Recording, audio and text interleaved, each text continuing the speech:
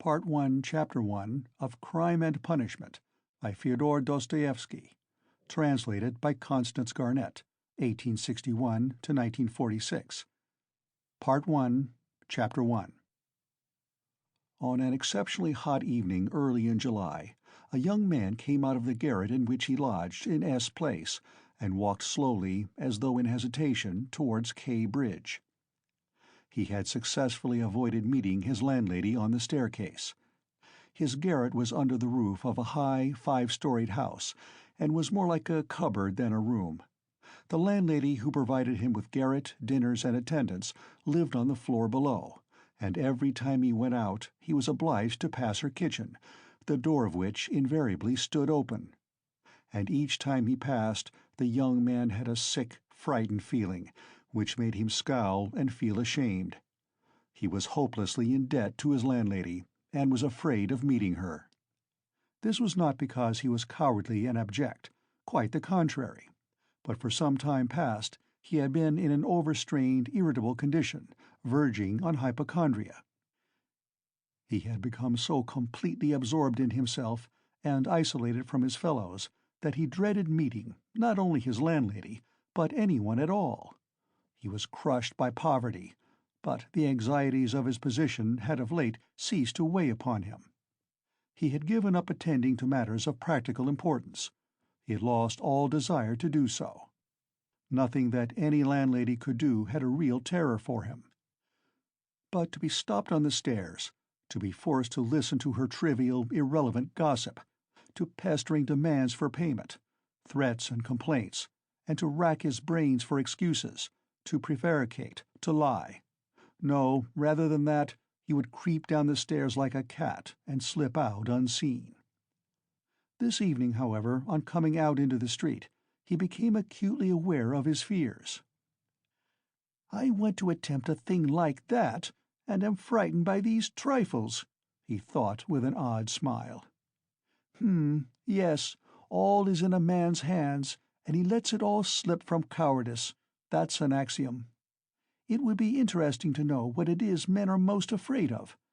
Taking a new step, uttering a new word is what they fear most. But I am talking too much. It's because I chatter that I do nothing. Or perhaps it is that I chatter because I do nothing. I've learned to chatter this last month, lying for days together in my den thinking of Jack the Giant Killer. Why am I going there now? Am I capable of that? Is that serious? It is not serious at all. It's simply a fantasy to amuse myself, a plaything. Yes, maybe it is a plaything. The heat in the street was terrible, and the airlessness, the bustle and the plaster, scaffolding, bricks and dust all about him, and that special Petersburg stench, so familiar to all who are unable to get out of town in summer, all worked painfully upon the young man's already overwrought nerves. The insufferable stench from the pothouses, which are particularly numerous in that part of the town, and the drunken men whom he met continually, although it was a working day, completed the revolting misery of the picture. An expression of the profoundest disgust gleamed for a moment in the young man's refined face. He was, by the way, exceptionally handsome, above the average in height, slim, well-built, with beautiful dark eyes and dark brown hair. Soon he sank into deep thought, or more accurately speaking, into a complete blankness of mind. He walked along, not observing what was about him, and not caring to observe it. From time to time he would mutter something, from the habit of talking to himself, to which he had just confessed. At these moments he would become conscious that his ideas were sometimes in a tangle, and that he was very weak. For 2 days he had scarcely tasted food. He was so badly dressed that even a man accustomed to shabbiness would have been ashamed to be seen in the street in such rags. In that quarter of the town, however, scarcely any shortcoming in dress would have created surprise. Owing to the proximity of the Haymarket, the number of establishments of bad character, the preponderance of the trading and working-class population crowded in these streets and alleys in the heart of Petersburg, types so various were to be seen in the streets that no figure, however queer, would have caused surprise. But there was such accumulated bitterness and contempt in the young man's heart that, in spite of all the fastidiousness of youth, he minded his rags least of all in the street. It was a different matter when he met with acquaintances or with former fellow-students, whom, indeed, he disliked meeting at any time. And yet, when a drunken man, who for some unknown reason was being taken somewhere in a huge wagon dragged by a heavy dray horse, suddenly shouted at him as he drove past, "Hey there, German Hatter!" bawling at the top of his voice and pointing at him, the young man stopped suddenly and clutched tremulously at his hat. It was a tall round hat from Zimmermann's, but completely worn out, rusty with age, all torn and bespattered, brimless and bent on one side in a most unseemly fashion. Not shame, however, but quite another feeling akin to terror had overtaken him. "I knew it," he muttered in confusion. "I thought so. That's the worst of all. Why, a stupid thing like this, the most trivial detail might spoil the whole plan. Yes, my hat is too noticeable. It looks absurd, and that makes it noticeable. With my rags I ought to wear a cap, any sort of old pancake, but not this grotesque thing. Nobody wears such a hat. It would be noticed a mile off. It would be remembered. What matters is that people would remember it, and that would give them a clue. For this business one should be as little conspicuous as possible. Trifles are what matter. Why, it's just such trifles that always ruin everything." He had not far to go. He knew indeed how many steps it was from the gate of his lodging-house, exactly 730. He had counted them once when he had been lost in dreams. At the time he had put no faith in those dreams, and was only tantalizing himself by their hideous but daring recklessness. Now, a month later, he had begun to look upon them differently, and in spite of the monologues in which he jeered at his own impotence and indecision, he had involuntarily come to regard this hideous dream as an exploit to be attempted, although he still did not realize this himself. He was positively going now for a rehearsal of his project, and at every step his excitement grew more and more violent. With a sinking heart and a nervous tremor, he went up to a huge house which on one side looked on to the canal, and on the other into the street. This house was let out in tiny tenements, and was inhabited by working people of all kinds: tailors, locksmiths, cooks, Germans of sorts, girls picking up a living as best they could, petty clerks, etc. There was a continual coming and going through the two gates and in the two courtyards of the house. 3 or 4 doorkeepers were employed on the building. The young man was very glad to meet none of them, and at once slipped unnoticed through the door on the right and up the staircase. It was a back staircase, dark and narrow, but he was familiar with it already and knew his way, and he liked all these surroundings. In such darkness even the most inquisitive eyes were not to be dreaded. "If I am so scared now, what would it be if it somehow came to pass that I were really going to do it?" he could not help asking himself as he reached the 4th story. There his progress was barred by some porters who were engaged in moving furniture out of a flat. He knew that the flat had been occupied by a German clerk in the civil service and his family. This German was moving out then, and so the 4th floor on this staircase would be untenanted except by the old woman. "That's a good thing, anyway," he thought to himself as he rang the bell of the old woman's flat. The bell gave a faint tinkle as though it were made of tin and not of copper. The little flats in such houses always have bells that ring like that. He had forgotten the note of that bell, and now its peculiar tinkle seemed to remind him of something and to bring it clearly before him. He started. His nerves were terribly overstrained by now. In a little while the door was opened a tiny crack. The old woman eyed her visitor with evident distrust through the crack, and nothing could be seen but her little eyes, glittering in the darkness. But seeing a number of people on the landing, she grew bolder, and opened the door wide. The young man stepped into the dark entry, which was partitioned off from the tiny kitchen. The old woman stood facing him in silence and looking inquiringly at him. She was a diminutive, withered-up old woman of 60, with sharp, malignant eyes and a sharp little nose. Her colorless, somewhat grizzled hair was thickly smeared with oil, and she wore no kerchief over it. Round her thin, long neck, which looked like a hen's leg, was knotted some sort of flannel rag, and in spite of the heat there hung, flapping on her shoulders, a mangy fur cape, yellow with age. The old woman coughed and groaned at every instant.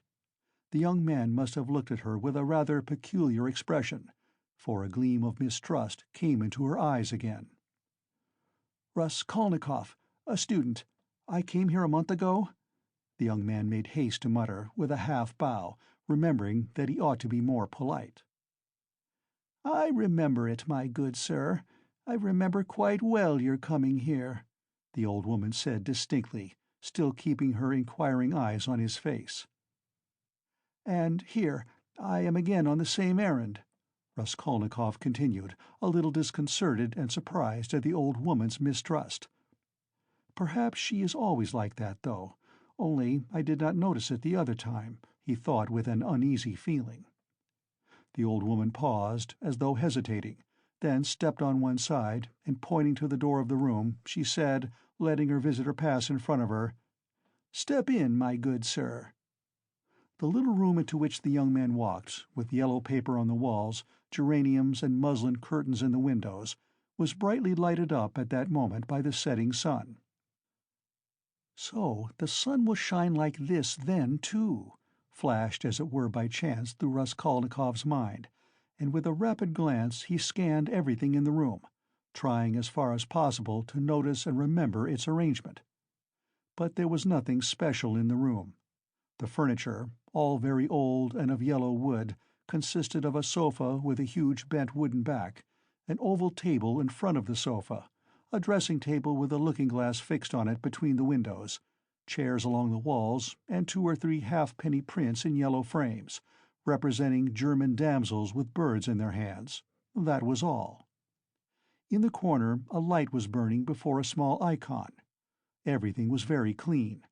The floor and the furniture were brightly polished. Everything shone. "Lizaveta's work," thought the young man. There was not a speck of dust to be seen in the whole flat.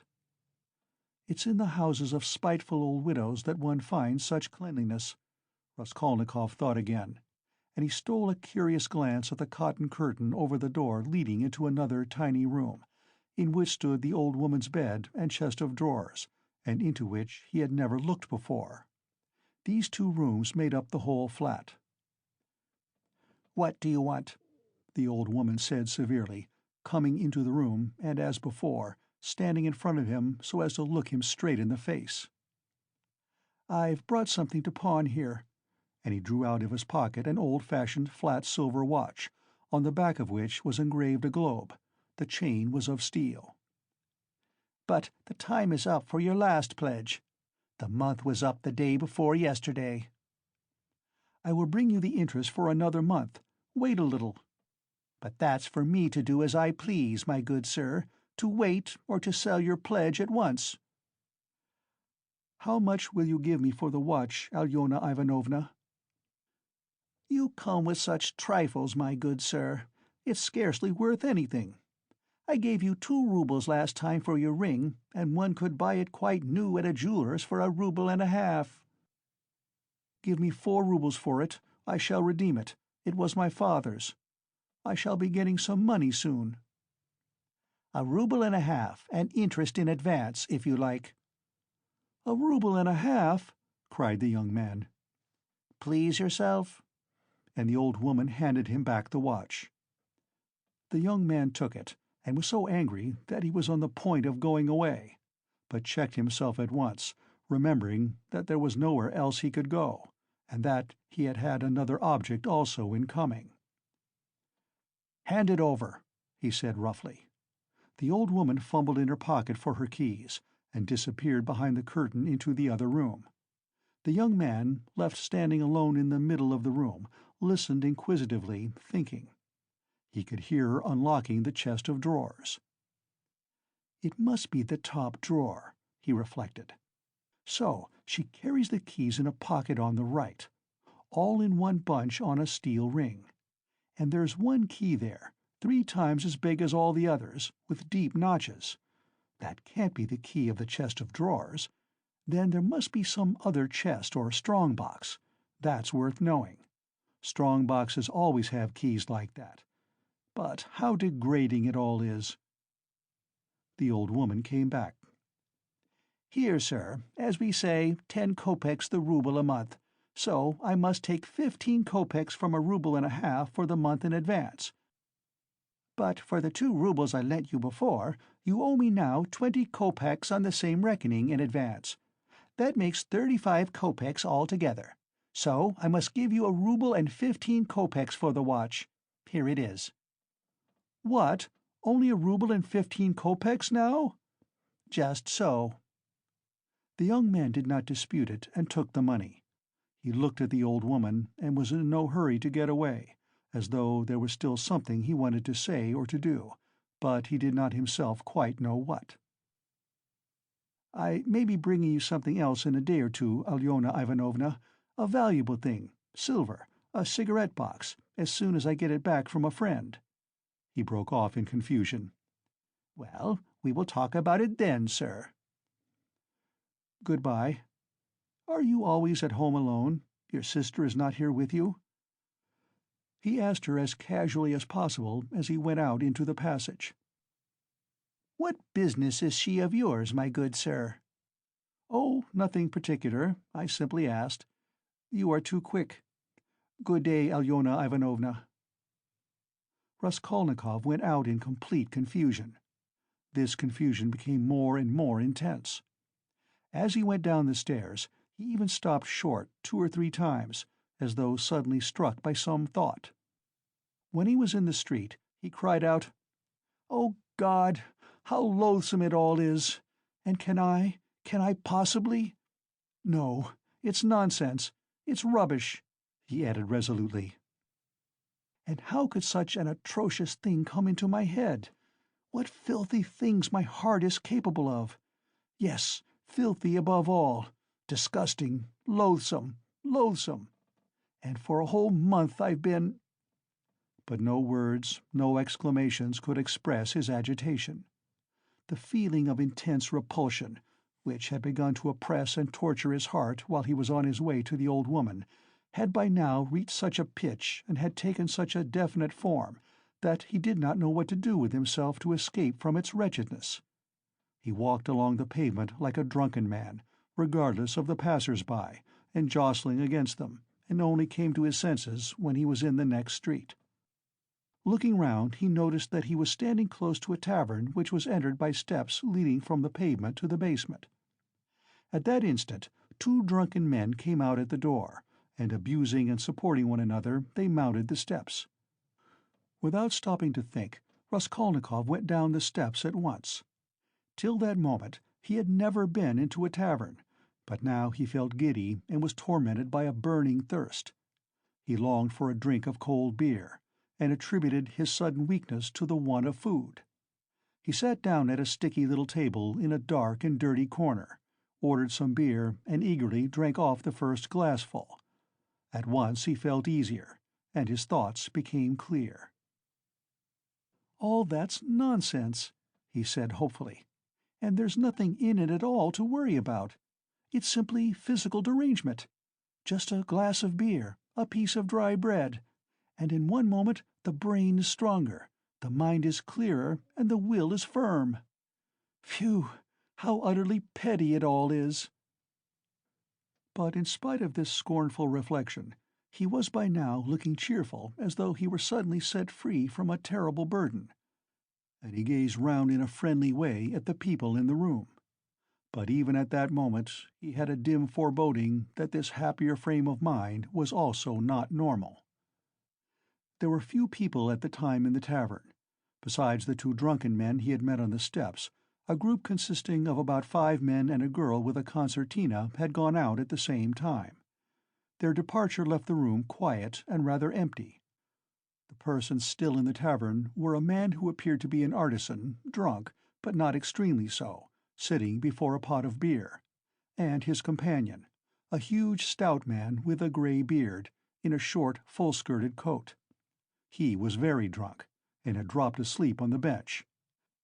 Every now and then he began as though in his sleep, cracking his fingers, with his arms wide apart and the upper part of his body bounding about on the bench, while he hummed some meaningless refrain, trying to recall some such lines as these: "His wife a year he fondly loved, his wife a year he fondly loved," or suddenly waking up again, "Walking along the crowded row, he met the one he used to know." But no one shared his enjoyment.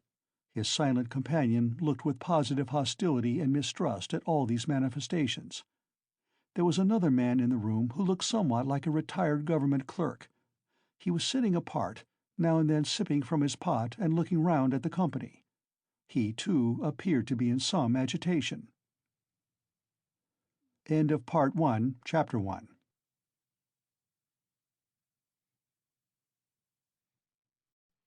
Part 1, Chapter 2 of Crime and Punishment by Fyodor Dostoevsky. Translated by Constance Garnett, 1861 to 1946. Part 1, Chapter 2. Raskolnikov was not used to crowds, and, as we said before, he avoided society of every sort, more especially of late. But now all at once he felt a desire to be with other people. Something new seemed to be taking place within him, and with it he felt a sort of thirst for company. He was so weary after a whole month of concentrated wretchedness and gloomy excitement that he longed to rest, if only for a moment, in some other world, whatever it might be.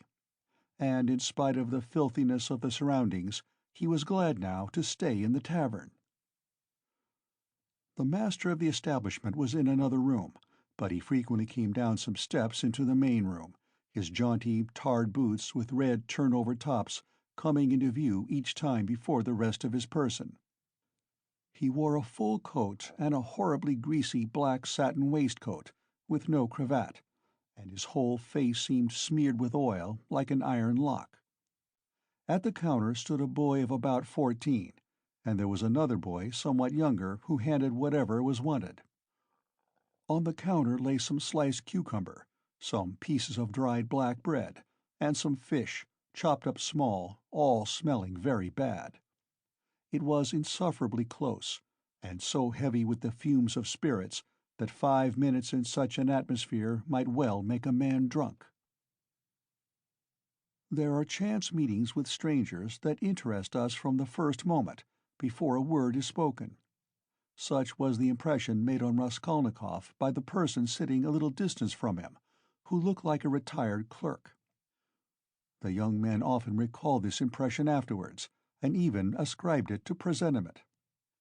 He looked repeatedly at the clerk, partly, no doubt, because the latter was staring persistently at him, obviously anxious to enter into conversation.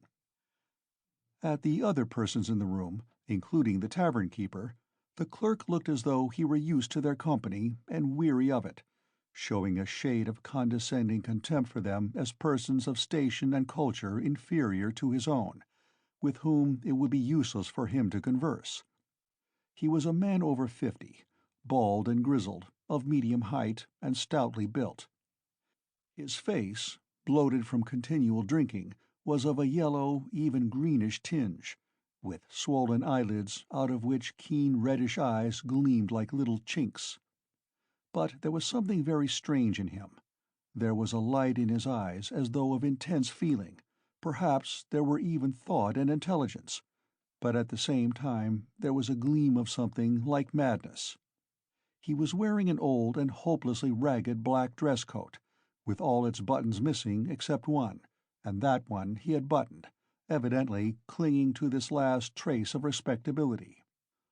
A crumpled shirt front, covered with spots and stains, protruded from his canvas waistcoat. Like a clerk, he wore no beard nor mustache, but had been so long unshaven that his chin looked like a stiff grayish brush. and there was something respectable and like an official about his manner, too. But he was restless. He ruffled up his hair and from time to time let his head drop into his hands dejectedly, resting his ragged elbows on the stained and sticky table. At last he looked straight at Raskolnikov, and said loudly and resolutely, "May I venture, honored sir, to engage you in polite conversation? Forasmuch as, though your exterior would not command respect, my experience admonishes me that you are a man of education and not accustomed to drinking. I have always respected education when in conjunction with genuine sentiments, and am besides a titular councillor in rank. Marmeladov, such is my name, titular councillor. I make bold to inquire, have you been in the service?" "No, I am studying," answered the young man, somewhat surprised at the grandiloquent style of the speaker, and also at being so directly addressed. In spite of the momentary desire he had just been feeling for company of any sort, on being actually spoken to, he felt immediately his habitual irritable and uneasy aversion for any stranger who approached or attempted to approach him. "A student, then, or formerly a student?" cried the clerk. "Just what I thought. I'm a man of experience, immense experience, sir," and he tapped his forehead with his fingers in self-approval. "You've been a student or have attended some learned institution. But allow me." He got up, staggered, took up his jug and glass, and sat down beside the young man, facing him a little sideways. He was drunk, but spoke fluently and boldly, only occasionally losing the thread of his sentences and drawling his words. He pounced upon Raskolnikov as greedily as though he too had not spoken to a soul for a month. "Honored sir," he began almost with solemnity, "poverty is not a vice. That's a true saying. Yet I know too that drunkenness is not a virtue, and that that's even truer.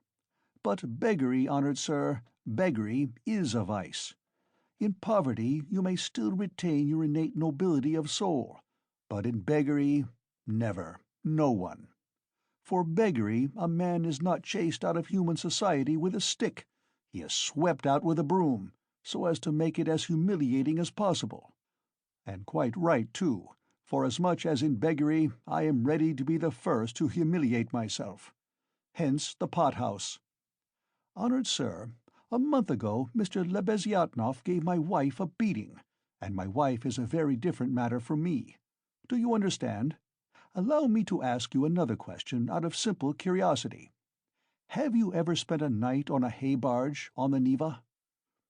"No, I have not happened to," answered Raskolnikov. "What do you mean?" "Well, I've just come from one, and it's the 5th night I've slept so." He filled his glass, emptied it, and paused. Bits of hay were in fact clinging to his clothes and sticking to his hair. It seemed quite probable that he had not undressed or washed for the last 5 days. His hands, particularly, were filthy. They were fat and red, with black nails. His conversation seemed to excite a general though languid interest. The boys at the counter fell to sniggering. The innkeeper came down from the upper room, apparently on purpose to listen to the funny fellow, and sat down at a little distance, yawning lazily, but with dignity. Evidently, Marmeladov was a familiar figure here, and he had most likely acquired his weakness for high-flown speeches from the habit of frequently entering into conversation with strangers of all sorts in the tavern. This habit develops into a necessity in some drunkards, and especially in those who are looked after sharply and kept in order at home. Hence, in the company of other drinkers, they try to justify themselves and even, if possible, obtain consideration. "Funny fellow," pronounced the innkeeper. "And why don't you work? Why aren't you at your duty, if you are in the service?" "Why am I not at my duty, honored sir?" Marmeladov went on, addressing himself exclusively to Raskolnikov, as though it had been he who put that question to him. "Why am I not at my duty? Does not my heart ache to think what a useless worm I am? A month ago, when Mr. Lebeziatnikov beat my wife with his own hands, and I lay drunk, didn't I suffer? Excuse me, young man, Has it ever happened to you? Well, to petition hopelessly for a loan?" "Yes, it has. But what do you mean by hopelessly?" "Hopelessly in the fullest sense, when you know beforehand that you will get nothing by it. You know, for instance, beforehand with positive certainty that this man, this most reputable and exemplary citizen, will on no consideration give you money. And indeed, I ask you, why should he? For he knows, of course, that I shan't pay it back. From compassion? But Mr. Lebeziatnikov, who keeps up with modern ideas, explained the other day that compassion is forbidden nowadays by science itself, and that that's what is done now in England, where there is political economy. Why, I ask you, should he give it to me? And yet, though I know beforehand that he won't, I set off to him, and—" "Why do you go?" put in Raskolnikov. "Well, when one has no one, nowhere else one can go. For every man must have somewhere to go, since there are times when one absolutely must go somewhere. When my own daughter first went out with a yellow ticket, then I had to go, for my daughter has a yellow passport," he added in parentheses, looking with a certain uneasiness at the young man. "No matter, sir, no matter," he went on hurriedly and with apparent composure when both the boys at the counter guffawed, and even the innkeeper smiled. "No matter, I am not confounded by the wagging of their heads, for everyone knows everything about it already, and all that is secret is made open. And I accept it all, not with contempt, but with humility. So be it, so be it. Behold the man. Excuse me, young man, can you— not to put it more strongly and more distinctly, not can you, but dare you, looking upon me, assert that I am not a pig?" The young man did not answer a word. "Well," the orator began again stolidly and with even increased dignity, after waiting for the laughter in the room to subside. "Well, so be it. I am a pig. But she is a lady.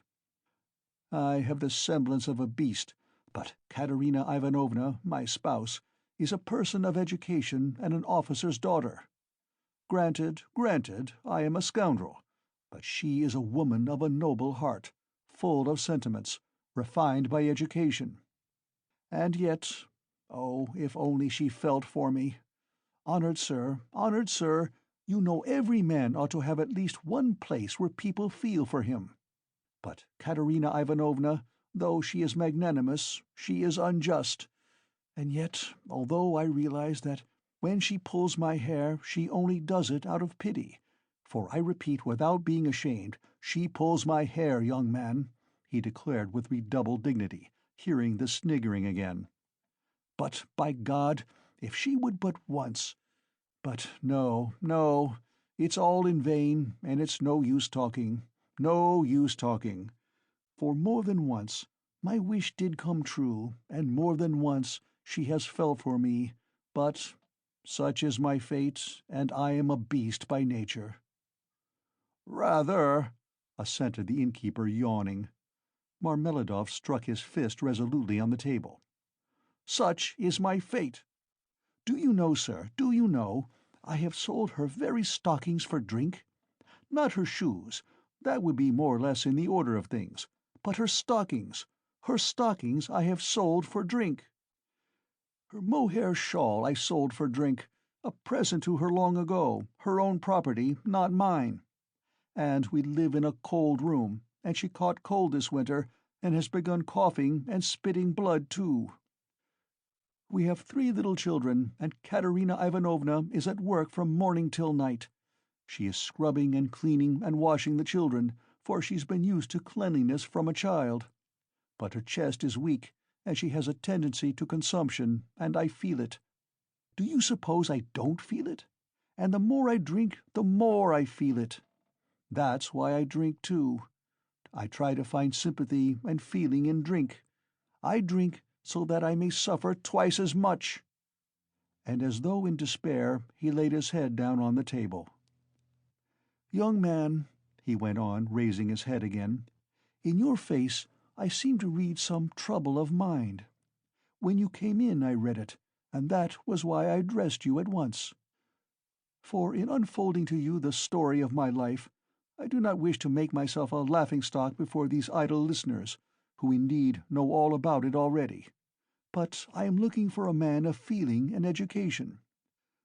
Know then that my wife was educated in a high-class school for the daughters of noblemen, and on leaving she danced the shawl dance before the governor and other personages, for which she was presented with a gold medal and a certificate of merit. The medal, well, the medal of course was sold, long ago, but the certificate of merit is in her trunk still, and not long ago she showed it to our landlady. And, although she is most continually on bad terms with the landlady, yet she wanted to tell someone or other of her past honors and of the happy days that are gone. I don't condemn her for it, I don't blame her, for the one thing left her is recollection of the past, and all the rest is dust and ashes. Yes, yes, she is a lady of spirit, proud and determined. She scrubs the floors herself and has nothing but black bread to eat, but won't allow herself to be treated with disrespect. That's why she would not overlook Mr. Lebeziatnikov's rudeness to her, and so when he gave her a beating for it, she took to her bed more from the hurt to her feelings than from the blows. She was a widow when I married her, with 3 children, one smaller than the other. She married her first husband, an infantry officer, for love, and ran away with him from her father's house. She was exceedingly fond of her husband, but he gave way to cards, got into trouble, and with that he died. He used to beat her at the end, and although she paid him back, of which I have authentic documentary evidence, to this day she speaks of him with tears, and she throws him up to me. And I am glad that, though only in imagination, she should think of herself as having once been happy.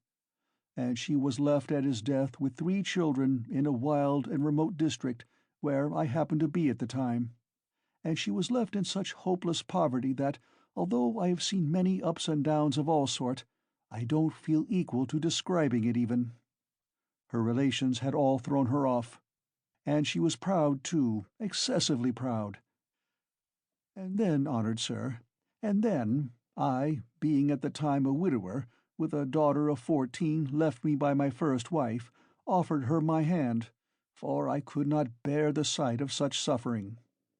You can judge the extremity of her calamities, that she, a woman of education and culture and distinguished family, should have consented to be my wife. But she did. Weeping and sobbing and wringing her hands, she married me. For she had nowhere to turn. Do you understand, sir? Do you understand what it means when you have absolutely nowhere to turn? No, that you don't understand yet. And for a whole year I performed my duties conscientiously and faithfully, and did not touch this. He tapped the jug with his finger. For I have feelings. But even so, I could not please her. And then I lost my place, too, and that through no fault of mine, but through the changes in the office. And then I did touch it. It will be a year and a half ago soon since we found ourselves at last, after many wanderings and numerous calamities, in this magnificent capital, adorned with innumerable monuments. Here I obtained a situation. I obtained it, and I lost it again. Do you understand? This time it was through my own fault I lost it, for my weakness had come out. We have now part of a room at Amalia Fyodorovna Lipovech's, and what we live upon and what we pay our rent with, I could not say. There are a lot of people living there besides ourselves. Dirt and disorder, a perfect bedlam. Yes. And meanwhile, my daughter by my first wife has grown up. And what my daughter has had to put up with from her stepmother whilst she was growing up, I won't speak of. For, though Katerina Ivanovna is full of generous feelings, she is a spirited lady, irritable and short-tempered. Yes, but it's no use going over that. Sonya, as you may well fancy, has had no education.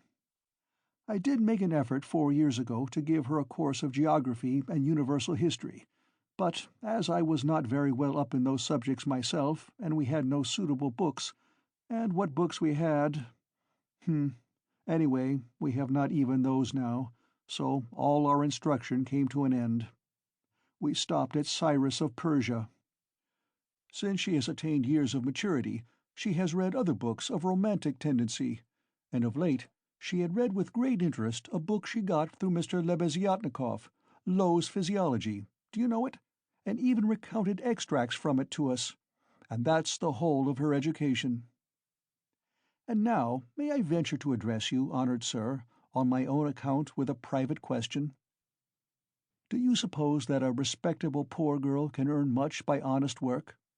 Not 15 farthings a day can she earn, if she is respectable and has no special talent, and that without putting her work down for an instant.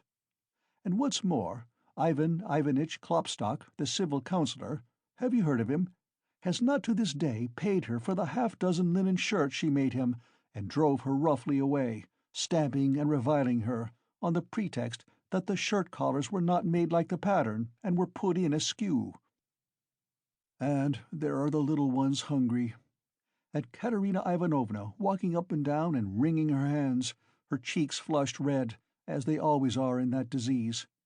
"Here you live with us," says she. "You eat and drink and are kept warm, and you do nothing to help." And much she gets to eat and drink when there is not a crust for the little ones for 3 days. I was lying at the time. Well, what of it? I was lying drunk, and I heard my Sonya speaking. She is a gentle creature with a soft little voice, fair hair, and such a pale, thin little face. She said, "Katerina Ivanovna, am I really to do a thing like that?" And Darya Frantsovna, a woman of evil character and very well known to the police, had 2 or 3 times tried to get at her through the landlady. "And why not?" said Katerina Ivanovna with a jeer. "You are something mighty precious to be so careful of." But don't blame her, honoured sir, don't blame her. She was not herself when she spoke, but driven to distraction by her illness and the crying of the hungry children. And it is said more to wound her than anything else. For that's Katerina Ivanovna's character, and when children cry, even from hunger, she falls to beating them at once. At 6 o'clock I saw Sonya get up, put on her kerchief and her cape, and go out of the room, and about 9 o'clock she came back. She walked straight up to Katerina Ivanovna, and she laid 30 roubles on the table before her in silence. She did not utter a word.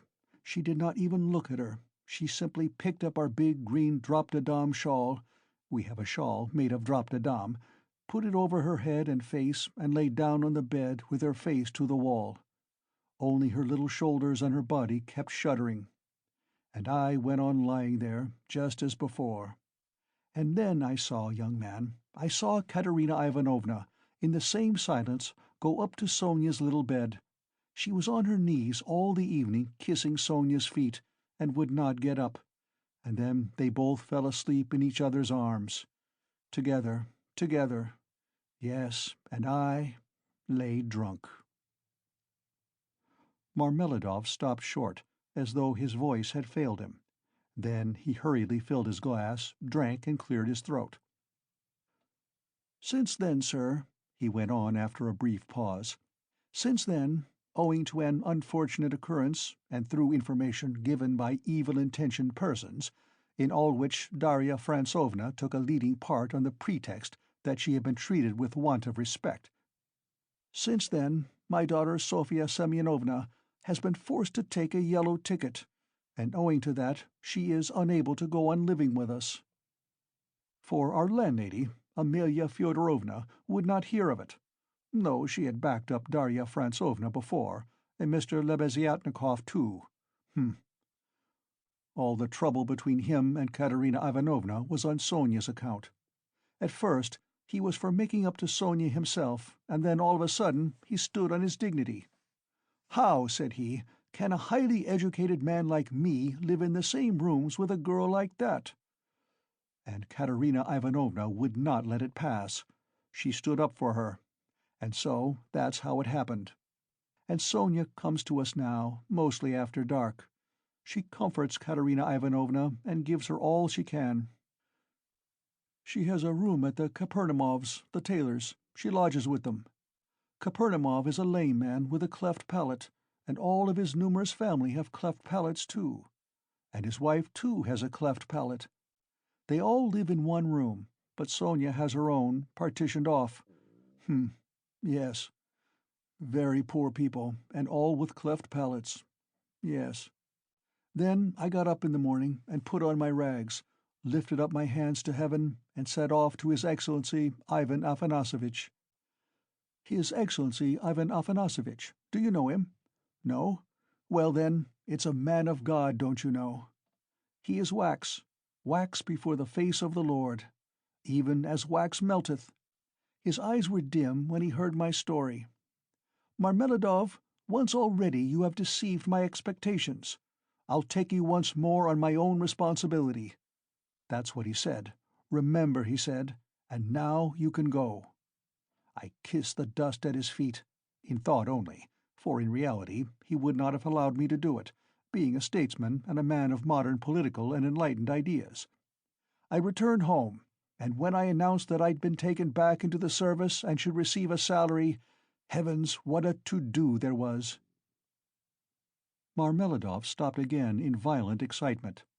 At that moment a whole party of revellers already drunk came in from the street, and the sounds of a hired concertina and the cracked piping voice of a child of 7 singing the Hamlet were heard in the entry. The room was filled with noise. The tavern-keeper and the boys were busy with the newcomers.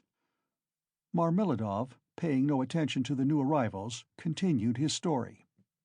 He appeared by now to be extremely weak, but as he became more and more drunk, he became more and more talkative. The recollection of his recent success in getting the situation seemed to revive him, and was positively reflected in a sort of radiance on his face. Raskolnikov listened attentively. "That was 5 weeks ago, sir. Yes. As soon as Katerina Ivanovna and Sonya heard of it, mercy on us, it was as though I stepped into the kingdom of heaven. It used to be, you can lie like a beast, nothing but abuse. Now they were walking on tiptoe, hushing the children. Semyon Zaharovitch is tired with his work at the office. He is resting. Shh! They made me coffee before I went to work, and boiled cream for me. They began to get real cream for me, do you hear that? And how they managed to get together the money for a decent outfit, 11 rubles, 50 kopecks, I can't guess. Boots, cotton shirt fronts, most magnificent. A uniform, they got it all up in splendid style, for 11 rubles and a half.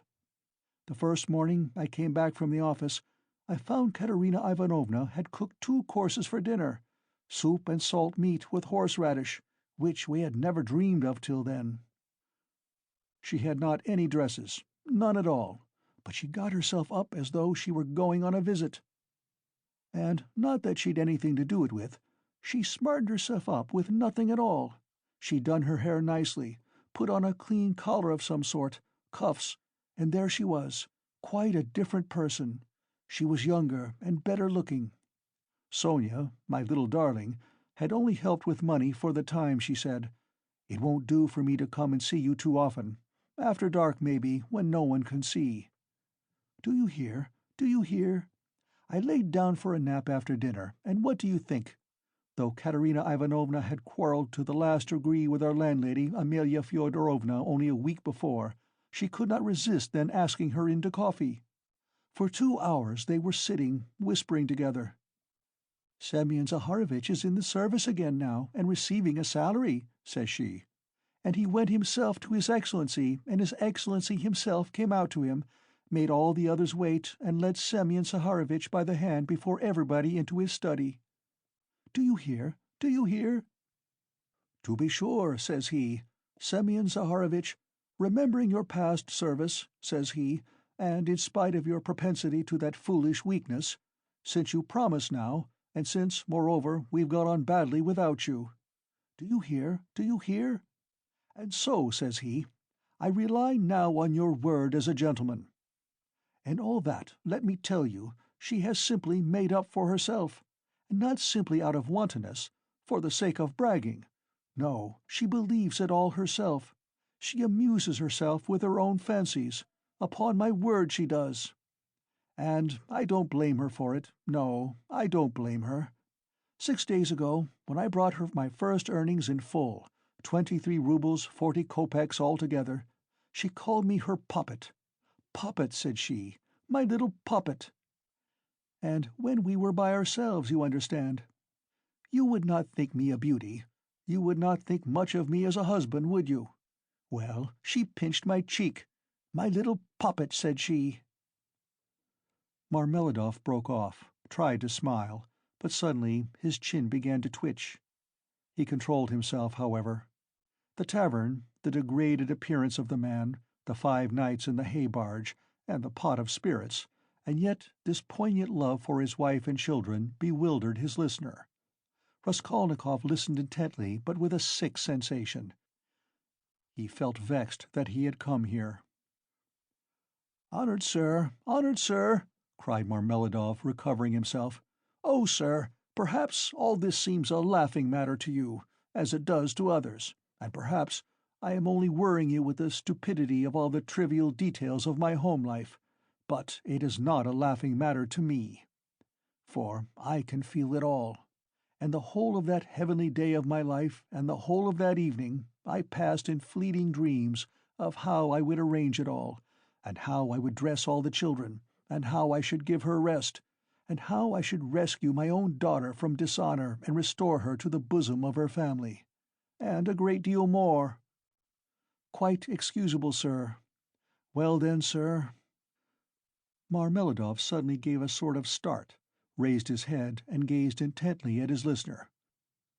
"Well, on the very next day, after all those dreams, that is to say, exactly 5 days ago, in the evening, by a cunning trick, like a thief in the night, I stole from Katerina Ivanovna the key of her box, took out what was left of my earnings. How much it was I have forgotten. And now, look at me, all of you. It's the 5th day since I left home, and they are looking for me there, and it's the end of my employment, and my uniform is lying in a tavern on the Egyptian bridge. I exchanged it for the garments I have on, and it's the end of everything." Marmeladov struck his forehead with his fist, clenched his teeth, closed his eyes, and leaned heavily with his elbow on the table. But a minute later his face suddenly changed, and with a certain assumed slyness and affection of bravado he glanced at Raskolnikov, laughed, and said, "This morning I went to see Sonya. I went to ask her for a pick-me-up. "You don't say she gave it to you?" cried one of the newcomers. He shouted the words and went off into a guffaw. "This very quart was bought with her money," Marmeladov declared, addressing himself exclusively to Raskolnikov. 30 kopecks she gave me with her own hands, her last, all she had, as I saw. She said nothing. She only looked at me without a word. Not on earth, but up yonder. They grieve over men, they weep, but they don't blame them. They don't blame them. But it hurts more when they don't blame. 30 kopecks, yes, and maybe she needs them now, eh? What do you think, my dear sir? For now she's got to keep up her appearance. It costs money, that smartness, that special smartness, you know. Do you understand? And there's pomatum too, you see. She must have things. Petticoats, starched ones, shoes too, real jaunty ones to show off her foot when she has to step over a puddle. Do you understand, sir? Do you understand what all that smartness means? And here I, her own father, here I took 30 kopecks of that money for a drink. And I am drinking it, and I have already drunk it. Come, who will have pity on a man like me, eh? Are you sorry for me, sir, or not? Tell me, sir, are you sorry or not? Heh. He would have filled his glass, but there was no drink left. The pot was empty. "What are you to be pitied for?" shouted the tavern-keeper, who was again near them. Shouts of laughter and even oaths followed. The laughter and the oaths came from those who were listening, and also from those who had heard nothing, but were simply looking at the figure of the discharged government clerk. "To be pitied! Why am I to be pitied?" Marmeladov suddenly declaimed, standing up with his arm outstretched, as though he had been only waiting for that question. "Why am I to be pitied, you say? Yes, there's nothing to pity me for. I ought to be crucified on a cross, not pitied. Crucify me, O Judge, crucify me, but pity me. And then I will go of myself to be crucified, for it's not merrymaking I seek, but tears and tribulation. Do you suppose, you that sell, that this pint of yours has been sweet to me? It was tribulation I sought at the bottom of it, tears and tribulation, and have found it, and I have tasted it. But he will pity us who has pity on all men, who has understood all men and all things. He is the one, he too is the judge. He will come in that day, and he will ask, 'Where is the daughter who gave herself for her cross, consumptive stepmother, and for the little children of another? Where is the daughter who had pity upon the filthy drunkard, her earthly father, undismayed by his beastliness?' And he will say, 'Come to me. I have already forgiven thee once. I have forgiven thee once. Thy sins, which are many, are forgiven thee, for thou hast loved much.' And he will forgive my Sonya. He will forgive. I know it. I felt it in my heart when I was with her just now. And he will judge and will forgive all, the good and the evil, the wise and the meek. And when he has done with all of them, then he will summon us. 'You too come forth,' he will say. 'Come forth, ye drunkards! Come forth, ye weak ones! Come forth, ye children of shame!' And we shall all come forth, without shame, and shall stand before him. And he will say unto us, 'Ye are swine, made in the image of the beast, and with his mark. But come ye also.' And the wise ones and those of understanding will say, 'O Lord, why dost thou receive these men?' And he will say, 'This is why I receive them, O ye wise, this is why I receive them, O ye of understanding, that not one of them believed himself to be worthy of this.' And he will hold out his hands to us, and we shall fall down before him, and we shall weep, and we shall understand all things. Then we shall understand all, and all will understand, Katerina Ivanovna even, she will understand. Lord, thy kingdom come!" And he sank down on the bench exhausted and helpless, looking at no one, apparently oblivious of his surroundings, and plunged in deep thought. His words had created a certain impression. There was a moment of silence, but soon laughter and oaths were heard again. "That's his notion. Talked himself silly. A fine clerk he is," and so on, and so on. "Let us go, sir," said Marmeladov all at once, raising his head and addressing Raskolnikov. "Come along with me. Kozel's house, looking out into the yard. I'm going to Katerina Ivanovna. Time I did." Raskolnikov had for some time been wanting to go, and he had meant to help him.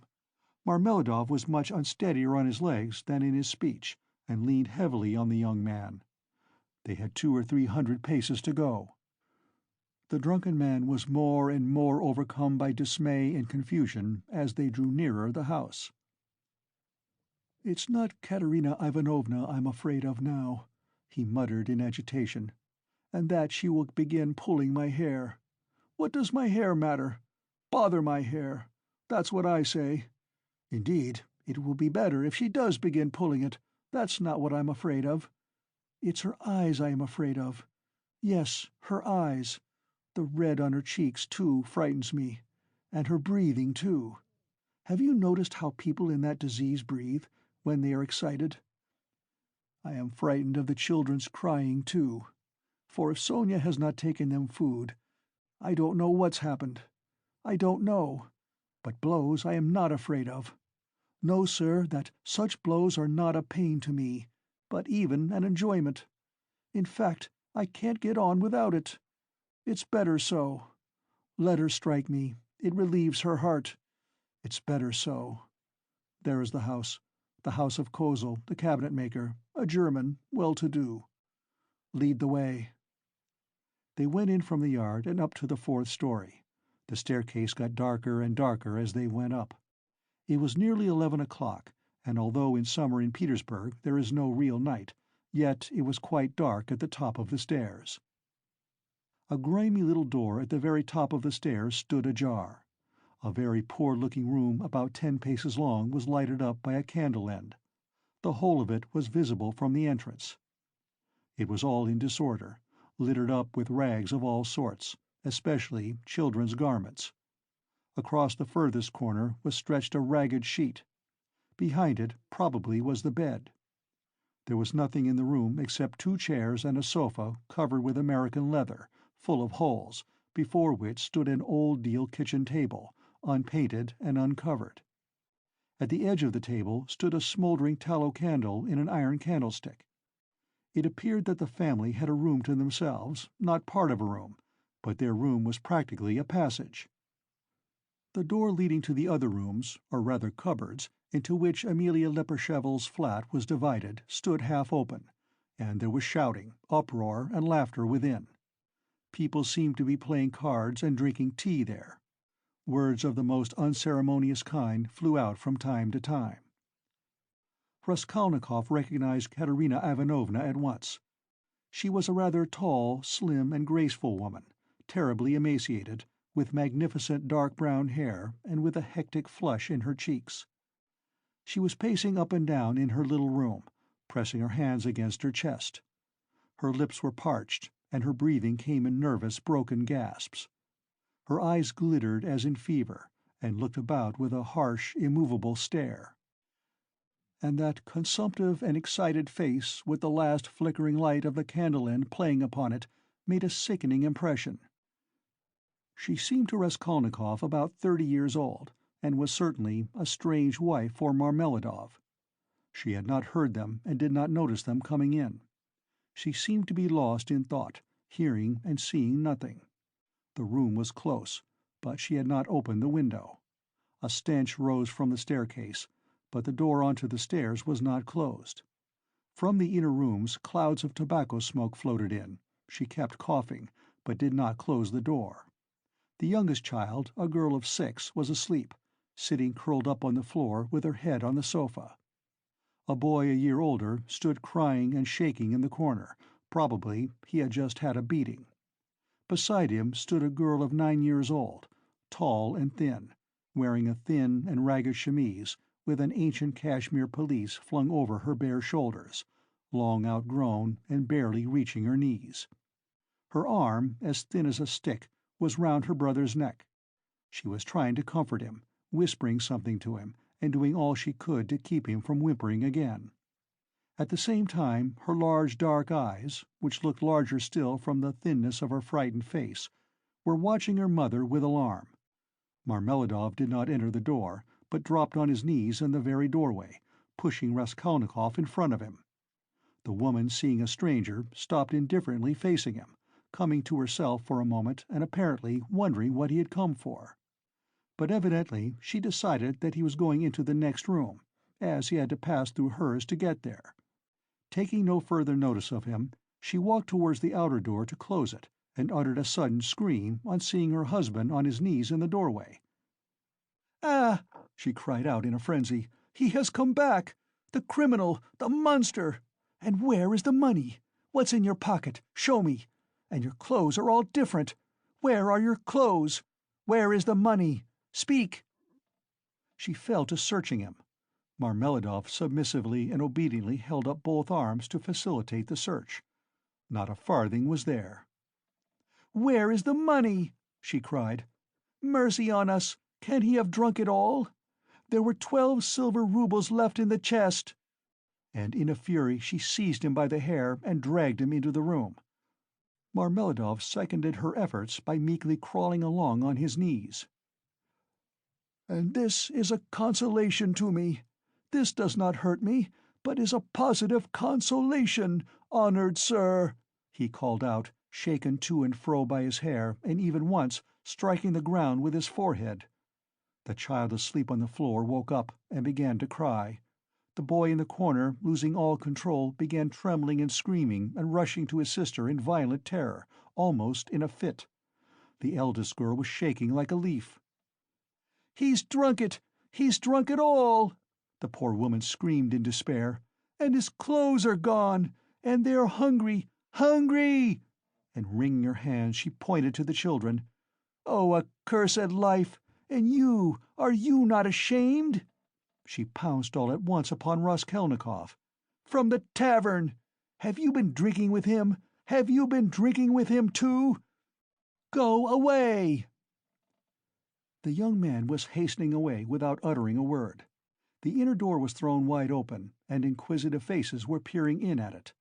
Coarse laughing faces with pipes and cigarettes and heads wearing caps thrust themselves in at the doorway. Further in could be seen figures in dressing gowns flung open, in costumes of unseemly scantiness, some of them with cards in their hands. They were particularly diverted when Marmeladov, dragged about by his hair, shouted that it was a consolation to him. They even began to come into the room. At last a sinister shrill outcry was heard. This came from Amelia Lepelshevl herself, pushing her way amongst them and trying to restore order after her own fashion, and for the 100th time to frighten the poor woman by ordering her with coarse abuse to clear out of the room next day. As he went out, Raskolnikov had time to put his hand into his pocket, to snatch up the coppers he had received in exchange for his rouble in the tavern, and to lay them unnoticed on the window. Afterwards, on the stairs, he changed his mind and would have gone back. "What a stupid thing I've done," he thought to himself. "They have Sonya, and I want it myself." But reflecting that it would be impossible to take it back now, and that in any case he would not have taken it, he dismissed it with a wave of his hand and went back to his lodging. "Sonya wants pomatum too," he said as he walked along the street, and he laughed malignantly. "And such smartness costs money. And maybe Sonya herself will be bankrupt today, for there is always a risk, hunting big game, digging for gold. Then they would all be without a crust tomorrow except for my money. Hurrah for Sonya! What a mine they've dug there! And they're making the best of it. Yes, they are making the most of it. They've wept over it and grown used to it. Man grows used to everything, the scoundrel." He sank into thought. "And what if I am wrong?" he cried suddenly, after a moment's thought. "What if man is not really a scoundrel? Man in general, I mean, the whole race of mankind. Then all the rest is prejudice, simply artificial terrors, and there are no barriers, and it's all as it should be." End of Part 1, Chapter 2.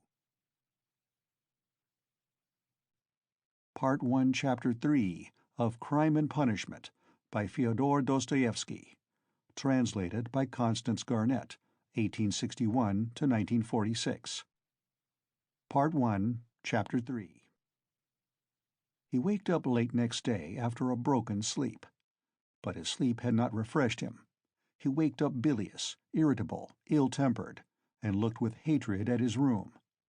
It was a tiny cupboard of a room about 6 paces in length. It had a poverty-stricken appearance, with its dusty yellow paper peeling off the walls, and it was so low-pitched that a man of more than average height was ill at ease in it and felt every moment that he would knock his head against the ceiling. The furniture was in keeping with the room.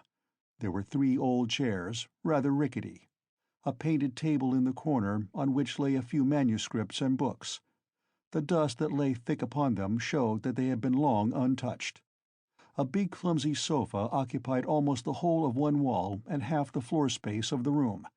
It was once covered with chintz, but was now in rags and served Raskolnikov as a bed.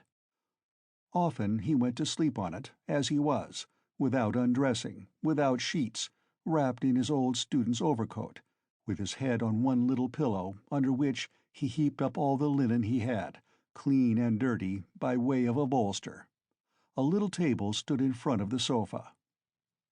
It would have been difficult to sink to a lower ebb of disorder, but to Raskolnikov, in his present state of mind, this was positively agreeable.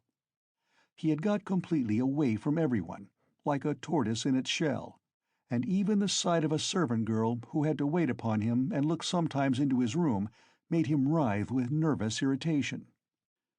He was in the condition that overtakes some monomaniacs entirely concentrated upon one thing. His landlady had for the last fortnight given up sending him in meals, and he had not yet thought of expostulating with her, though he went without his dinner. Nastasia, the cook and only servant, was rather pleased at the lodger's mood, and had entirely given up sweeping and doing his room. Only once a week or so she would stray into his room with a broom. She waked him up that day. "Get up! Why are you asleep?" she called to him. "It's past 9. I have brought you some tea. Will you have a cup? I should think you're fairly starving." Raskolnikov opened his eyes, started, and recognized Nastasia. "From the landlady, eh?" he asked, slowly and with a sickly face, sitting up on the sofa. "From the landlady, indeed." She set before him her own cracked teapot full of weak and stale tea, and laid 2 yellow lumps of sugar by the side of it. "Here, Nastasia, take it, please," he said, fumbling in his pocket, for he had slept in his clothes, and taking out a handful of coppers. "Run and buy me a loaf, and get me a little sausage, the cheapest at the pork butcher's." "The loaf I'll fetch you this very minute, but wouldn't you rather have some cabbage soup instead of sausage? It's capital soup, yesterday's. I saved it for you yesterday, but you came in late. It's fine soup." When the soup had been brought, and he had begun upon it, Nastasia sat down beside him on the sofa and began chatting. She was a country peasant woman, and a very talkative one. "Praskovya Pavlovna means to complain to the police about you," she said. He scowled. "To the police? What does she want?" "You don't pay her money, and you won't turn out of the room. That's what she wants, to be sure." "The devil, that's the last straw," he muttered, grinding his teeth. "No, that would not suit me, just now. She is a fool," he added aloud. "I'll go and talk to her today." "Fool she is, and no mistake, just as I am. But why, if you are so clever, do you lie here like a sack and have nothing to show for it? One time you used to go out, you say, to teach children. But why is it you do nothing now?" "I am doing—" Raskolnikov began sullenly and reluctantly. "What are you doing?" "Work."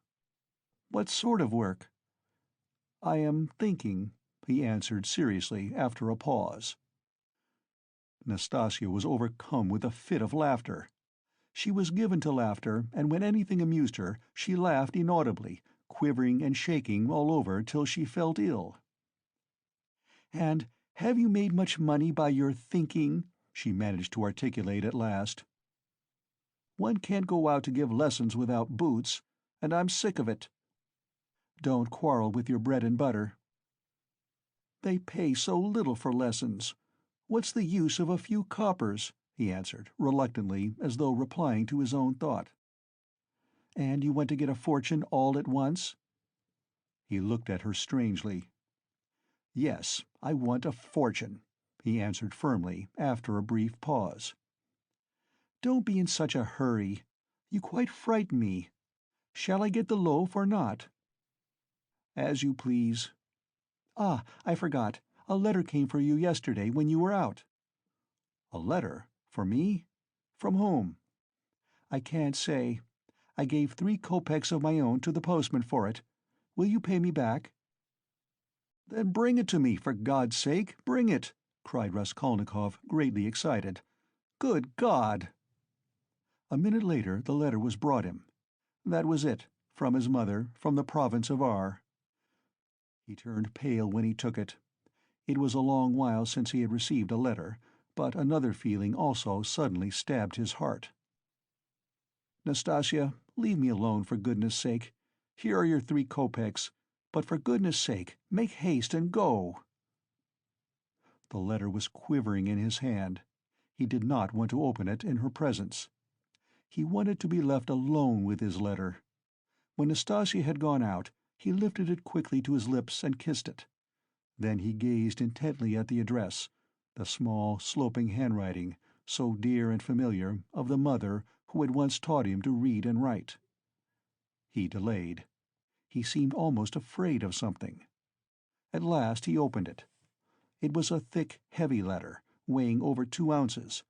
2 large sheets of notepaper were covered with very small handwriting. "My dear Rodya," wrote his mother, "it's 2 months since I last had a talk with you by letter which has distressed me and even kept me awake at night, thinking. But I am sure you will not blame me for my inevitable silence. You know how I love you. You are all we have to look to, Donya and I. You are our all, our one hope, our one stay.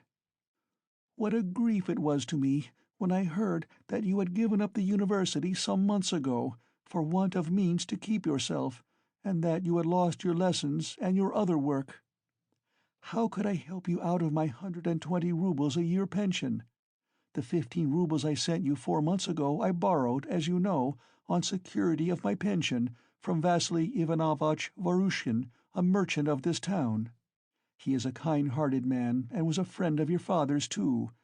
But having given him the right to receive the pension, I had to wait till the debt was paid off, and that is only just done, so that I've been unable to send you anything all this time.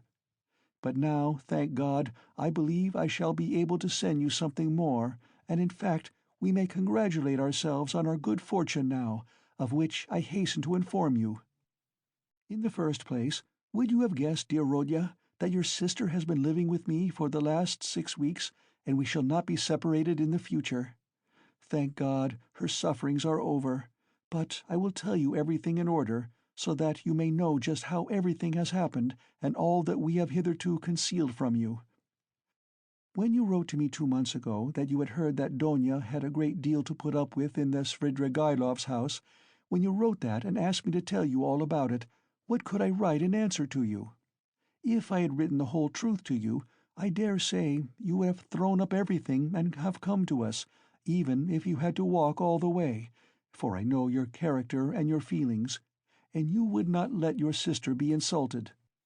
I was in despair myself, but what could I do? And besides, I did not know the whole truth myself then. What made it all so difficult was that Donya received 100 roubles in advance when she took the place as governess in their family, on condition of part of her salary being deducted every month. And so it was impossible to throw up the situation without repaying the debt. This sum, now I can explain it all to you, my precious Rodya, she took chiefly in order to send you 60 roubles, which you needed so terribly then, and which you received from us last year. We deceived you then, writing that this money came from Donya's savings, but that was not so, and now I tell you all about it, because, thank God, things have suddenly changed for the better. And that you may know how Donya loves you and what a heart she has. At first, indeed, Mr. Svidrigaïlov treated her very rudely, and used to make disrespectful and jeering remarks at table. But I don't want to go into all these painful details, so as not to worry you for nothing when it is now all over. In short, in spite of the kind and generous behavior of Marfa Petrovna, Mr. Svidrigaïlov's wife, and all the rest of the household, Donya had a very hard time, especially when Mr. Svidrigaïlov, relapsing into his old regimental habits, was under the influence of Bacchus. And how do you think it was all explained later on? Would you believe that the crazy fellow had conceived a passion for Donya from the beginning, but had concealed it under a show of rudeness and contempt? Possibly he was ashamed and horrified himself at his own flighty hopes, considering his years and his being the father of a family, and that made him angry with Donya. And possibly, too, he hoped by his rude and sneering behavior to hide the truth from others. But at last he lost all control and had the face to make Donya an open and shameful proposal, promising her all sorts of inducements, and offering, besides, to throw up everything and take her to another estate of his, or even abroad. You can imagine all she went through. To leave her situation at once was impossible, not only on account of the money debt, but also to spare the feelings of Marfa Petrovna, whose suspicions would have been aroused. And then Donya would have been the cause of a rupture in the family. And it would have meant a terrible scandal for Donya, too. That would have been inevitable. There were various other reasons owing to which Donya could not hope to escape from that awful house for another 6 weeks. You know Donya, of course. You know how clever she is, and what a strong will she has. Donya can endure a great deal, and even in the most difficult cases she has the fortitude to maintain her firmness. She did not even write to me about everything for fear of upsetting me, although we were constantly in communication. It all ended very unexpectedly. Marfa Petrovna accidentally overheard her husband imploring Donya in the garden, and putting quite a wrong interpretation on the position, threw the blame upon her, believing her to be the cause of it all. An awful scene took place between them on the spot in the garden. Marfa Petrovna went so far as to strike Donya, refused to hear anything, and was shouting at her for a whole hour, and then gave orders that Donya should be packed off at once to me in a plain peasant's cart, into which they flung all her things, her linen and her clothes, all pell-mell, without folding it up and packing it. And a heavy shower of rain came on too, and Donya, insulted and put to shame, had to drive with a peasant in an open cart all the 17 versts into town. Only think now, what answer could I have sent to the letter I received from you 2 months ago, and what could I have written? I was in despair. I dare not write to you the truth, because you would have been very unhappy, mortified, and indignant, and yet what could you do? You could only, perhaps, ruin yourself, and besides, Donya would not allow it. And fill up my letter with trifles when my heart was so full of sorrow, I could not.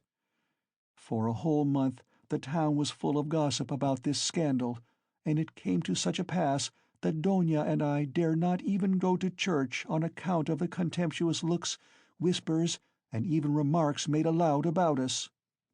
All our acquaintances avoided us. Nobody even bowed to us in the street. And I learnt that some shopmen and clerks were intending to insult us in a shameful way, smearing the gates of our house with pitch, so that the landlord began to tell us we must leave. All this was set going by Marfa Petrovna, who managed to slander Donya and throw dirt at her in every family. She knows everyone in the neighborhood, and that month she was continually coming into the town, and as she is rather talkative and fond of gossiping about her family affairs, and particularly of complaining to all and each of her husband, which is not at all right, so in a short time she had spread her story not only in the town, but over the whole surrounding district. It made me ill, but Donya bore it better than I did, and if only you could have seen how she endured it all, and tried to comfort me and cheer me up. She is an angel, but by God's mercy our sufferings were cut short. Mr. Svidrigaïlov returned to his senses and repented, and, probably feeling sorry for Donya, he laid before Marfa Petrovna a complete and unmistakable proof of Donya's innocence, in the form of a letter Donya had been forced to write and give to him, before Marfa Petrovna came upon them in the garden. This letter, which remained in Mr. Svidrigaïlov's hands after her departure, she had written to refuse personal explanations and secret interviews, for which he was entreating her. In that letter she reproached him with great heat and indignation for the baseness of his behavior in regard to Marfa Petrovna, reminding him that he was the father and head of a family, and telling him how infamous it was of him to torment and make unhappy a defenseless girl, unhappy enough already. Indeed, dear Rodya, the letter was so nobly and touchingly written that I sobbed when I read it, and to this day I cannot read it without tears. Moreover, the evidence of the servants, too, cleared Donya's reputation. They had seen and known a great deal more than Mr. Svidrigaïlov had himself supposed, as indeed is always the case with servants. Marfa Petrovna was completely taken aback, and again crushed, as she said herself to us, but she was completely convinced of Donya's innocence. The very next day, being Sunday, she went straight to the cathedral, knelt down and prayed with tears to Our Lady to give her strength to bear this new trial and to do her duty. Then she came straight from the cathedral to us, told us the whole story, wept bitterly, and fully penitent, she embraced Sonya and besought her to forgive her. The same morning, without any delay, she went round to all the houses in the town and everywhere, shedding tears. She asserted in the most flattering terms Donya's innocence, and the nobility of her feelings and her behavior. What was more, she showed and read to everyone the letter in Donya's own handwriting to Mr. Svidrigaïlov, and even allowed them to take copies of it, which, I must say, I think was superfluous. In this way she was busy for several days in driving about the whole town, because some people had taken offense through precedence having been given to others. And therefore they had to take turns, so that in every house she was expected before she arrived, and everyone knew that on such and such a day Marfa Petrovna would be reading the letter in such and such a place, and people assembled for every reading of it, even many who had heard it several times already, both in their own houses and in other people's. In my opinion, a very great deal of all this was unnecessary. But that's Marfa Petrovna's character. Anyway, she succeeded in completely re-establishing Donya's reputation, and the whole ignominy of this affair rested as an indelible disgrace upon her husband, as the only person to blame, so that I really began to feel sorry for him. It was really treating the crazy fellow too harshly. Donya was at once asked to give lessons in several families, but she refused. All of a sudden, everyone began to treat her with marked respect, and all this did much to bring about the event by which, one may say, our whole fortunes are now transformed. You must know, dear Rodya, that Donya has a suitor, and that she has already consented to marry him. I hasten to tell you all about the matter, and though it has been arranged without asking your consent, I think you will not be aggrieved with me or with your sister on that account, for you will see that we could not wait and put off our decision till we heard from you. And you could not have judged all the facts without being on the spot. This is how it happened. He is already of the rank of a councillor, Pyotr Petrovitch Luzhin, and is distantly related to Marfa Petrovna, who has been very active in bringing the match about. It began with his expressing through her his desire to make our acquaintance.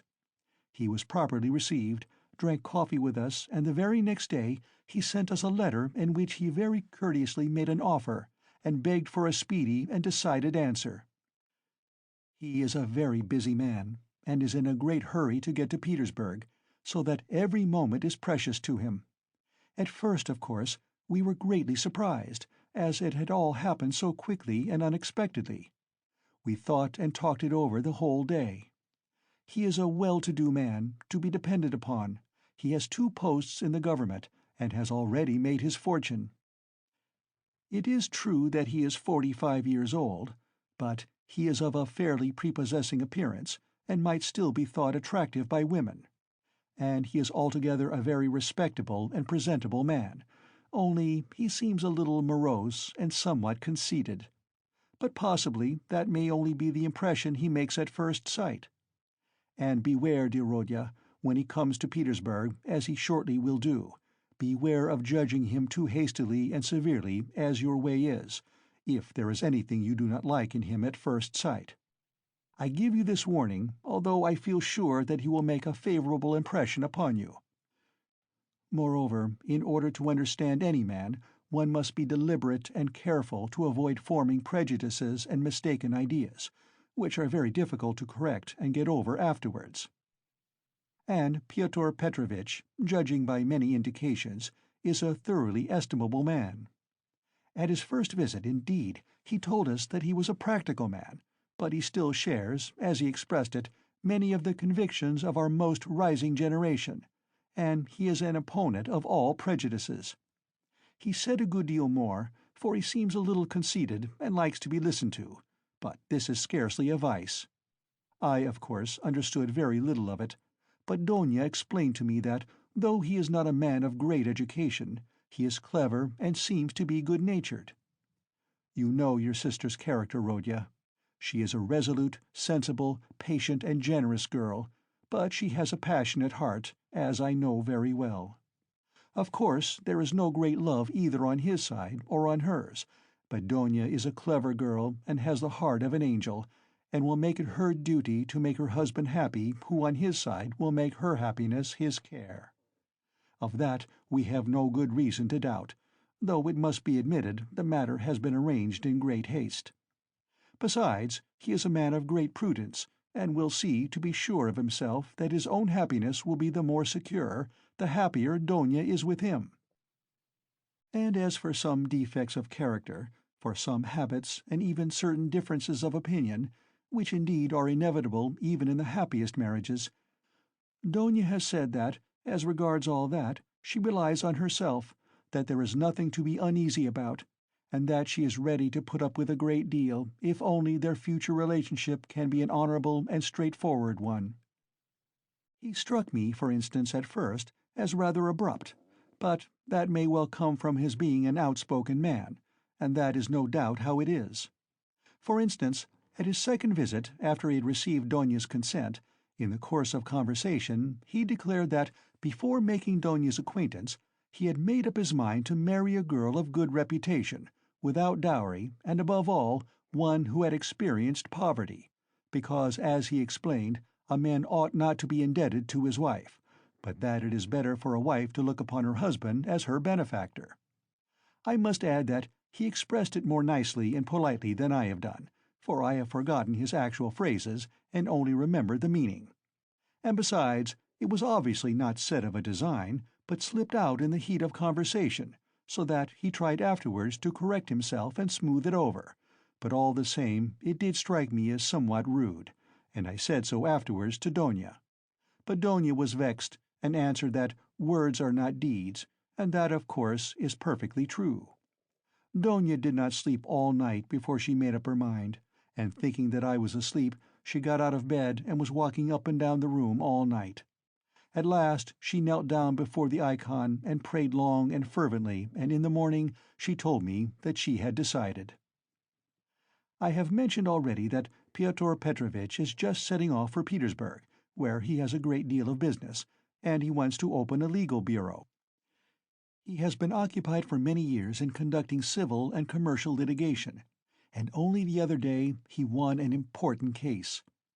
He has to be in Petersburg because he has an important case before the Senate. So, Rodya dear, he may be of greatest use to you in every way indeed, and Donya and I have agreed that from this very day you could definitely enter upon your career and might consider that your fortune is marked out and assured for you. Oh, if only this comes to pass! This would be such a benefit that we could only look upon it as a providential blessing. Donya is dreaming of nothing else. We have even ventured already to drop a few words on the subject to Pyotr Petrovitch. He was cautious in his answer, and said that, of course, as he could not get on without a secretary, it would be better to be paying a salary to a relation than to a stranger, if only the former were fitted for the duties, as though there could be doubt of your being fitted. But then he expressed doubts whether your studies at the university would leave you time for work at his office. The matter dropped for the time, but Donya is thinking of nothing else now. She has been in a sort of fever for the last few days, and has already made a regular plan for your becoming in the end an associate and even a partner in Pyotr Petrovitch's business, which might well be, seeing that you're a student of law. I am in complete agreement with her, Rodya, and share all her plans and hopes, and think there is every probability of realizing them. And in spite of Pyotr Petrovitch's evasiveness, very natural at present, since he does not know you, Donya is firmly persuaded that she will gain everything by her good influence over her future husband. This she is reckoning upon. Of course, we are careful not to talk of any of these more remote plans to Pyotr Petrovitch, especially of your becoming his partner. He is a practical man, and might take this very coldly. It might all seem to him simply a daydream. Nor has either Donya or I breathed a word to him of the great hopes we have of his helping us to pay for your university studies. We have not spoken of it in the first place, because it will come to pass of itself later on, and he will no doubt, without wasting words, offer to do it of himself, as though he could refuse Donya that, the more readily since you may be by your own efforts become his right hand in the office, and receive this assistance not as a charity, but as a salary earned by your own work. Donya wants to arrange it all like this, and I quite agree with her. And we have not spoken of our plans for another reason. That is, because I particularly wanted you to feel on equal footing when you first meet him. When Donya spoke to him with enthusiasm about you, he answered that one could never judge of a man without seeing him close, for oneself, and that he looked forward to forming his own opinion when he makes your acquaintance. Do you know, my precious Rodya, I think that perhaps for some reasons, nothing to do with Pyotr Petrovitch though, simply for my own personal, perhaps old womanish fancies, I should do better to go on living by myself, apart, than with them after the wedding. I am convinced that he will be generous and delicate enough to invite me and to urge me to remain with my daughter for the future, and if he has said nothing about it hitherto, it is simply because it has been taken for granted. But I shall refuse. I have noticed more than once in my life that husbands don't quite get on with their mothers-in-law, and I don't want to be the least bit in anyone's way, and for my own sake, too, would rather be quite independent, so long as I have a crust of bread of my own and such children as you and Donya. If possible, I would settle somewhere near you, for the most joyful piece of news, dear Rodya, I have kept for the end of my letter. Know then, my dear boy, that we may perhaps be all together in a very short time, and may embrace one another again after a separation of almost 3 years. It is settled for certain that Donya and I are to set off for Petersburg, exactly when I don't know, but very, very soon, possibly in a week. It all depends on Pyotr Petrovitch, who will let us know when he has had time to look round him in Petersburg. To suit his own arrangements, he is anxious to have his ceremony as soon as possible, even before the fast of Our Lady, if it could be managed, or if that is too soon to be ready, immediately after. Oh, with what happiness I shall press you to my heart! Donya is all excitement at the joyful thought of seeing you. She said one day in joke that she would be ready to marry Pyotr Petrovitch for that alone. She is an angel. She is not writing anything to you now, and has only told me to write that she has so much to tell you that she is not going to take up her pen now, for a few lines that would tell you nothing, and it would only mean upsetting herself. She bids me send you her love and innumerable kisses. But although we shall be meeting so soon, perhaps I shall send you as much money as I can in a day or two. Now that everyone has heard that Donya is to marry Pyotr Petrovitch, my credit has suddenly improved, and I know that Afanasy Ivanovitch will trust me now even to 75 roubles on the security of my pension, so that perhaps I shall be able to send you 25 or even 30 roubles. I would send you more, but I am uneasy about our travelling expenses, for though Pyotr Petrovitch has been so kind as to undertake part of the expenses of the journey, that is to say, he has taken upon himself the conveyance of our bags and big trunk, which will be conveyed through some acquaintances of his, we must reckon upon some expense on our arrival in Petersburg, where we can't be left without a halfpenny, at least for the first few days. But we have calculated it all, Donya and I, to the last penny, and we see that the journey will not cost very much. It is only 90 versts from us to the railway, and we have come to an agreement with a driver we know, so as to be in readiness. And from there Donya and I can travel quite comfortably 3rd class. So that I may very likely be able to send to you not 25, but 30 roubles. But enough. I have covered 2 sheets already, and there is no space left for more. Our whole history, but so many events have happened. And now, my precious Rodya, I embrace you and send you a mother's blessing till we meet. Love Donya, your sister, Rodya. Love her as she loves you, and understand that she loves you beyond everything, more than herself. She is an angel, and you, Rodya, you are everything to us, our one hope, our one consolation. If only you are happy, we shall be happy. Do you still say your prayers, Rodya, and believe in the mercy of our Creator and our Redeemer? I am afraid in my heart that you may have been visited by the new spirit of infidelity that is abroad today. If it is so, I pray for you. Remember, dear boy, how in your childhood, when your father was living, you used to lisp your prayers at my knee, And how happy we all were in those days! Goodbye till we meet then. I embrace you warmly, warmly, with many kisses. Yours till death, Pulcheria Raskolnikov. Almost from the first, when he read the letter, Raskolnikov's face was wet with tears, but when he finished it, his face was pale and distorted, and a bitter, wrathful, and malignant smile was on his lips. He had laid his head down on his threadbare dirty pillow and pondered a long time. His heart was beating violently, and his brain was in a turmoil. At last he felt cramped and stifled in the little yellow room that was like a cupboard or a box. His eyes and his mind craved for space. He took up his hat and went out, this time without dread of meeting anyone. He had forgotten his dread. He turned in the direction of the Vasilyevsky Ostrov, walking along Vasilyevsky Prospect, as though hastening on some business. But he walked, as his habit was, without noticing his way, muttering and even speaking aloud to himself, to the astonishment of the passers-by. Many of them took him to be drunk. End of Part 1, Chapter 3. Part 1, Chapter 4 of Crime and Punishment by Fyodor Dostoevsky, translated by Constance Garnett, 1861 to 1946.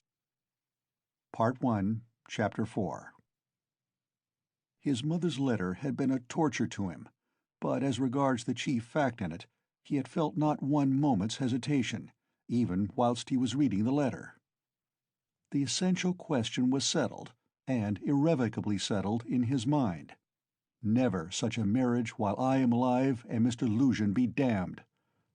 The thing is perfectly clear, he muttered to himself, with a malignant smile anticipating the triumph of his decision. No, Mother, no, Donya, you won't deceive me. And then they apologize for not asking my advice, and for taking the decision without me. I dare say. They imagine it is arranged now and can't be broken off, but we will see whether it can or not. A magnificent excuse. Pyotr Petrovitch is such a busy man that even his wedding has to be in post-haste, almost by express. No, Donya, I see it all, and I know what you want to say to me, and I know too what you were thinking about when you walked up and down all night, and what your prayers were like before the Holy Mother of Kazan who stands in Mother's bedroom. Bitter is the ascent to Golgotha. So it is finally settled. You have determined to marry a sensible businessman, Avdotya Romanovna, one who has a fortune, has already made his fortune. That is so much more solid and impressive. A man who holds 2 government posts, and who shares the ideas of our more rising generation, as Mother writes, and who seems to be kind, as Donya herself observes. That seems beats everything. And that very Donya for that very seems is marrying him. Splendid, splendid! But I should like to know why Mother has written to me about our most rising generation. Simply as a descriptive touch, or with the idea of prepossessing me in favor of Mr. Luzhin. Oh, the cunning of them! I should like to know one more thing. How far they were open with one another that day and night and all this time since. Was it put into words, or did both understand that they had the same thing at heart and in their minds, so that there was no need to speak of it aloud, and better not to speak of it? Most likely it was partly like that. From Mother's letter it's evident. He struck her as rude a little, and Mother in her simplicity took her observations to Donya. And she was sure to be vexed and answered her angrily. I should think so. Who would not be angered when it was quite clear without any naive questions, and when it was understood that it was useless to discuss it? And why does she write to me, "Love Donya, Rodya, and she loves you more than herself"? Has she a secret conscience prick at sacrificing her daughter to her son? You are our one comfort, you are everything to us. Oh, Mother! His bitterness grew more and more intense, and if he happened to meet Mr. Luzhin at the moment, he might have murdered him. Yes, that's true, he continued, pursuing the whirling ideas that chased each other in his brain. It is true that it needs time and care to get to know a man, but there is no mistake about Mr. Lucian. The chief thing is he is a man of business and seems kind. That was something, wasn't it, to send the bags and big box for them?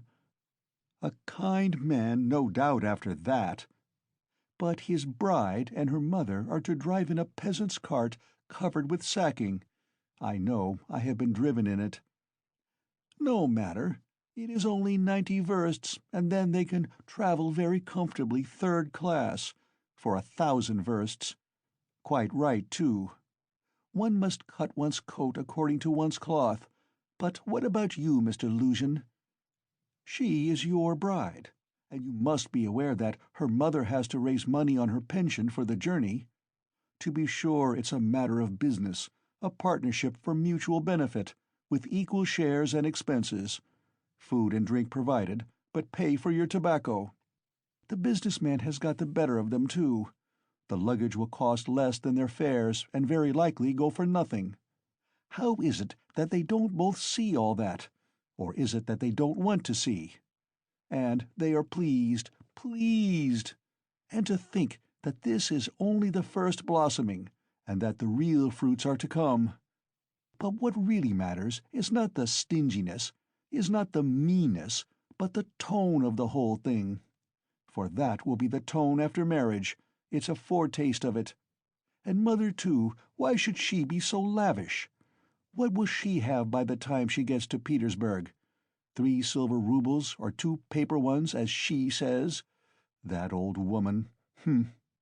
What does she expect to live upon in Petersburg afterwards?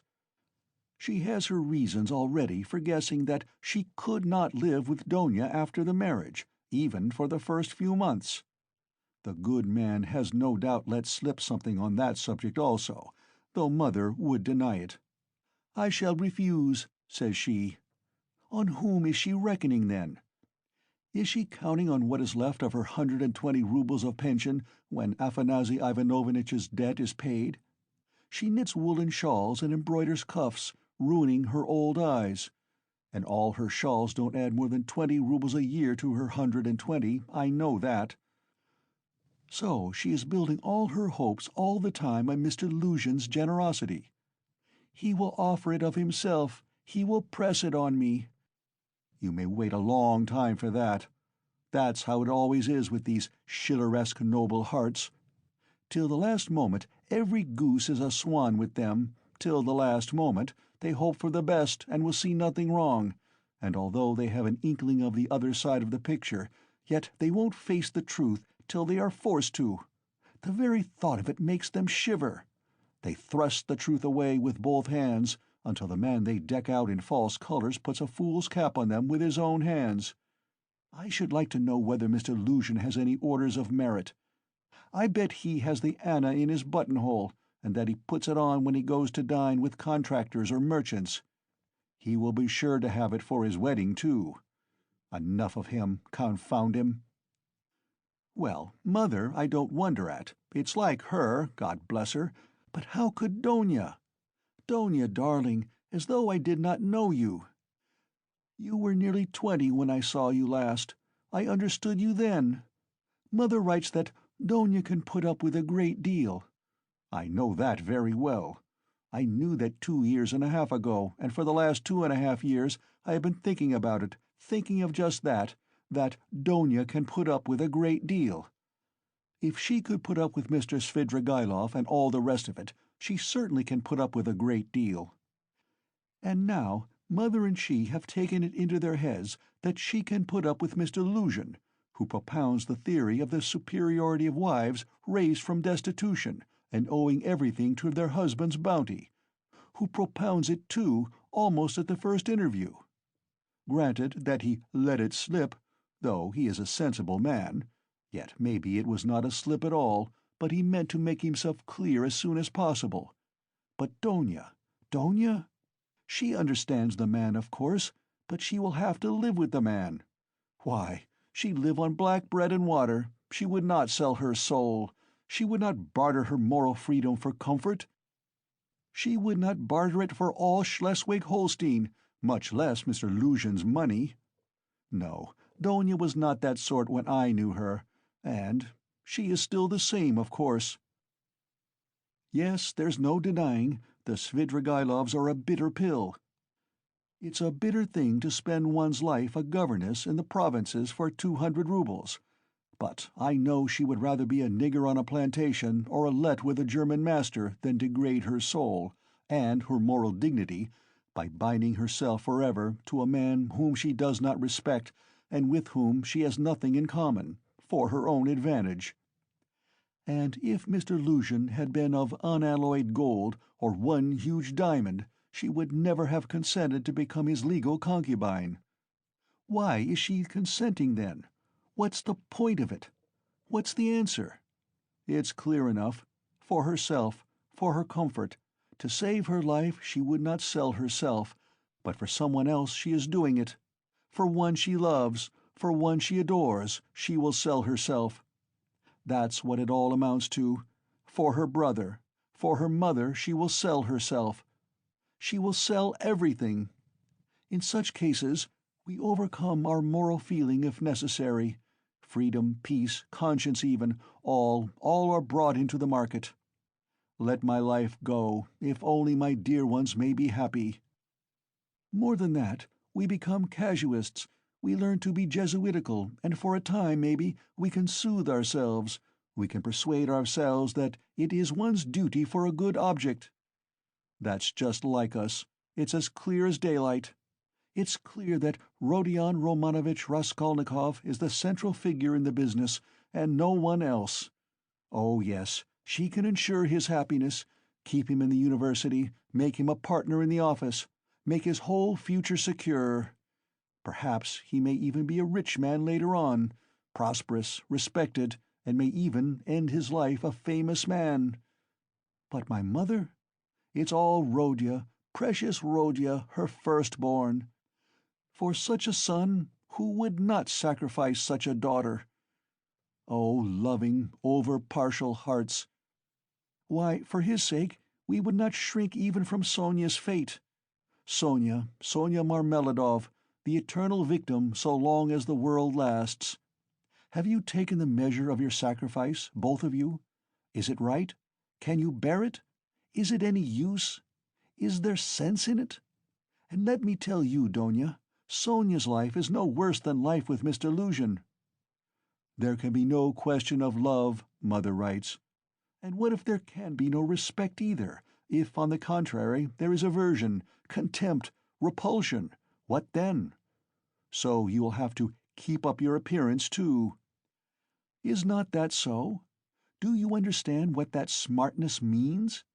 Do you understand that the Luzhin smartness is just the same thing as Sonya's, and maybe worse, viler, baser, because in your case, Donya, it's a bargain for luxuries, after all, but with Sonya it's simply a question of starvation. It has to be paid for. It has to be paid for, Donya, this smartness. And what if it's more than you can bear afterwards, if you regret it? The bitterness, the misery, the curses, the tears hidden from all the world, for you are not a Marfa Petrovna. And how will your mother feel then? Even now she is uneasy, she is worried, but then, when she sees it all clearly— And I? Yes, indeed, what have you taken me for? I won't have your sacrifice, Donya. I won't have it, Mother. It shall not be, so long as I am alive. It shall not, it shall not. I won't accept it. He suddenly paused in his reflection and stood still. It shall not be? But what are you going to do to prevent it? You'll forbid it? And what right have you? What can you promise them on your side to give you such a right? Your whole life, your whole future, you will devote to them when you have finished your studies and obtained a post? Yes, we've heard all that before, and that's all words. But now, something must be done now, do you understand that? And what are you going to do now? You are living upon them. They borrow on their 100 rubles pension. They borrow from the Svidrigailovs.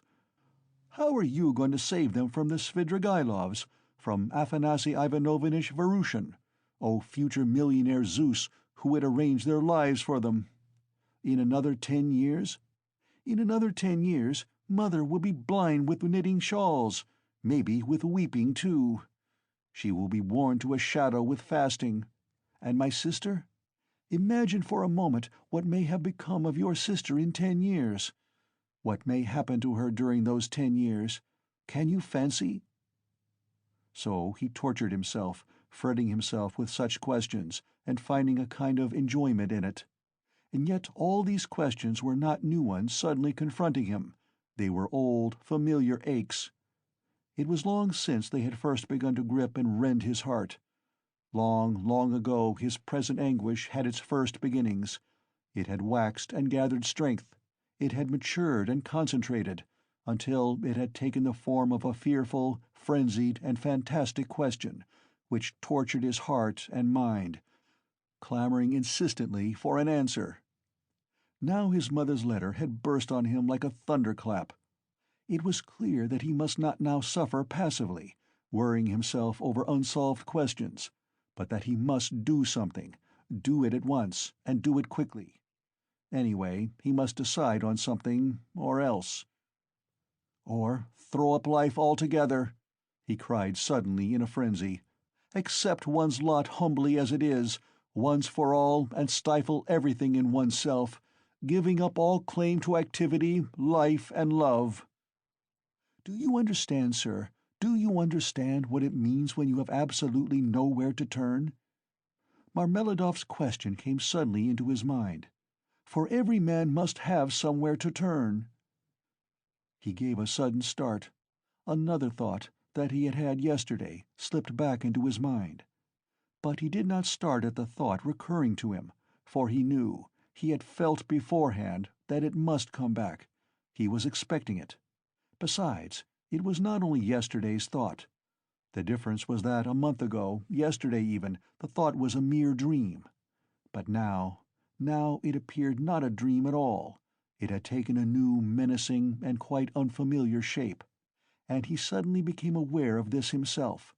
He felt a hammering in his head, and there was a darkness before his eyes. He looked round hurriedly. He was searching for something. He wanted to sit down, and he was looking for a seat. He was walking along the Quai Boulevard. There was a seat about 100 paces in front of him.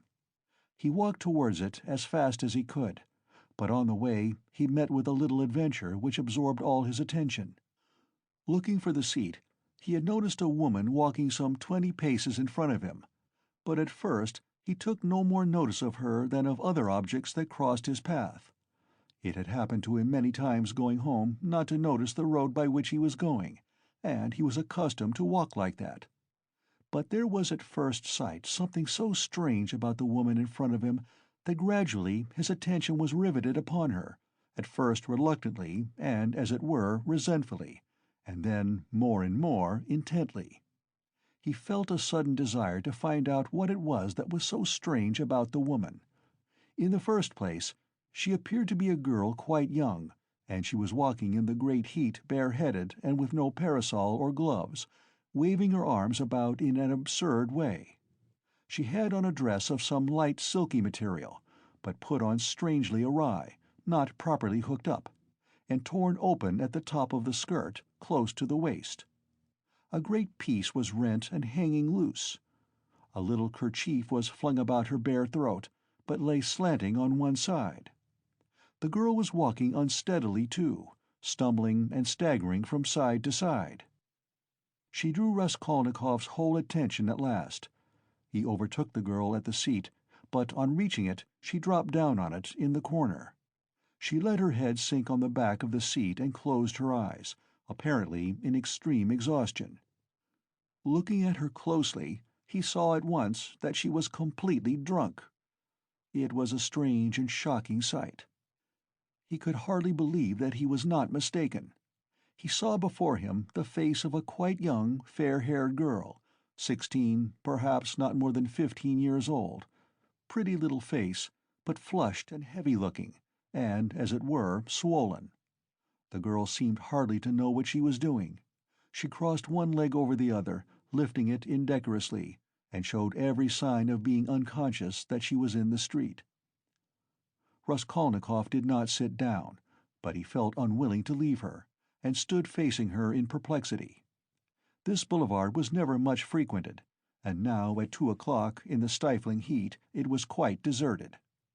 And yet on the further side of the boulevard, about 15 paces away, a gentleman was standing on the edge of the pavement. He too would apparently have liked to approach the girl with some object of his own. He too had probably seen her in the distance and had followed her, but found Raskolnikov in his way. He looked angrily at him, though he tried to escape his notice.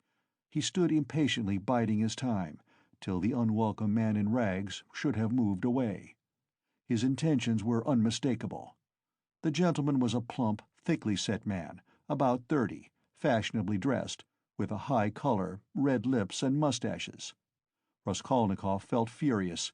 He had a sudden longing to insult this fat dandy in some way. He left the girl for a moment and walked towards the gentleman. "Hey, you, Svidrigailov! What do you want here?" he shouted, clenching his fists and laughing, spluttering with rage. "What do you mean?" the gentleman asked sternly, scowling in haughty astonishment. "Get away, that's what I mean." "How dare you, you low fellow!" He raised his cane. Raskolnikov rushed at him with his fists, without reflecting that the stout gentleman was a match for two men like himself. But at that instant someone seized him from behind, and a police constable stood between them. "That's enough, gentlemen. No fighting, please, in a public place. What do you want? Who are you?" he asked Raskolnikov sternly, noticing his rags. Raskolnikov looked at him intently. He had a straightforward, sensible, soldierly face, with grey mustaches and whiskers. "You are just the man I want," Raskolnikov cried, catching at his arm. "I am a student, Raskolnikov. You may as well know that too," he added, addressing the gentleman. "Come along, I have something to show you." And taking the policeman by the hand, he drew him towards the seat. "Look here, hopelessly drunk, and she has just come down the boulevard. There is no telling who and what she is. She does not look like a professional. It's more likely she has been given drink and deceived somewhere, for the first time, you understand, and they've put her out into the street like that. Look at the way her dress is torn, and the way it has been put on.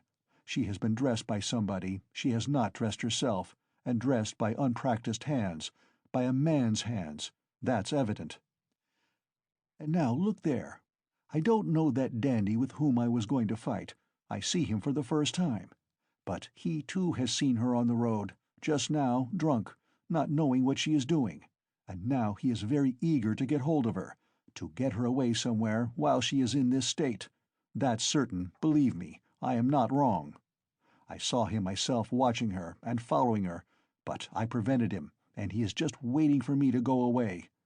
Now he has walked away a little, and is standing still, pretending to make a cigarette. Think how we can keep her out of his hands, and how are we going to get her home?" The policeman saw it all in a flash. The stout gentleman was easy to understand. He turned to consider the girl. The policeman bent over to examine her more closely, and his face worked with genuine compassion. "Ah, what a pity," he said, shaking his head. "Why, she is quite a child. She has been deceived, you can see that at once. Listen, lady," he began, addressing her, "where do you live?" The girl opened her weary and sleepy-looking eyes, gazed blankly at the speaker, and waved her hand. "Here," said Raskolnikov, feeling in his pocket and finding 20 kopecks. "Here, call a cab and tell him to drive her to her address. The only thing is to find out her address." "Missy, the policeman began again, taking the money. "I'll fetch you a cab and take you home myself. Where shall I take you, eh? Where do you live?" "Go away. They won't let me alone," the girl muttered, and once more waved her hand. Ach, how shocking. It's shameful, missy, it's a shame." He shook his head again, shocked, sympathetic, and indignant. "It's a difficult job," the policeman said to Raskolnikov, and as he did so, he looked him up and down in a rapid glance. He, too, must have seemed a strange figure to him, dressed in rags and handing him money. "Did you meet her far from here?" he asked him. I tell you, she was walking in front of me, staggering, just here in the boulevard. She only just reached the seat and sank down on it. Ah, the shameful things that are done in the world nowadays. God have mercy on us. An innocent creature like that, drunk already. She has been deceived, that's a sure thing. See how her dress has been torn, too. Ah, the vice one sees nowadays. And as likely as not, she belongs to gentlefolk, too. Poor ones, maybe. There are many like that nowadays. She looks refined, too, as though she were a lady. And he bent over her once more. Perhaps he had daughters growing up like that, looking like ladies and refined, with pretensions to gentility and smartness. The chief thing is, Raskolnikov persisted, to keep her out of this scoundrel's hands. Why should he outrage her? It's as clear as day what he is after. Ah, the brute, he is not moving off. Raskolnikov spoke aloud and pointed to him. The gentleman heard him and seemed about to fly into a rage again, but thought better of it and confined himself to a contemptuous look. He then walked slowly another 10 paces away and again halted. "Keep her out of his hands we can," said the constable thoughtfully, "if only she'd tell us where to take her. But as it is— Missy! Hey! Missy!" He bent over her once more. She opened her eyes fully all of a sudden, looked at him intently, as though realizing something, got up from the seat and walked away in the direction from which she had come. "Oh, shameful wretches! They won't let me alone," she said, waving her hand again. She walked quickly, though staggering as before. The dandy followed her, but along another avenue, keeping his eye on her. "Don't be anxious. I won't let him have her," the policeman said resolutely, and he set off after them. "Ah, the vice one sees nowadays," he repeated aloud, sighing. At that moment something seemed to sting Raskolnikov. In an instant a complete revulsion of feeling came over him. "Hey, here!" he shouted after the policeman. The latter turned round. "Let them be! What is it to do with you? Let her go! Let him amuse himself!" He pointed at the dandy. "What is it to do with you?" The policeman was bewildered, and stared at him open-eyed. Raskolnikov laughed. "Well," ejaculated the policeman, with a gesture of contempt, and he walked after the dandy and the girl, probably taking Raskolnikov for a madman or something even worse. "He has carried off my 20 kopecks," Raskolnikov murmured angrily when he was left alone. "Well, let him take as much from the other fellow to allow him to have the girl, and so let it end. And why did I want to interfere? Is it for me to help? Have I any right to help? Let them devour each other alive. What is it to me? How did I dare to give him 20 kopecks? Were they mine?" In spite of those strange words, he felt very wretched. He sat down on the deserted seat. His thoughts strayed aimlessly. He found it hard to fix his mind on anything at that moment. He longed to forget himself altogether, to forget everything, and then to wake up and begin life anew. "Poor girl," he said, looking at the empty corner where she had sat. "She will come to herself and weep, and then her mother will find out. She will give her a beating, a horrible, shameful beating, and then maybe turn her out of doors. And even if she does not, the Darya Francovnas will get wind of it, and the girl will soon be slipping out on the sly here and there. Then there will be the hospital directly. That's always the luck of those girls with respectable mothers who go wrong on the sly. And then, again the hospital. Drink, the taverns, and more hospital. In 2 or 3 years, a wreck, and her life over at 18 or 19. Have I not seen cases like that? And how have they been brought to it? Why, they've all come to it like that. Ugh! But what does it matter? That's as it should be, they tell us. A certain percentage, they tell us, must every year go, that way, to the devil, I suppose, so that the rest may remain chaste, and not be interfered with. A percentage! What splendid words they have! They are so scientific, so consolatory. Once you've said percentage, there's nothing more to worry about. If we had any other word, maybe we might feel more uneasy. But what if Donya were one of the percentage? If another one, if not that one? But where am I going? He thought suddenly. Strange, I came out for something. As soon as I had read the letter, I came out. I was going to Vasilyevsky Ostrov, to Razumian. That's what it was. Now I remember. What for, though? And what put the idea of going to Razumian into my head just now? That's curious. He wondered at himself. Razumian was one of his old comrades at the university. It was remarkable that Raskolnikov had hardly any friends at the university. He had kept aloof from everyone, went to see no one, and did not welcome anyone who came to see him, and indeed everyone soon gave him up. He took no part in the students' gatherings, amusements, or conversations.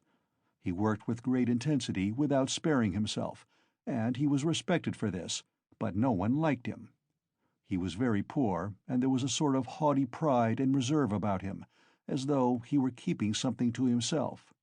He seemed to some of his comrades to look down upon them all as children, as though he were superior in development, knowledge, and convictions, as though their beliefs and interests were beneath him.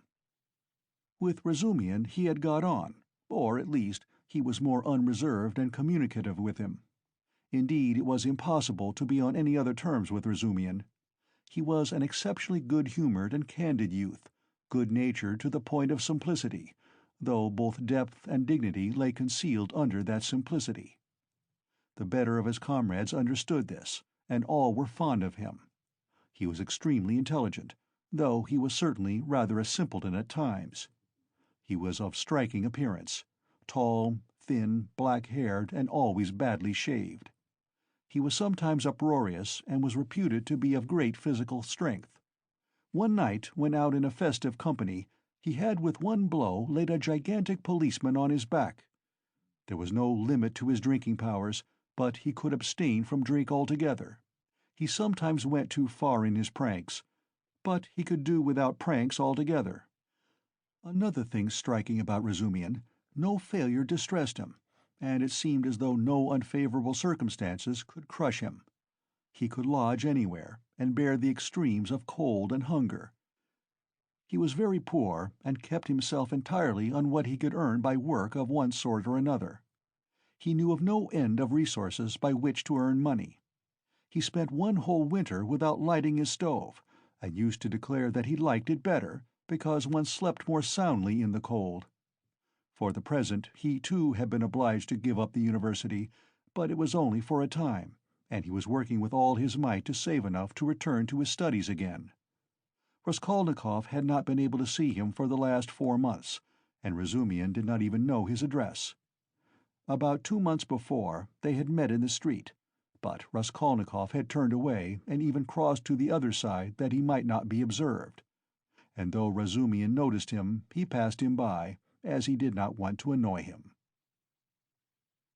End of Part 1, Chapter 4. Part 1, Chapter 5 of Crime and Punishment by Fyodor Dostoevsky.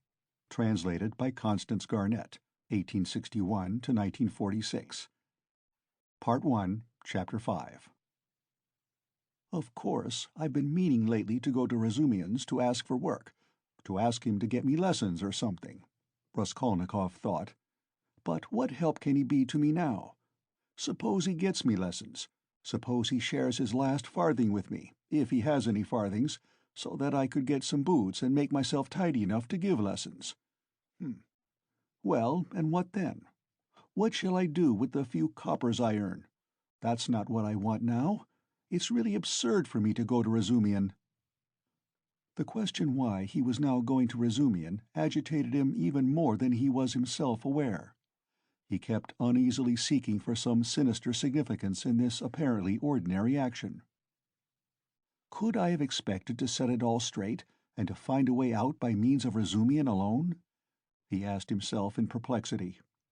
He pondered and rubbed his forehead, and, strange to say, after long musing, suddenly, as if it were spontaneously and by chance, a fantastic thought came into his head. To Razumian's. he said all at once, calmly, as though he had reached a final determination. "I shall go to Razumian's, of course, but not now. I shall go to him on the next day after it, when it will be over and everything will begin afresh." And suddenly he realized what he was thinking. "After it," he shouted, jumping up from the seat. "But is it really going to happen? Is it possible it really will happen?" He left the seat and went off almost at a run. He meant to turn back, homewards, but the thought of going home suddenly filled him with intense loathing. In that hole, in that awful little cupboard of his, all this had for a month past been growing up in him, and he walked on at random. His nervous shudder had passed into a fever that made him feel shivering. In spite of the heat he felt cold. With a kind of effort he began almost unconsciously, from some inner craving, to stare at all the objects before him, as though looking for something to distract his attention. But he did not succeed, and kept dropping every moment into brooding.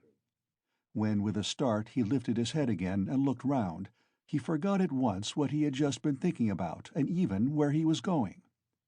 In this way he walked right across Vassilyevsky Ostrov, came out onto the Lesser Neva, crossed the bridge, and turned towards the islands. The greenness and freshness were at first restful to his weary eyes after the dust of the town and the huge houses that hemmed him in and weighed upon him. Here there were no taverns, no stifling closeness, no stench. But soon these new pleasant sensations passed into morbid irritability. Sometimes he stood still before a brightly painted summer villa standing among green foliage. He gazed through the fence. He saw in the distance smartly dressed women on the verandas and balconies, and children running in the gardens. The flowers especially caught his attention. He gazed at them longer than at anything.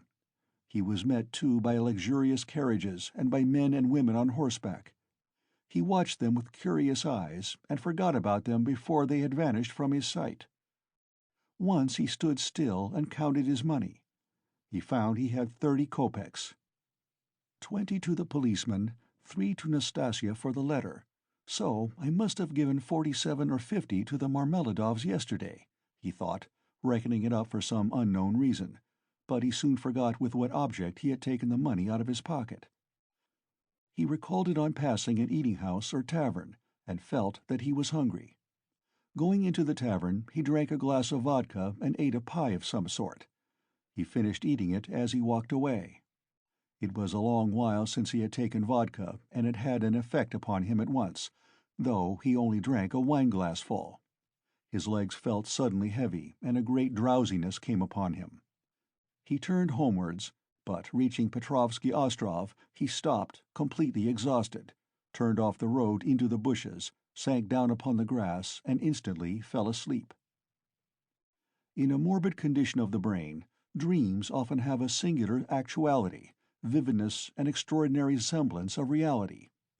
At times monstrous images are created, but the setting and the whole picture are so truthlike and filled with detail so delicate, so unexpectedly but so artistically consistent, that the dreamer, were he an artist like Pushkin or Turgenev even, could never have invented them in the waking state.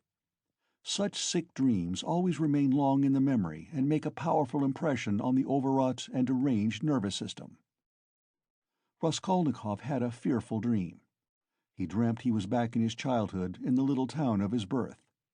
He was a child about 7 years old, walking into the country with his father on the evening of a holiday. It was a grey and heavy day. The country was exactly as he remembered it. Indeed, he recalled it far more vividly in his dream than he had done in memory. The little town stood on a level flat as bare as the hand, not even a willow near it. Only in the far distance a copse lay, a dark blur on the very edge of the horizon. A few paces beyond the last market garden stood a tavern, a big tavern, which had always aroused in him a feeling of aversion, even of fear, when he walked by it with his father. There was always a crowd there, always shouting, laughter and abuse, hideous hoarse singing, and often fighting. Drunken and horrible-looking figures were hanging about the tavern. He used to cling close to his father, trembling all over when he met them. Near the tavern the road became a dusty track, the dust of which was always black. It was a winding road, and about 100 paces further on it turned to the right to the graveyard. In the middle of the graveyard stood a stone church with a green cupola, where he used to go to mass 2 or 3 times a year with his father and mother, when a service was held in memory of his grandmother, who had long been dead and whom he had never seen. On these occasions they used to take on a white dish tied up in a table napkin a special sort of rice pudding, with raisins stuck in it in the shape of a cross. He loved that church, the old-fashioned, unadorned icons, and the old priest with the shaking head. Near his grandmother's grave, which was marked by a stone, was the little grave of his younger brother, who had died at 6 months old. He did not remember him at all, but he had been told about his little brother, and whenever he visited the graveyard he used religiously and reverently to cross himself and to bow down and kiss the little grave. And now he dreamt that he was walking with his father past the tavern on the way to the graveyard. He was holding his father's hand and looking with dread at the tavern. A peculiar circumstance attracted his attention. There seemed to be some kind of festivity going on. There were crowds of gaily dressed townspeople, peasant women, their husbands, and riffraff of all sorts, all singing and all more or less drunk. Near the entrance of the tavern stood a cart, but a strange cart. It was one of those big carts usually drawn by heavy cart-horses and laden with casks of wine or other heavy goods. He always liked looking at those great cart-horses, with their long manes, thick legs, and slow, even pace, drawing along a perfect mountain with no appearance of effort, as though it were easier going with a load than without it. But now, strange to say, in the shafts of such a cart he saw a thin little sorrel beast, one of those peasant nags which he had often seen straining their utmost under a heavy load of wood or hay, especially when the wheels were stuck in the mud or in a rut. And the peasants would beat them so cruelly, sometimes even about the nose and eyes, and he felt so sorry for them that he almost cried, and his mother always used to take him away from the window. All of a sudden there was a great uproar of shouting, singing, and the balalaika, and from the tavern a number of big and very drunken peasants came out, wearing red and blue shirts and coats thrown over their shoulders. "Get in! Get in!" shouted one of them, a young, thick-necked peasant, with a fleshy face red as a carrot. "I'll take you all! Get in!" But at once there was an outbreak of laughter and exclamations in the crowd. "Take us all with a beast like that? Why, Mikolka, are you crazy to put a nag like that in such a cart? And this mare is 20 if she is a day, mates." "Get in! I'll take you all!" Mikolka shouted again, leaping first into the cart, seizing the reins and standing straight up in front. "The bay has gone with Matvey," he shouted from the cart. "And this brute, mates, is just breaking my heart. I feel as if I could kill her. She's just eating her head off. Get in, I tell you. I'll make her gallop. She'll gallop." And he picked up the whip, preparing himself with relish to flog the little mare. "Get in! Come along!" the crowd laughed. "Do you hear? She'll gallop!" "Gallop, indeed! She has not had a gallop in her for the last 10 years. She'll jog along. Don't you mind her, mates. Bring a whip, each of you. Get ready. All right, give it to her." They all clambered into Mikolka's cart, laughing and making jokes. 6 men got in, and there was still room for more. They hauled in a fat, rosy-cheeked woman. She was dressed in red cotton, in a pointed, beaded headdress, and thick leather shoes. She was cracking nuts and laughing. The crowd round them was laughing too, and indeed, how could they help laughing?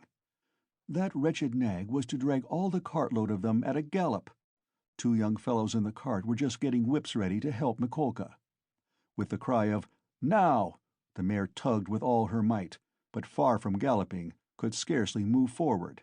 She struggled with her legs, gasping and shrinking from the blows of the 3 whips which were showered upon her like hail. The laughter in the cart and in the crowd was redoubled, but Mikolka flew into a rage and furiously thrashed the mare, as though he supposed she really could gallop. "Let me get in too, mates," shouted a young man in the crowd whose appetite was aroused. "Get in, all get in," cried Mikolka. "She will draw you all. I'll beat her to death." And he thrashed and thrashed at the mare, beside himself with fury. "Father, father," he cried. "Father, what are they doing? Father, they are beating the poor horse." Come along," said his father. "They are drunken and foolish. They are in fun. Come away, don't look." And he tried to draw him away, but he tore himself away from his hand, and, beside himself with horror, ran to the horse. The poor beast was in a bad way. She was gasping, standing still, then tugging again and almost falling. "Beat her to death!" cried Mikolka. "It's come to that. I'll do for her."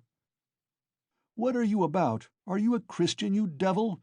shouted an old man in the crowd. "Did anyone ever see the like? A wretched nag like that pulling such a cartload," said another. "You'll kill her," shouted the third. "Don't meddle. It's my property. I'll do what I choose. Get in, more of you. Get in, all of you. I will have her go at a gallop." All at once laughter broke into a roar and covered everything. The mare, roused by the shower of blows, began feebly kicking. Even the old man could not help smiling. To think of a wretched little beast like that trying to kick! Two lads in the crowd snatched up whips and ran to the mare to beat her about the ribs. One ran each side. "Hit her in the face! In the eyes! In the eyes!" cried Mikolka. "Give us a song, mates!" shouted someone in the cart, and everyone in the cart joined in a riotous song, jingling a tambourine and whistling. The woman went on cracking nuts and laughing. He ran beside the mare, ran in front of her, saw her being whipped across the eyes, right in the eyes. He was crying, he felt choking, his tears were streaming. One of the men gave him a cut with the whip across the face. He did not feel it. Wringing his hands and screaming, he rushed up to the gray-headed old man with the gray beard, who was shaking his head in disapproval. One woman seized him by the hand and would have taken him away, but he tore himself from her and ran back to the mare. She was almost at the last gasp, but began kicking once more. "I'll teach you to kick!" Mikolka shouted ferociously. He threw down the whip, bent forward and picked up from the bottom of the cart a long, thick shaft. He took hold of one end with both hands, and with an effort brandished it over the mare. "He'll crush her!" was shouted round him. "He'll kill her!" "It's my property!" shouted Mikolka, and brought the shaft down with a swinging blow. There was a sound of a heavy thud. "Thrasher! Thrasher! Why have you stopped?" shouted voices in the crowd. And Mikolka swung the shaft a second time, and it fell a second time on the spine of the luckless mare. She sank back on her haunches, but lurched forward and tugged forward with all her force, tugged first on one side and then on the other, trying to move the cart. But the 6 whips were attacking her in all directions, and the shaft was raised again and fell upon her a third time, then a fourth, with heavy measured blows. Mikolka was in a fury that he could not kill her at one blow. "She's a tough one," was shouted in the crowd. "She'll fall in a minute, mates. There will soon be an end of her," said an admiring spectator in the crowd. "Fetch an axe to her! Finish her off!" shouted a third. "I'll show you! Stand off!" Mikolka screamed frantically. He threw down the shaft, stooped down in the cart, and picked up an iron crowbar. "Look out!" he shouted, and with all his might he dealt a stunning blow at the poor mare. The blow fell. The mare staggered, sank back, tried to pull, but the bar fell again with a swinging blow on her back, and she fell on the ground like a log. "Finish her off!" shouted Mikolka, and he leapt beside himself, out of the cart. Several young men, also flushed with drink, seized anything they could come across, whips, sticks, poles, and ran to the dying mare. Mikolka stood on one side and began dealing random blows with the crowbar. The mare stretched out her head, drew a long breath, and died. "You butchered her!" someone shouted in the crowd. "Why wouldn't she gallop, then?" "My property!" shouted Mikolka, with bloodshot eyes, brandishing the bar in his hands. He stood as though regretting that he had nothing more to beat. No mistake about it, you are not a Christian," many voices were shouting in the crowd. But the poor boy, beside himself, made his way screaming through the crowd to the sorrel nag, put his arms around her bleeding dead head and kissed it, kissed the eyes and kissed the lips. Then he jumped up and flew in a frenzy with his little fists out at Mikolka. At that instant his father, who had been running after him, snatched him up and carried him out of the crowd. "Come along, come, let us go home," he said to him. "Father, why did they kill the poor horse?" he sobbed, but his voice broke and the words came in shrieks from his panting chest. "They are drunk. They are brutal. It's not our business," said his father. He put his arms round his father, but he felt choked. He tried to draw a breath, to cry out, and woke up. He waked up, gasping for breath, his hair soaked with perspiration, and stood up in terror. "Thank God, that was only a dream," he said, sitting down under a tree and drawing deep breaths. "But what is it? Is it some fever coming on? Such a hideous dream!" He felt utterly broken. Darkness and confusion were in his soul. He rested his elbows on his knees and leaned his head on his hands. "Good God!" he cried.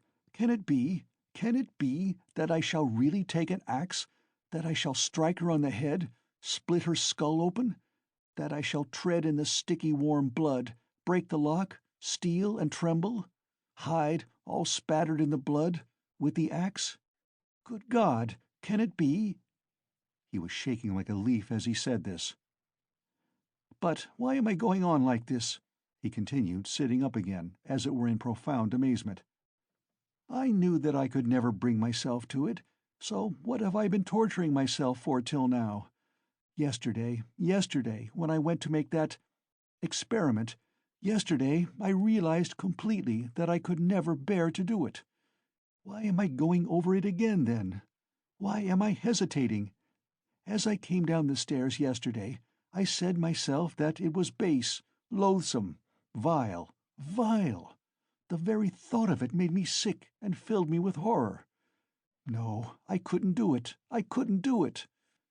Granted that there is no flaw in all that reasoning, that all that I have concluded this last month is clear as day, true as arithmetic.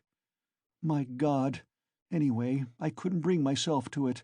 I couldn't do it. I couldn't do it.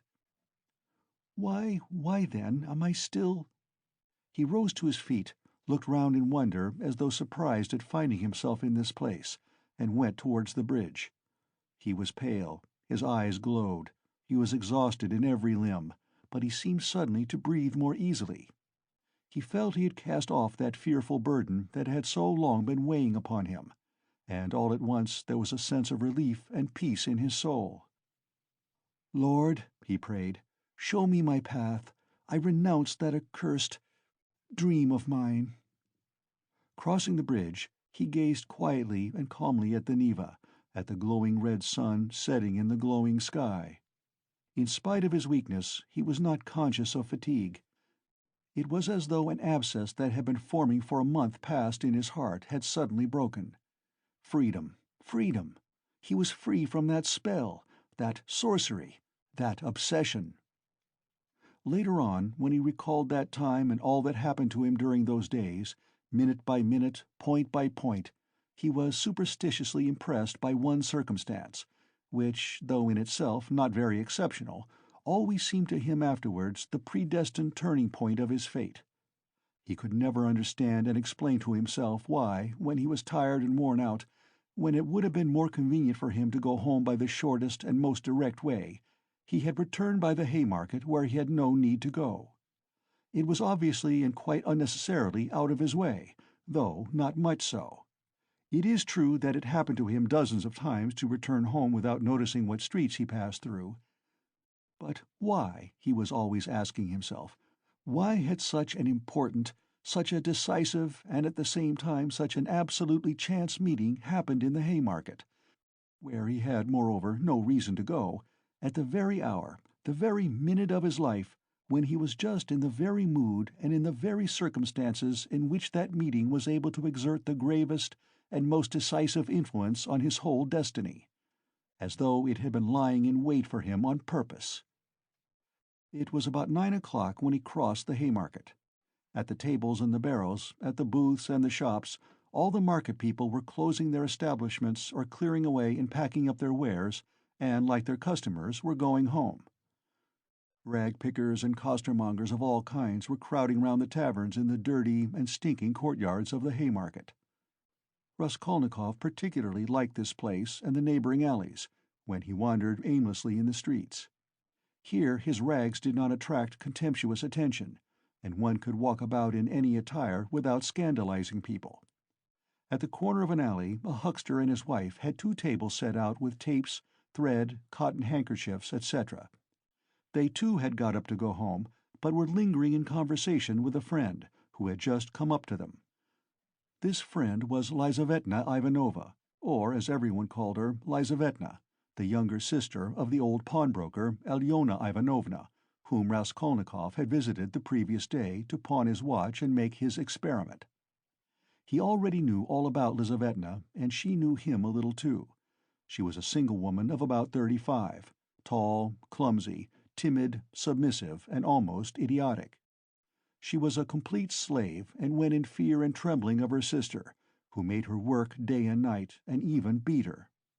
She was standing with a bundle before the huckster and his wife, listening earnestly and doubtfully. They were talking of something with special warmth. The moment Raskolnikov caught sight of her, he was overcome by a strange sensation, as it were, of intense astonishment, though there was nothing astonishing about this meeting. "You could make up your mind for yourself, Lizavetna Ivanovna," the huckster was saying aloud. "Come round tomorrow about 7. They will be here too." "Tomorrow?" said Lizavetna slowly and thoughtfully, as though unable to make up her mind. "Upon my word, what a fright you are of Alyona Ivanovna," gabbled the huckster's wife, a lively little woman. "I look at you, you are like some little babe, and she is not your own sister either, nothing but a step-sister, and what a hand she keeps over you."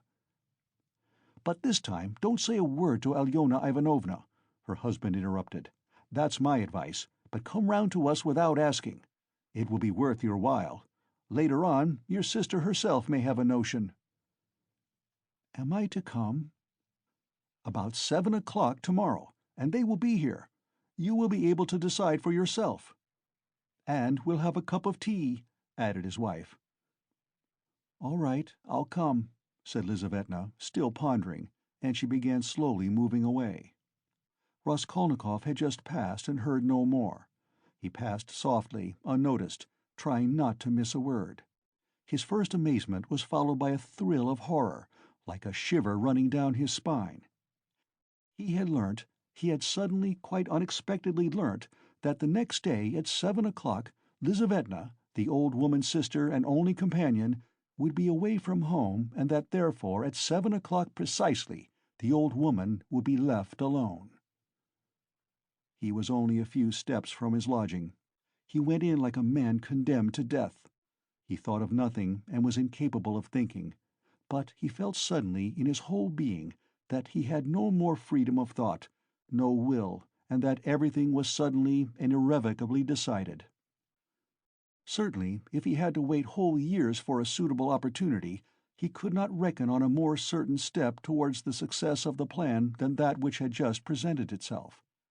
In any case, it would have been difficult to find out beforehand and with certainty, and with greater exactness and less risk, and without dangerous inquiries and investigations, that next day at a certain time an old woman, on whose life an attempt was contemplated, would be at home and entirely alone. End of Part 1, Chapter 5. Part 1, Chapter 6 of Crime and Punishment by Fyodor Dostoevsky, translated by Constance Garnett, 1861 to 1946. Part 1, Chapter 6. Later on, Raskolnikov happened to find out why the huckster and his wife had invited Lizaveta. It was a very ordinary matter, and there was nothing exceptional about it. A family who had come to the town and been reduced to poverty were selling their household goods and clothes, all women's things. As the things would have fetched little in the market, they were looking for a dealer. This was Lizaveta's business.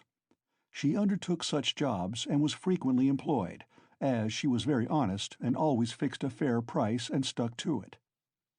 She spoke as a rule little, and, as we have said already, she was very submissive and timid. But Raskolnikov had become superstitious of late. The traces of superstition remained in him long after, and were almost ineradicable. And in all this he was always afterwards disposed to see something strange and mysterious, as it were, the presence of some peculiar influences and coincidences. In the previous winter, a student he knew called Pokorev, who had left for Kharkov, had chanced in conversation to give him the address of Alyona Ivanovna, the old pawnbroker, in case he might want to pawn anything. For a long while he did not go to her, for he had lessons and managed to get along somehow. 6 weeks ago he had remembered the address. He had 2 articles that could be pawned: his father's old silver watch and a little gold ring with 3 red stones, a present from his sister at parting. He decided to take the ring. When he found the old woman, he had felt an insurmountable repulsion for her at the first glance, though he knew nothing special about her. He got 2 roubles from her and went into a miserable little tavern on his way home. He asked for tea, sat down, and sank into deep thought. A strange idea was pecking at his brain like a chicken in the egg, and very, very much absorbed him. Almost beside him at the next table there was sitting a student, whom he did not know and had never seen, and with him a young officer. They had played a game of billiards and began drinking tea. All at once he heard the student mention to the officer the pawnbroker Alyona Ivanovna, and gave him her address. This of itself seemed strange to Raskolnikov. He had just come from her, and here at once he heard her name. Of course it was a chance, but he could not shake off a very extraordinary impression, and here someone seemed to be speaking expressly for him. The student began telling his friend various details about Alyona Ivanovna. "She is first-rate," he said. "You can always get money from her. She is as rich as a Jew. She can give you 5,000 roubles at a time, and she is not above taking a pledge for a rouble. Lots of our fellows have had dealings with her, but she is an awful old harpy." And he began describing how spiteful and uncertain she was, how if you were only a day late with your interest the pledge was lost, how she gave a quarter of the value of an article and took 5 and even 7% a month on it, and so on. The student chattered on, saying that she had a sister Lizaveta, whom the wretched little creature was continually beating, and kept in complete bondage like a small child, though Lizaveta was at least 6 feet high. "There's a phenomenon for you," cried the student, and he laughed. They began talking about Lizaveta. The student spoke about her with a peculiar relish, and was continually laughing, and the officer listened with great interest, and asked him to send Lizaveta to do some mending for him. Raskolnikov did not miss a word, and learned everything about her. Lizaveta was younger than the old woman, and was her half-sister, being the child of a different mother. She was 35. She worked day and night for her sister, and besides doing the cooking and the washing, she did the sewing and worked as a charwoman and gave her sister all she earned. She did not dare to accept an order or job of any kind without her sister's permission. The old woman had already made her will, and Lizaveta knew of it, and by this will she would not get a farthing, nothing but the movables, chairs and so on. All the money was left to a monastery in the province of N, that prayers might be said for her in perpetuity. Lizaveta was of lower rank than her sister, unmarried and awfully uncouth in appearance, remarkably tall, with long feet that looked as if they were bent outwards. She always wore battered goatskin shoes, and was clean in her person. What the student expressed most surprise and amusement about was the fact that Lizaveta was continually with child. "But you say she is hideous?" observed the officer. "Yes, she is so dark-skinned, and looks like a soldier dressed up, but you know she is not at all hideous. She has such a good-natured face and eyes, strikingly so, And the proof of it is that lots of people are attracted by her.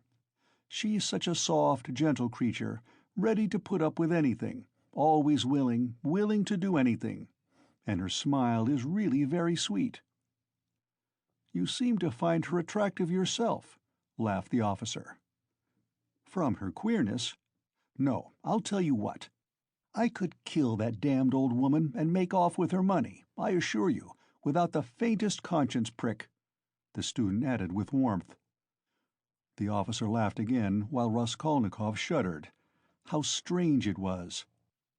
"Listen, I want to ask you a serious question," the student said hotly. "I was joking, of course, but look here.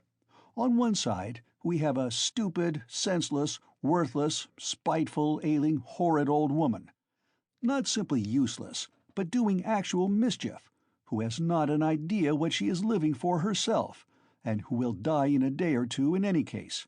You understand? You understand?" Yes, I understand," answered the officer, watching his excited companion attentively. "Well, listen then.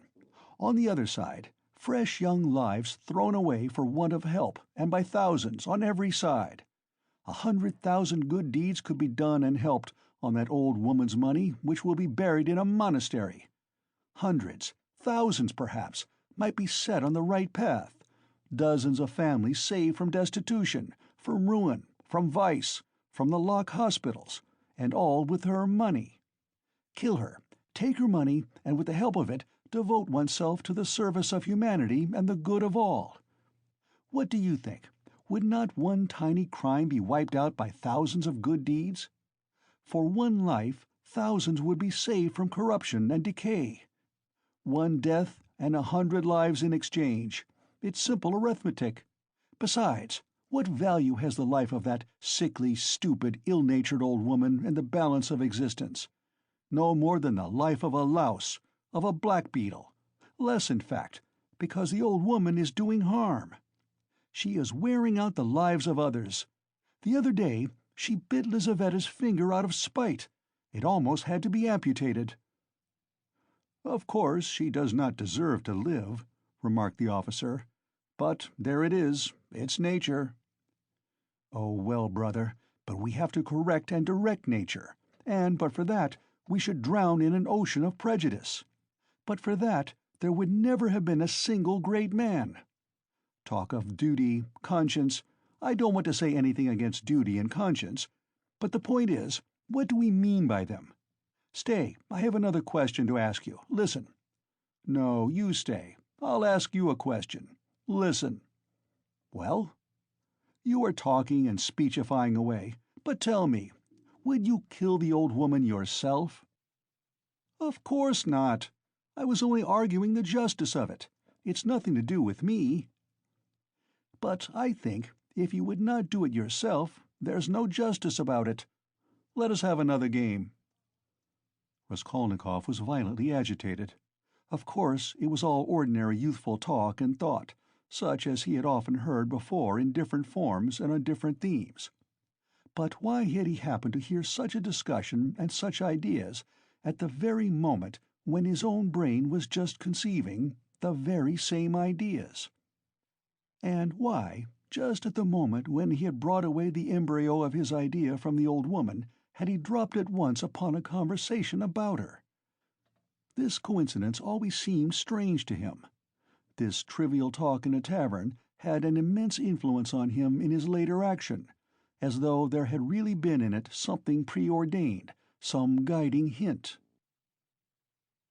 On returning from the Haymarket, he flung himself on the sofa and sat for a whole hour without stirring. Meanwhile it got dark. He had no candle, and, indeed, it did not occur to him to light up. He could never recollect whether he had been thinking about anything at that time.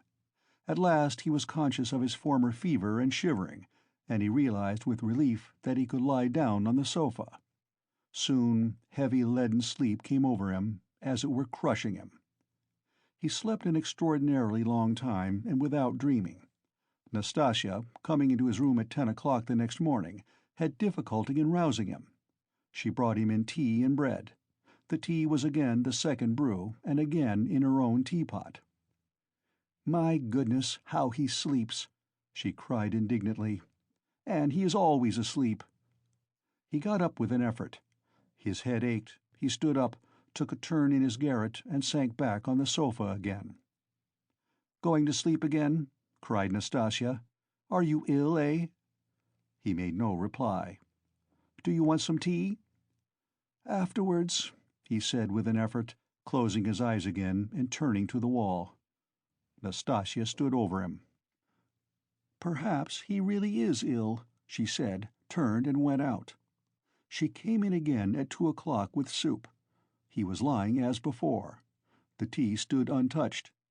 Nastasya felt positively offended and began wrathfully rousing him. "Why are you lying like a log?" she shouted, looking at him with repulsion. He got up and sat down again, but said nothing and stared at the floor. "Are you ill or not?" asked Nastasya, and again received no answer. "You'd better go out and get a breath of air," she said after a pause. "Will you eat it or not?" "Afterwards," he said weakly. "You can go." And he motioned her out. She remained a little longer, looked at him with compassion, and went out. A few minutes afterwards he raised his eyes and looked for a long while at the tea and the soup. Then he took up the bread, took up a spoon, and began to eat.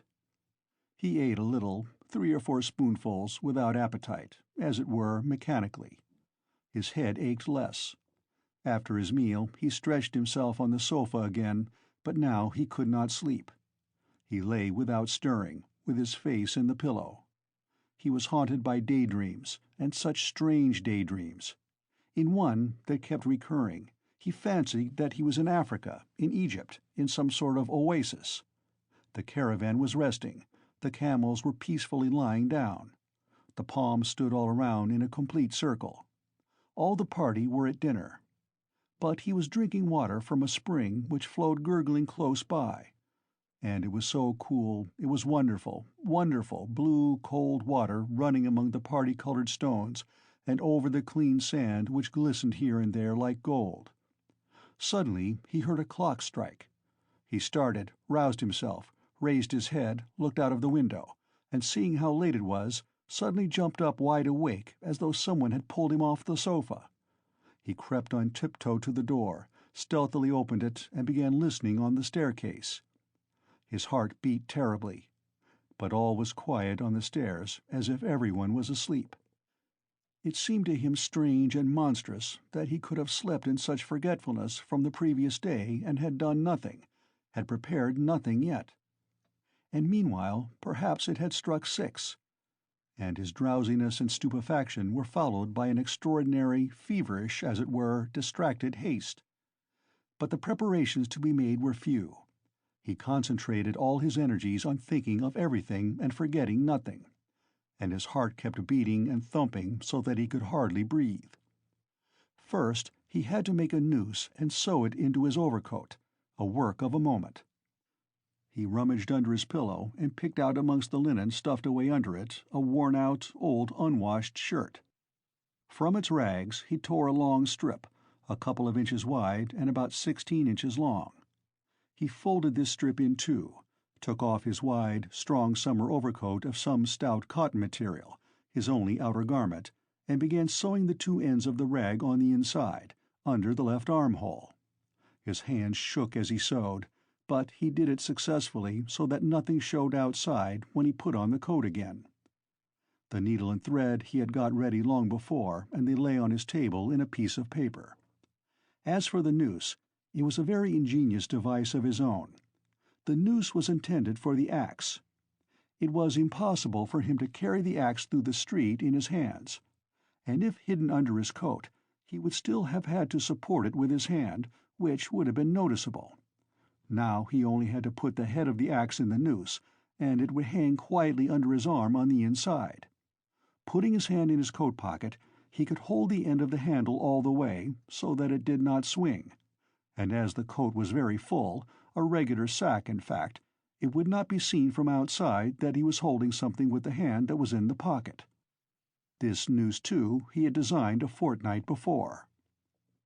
When he had finished with this, He thrust his hand into a little opening between his sofa and the floor, fumbled in the left corner, and drew out the pledge, which he had got ready long before and hidden there.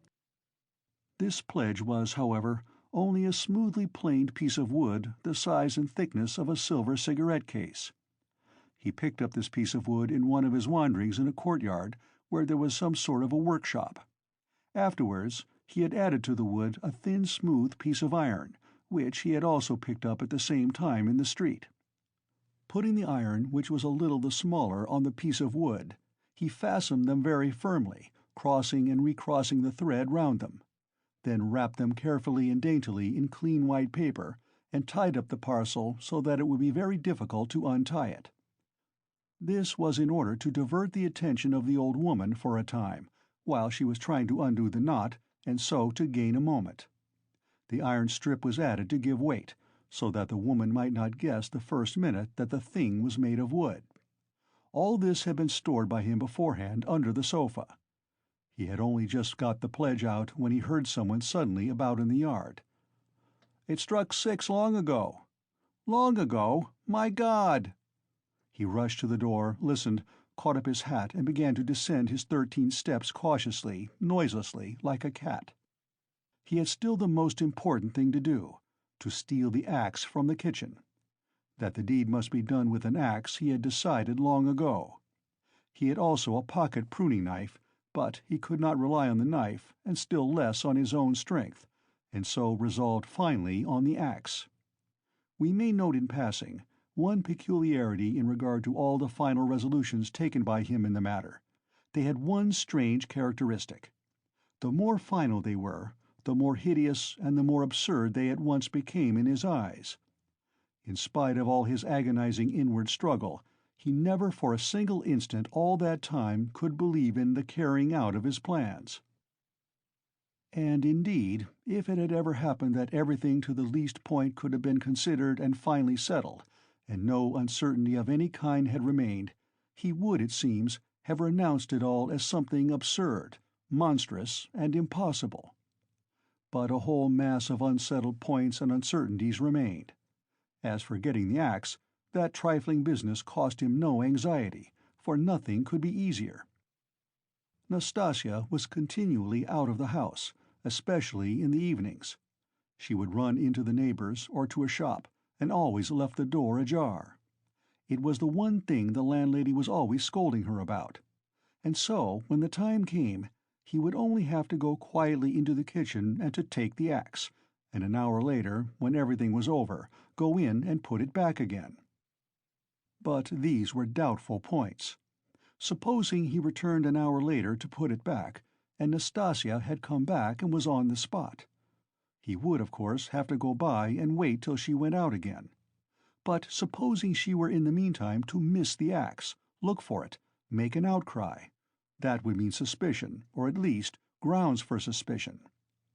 But those were all trifles which he had not even begun to consider, and indeed he had no time. He was thinking of the chief point, and put off trifling details until he could believe in it all. But that seemed utterly unattainable. So it seemed to himself, at least. He could not imagine, for instance, that he would sometime leave off thinking, get up and simply go there. Even his late experiment, that is, his visit with the object of a final survey of the place, was simply an attempt at an experiment, far from being the real thing, as though one should say, "Come, let us go and try it. Why dream about it?" And at once he had broken down and had run away cursing, in a frenzy with himself. Meanwhile it would seem, as regards the moral question, that his analysis was complete. His casuistry had become keen as a razor, and he could not find rational objections in himself. But in the last resort he simply ceased to believe in himself, and doggedly, slavishly sought arguments in all directions, fumbling for them, as though someone were forcing and drawing him to it.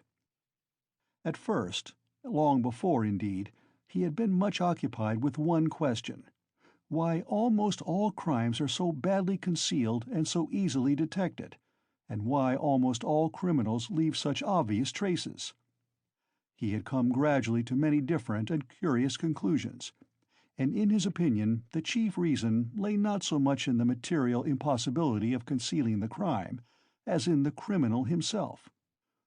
Almost every criminal is subject to a failure of will and reasoning power by a childish and phenomenal heedlessness at the very instant when prudence and caution are most essential. It was his conviction that this eclipse of reason and failure of willpower attacked a man like a disease, developed gradually and reached its highest point just before the perpetration of the crime, continued with equal violence at the moment of the crime, and for longer or shorter time after, according to the individual case, and then passed off like any other disease. The question whether the disease gives rise to the crime, or whether the crime from its own peculiar nature is always accompanied by something of the nature of disease, he did not yet feel able to decide. When he reached these conclusions, he decided that in his own case there could not be such a morbid reaction, that his reason and will would remain unimpaired at the time of carrying out his design, for the simple reason that his design was not a crime. We will omit all the process by means of which he arrived at this last conclusion.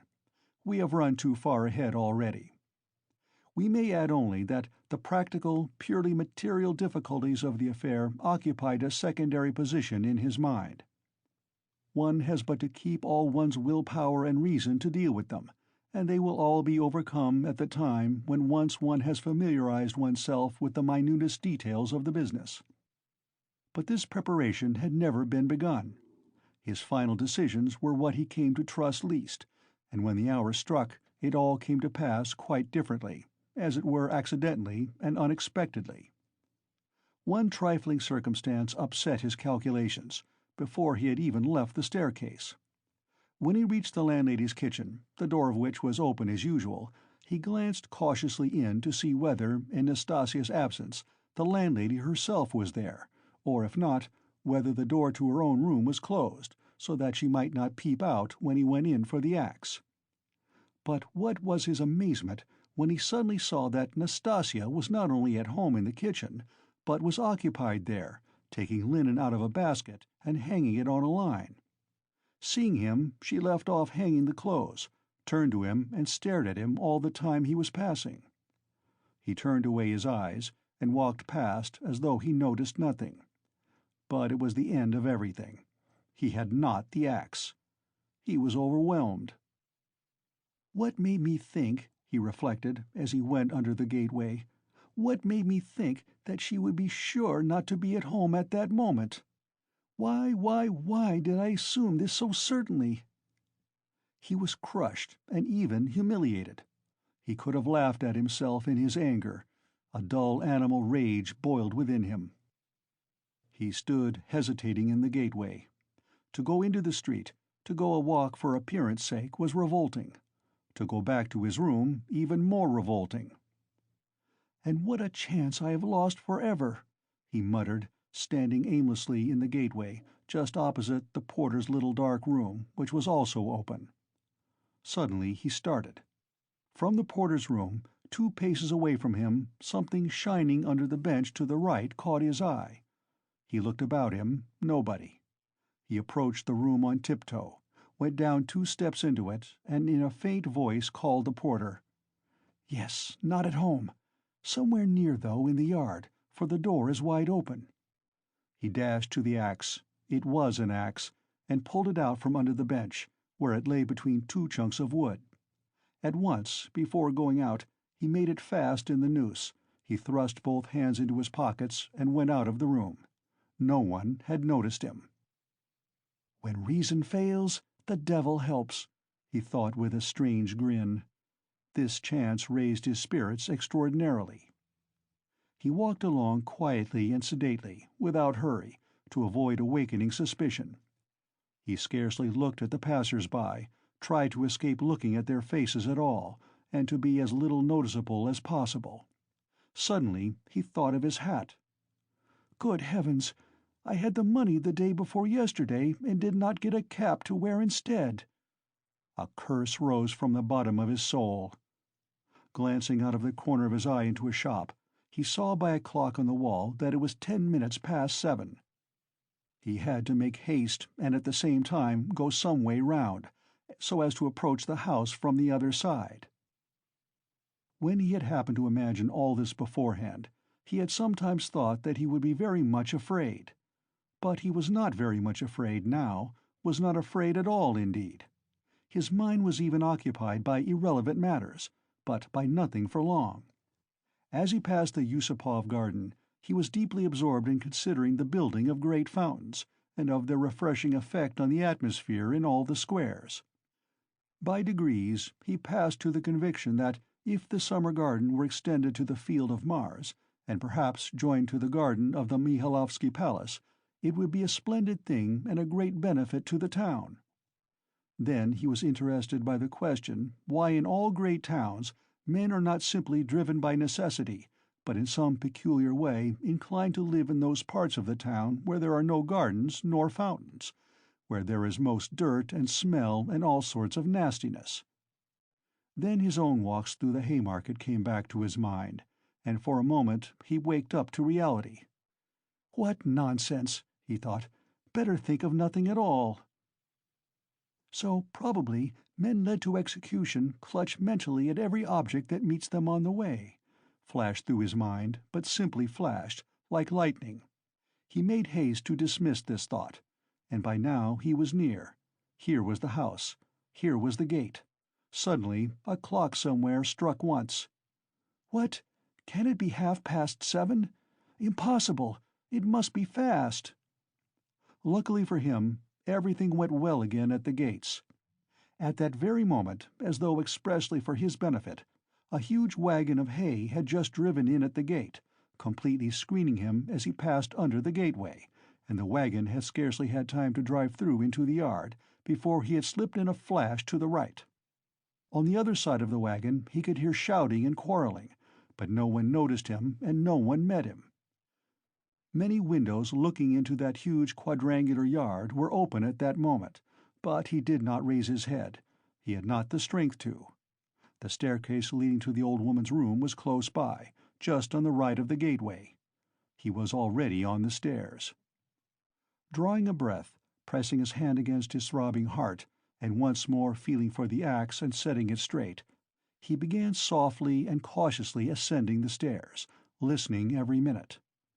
But the stairs too were quite deserted. All the doors were shut. He met no one.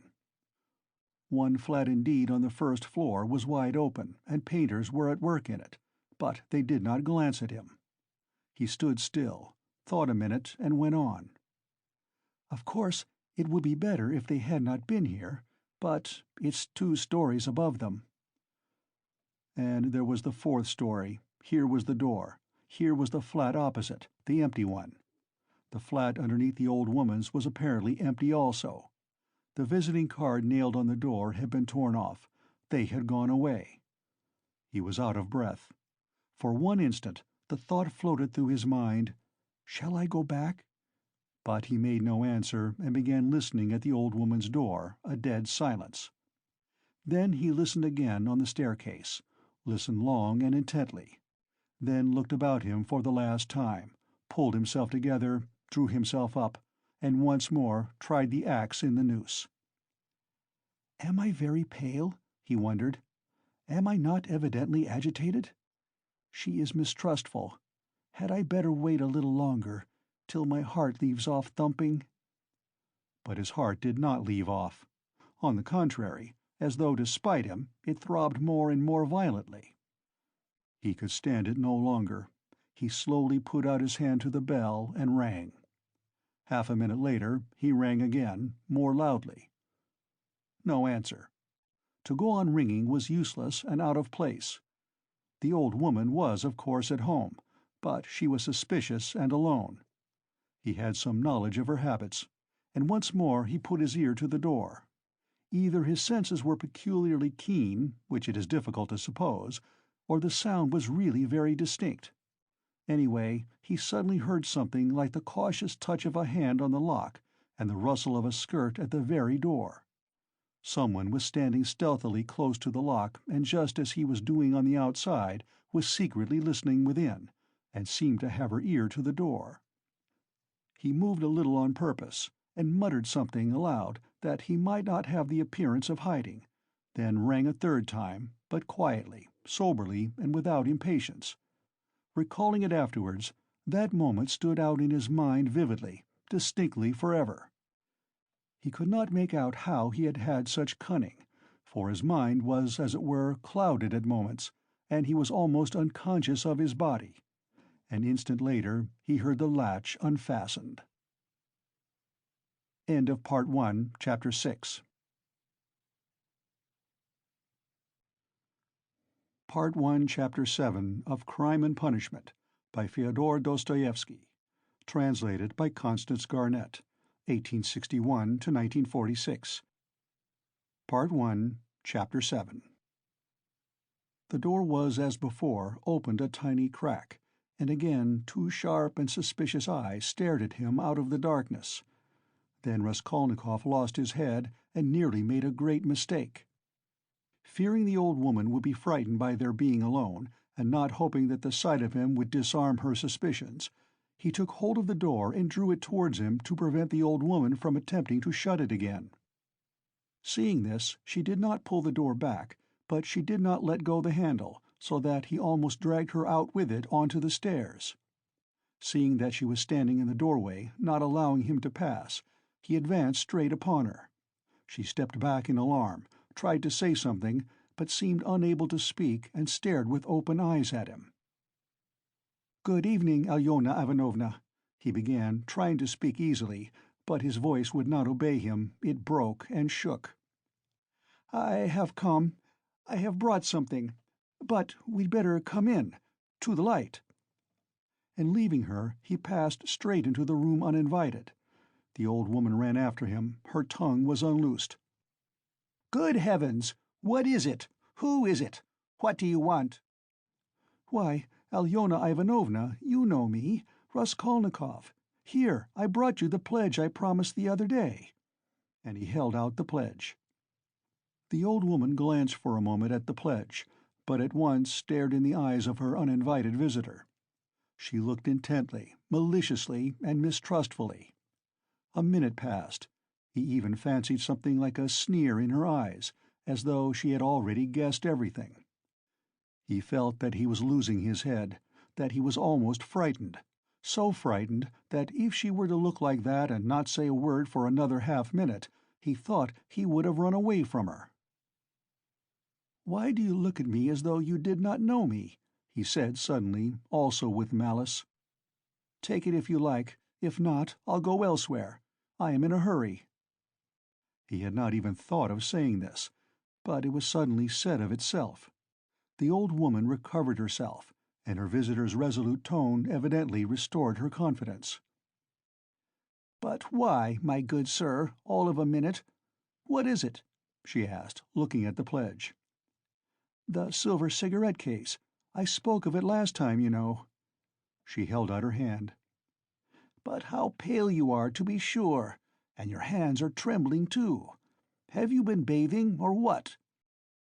"Fever," he answered abruptly. "You can't help getting pale, if you've nothing to eat," he added, with difficulty articulating the words. His strength was failing him again, but his answer sounded like truth. The old woman took the pledge. "What is it?" she asked once more, scanning Raskolnikov intently, and weighing the pledge in her hand. "A thing. Cigarette case. Silver. Look at it." "It does not seem somehow like silver. How has he wrapped it up?" Trying to untie the string and turning to the window, to the light, all her windows were shut, in spite of the stifling heat, she left him altogether for some seconds and stood with her back to him. He unbuttoned his coat and freed the axe from the noose, but did not yet take it out altogether, simply holding it in his right hand under the coat. His hands were fearfully weak. He felt them every moment growing more numb and more wooden. He was afraid he would let the axe slip and fall. A sudden giddiness came over him. "But what has he tied it up like this for?" the old woman cried with vexation, and moved towards him. He had not a minute more to lose. He pulled the axe quite out, swung it with both arms, Scarcely conscious of himself, and almost without effort, almost mechanically, brought the blunt side down on her head. He seemed not to use his own strength in this, but as soon as he had once brought the axe down, his strength returned to him. The old woman was always bareheaded. Her thin, light hair, streaked with gray, thickly smeared with grease, was plaited in a rat's tail and fastened by a broken horn-comb which stood out on the nape of her neck. As she was so short, the blow fell on the very top of her skull.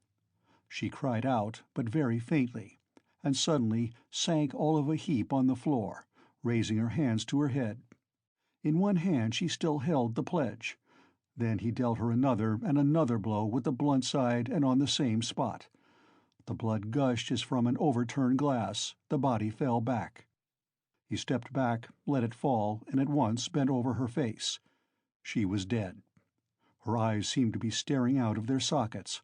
The brow and the whole face were drawn and contorted convulsively. He laid the axe on the ground near the dead body and felt at once in her pocket, trying to avoid the streaming body, the same right-hand pocket from which she had taken the key on his last visit. He was in full possession of his faculties, free from confusion or giddiness, but his hands were still trembling. He remembered afterwards that he had been particularly collected and careful, trying all the time not to get smeared with blood. He pulled out the keys at once. They were all as before, in one bunch on a steel ring. He ran at once into the bedroom with them. It was a very small room with a whole shrine of holy images. Against the other wall stood a big bed, very clean and covered with a silk patchwork wadded quilt. Against a third wall was a chest of drawers. Strange to say, so soon as he began to fit the keys into the chest, so soon as he heard their jingling, a convulsive shudder passed over him. He suddenly felt tempted again to give it all up and go away. But that was only for an instant. It was too late to go back. He positively smiled at himself when suddenly another terrifying idea occurred to his mind. He suddenly fancied that the old woman might still be alive and might recover her senses. Leaving the keys in the chest, he ran back to the body, snatched up the axe, and lifted it once more over the old woman, but did not bring it down. There was no doubt that she was dead. Bending down and examining her again more closely, he saw clearly that the skull was broken and even battered in on one side. He was about to feel it with his finger, but drew back his hand, and indeed it was evident without that. Meanwhile there was a perfect pool of blood.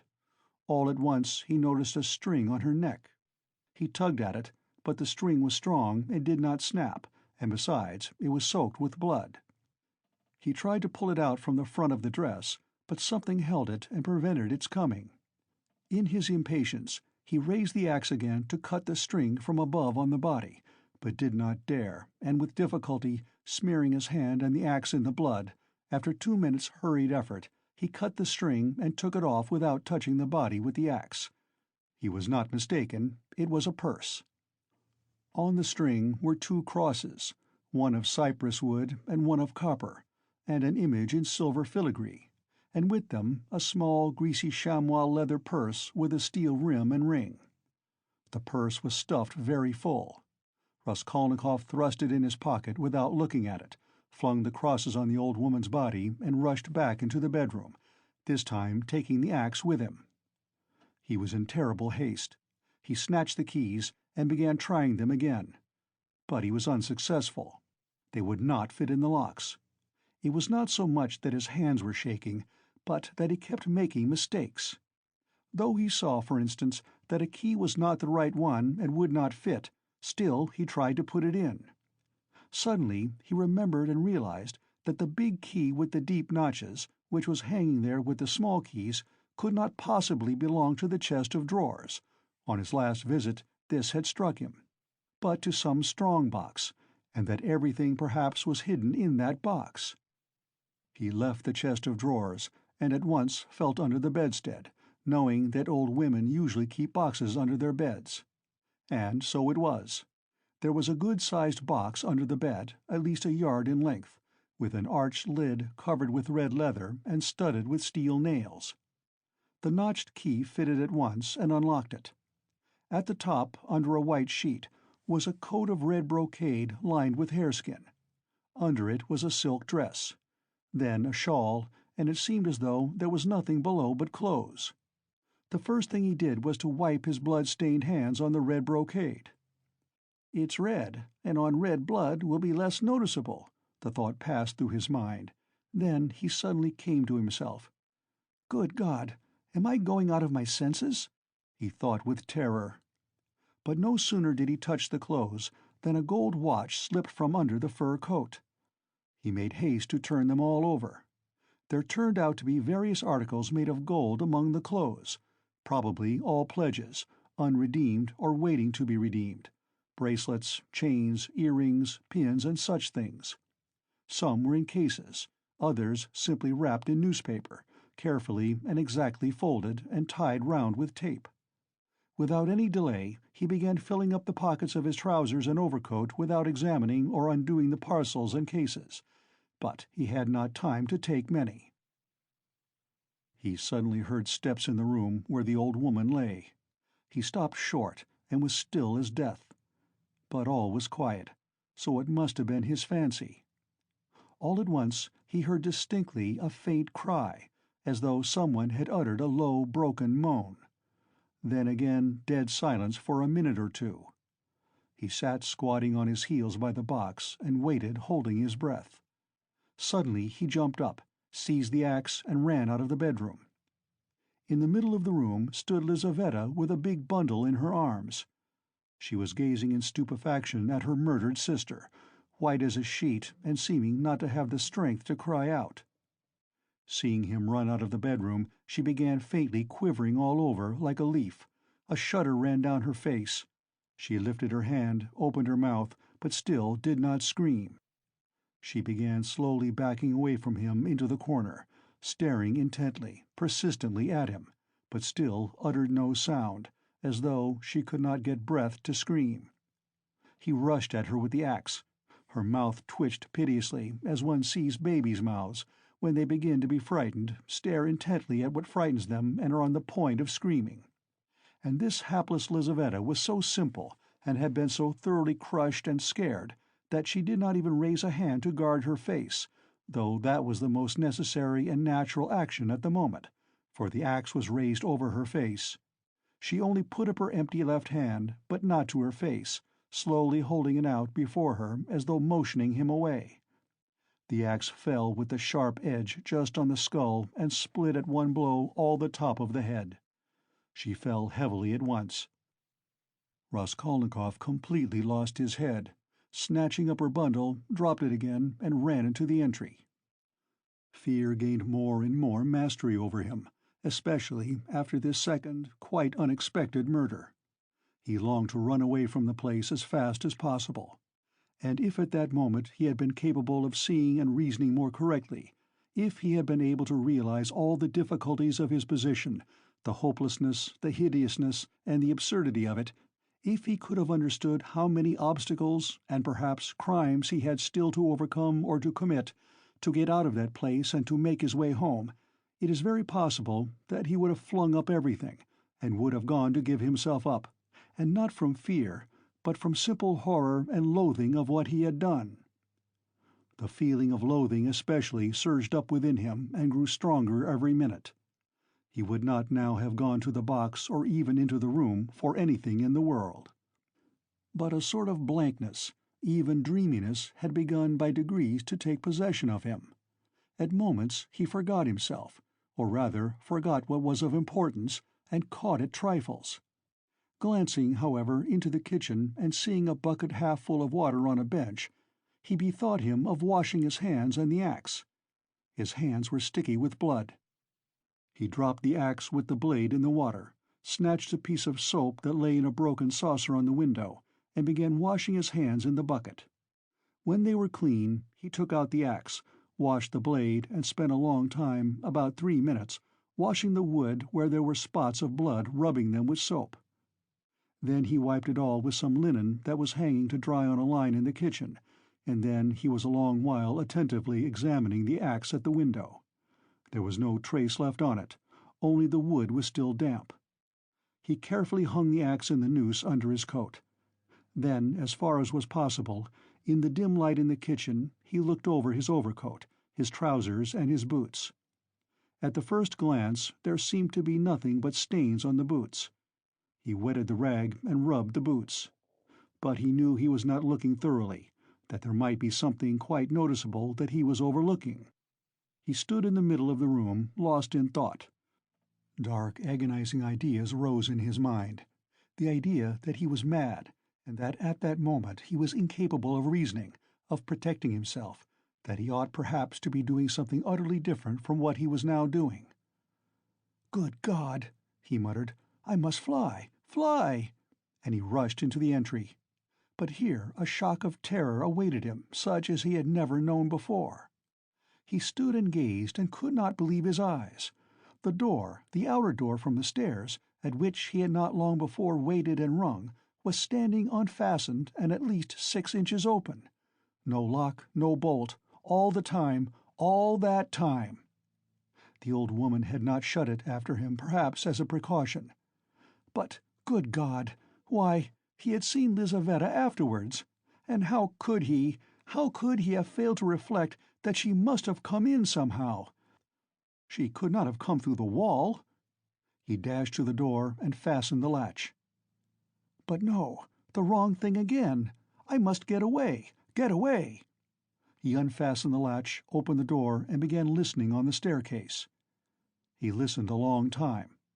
Somewhere far away, it might be in the gateway, 2 voices were loudly and shrilly shouting, quarreling, and scolding. What are they about? He waited patiently. At last all was still, as though suddenly cut off. They had separated. He was meaning to go out, but suddenly, on the floor below, a door was noisily opened and someone began going downstairs humming a tune. "How is it they all make such a noise?" flashed through his mind. Once more he closed the door and waited. At last all was still, not a soul stirring. He was just taking a step towards the stairs when he heard fresh footsteps. The steps sounded very far off, at the very bottom of the stairs, but he remembered quite clearly and distinctly that from the first sound he began for some reason to suspect that this was someone coming there, to the 4th floor, to the old woman. Why? Were the sounds somehow peculiar, significant? The steps were heavy, even and unhurried. Now he had passed the 1st floor, now he was mounting higher. It was growing more and more distinct. He could hear his heavy breathing. And now the 3rd story had been reached. Coming here. And it seemed to him all at once that he was turned to stone, that it was like a dream in which one was being pursued, nearly caught and will be killed, and is rooted to the spot and cannot even move one's arms. At last, when the unknown was mounting to the 4th floor, he suddenly started, and succeeded in slipping neatly and quickly back into the flat and closing the door behind him. Then he took the hook and softly, noiselessly fixed it in the catch. Instinct helped him. When he had done this, he crouched holding his breath by the door. The unknown visitor was by now also at the door. They were now standing opposite one another, as he had just before been standing with the old woman, when the door divided them and he was listening. The visitor panted several times. "He must be a big fat man," thought Raskolnikov, squeezing the axe in his hand. It seemed like a dream indeed. The visitor took hold of the bell and rang it loudly. As soon as the tin bell tinkled, Raskolnikov seemed to be aware of something moving in the room. For some seconds he listened quite seriously. The unknown rang again, waited, and suddenly tugged violently and impatiently at the handle of the door.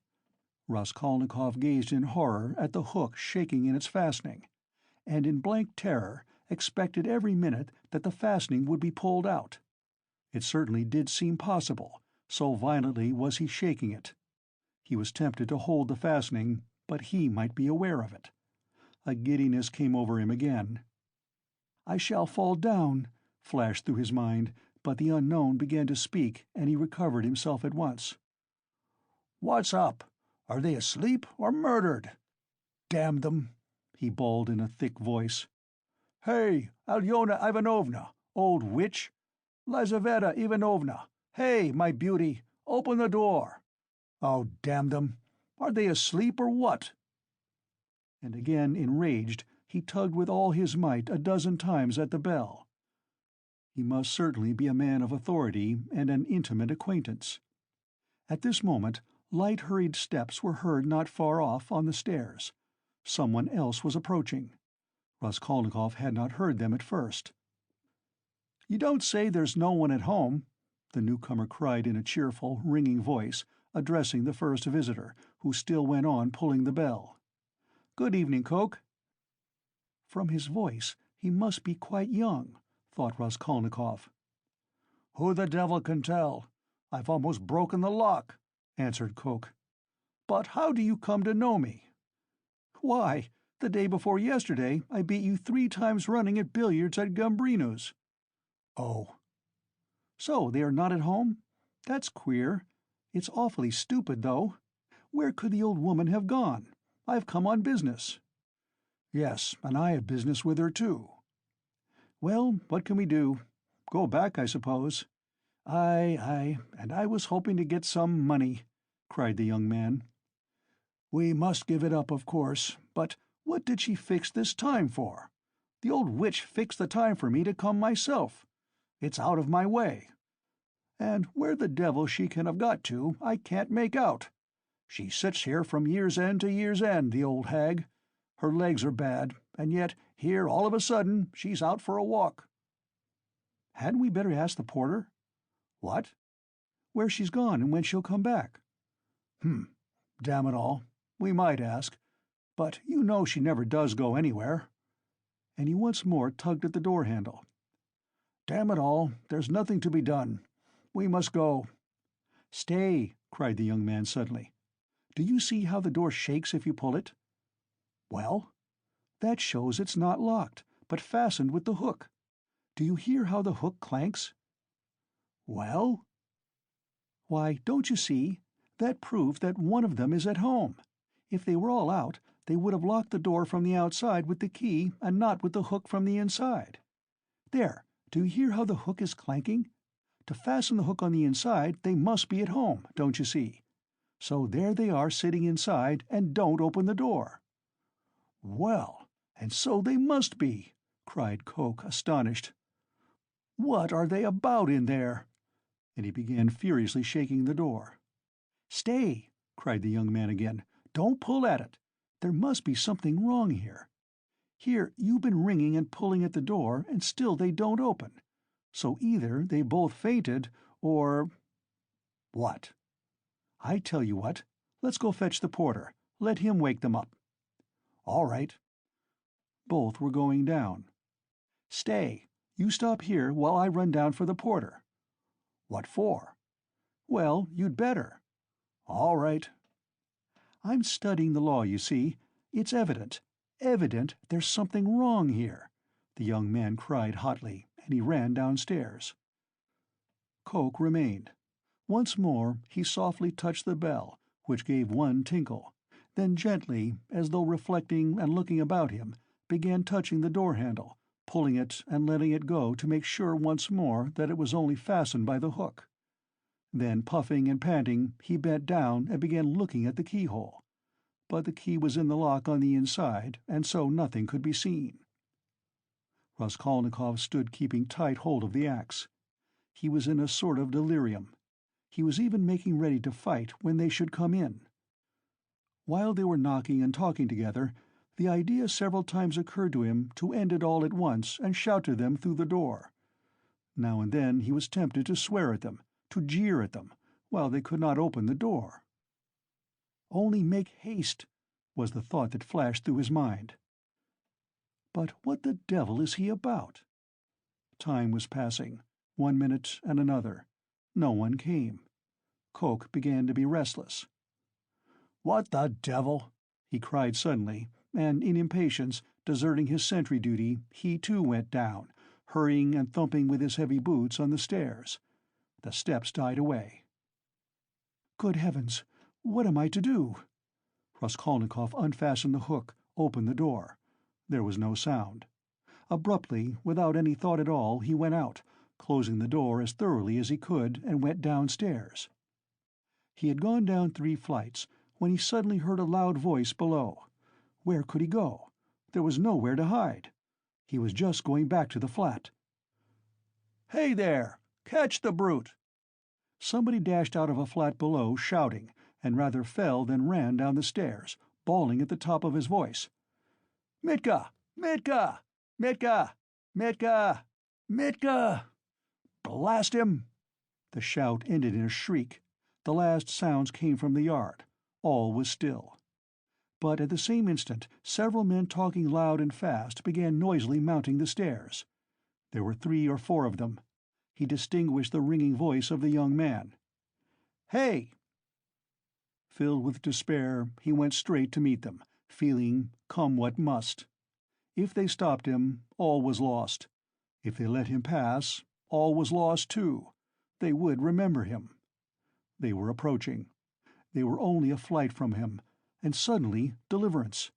A few steps from him on the right there was an empty flat with the door wide open, the flat on the 2nd floor, where the painters had been at work, and which, as though for his benefit, they had just left.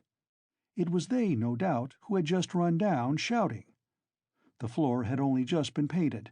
In the middle of the room stood a pail and a broken pot with paint and brushes. In one instant he had whizzed in at the open door and hidden behind the wall, and only in the nick of time. They had already reached the landing. Then they turned and went on up to the 4th floor, talking loudly. He waited, went out on tiptoe, and ran down the stairs. No one was on the stairs, nor in the gateway. He passed quickly through the gateway and turned to the left in the street. He knew perfectly well that at that moment they were at the flat, that they were greatly astonished at finding it unlocked, as the door had just been fastened, that by now they were looking at the bodies, that before another minute had passed they would guess and completely realize that the murderer had just been there, and had succeeded in hiding somewhere, slipping by them and escaping. They would guess, most likely, that he had been in the empty flat while they were going downstairs. And meanwhile he dared not quicken his pace much, though the next turning was still nearly 100 yards away. Should he slip through some gateway and wait somewhere in an unknown street? No, hopeless. Should he fling away the axe? Should he take a cab? Hopeless, hopeless! At last he reached the turning. He turned down it more dead than alive. Here he was halfway to safety, and he understood it. It was less risky because there was a great crowd of people, and he was lost in it like a grain of sand. But all he had suffered had so weakened him that he could scarcely move. Perspiration ran down him in drops. His neck was all wet. "My word, he has been going it!" someone shouted at him when he came out on the canal bank. He was only dimly conscious of himself now, and the farther he went the worse it was. He remembered, however, that on coming out onto the canal bank he was alarmed at finding few people there, and so being more conspicuous, and he had the thought of turning back. Though he was almost falling from fatigue, he went a long way round so as to get home from quite a different direction. He was not fully conscious when he passed through the gateway of his house. He was already on the staircase before he recollected the axe. And yet he had a very grave problem before him, to put it back and to escape observation as far as possible in doing so. He was, of course, incapable of reflecting that it might perhaps be far better not to restore the axe at all, but to drop it later on in somebody's yard. But it all happened fortunately. The door of the porter's room was closed but not locked, so that it seemed most likely that the porter was at home. But he had so completely lost all power of reflection that he walked straight to the door and opened it. If the porter had asked him, "What do you want?" he would perhaps have simply handed him the axe. But again the porter was not at home, and he succeeded in putting the axe back under the bench and even covering it with the chunk of wood as before. He met no one, not a soul afterwards, on the way to his room. The landlady's door was shut. When he was in his room, he flung himself on the sofa just as he was. He did not sleep, but sank into blank forgetfulness. If anyone had come into his room then, he would have jumped up at once and screamed. Scraps and shreds of thoughts were simply swarming in his brain, but he could not catch at one, he could not rest on one, in spite of all his efforts. End of Part 1, Chapter 7. Part 2, Chapter 1 of Crime and Punishment by Fyodor Dostoevsky. Translated by Constance Garnett, 1861 to 1946. Part 2, Chapter 1. So he lay a very long while. Now and then he seemed to wake up, and at such moments he noticed that it was far into the night, but it did not occur to him to get up. At last he noticed that it was beginning to get light. He was lying on his back, still dazed from his recent oblivion. Fearful, despairing cries rose shrilly from the street, sounds which he heard every night, indeed, under his window after 2 o'clock. They woke him up now. "Ah, the drunken men are coming out of the taverns," he thought. "It's past 2 o'clock." And at once he leaped up, as though someone had pulled him from the sofa. "What? Past 2 o'clock?" He sat down on the sofa, and instantly recollected everything. All at once, in one flash, he recollected everything. For the first moment he thought he was going mad. A dreadful chill came over him, but the chill was from the fever that had begun long before in his sleep. Now he was suddenly taken with violent shivering, so that his teeth chattered and all his limbs were shaking. He opened the door and began listening. Everything in the house was asleep. With amazement he gazed at himself and everything in the room around him, wondering how he could have come in the night before without fastening the door, and have flung himself on the sofa without undressing, without even taking his hat off. It had fallen off and was lying on the floor near his pillow. If anyone had come in, what would he have thought? That I'm drunk, but... He rushed to the window.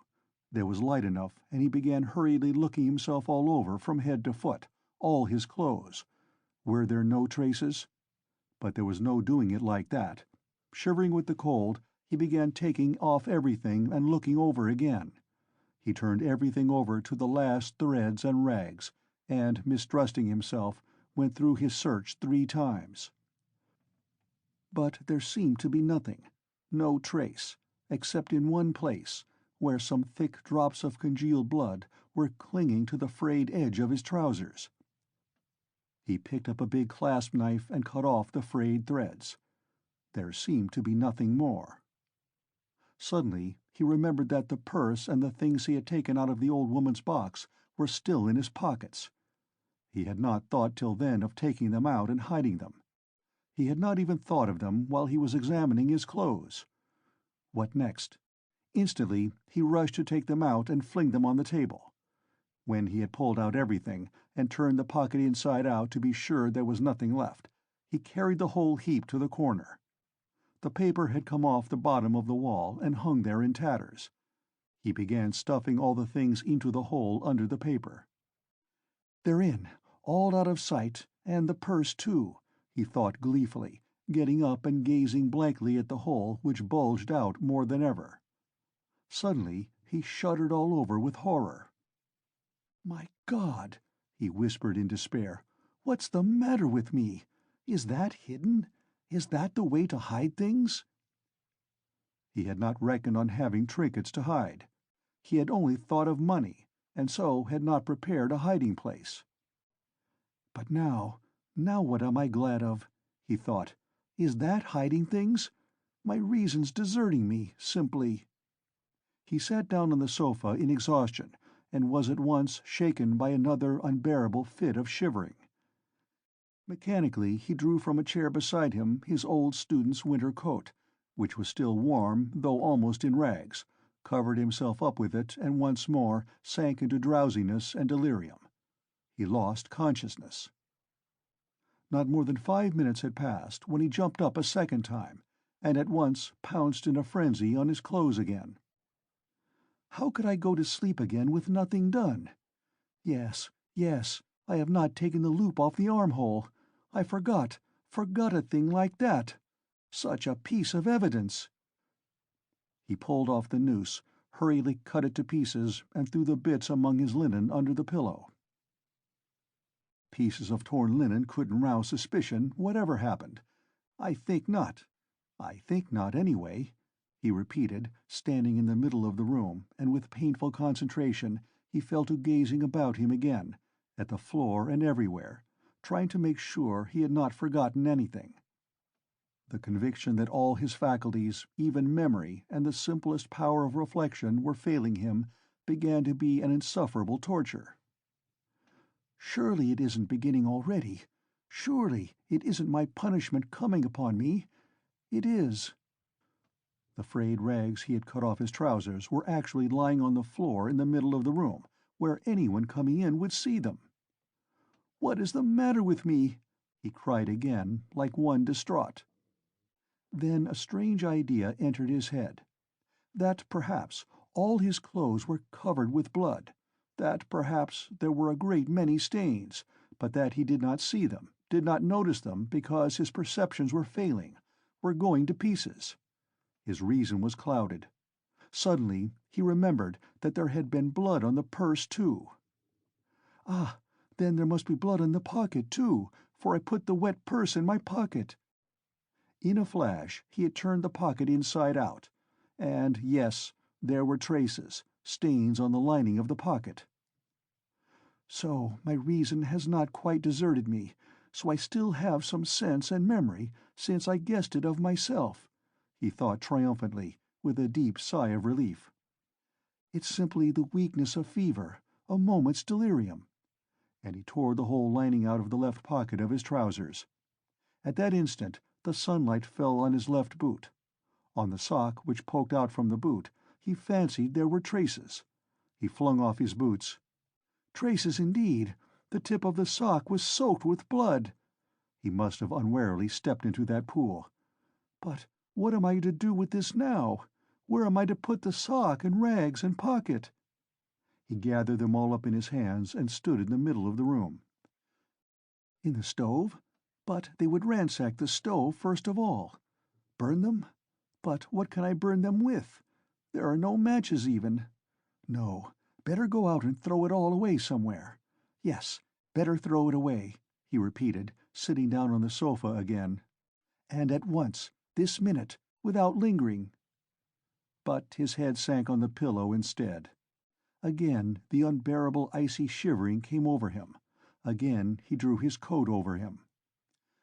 And for a long while, for some hours, he was haunted by the impulse to go off somewhere at once, this moment, and fling it all away, so that it may be out of sight and done with, at once, at once. Several times he tried to rise from the sofa, but could not. He was thoroughly waked up at last by a violent knocking at his door. "Open, do! Are you dead or alive? He keeps sleeping here," shouted Nastasya, banging with her fist on the door. "For whole days together he's snoring here like a dog. A dog he is, too. Open, I tell you! It's past 10. "Maybe he's not at home," said a man's voice. "Ha! That's the porter's voice. What does he want?" He jumped up and sat on the sofa. The beating of his heart was a positive pain. "Then who could have latched the door?" retorted Nastasya. "He's taken to bolting himself in. As if he were worth stealing. Open, you stupid! Wake up!" What do they want? Why the porter? All's discovered. Resist or open? Come what may. He half rose, stooped forward, and unlatched the door. His room was so small that he could undo the latch without leaving the bed. Yes, the porter and Nastasya were standing there. Nastasya stared at him in a strange way. He glanced with defiant and desperate air at the porter, who, without a word, held out a grey folded paper sealed with bottle wax. "A notice from the office," he announced, as he gave him the paper. "From what office?" "A summons to the police office, of course. You know which office." "To the police? What for?" "How can I tell? You're sent for, so you go." The man looked at him attentively, looked round the room, and turned to go away. "He's downright ill. observed Nastasia, not taking her eyes off him. The porter turned his head for a moment. "He's been in a fever since yesterday," she added. Raskolnikov made no response and held the paper in his hands without opening it. "Don't you get up, then," Nastasia went on compassionately, seeing that he was letting his feet down from the sofa. "You're ill, so don't go. There's no such hurry. What have you got there?" He looked. In his right hand he held the shreds he had cut from his trousers, the sock and the rags of the pocket. So he had been asleep with them in his hand. Afterwards, reflecting upon it, he remembered that half waking up in his fever, he had grasped all this tightly in his hand and so fallen asleep again. "Look at the rags he's collected, and sleeps with them, as though he has got hold of a treasure." And Nastasia went off into her hysterical giggle. Instantly he thrust them all under his greatcoat, and fixed his eyes intently upon her. Far as he was from being capable of rational reflection at that moment, he felt that no one would behave like that with a person who was going to be arrested. But the police? "You'd better have some tea. Yes? I'll bring it. There's some left." "No, I'm going. I'll go at once," he muttered, getting to his feet. "Why, you'll never get downstairs." "Yes, I'll go." "As you please." She followed the porter out. At once he rushed to the light to examine the sock and rags.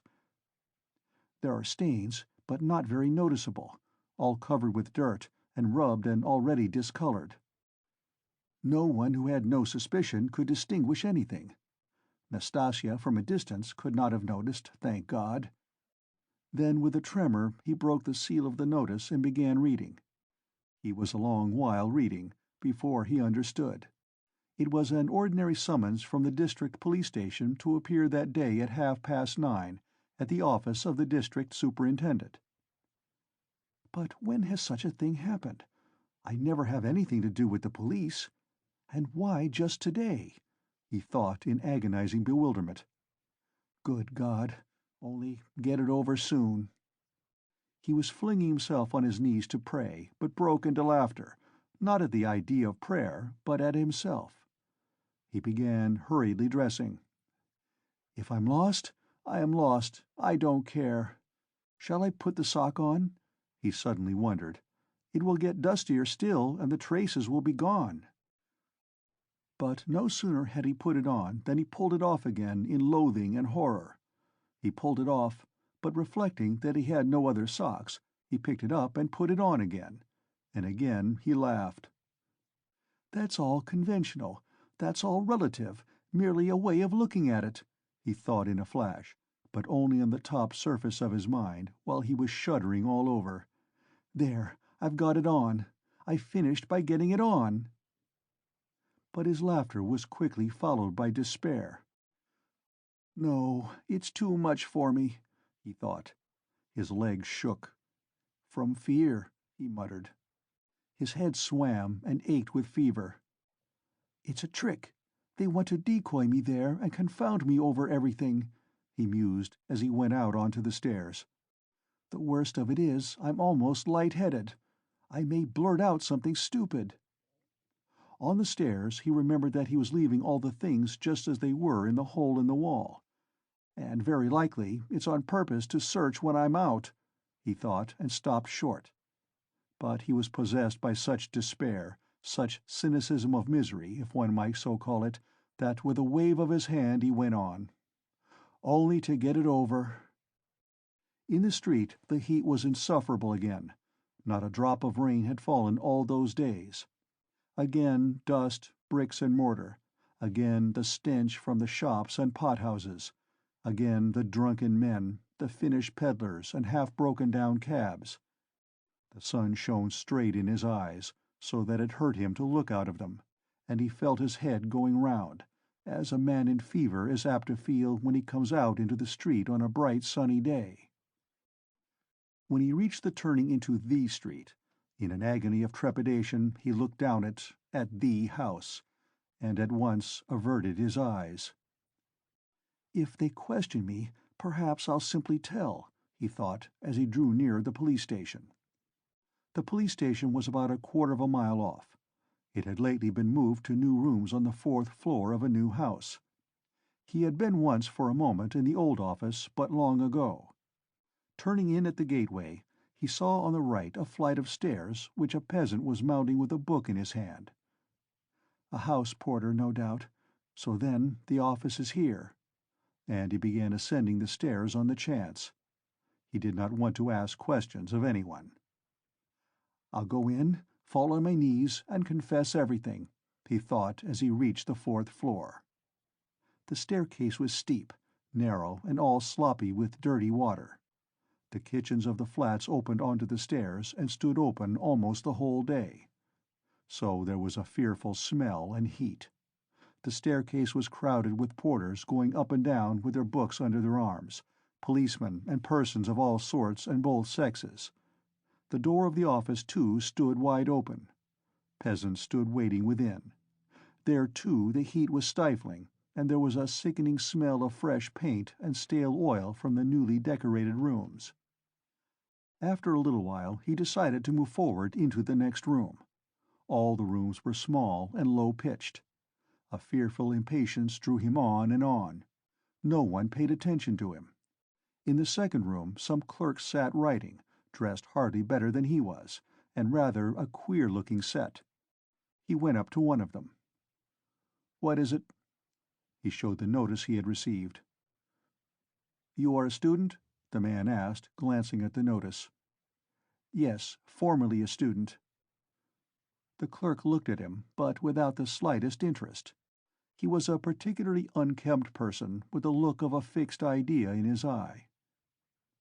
There would be no getting anything out of him, because he has no interest in anything, thought Raskolnikov. "Go in there to the head clerk," said the clerk, pointing towards the furthest room. He went into that room, the fourth in order.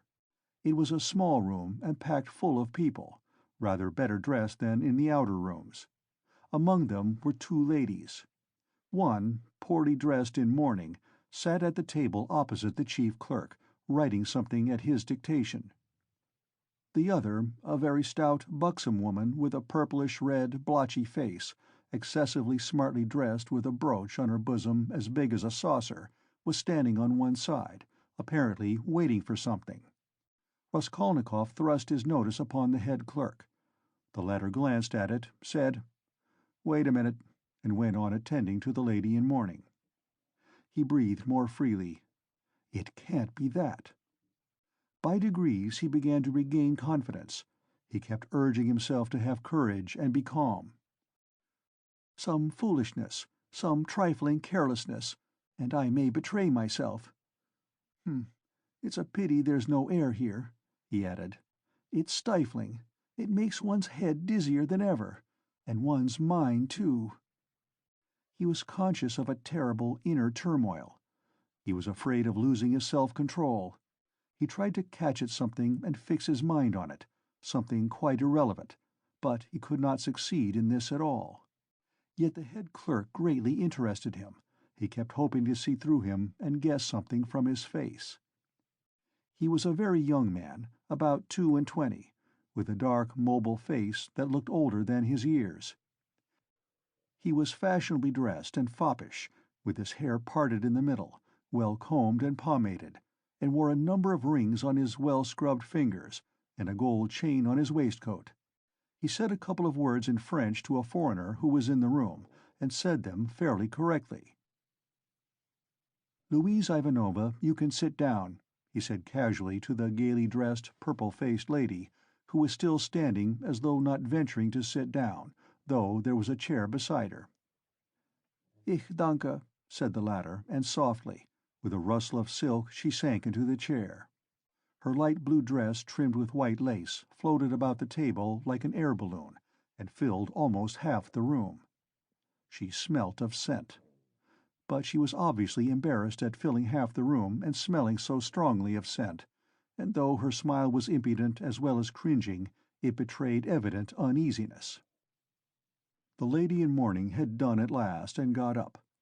All at once, with some noise, an officer walked in very jauntily, with a peculiar swing of his shoulders at each step. He tossed his cockaded cap on the table and sat down in an easy-chair. The small lady positively skipped from her seat on seeing him, and fell to curtsying in a sort of ecstasy. But the officer took not the smallest notice of her, and she did not venture to sit down again in his presence. He was the assistant superintendent. He had a reddish mustache that stood out horizontally on each side of his face, and extremely small features, expressive of nothing much except a certain insolence. He looked askance and rather indignantly at Raskolnikov. He was so very badly dressed, and in spite of his humiliating position, his bearing was by no means in keeping with his clothes. Raskolnikov had unwarily fixed a very long and direct look on him, so that he felt positively affronted. "What do you want?" he shouted, apparently astonished that such a ragged fellow was not annihilated by the majesty of his glance. "I was summoned by a notice," Raskolnikov faltered. "For the recovery of money due from the student," the head clerk interfered hurriedly, tearing himself from his papers. "Here," and he flung Raskolnikov a document and pointed out the place. "Read that." "Money? What money?" thought Raskolnikov. "But, then, it's certainly not that." And he trembled with joy. He felt sudden, intense, indescribable relief. A load was lifted from his back. "And pray, what time were you directed to appear, sir?" shouted the assistant superintendent, seeming for some unknown reason more and more aggrieved. "You are told to come at 9, and now it's 12." "The notice was only brought me a quarter of an hour ago," Raskolnikov answered loudly over his shoulder. To his own surprise, he too grew suddenly angry and found a certain pleasure in it. "And it's enough that I have to come here ill with a fever." "Kindly refrain from shouting." "I'm not shouting. I'm speaking very quietly. It's you who are shouting at me. I'm a student, and I allow no one to shout at me." The assistant superintendent was so furious that for the first minute he could only splutter inarticulately. He leaped up from his seat. "Be silent! You are in a government office. Don't be impudent, sir." "You're in a government office, too," cried Raskolnikov. "And you're smoking a cigarette as well as shouting, so you are showing disrespect to all of us." He felt an indescribable satisfaction at having said this. The head clerk looked at him with a smile. The angry assistant superintendent was obviously disconcerted. "That's not your business," he shouted at last, with unnatural loudness. "Kindly make the declaration demanded of you. Show him, Alexander Grigorovitch. There is a complaint against you. You don't pay your debts. You're a fine bird." But Raskolnikov was not listening now. He had eagerly clutched at the paper in haste to find an explanation. He read it once and a second time, and still did not understand. "What is this?" he asked the head clerk. "It is for the recovery of money on an IOU, a writ. You must either pay it, with all expenses, cost, and so on, or give a written declaration when you can pay it, and at the same time an undertaking not to leave the capital without payment, and nor to sell or conceal your property. The creditor is at liberty to sell your property and proceed against you according to the law." "But I am not in debt to anyone." "That's not our business. Here, an IOU for 115 roubles, legally attested and due for payment, has been brought us for recovery, given by you to the widow of the assessor Zarnitsyn 9 months ago, and paid over by the widow Zarnitsyn to one Mr. Chebarov. We therefore summon you hereupon." "But she is my landlady." "And what if she is your landlady?" The head clerk looked at him with a condescending smile of compassion, and at the same time with a certain triumph, as at a novice under fire for the first time, as though he would say, "Well, how do you feel now?" But what did he care now for an IOU, for a writ of recovery? Was that worth worrying about now? Was it worth attention even? He stood, he read, he listened, he answered, he even asked questions himself, but all mechanically. The triumphant sense of security, of deliverance from overwhelming danger, that was what filled his whole soul that moment, without thought for the future, without analysis, without suppositions or surmises, without doubts and without questioning. It was an instant of full, direct, purely instinctive joy. But at that very moment something like a thunderstorm took place in the office. The assistant superintendent, still shaken by Raskolnikov's disrespect, still fuming and obviously anxious to keep up his wounded dignity, pounced on the unfortunate smart lady, who had been gazing at him ever since he came in with an exceedingly silly smile. "You shameful hussy!" he shouted suddenly at the top of his voice. The lady in mourning had left the office. "What was going on at your house last night, eh? A disgrace again. You're a scandal to the whole street. Fighting and drinking again. Do you want the house of correction? Why, I have warned you 10 times over that I would not let you off the 11th. And here you are again. Again, you...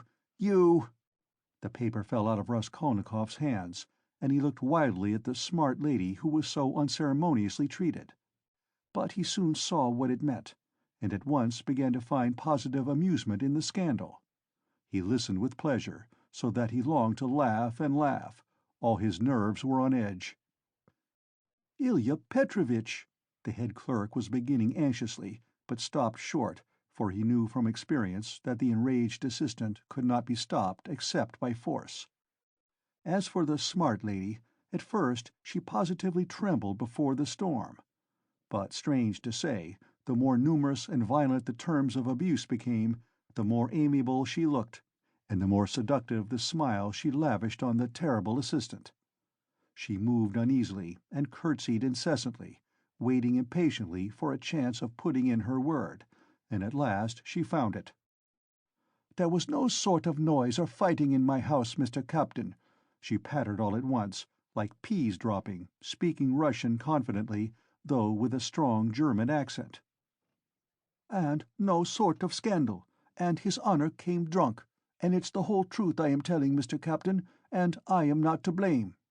Mine is an honorable house, Mr. Captain, and honorable behavior, Mr. Captain, and I always dislike any scandal myself. But he came quite tipsy, and asked for 3 bottles again, and then he lifted up one leg and began playing the pianoforte with one foot, and that is not at all right in an honorable house, and he ganz broke the piano, and it was very bad manners indeed, and I said so. And he took up a bottle and began hitting everyone with it. And then I called the porter, and Karl came, and he took Karl and hit him in the eye, and he hit Henriette in the eye too, and gave me 5 slaps on the cheek. And it was so ungentlemanly in an honorable house, Mr. Captain, and I screamed. And he opened the window over the canal and stood in the window, squealing like a little pig. It was a disgrace. The idea of squealing like a little pig at the window into the street. Fie upon him! And Karl pulled him away from the window by his coat, and it is true, Mr. Captain, he tore Sein Rock. And then he shouted that man must pay him 15 rubles damages. And I did pay him, Mr. Captain, 5 rubles for Sein Rock. And he is an ungentlemanly visitor and caused all the scandal. I will show you up, he said, for I can write to all the papers about you. Then he was an author? Yes, Mr. Captain, and what an ungentlemanly visitor in an honorable house. Now then, enough. I have told you already. Ilya Petrovitch, the head clerk repeated significantly. The assistant glanced rapidly at him. The head clerk slightly shook his head. So, I tell you this, most respectable Louise Ivanova, and I tell it you for the last time, the assistant went on. If there is a scandal in your honorable house once again, I will put you yourself in the lock-up, as it is called in polite society. Do you hear? So, a literary man, an author, took 5 rubles for his coat-tail in an honorable house. A nice set, these authors. And he cast a contemptuous glance at Raskolnikov. There was a scandal the other day in a restaurant, too. An author had eaten his dinner and would not pay. "I'll write a satire on you," says he.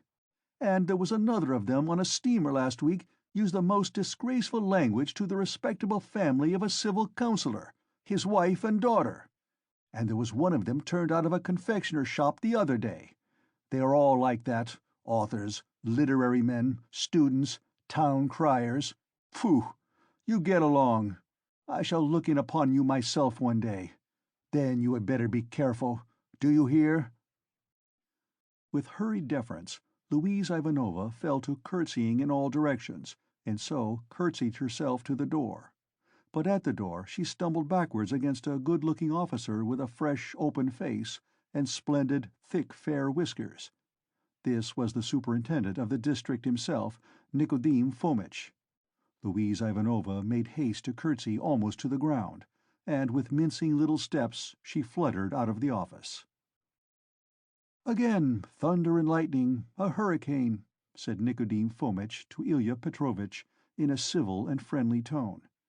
"You are aroused again. You are fuming again. I heard it on the stairs." "Well, what then?"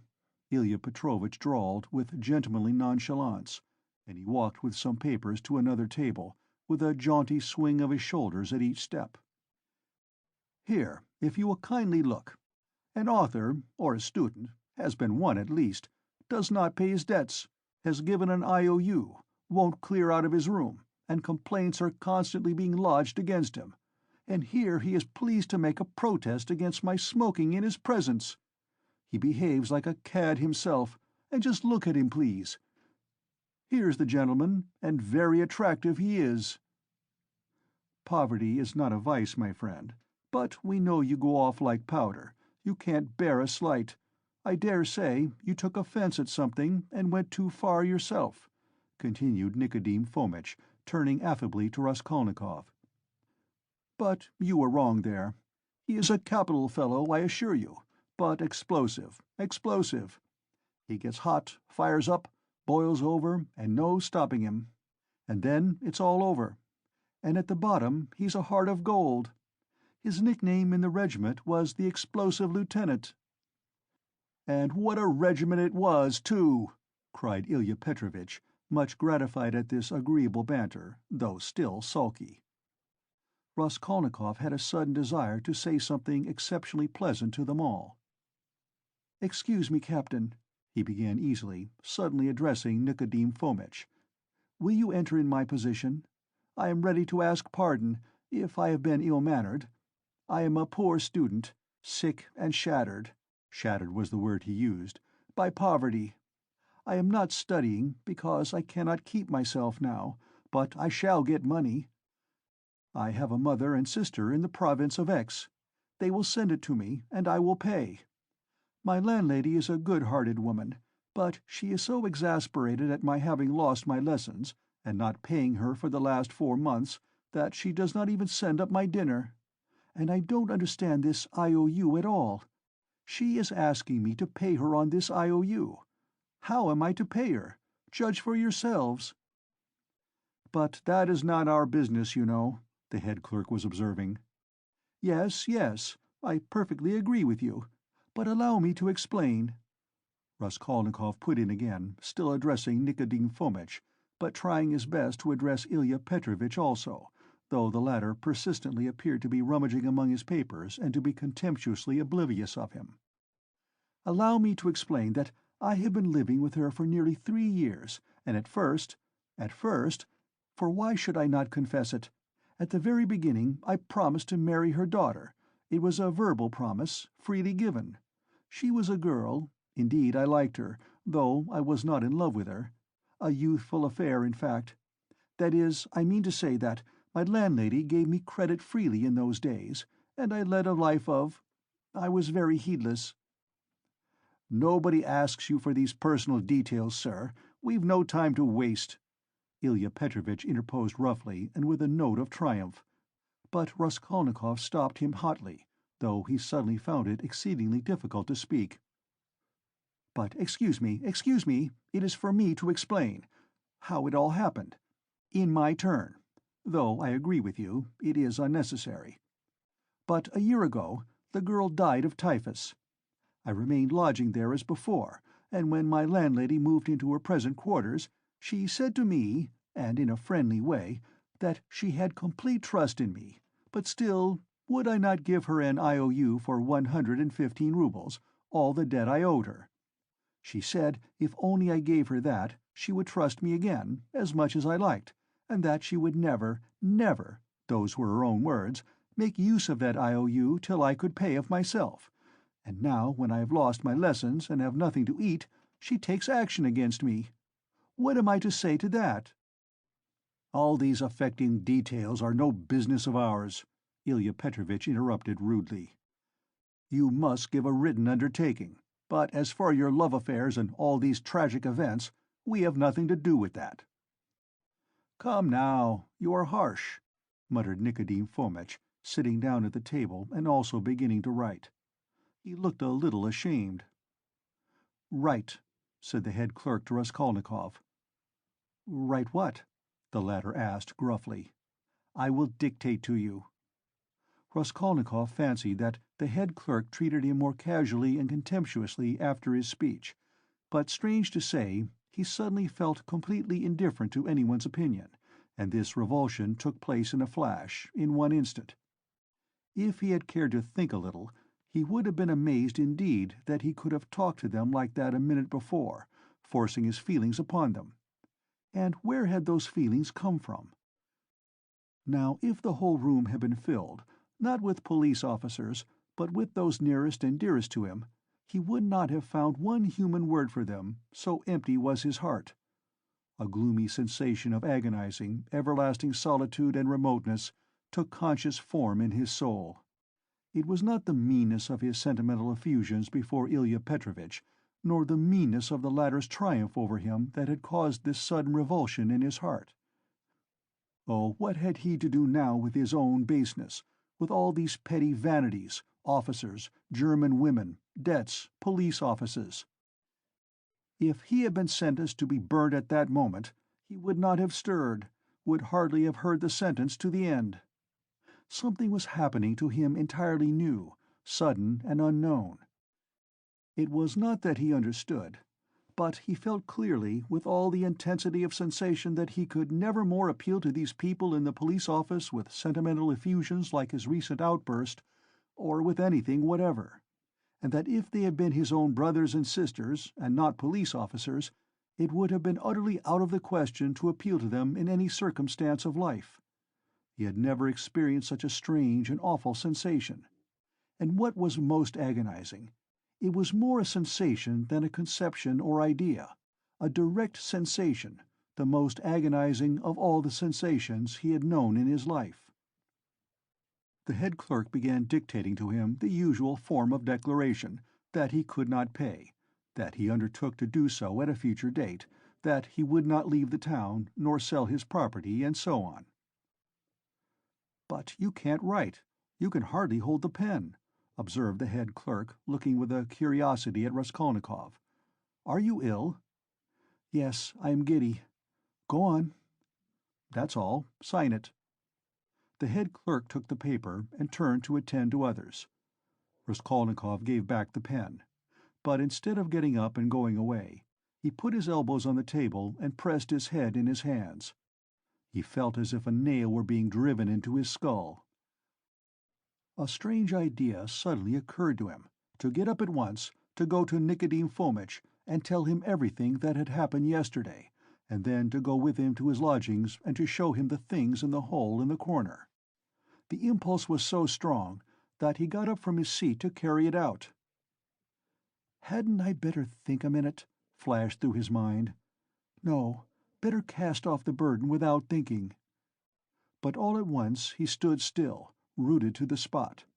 Nicodim Fomitch was talking eagerly with Ilya Petrovitch, and the words reached him. "It's impossible. They'll both be released. To begin with, the whole story contradicts itself.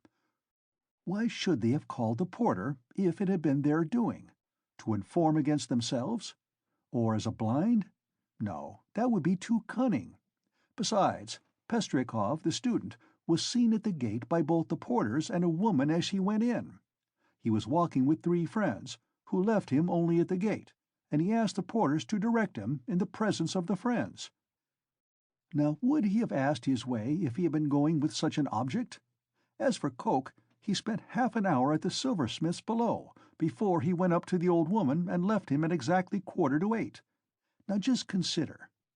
But excuse me, how do you explain this contradiction? They state themselves that they knocked and the door was locked. Yet, 3 minutes later, when they went up with the porter, it turned out the door was unfastened. That's just it. The murderer must have been there and bolted himself in, and they'd have caught him for certainty if Coke had not been an ass and gone to look for the porter too. He must have seized the interval to get downstairs and slip by them somehow. Cope keeps crossing himself and saying, "If I had been there, he would have jumped out and killed me with his axe." He is going to have a Thanksgiving service. Ha ha! And no one saw the murderer? They might well not see him. The house is a regular Noah's Ark, said the head clerk, who was listening. It's clear, quite clear, Nicodim Fomitch repeated warmly. No, it's anything but clear, Ilya Petrovitch maintained. Raskolnikov picked up his hat and walked towards the door, but he did not reach it. When he recovered consciousness, he found himself sitting in a chair, supported by someone on the right side, while someone else was standing on the left, holding a yellowish glass filled with yellow water, and Nicodim Fomitch standing before him, looking intently at him. He got up from the chair. "What's this? Are you ill?" Nicodim Fomitch asked, rather sharply. "He could hardly hold his pen when he was signing," said the head clerk, settling back in his place and taking up his work again. "Have you been ill long?" cried Ilya Petrovitch from his place, where he, too, was looking through papers. He had, of course, come to look at the sick man when he fainted, but retired at once when he recovered. "Since yesterday," muttered Raskolnikov in reply. "Did you go out yesterday?" "Yes." "Though you were ill?" "Yes." "At what time?" "About 7. "And where did you go, may I ask?" "Along the street." Short and clear. Raskolnikov, white as a handkerchief, had answered sharply, jerkily, without dropping his black, feverish eyes before Ilya Petrovitch's stare. "He can scarcely stand upright. And you," Nicodim Fomitch was beginning. "No matter," Ilya Petrovitch pronounced rather peculiarly. Nicodim Fomitch would have made some further protest, but glancing at the head clerk, who was looking very hard at him, he did not speak. There was a sudden silence. It was strange. "Very well, then," concluded Ilya Petrovitch. "We will not detain you." Raskolnikov went out. He caught the sound of eager conversation on his departure, and above the rest rose the questioning voice of Nicodim Fomitch. In the street his faintness passed off completely. "A search. There will be a search at once," he repeated to himself, hurrying home.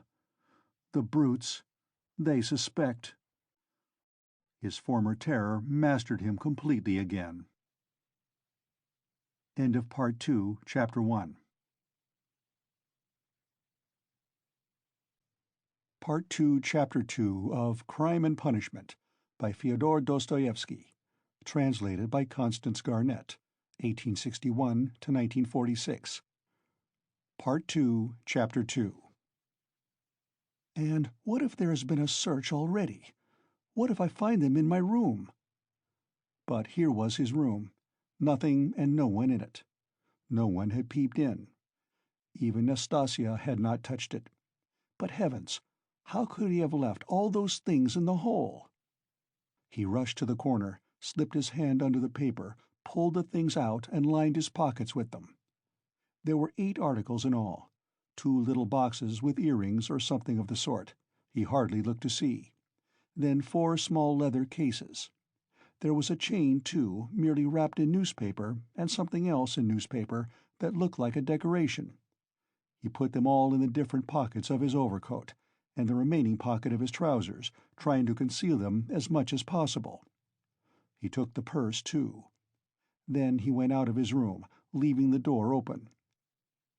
He walked quickly and resolutely, and though he felt shattered, he had his senses about him. He was afraid of pursuit. He was afraid that in another half-hour, another quarter of an hour perhaps, instructions would be issued for his pursuit, and so at all costs he must hide all traces before then. He must clear everything up while he still had some strength, some reasoning power left him. Where was he to go? That had long been settled. Fling them into the canal, and all traces hidden in the water, the thing would be at an end. So he had decided in the night of his delirium, when several times he had had the impulse to get up and go away, to make haste and get rid of it all. But to get rid of it turned out to be a very difficult task. He wandered along the bank of the Ekaterininsky Canal for half an hour or more, and looked several times at the steps running down to the water, but he could not think of carrying out his plan. Either rafts stood at the steps' edge, and women were washing clothes on them, or boats were moored there, and people were swarming everywhere. Moreover, he could be seen and noticed from the banks on all sides. It would look suspicious for a man to go down on purpose, stop, and throw something into the water. And what if the boxes were to float instead of sinking? And of course they would. Even as it was, everyone he met seemed to stare and look round, as if they had nothing to do but to watch him. "Why is it, or can it be my fancy?" he thought. At last the thought struck him that it might be better to go to the Neva. There were not so many people there, he would be less observed, and it would be more convenient in every way. Above all, it was further off. He wondered how he could have been wandering for a good half-hour, worried and anxious in this dangerous past, without thinking of it before. And that half-hour he had lost over an irrational plan, simply because he had thought of it in delirium. He had become extremely absent and forgetful, and he was aware of it. He certainly must make haste. He walked towards the Neva along V Prospect, but on the way another idea struck him. Why to the Neva? Would it not be better to go somewhere far off, to the islands again, and there hide the things in some solitary place, in a wood or under a bush, and mark the spot perhaps? And, though he felt incapable of clear judgment, the idea seemed to him a sound one. But he was not destined to go there, for coming out of V Prospect towards the square, he saw on the left a passage leading between two blank walls to a courtyard. On the right hand, the blank, unwhitewashed wall of a 4-storied house stretched far into the court. On the left, a wooden hoarding ran parallel with it for 20 paces into the court, and then turned sharply to the left. Here was a deserted, fenced-off place where rubbish of different sorts was lying. At the end of the court, the corner of a low, smutty stone shed, apparently part of some workshop, peeped from behind the hoarding. It was probably a carriage-builder's or carpenter's shed. The whole place from the entrance was black with coal dust. Here would be the place to throw it, he thought. Not seeing anyone in the yard, he slipped in, and at once saw near the gate a sink, such as is often put in yards where there are many workmen or cab-drivers, and on the hoarding above had been scribbled in chalk the time-honored witticism, "Standing here strictly forbidden." This was all the better, for there would be nothing suspicious about his going in. Here I could throw it all in a heap and get away. Looking round once more, with his hand already in his pocket, he noticed against the outer wall, between the entrance and the sink, a big unhewn stone, weighing perhaps 60 pounds. The other side of the wall was a street. He could hear passers-by, always numerous in that part, but he could not be seen from the entrance, unless someone came in from the street, which might well happen indeed, so there was need of haste. He bent down over the stone, seized the top of it firmly in both hands, and using all his strength turned it over. Under the stone was a small hollow in the ground, and he immediately emptied his pocket into it. The purse lay at the top, and yet the hollow was not filled up. Then he seized the stone again, and with one twist turned it back, so that it was in the same position again, though it stood a very little higher. But he scraped the earth about it and pressed it at the edges with his foot. Nothing could be noticed. Then he went out and turned into the square. Again an intense, almost unbearable joy overwhelmed him for an instant, as it had in the police office. "I have buried my tracks.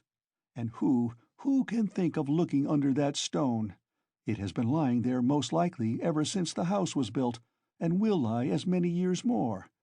And if it were found, who would think of me? It is all over. No clue." And he laughed. Yes, he remembered that he began laughing a thin, nervous, noiseless laugh, and went on laughing all the time he was crossing the square. But when he reached the K Boulevard, where 2 days before he had come upon that girl, his laughter suddenly ceased. Other ideas crept into his mind. He felt all at once that it would be loathsome to pass that seat on which, after the girl was gone, he had sat and pondered, and that it would be hateful, too, to meet that whiskered policeman to whom he had given the 20 kopecks. Damn him! He walked, looking about him angrily and distractedly. All his ideas now seemed to be circling round some single point, and he felt that there really was such a point, and that now he was left facing that point, and for the first time indeed during the last 2 months. "Damn it all!" he thought suddenly, in a fit of ungovernable fury. "If it has begun, then it has begun. Hang the new life! Good Lord, how stupid it is! And what lies I told today! How despicably I fawned upon that wretched Ilya Petrovitch! But that is all folly. What do I care for them all, and my fawning upon them? It is not that at all. It is not that at all." Suddenly he stopped. A new, utterly unexpected and exceedingly simple question perplexed and bitterly confounded him. If it all has really been done deliberately and not idiotically, if I really had a certain and definite object, how is it I did not even glance into the purse and don't know what I had there, for which I have undergone these agonies, and have deliberately undertaken this base, filthy, degrading business? And here I wanted at once to throw into the water the purse together with all the things which I had not seen either. How's that? Yes, that was so. That was all so. Yet he had known it all before, and it was not a new question for him, even when it was decided in the night without hesitation and consideration, as though so it must be, as though it could not possibly be otherwise. Yes, he had known it all and understood it all. It surely had been all settled even yesterday at the moment when he was bending over the box and pulling the jewel cases out of it. Yes, so it was. "It is because I am very ill," he decided grimly at last. "I have been worrying and fretting myself, and I don't know what I am doing. Yesterday and the day before yesterday and all this time I have been worrying myself. I shall get well and I shall not worry. But what if I don't get well at all? Good God, how sick I am of it all!" He walked on without resting. He had a terrible longing for some distraction, but he did not know what to do, what to attempt. A new, overwhelming sensation was gaining more and more mastery over him every moment. This was an immeasurable, almost physical repulsion for everything surrounding him, an obstinate, malignant feeling of hatred. All who met him were loathsome to him. He loathed their faces, their movements, their gestures. If anyone had addressed him, he felt that he might have spat at him or bitten him. He stopped suddenly on coming out on the bank of the little Neva near the bridge to Vasilyevsky Ostrov. "Why, he lives here, in that house," he thought. "Why, I have not come to Razumian of my own accord. Here it's the same thing over again. Very interesting to know, though. Have I come on purpose, or have I simply walked here by chance? Never mind, I said the day before yesterday that I would go and see him the day after. Well, and so I will. Besides, I really cannot go further now." He went up to Razumian's room on the 5th floor. The latter was at home in his garret, busily writing at the moment, and he opened the door himself. It was 4 months since they had seen each other. Razumian was sitting in a ragged dressing-gown, with slippers on his bare feet, unkempt, unshaven, and unwashed. His face showed surprise. "Is it you?" he cried. He looked his comrade up and down. Then, after a brief pause, he whistled. As hard up as all that. Why, brother, you've cut me out," he added, looking at Raskolnikov's rags. "Come, sit down. You are tired, I'll be bound." And when he had sunk down on the American leather sofa, which was in even worse condition than his own, Razumihin saw at once that his visitor was ill. "Why, you are seriously ill, do you know that?" He began feeling his pulse. Raskolnikov pulled away his hand. "Never mind," he said. "I have come for this. I have no lessons. I wanted, but I don't really want lessons." "But I say, you are delirious, you know," Razumihin observed, watching him carefully. "No, I am not." Raskolnikov got up from the sofa. As he had mounted the stairs to Razumihin's, he had not realized that he would be meeting his friend face to face. Now, in a flash, he knew that what he was least of all disposed for at that moment was to be face to face with anyone in the wide world. His spleen rose within him. He almost choked with rage at himself as soon as he crossed Razumihin's threshold. "Goodbye," he said abruptly, and walked to the door. "Stop, stop, you queer fish!" "I don't want to," said the other, again pulling away his hand. "Then why the devil have you come? Are you mad or what? Why, this is almost insulting. I won't let you go like that." "Well then, I came to you because I know no one but you who could help. To begin, because you are kinder than anyone, cleverer, I mean, and can judge. And now I see that I want nothing. Do you hear? Nothing at all. No one's services, no one's sympathy. I am by myself, alone. Come, that's enough. Leave me alone." "Stay a minute, you sweep. You are a perfect madman. As you like, for all I care. I have no lessons, do you see, and I don't care about that. But there's a bookseller, Heruvimov, and he takes the place of a lesson. I would not exchange him for 5 lessons. He's doing publishing of a kind, and issuing natural science manuals, and what a circulation they have! The very titles are worth the money. You always maintained that I was a fool, but, by Jove, my boy, there are greater fools than I am. Now he is setting up for being advanced, not that he has an inkling of anything, but, of course, I encourage him. Here are 2 signatures of the German text, in my opinion the crudest charlatanism. It discusses the question, is woman a human being? And, of course, triumphantly proves that she is. Heruvimov is going to bring out this work as a contribution to the woman question. I am translating it. He will expand these 2.5 signatures into 6. We shall make up a gorgeous title half a page long and bring it out at half a ruble. It will do. He pays me 6 rubles the signature. It works out to about 15 rubles for the job, and I've had 6 already in advance. When we have finished this, we are going to begin a translation about Wales, and then some of the dullest scandals out of the second part of Les Confessions we have marked for translation. Somebody has told Heruvimov that Rousseau was a kind of Radishev. You may be sure I don't contradict him, hang him. Well, would you like to do the second signature of Is Woman a Human Being? If you would, take the German and pens and paper, all those are provided, and take 3 rubles, for as I have had 6 rubles in advance on the whole thing, 3 rubles come to you for your share. And when you have finished the signature, there will be another 3 rubles for you. And please don't think I'm doing you a service. Quite the contrary. As soon as you came in, I saw how you could help me. To begin with, I am weak in spelling, and secondly, I am sometimes utterly adrift in German, so that I make it up as I go along for the most part. The only comfort is that it's bound to be a change for the better.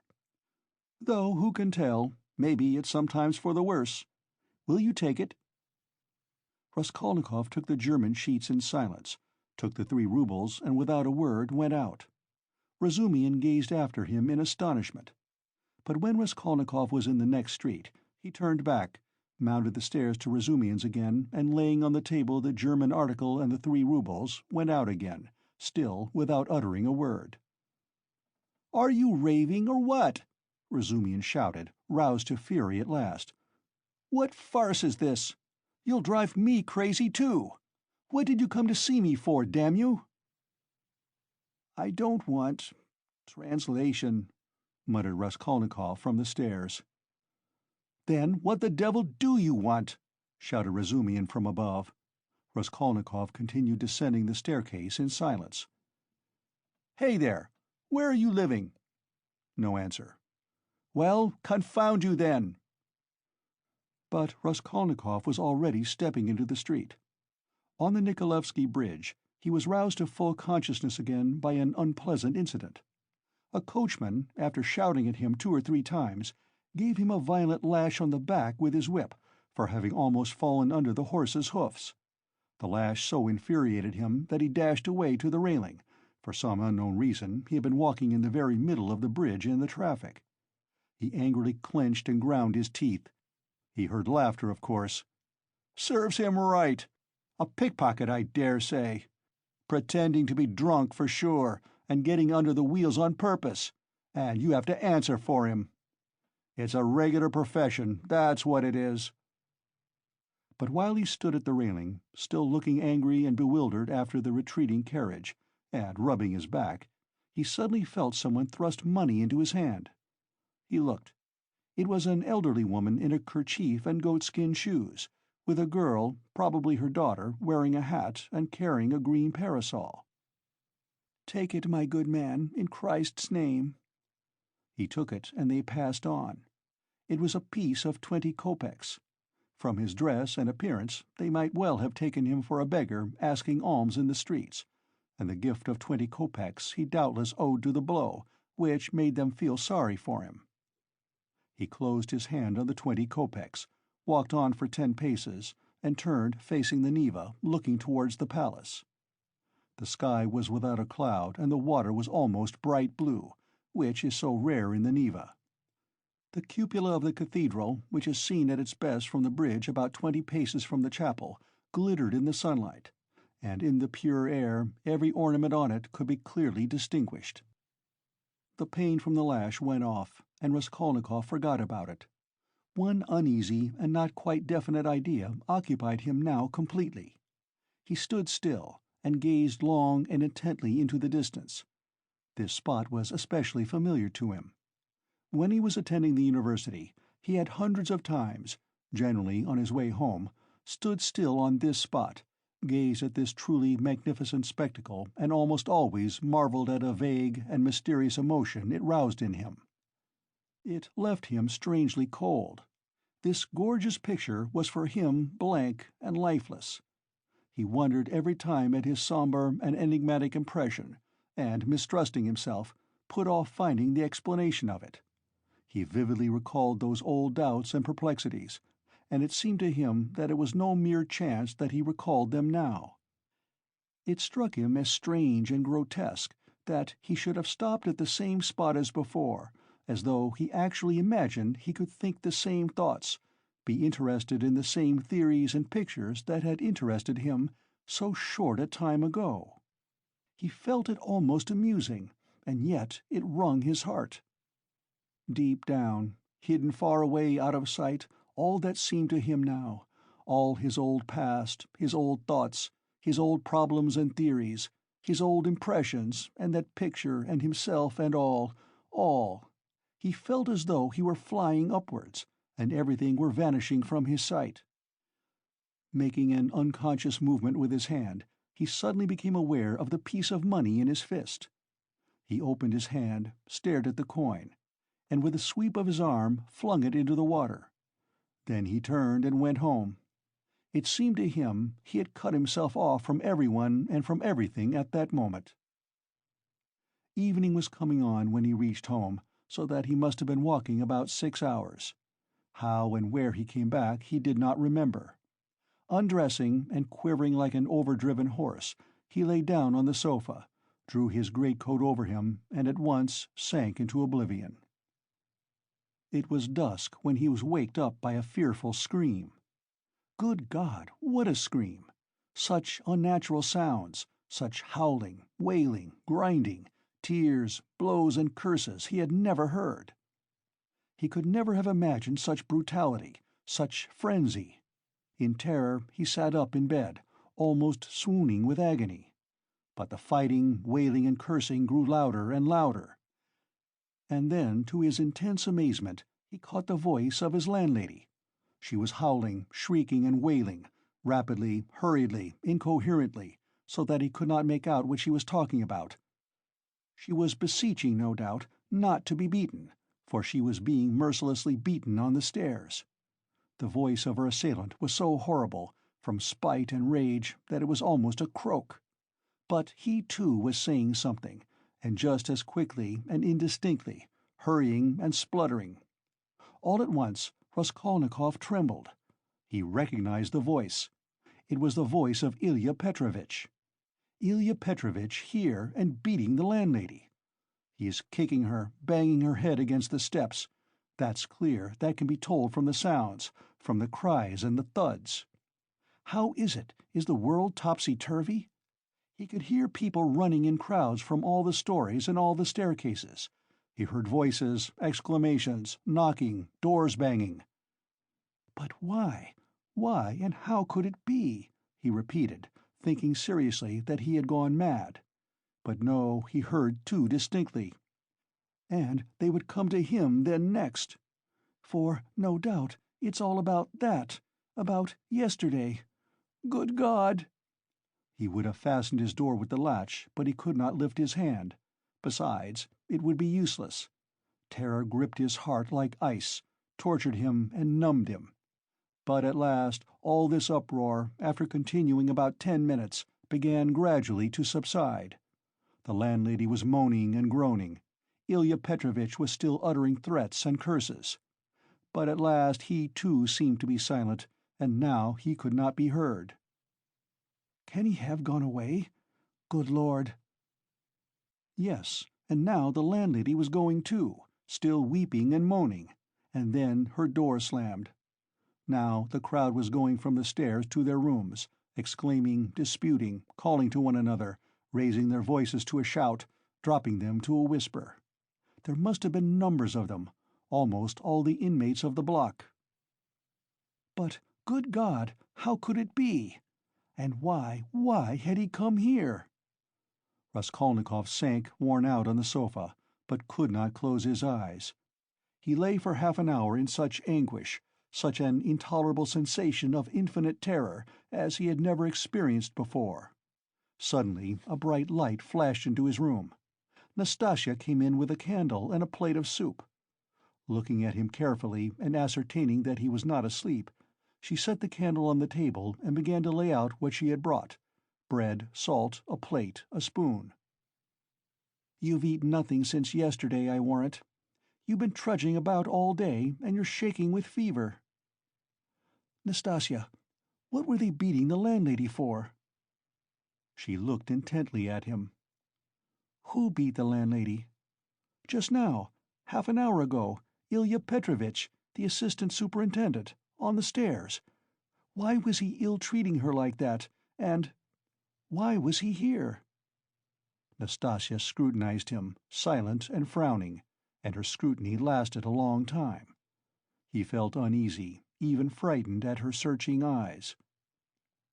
"Nastasya, why don't you speak?" he said timidly at last in a weak voice. "It's the blood," she answered at last, softly, as though speaking to herself. "Blood? What blood?" he muttered, growing white and turning towards the wall. Nastasya still looked at him without speaking. "Nobody has been beating the landlady," she declared at last in a firm, resolute voice.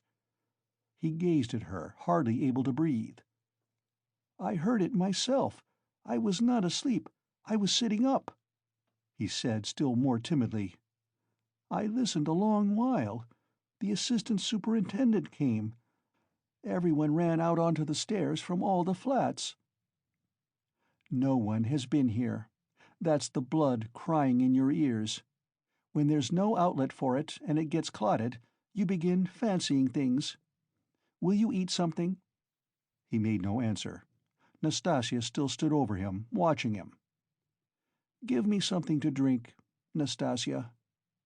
She went downstairs and returned with a white earthenware jug of water.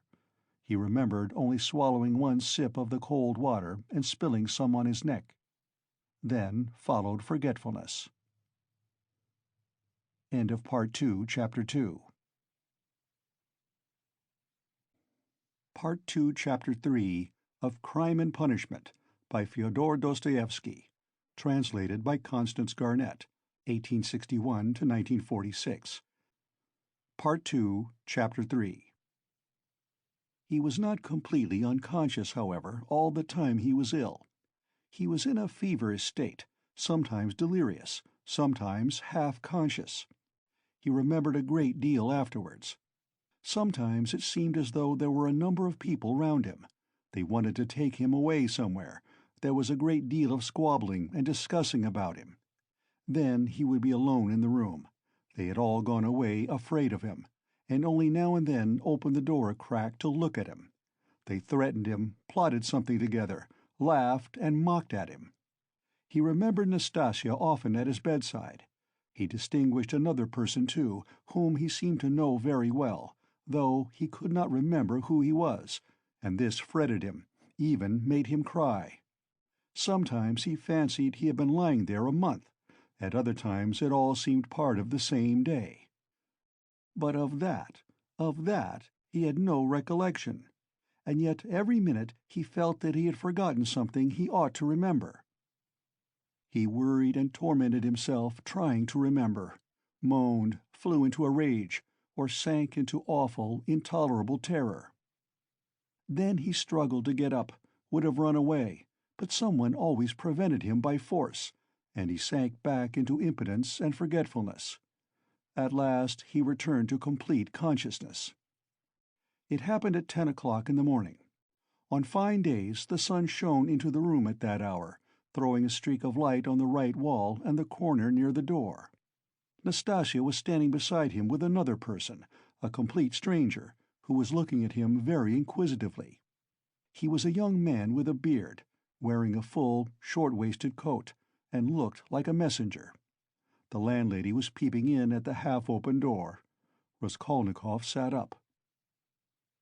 "Who is this, Nastasia?" he asked, pointing to the young man.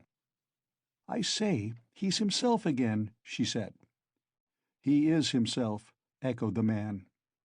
Concluding that he had returned to his senses, the landlady closed the door and disappeared. She was always shy and dreaded conversations or discussions. She was a woman of 40, not at all bad-looking, fat and buxom, with black eyes and eyebrows, good-natured from fatness and laziness, and absurdly bashful. "Who are you?" he went on, addressing the man. But at that moment the door was flung open, and, stooping a little, as he was so tall, Razumian came in. "What a cabin it is!" he cried. "I am always knocking my head. You call this a lodging? So, you're conscious, brother. I just heard the news from Pashenka." "He has just come to," said Nastasia. "Just come to," echoed the man again, with a smile. "And who are you?" Razumian asked, suddenly addressing him. "My name is Vrazumian, at your service. Not Razumian, as I am always called, but Vrazumian, a student and a gentleman. And he is my friend. And who are you?" "I am the messenger from our office, from the merchant Shepelev, and I've come on business." "Please sit down." Razumian seated himself on the other side of the table. "It's a good thing you've come too, brother," he went on to Raskolnikov. "For the last 4 days you have scarcely eaten or drunk anything. We had to give you tea in spoonfuls. I brought Zosimov to see you twice. You remember Zosimov? He examined you carefully and said at once it was nothing serious. Something seemed to have gone to your head. Some nervous nonsense, the result of bad feeling. He says you have not had enough beer and radish, but it's nothing much. It will pass, and you will be all right. Zosimov is a first-rate fellow. He is making quite a name. Come, I won't keep you," he said, addressing the man again. "Will you explain what you want? You must know, Rodya, that this is the second time they have sent from the office. But it was another man last time, and I talked to him. Who was it came before?" That was the day before yesterday, I venture to say, if you please, sir. That was Alexei Semyonovitch. He is in our office, too." "He was more intelligent than you, don't you think so?" "Yes, indeed, sir. He is of more weight than I am." "Quite so. Go on." "At your mamma's request, through Afanasy Ivanovitch Varushin, of whom I presume you have heard more than once, a remittance is sent to you from our office," the man began, addressing Raskolnikov. "If you are in an intelligible condition, I've 35 roubles to remit to you, as Semyon Semyonovitch has received from Afanasy Ivanovitch at your mamma's request instructions to that effect, as on previous occasions. Do you know him, sir?" "Yes, I remember.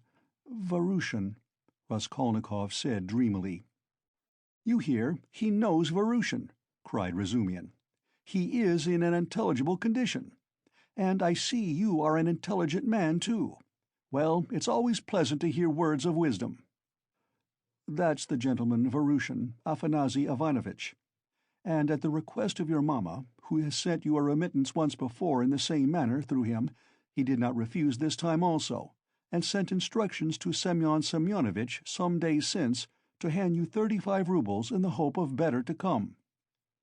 "That hoping for better to come is the best thing you've said, though your mamma is not bad either. Come then, what do you say? Is he fully conscious, eh?" "That's all right, if only he can sign this little paper." "He can scrawl his name. Have you got the book?" "Yes, here's the book." "Give it to me. Here, Rodya, sit up, I'll hold you. Take the pen and scribble Raskolnikov for him. For just now, brother, money is sweeter to us than treacle." "I don't want it," said Raskolnikov, pushing away the pen. "Not want it?" "I won't sign it." "How the devil can you do without signing it?" "I don't want the money." "Don't want the money? Come, brother, that's nonsense, I bear witness. Don't trouble, please. It's only that he is on his travels again. But that's pretty common with him at all times, though. You are a man of judgment, and we will take him in hand, that is, more simply, take his hand and he will sign it. Here." "But I can come another time." "No, no. Why should we trouble you? You are a man of judgment." "Now, Rodya, don't keep your visitor. You see he is waiting," and he made ready to hold Raskolnikov's hand in earnest. "Stop, I'll do it alone," said the latter, taking the pen and signing his name. The messenger took out the money and went away. "Bravo! And now, brother, are you hungry?" "Yes," answered Raskolnikov. "Is there any soup?" "Some of yesterday's," answered Nastasya, who was still standing there. "With potatoes and rice in it?" "Yes." "I know it by heart. Bring soup and give us some tea." "Very well." Raskolnikov looked at all this with profound astonishment and a dull, unreasoning terror. He made up his mind to keep quiet and see what would happen. "I believe I am not wandering. I believe it's reality," he thought. In a couple of minutes Nastasya returned with the soup, and announced that the tea would be ready directly. With the soup she brought 2 spoons, 2 plates, salt, pepper, mustard for the beef, and so on. The table was set as it had not been for a long time. The cloth was clean. "It would not be amiss, Nastasya, if Praskovya Pavlovna were to send up a couple of bottles of beer. We could empty them." "Well, you are a cool hand," muttered Nastasya, and she departed to carry out his orders. Raskolnikov still gazed wildly with strained attention. Meanwhile Razumian sat down on the sofa beside him, as clumsily as a bear, put his left arm round Raskolnikov's head, although he was able to sit up, and with his right hand gave him a spoonful of soup, blowing on it that it might not burn him. But the soup was only just warm. Raskolnikov swallowed 1 spoonful greedily, then a second, then a third. But after giving him a few more spoonfuls of soup, Razumian suddenly stopped and said that he must ask Zosimov whether he ought to have more. Nastasya came in with 2 bottles of beer. "And will you have tea?" "Yes." "Cut along, Nastasya, and bring some tea, for tea we may venture on without the faculty. But here is the beer." He moved back to his chair, pulled the soup and meat in front of him and began eating as though he had not touched food for 3 days. "I must tell you, Rodya, I dine like this here every day now," he mumbled with his mouth full of beef. "And it's all Pashenka, you dear little landlady, who sees to that. She loves to do anything for me. I don't ask for it, but of course I don't object. And here's Nastasia with the tea. She's a quick girl. Nastasia, my dear, won't you have some beer? Get along with your nonsense. A cup of tea, then? A cup of tea, maybe. Pour it out. Stay, I'll pour it out myself. Sit down." He poured out 2 cups, left his dinner, and sat on the sofa again. As before, he put his left arm round the sick man's head, raised him up and gave him tea in spoonfuls, again blowing each spoonful steadily and earnestly, as though this process was the principal and most effective means towards his friend's recovery. Raskolnikov said nothing and made no resistance, though he felt quite strong enough to sit up on the sofa without support, and could not merely have held a cup or a spoon, but even, perhaps, could have walked about. But from some queer, almost animal cunning, he conceived the idea of hiding his strength and lying low for a time, pretending, if necessary, not to be yet in full possession of his faculties, and meanwhile listening to find out what was going on. Yet he could not overcome his sense of repugnance. After sipping a dozen spoonfuls of tea, he suddenly released his head, pushed the spoon away capriciously, and sank back on the pillow. There were actually real pillows under his head now, down pillows in clean cases. He observed that too, and took note of it. "Pashenka must give us some raspberry jam today to make him some raspberry tea," said Razumihin, going back to his chair and attacking his soup and beer again. "And where is she to get raspberries for you?" asked Nastasia, balancing a saucer on her 5 outspread fingers and sipping tea through a lump of sugar. "She'll get it at the shop, my dear. You see, Rodya, all sorts of things have been happening while you have been laid up. When you decamped in that rascally way without leaving your address, I felt so angry that I resolved to find you out and punish you. I set to work that very day. How I ran about making inquiries for you. This lodging of yours I had forgotten, though I never remembered it, indeed, because I did not know it.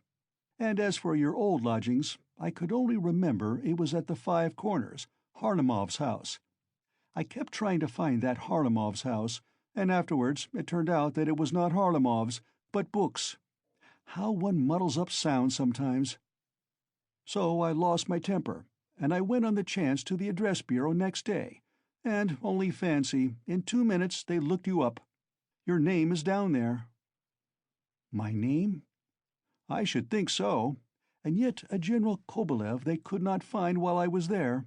Well, it's a long story. But as soon as I did land on this place, I soon got to know all your affairs. All, brother, I know everything. Nastasia here will tell you. I made the acquaintance of Nikodim Fomitch and Ilya Petrovitch, and the house porter, and Mr. Zemetov, Alexander Grigorovitch, the head clerk in the police office, and last but not least of Pashenka. Nastasia here knows." "He's got rounder," Nastasia murmured, smiling slyly. "Why don't you put the sugar in your tea, Nastasia Nikiforovna?" "You are a one," Nastasia cried suddenly, going off into a giggle. "I am not Nikiforovna, but Petrovna," she said suddenly, recovering from her mirth. "I'll make a note of it. Well, brother, to make a long story short, I was going in for a regular explosion here to uproot all malignant influences in the locality, but Pashenka won the day. I had not expected, brother, to find her so prepossessing. Eh, what do you think?"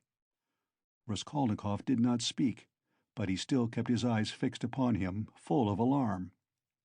"And all that could be wished indeed, in every respect," Razumihin went on, not at all embarrassed by his silence. "Ah, the sly dog!" Nastasia shrieked again. This conversation afforded her unspeakable delight. "It's a pity, brother, that you did not set to work in the right way at first. You ought to have approached her differently. She is, so to speak, a most unaccountable character.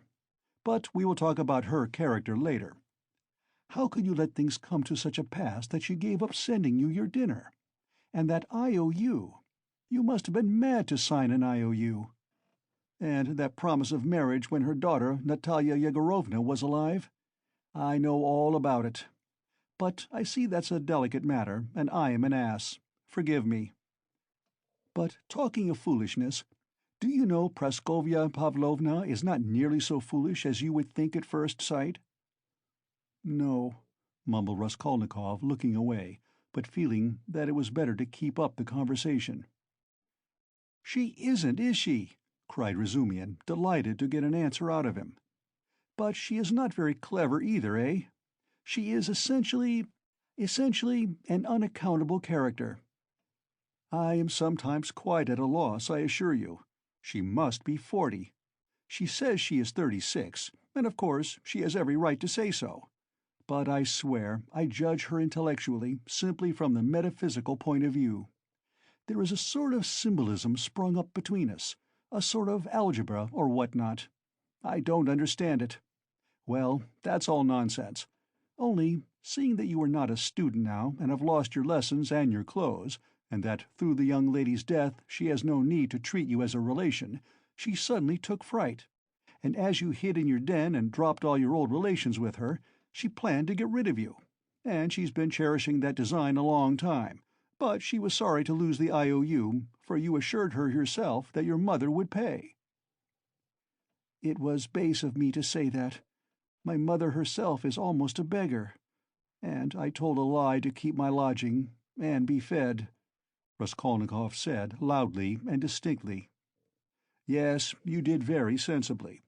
But the worst of it is that at that point Mr. Chebarov turns up, a businessman. Pashenka would never have thought of doing anything on her own account. She is too retiring. But the businessman is by no means retiring, and first thing he puts the question, is there any hope of realizing the IOU? Answer, there is, because he has a mother who would save her Rodya with her 125 rubles pension if she has to starve herself, and a sister, too, who would go into bondage for his sake. That's what he was building upon. Why do you start? I know all the ins and outs of your affairs now, my dear boy. It's not for nothing that you were so open with Pashenka when you were her prospective son-in-law, and I say all this as a friend. But I tell you what it is. An honest and sensitive man is open, and a businessman listens and goes on eating you up. Well, then she gave the IOU by way of payment to this Chebarov, and without hesitation he made a formal demand for payment. When I heard of all this, I wanted to blow him up too, to clear my conscience, but by that time harmony reigned between me and Pashenka, and I insisted on stopping the whole affair, engaging that you would pay. I went security for you, brother. Do you understand? We called Chebarov, flung him 10 rubles, and got the IOU back from him, and here I have the honor of presenting it to you. She trusts your word now. Here, take it. You see, I have torn it. Razumian put the note on the table. Raskolnikov looked at him and turned to the wall without uttering a word. Even Razumian felt a twinge. I see, brother, he said a moment later, that I have been playing the fool again. I thought I should amuse you with my chatter, and I believe I have only made you cross. Was it you I did not recognize when I was delirious? Raskolnikov asked, after a moment's pause, without turning his head. Yes, and you flew into a rage about it, especially when I brought Zametov one day. Zametov? The head clerk? What for? Raskolnikov turned round quickly and fixed his eyes on Razumian. What's the matter with you? What are you upset about? He wanted to make your acquaintance because I talked to him a lot about you. How could I have found out so much except from him? He is a capital fellow, brother, first rate. In his own way, of course. Now we are friends, see each other almost every day. I have moved into this part, you know. I have only just moved. I've been with him to Louise Ivanovna once or twice. Do you remember Louise Ivanovna? Did I say anything in delirium? I should think so. You were beside yourself. What did I rave about? What next? What did you rave about? What people do rave about. Well, brother, now I must not lose time. To work. He got up from the table and took up his cap. What did I rave about? How he keeps on. Are you afraid of having let out some secret? Don't worry yourself. You said nothing about a countess. But you said a lot about a bulldog, and about earrings and chains, and about Krestovsky Island, and some porter, and Nikodim Fomitch and Ilya Petrovitch, the assistant superintendent. And another thing that was of special interest to you was your own sock. You whined, 'Give me my sock!' Zametov hunted all about your room for your socks, and with his own scented, ring-bedecked fingers he gave you the rag. And only then were you comforted, and for the next 24 hours you held the wretched thing in your hand. We could not get it from you. It is most likely somewhere under your quilt at this moment. And then you asked so piteously for fringe for your trousers. We tried to find out what sort of fringe, but we could not make it out. Now to business. Here are 35 rubles. I take 10 of them, and shall give you an account of them in an hour or two.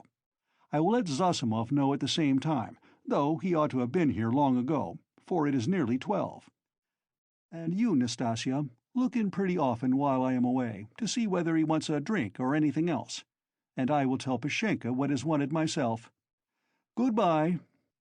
"He calls her Pashenka. Ah, he's a deep one," said Nastasia as he went out. Then she opened the door and stood listening, but could not resist running downstairs after him. She was very eager to hear what he would say to the landlady.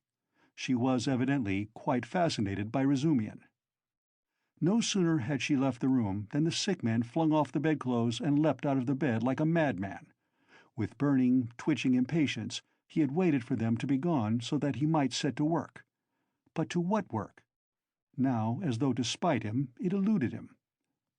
"Good God, only tell me one thing. Do they know of it yet or not? What if they know it and are only pretending, mocking me while I am laid up, and then they will come in and tell me that it's been discovered long ago, and that they have only— What am I to do now? That's what I've forgotten, as though on purpose. Forgotten it all at once, I remembered a minute ago." He stood in the middle of the room and gazed in miserable bewilderment about him. He walked to the door, opened it, listened. But that was not what he wanted. Suddenly, as though recalling something, he rushed to the corner where there was a hole under the paper, began examining it, put his hand into the hole, fumbled, but that was not it. He went to the stove, opened it, and began rummaging in the ashes. The frayed edges of his trousers and the rags cut off his pocket were lying there just as he had thrown them. No one had looked then. Then he remembered the sock about which Razumihin had just been telling him. Yes, there it lay on the sofa under the quilt, but it was so covered with dust and grime that Zametov could not have seen anything on it. Bah, Zametov! The police office! And why am I sent for to the police office? Where's the notice? Bah! I am mixing it up. That was then. I looked at my sock then, too, but now I have been ill. But what did Zametov come for? Why did Razumihin bring him? He muttered, helplessly sitting on the sofa again. What does it mean? Am I still in delirium, or is it real? I believe it is real. Ah, I remember. I must escape. Make haste to escape. Yes, I must escape. Yes. But where? And where are my clothes? I've no boots. They've taken them away. They've hidden them. I understand. Ah, here is my coat. They passed that over. And here is money on the table, thank God. And here's the IOU. I'll take the money and go and take another lodging. They won't find me. Yes, but the address bureau. They'll find me. Razumihin will find me. Better escape altogether, far away, to America, and let them do their worst. And take the IOU. It would be of use there. What else shall I take? They think I am ill. They don't know that I can walk. Ha, ha, ha! I could see by their eyes that they don't know all about it. If only I could get downstairs. And what if they have set a watch there, policeman? What's this tea? Ah, and here is beer left, half a bottle, cold. He snatched up the bottle, which still contained a glass full of beer, and gulped it down with a relish, as though quenching a flame in his breast. But in another minute the beer had gone to his head, and a faint and even pleasant shiver ran down his spine. He lay down and pulled a quilt over him. His sick and incoherent thoughts grew more and more disconnected, and soon a light, pleasant drowsiness came upon him. With a sense of comfort, he nestled his head into the pillow, wrapped more closely about him the soft, wadded quilt which had replaced the old ragged greatcoat, sighed softly, and sank into a deep, sound, refreshing sleep. He woke up, hearing someone come in. He opened his eyes and saw Razumian standing in the doorway, uncertain whether to come in or not. Raskolnikov sat up quickly on the sofa and gazed at him, as though trying to recall something. "Ah, you are not asleep. Here I am. Nastasia, bring in the parcel," Razumian shouted down the stairs. "You shall have the account directly." "What time is it?" asked Raskolnikov, looking round uneasily. "Yes, you had a fine sleep, brother. It's almost evening. It will be 6 o'clock directly. You have slept more than 6 hours." "Good heavens, have I?" "And why not? It will do you good. What's the hurry? A tryst, is it? We've all the time before us. I've been waiting for the last 3 hours for you. I've been up twice and found you asleep. I've called on Zosimov twice. Not at home, only fancy. But no matter, he will turn up. And I've been out on my own business, too. You know, I've been moving today, moving with my uncle. I have an uncle living with me now. But that's no matter. To business. Give me the parcel, Nastasia. We will open it directly. And how do you feel now, brother?" "I am quite well. I am not ill. Razumian, have you been here long?" "I tell you, I've been waiting for the last 3 hours." "No, before." "How do you mean?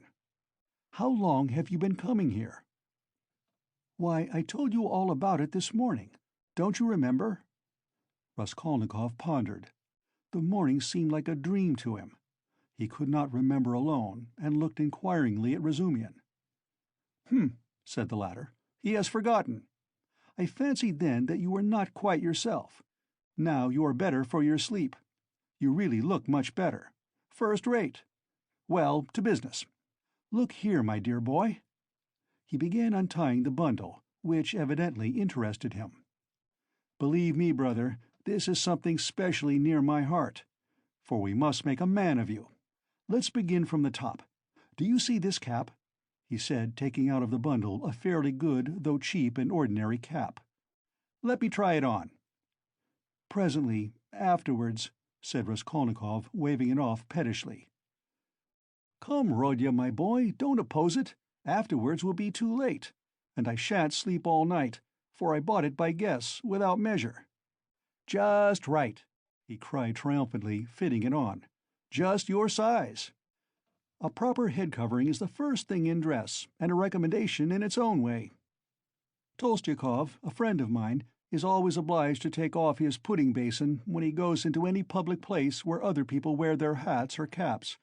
People think he does it from slavish politeness, but it's simply because he is ashamed of his bird's nest. He is such a boastful fellow. Look, Nastasia, here are 2 specimens of headgear. This Palmerston," he took from the corner Raskolnikov's old, battered hat, which for some unknown reason he called a Palmerston. "Or this jewel. Guess the price, Rodya. What do you suppose I paid for it, Nastasia?" he said, turning to her, seeing that Raskolnikov did not speak. 20 kopecks, no more, I dare say," answered Nastasia. 20 kopecks, silly!"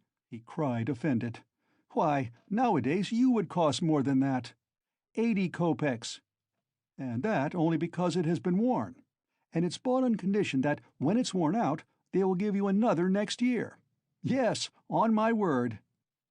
Well, now let us pass to the United States of America, as they called them at school. I assure you I am proud of these breeches." And he exhibited to Raskolnikov a pair of light summer trousers of grey woolen material. "No holes, no spots, and quite respectable, although a little worn.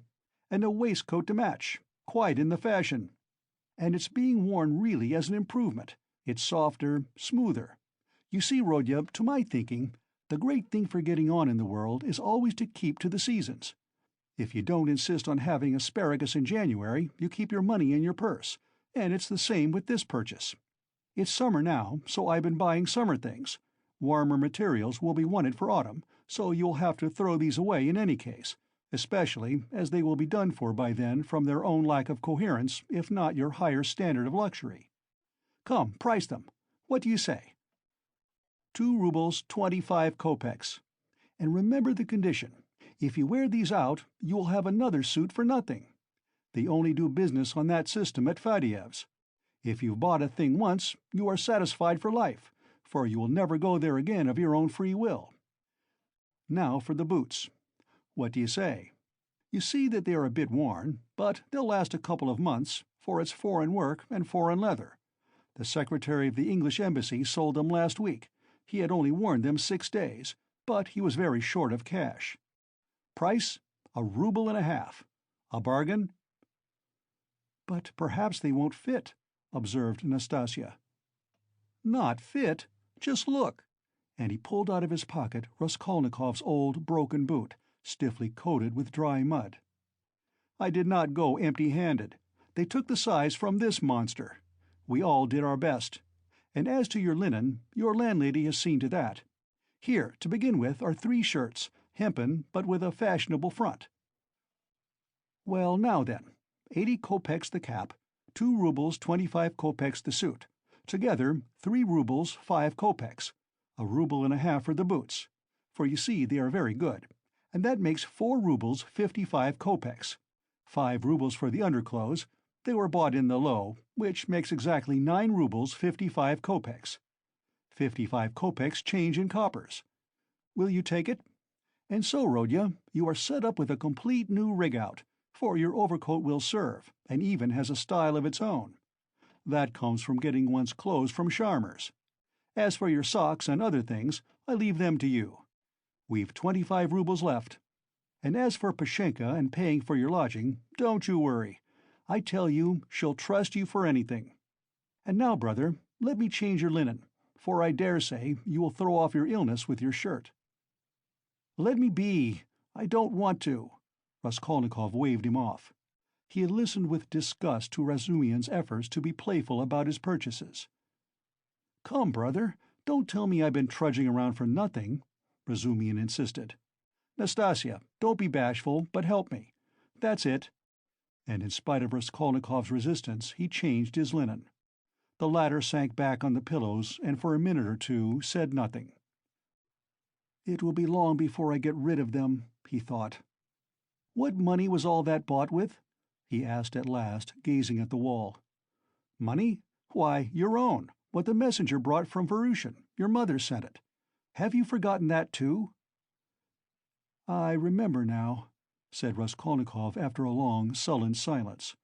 Razumian looked at him, frowning and uneasy. The door opened, and a tall, stout man, whose appearance seemed familiar to Raskolnikov, came in. End of Part 2, Chapter 3. Part 2, Chapter 4, of Crime and Punishment, by Fyodor Dostoevsky, translated by Constance Garnett, 1861 to 1946. Part 2, Chapter 4. Zosimov was a tall, fat man with a puffy, colorless, clean-shaven face and straight, flaxen hair. He wore spectacles and a big gold ring on his fat finger. He was 27. He had on a light gray fashionable loose coat, light summer trousers, and everything about him loose, fashionable, and spick and span. His linen was irreproachable. His watch chain was massive. In manner he was slow and, as it were, nonchalant, and at the same time studiously free and easy. He made efforts to conceal his self-importance, but it was apparent at every instant. All his acquaintances found him tedious, but said he was clever at his work. "I've been to see you twice today, brother. You see, he's come to himself," cried Razumian. I see. And how do we feel now, eh?" said Zosimov to Raskolnikov, watching him carefully, and sitting down at the foot of the sofa, he settled himself as comfortably as he could. He is still depressed, Razumian went on. We've just changed his linen, and he almost cried. That's very natural. You might have put it off if he did not wish it. His pulse is first-rate. Is your head still aching, eh? I am well. I am perfectly well, Raskolnikov declared positively and irritably. He raised himself on the sofa and looked at them with glittering eyes, but sank back to the pillow at once and turned to the wall. Zosimov watched him intently. "Very good. Going on all right," he said lazily. "Has he eaten anything?" They told him and asked what he might have. "He may have anything. Soup, tea. Mushrooms and cucumbers, of course, you must not give him. He better not have meat either, but no need to tell you that." Razumian and he looked at each other.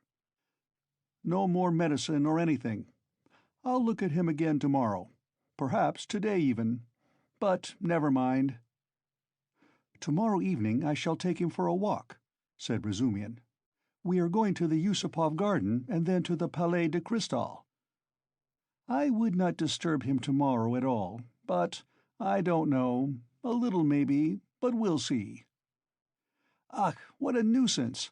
I've got a housewarming party tonight. It's only a step from here. Couldn't he come? He could lie on the sofa." "You are coming," Razumian said to Zosimov. "Don't forget, you promised." "All right, only rather later. What are you going to do?" "Oh, nothing. Tea, vodka, herrings. There will be a pie. Just our friends." "And who?" "All neighbors here, almost all new friends, except my old uncle, and he is new too. He only arrived in Petersburg yesterday to see to some business of his. We meet once in 5 years." "What is he?" "He's been stagnating all his life as a district postmaster. Gets a little pension. He is 65. Not worth talking about. But I am fond of him. Porfiri Petrovitch, the head of the investigation department here. But you know him." "Is he a relation of yours too?" "A very distant one. But why are you scowling? Because you quarreled once, won't you come then?" "I don't care a damn for him." "So much the better. Well, there will be some students, a teacher, a government clerk, a musician, an officer, and Zametov." "Do tell me, please, what you or he," Zosimov nodded at Raskolnikov, "can have in common with this Zametov." "Oh, you particular gentleman! Principles. You are worked by principles, as it were, by springs. You won't venture to turn round on your own account. If a man is a nice fellow, that's the only principle I go upon. Zametov is a delightful person." "Though he does take bribes." "Well, he does, and what of it? I don't care if he does take bribes," Razumian cried with unnatural irritability. "I don't praise him for taking bribes.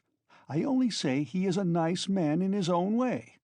But if one looks at men in all ways, are there many good ones left? Why, I am sure I shouldn't be worth a baked onion myself, perhaps with you thrown in." "That's too little. I'd give 2 for you." "And I wouldn't give more than 1 for you. No more of your jokes. Zametov is no more than a boy.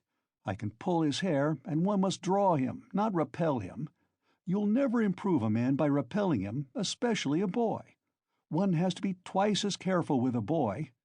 Oh, you progressive dullards, you don't understand. You harm yourselves running another man down. But if you want to know, we really have something in common." "I should like to know what." "Why, it's all about a house painter. We're getting him out of a mess. Though, indeed, there's nothing to fear now. The matter is absolutely self-evident. We only put on steam." "A painter?" "Why, haven't I told you about it?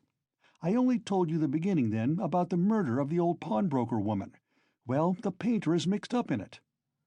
"Oh, I heard about that murder before and was rather interested in it. Partly, for one reason, I read about it in the papers too." "Lizaveta was murdered too," Nastasya blurted out, suddenly addressing Raskolnikov. She remained in the room all the time, standing by the door listening. "Lizaveta," murmured Raskolnikov hardly audibly. "Lizaveta, who sold old clothes. Didn't you know her? She used to come here. She mended a shirt for you, too." Raskolnikov turned to the wall where in the dirty yellow paper he picked out one clumsy, white flower with brown lines on it and began examining how many petals there were in it, how many scallops in the petals, and how many lines on them. He felt his arms and legs as lifeless as though they had been cut off. He did not attempt to move, but stared obstinately at the flower. "But what about the painter?" Zosimov interrupted Nastasia's chatter with marked displeasure. She sighed and was silent. "Why, he was accused of the murder," Razumihin went on hotly. "Was there evidence against him, then?" "Evidence indeed!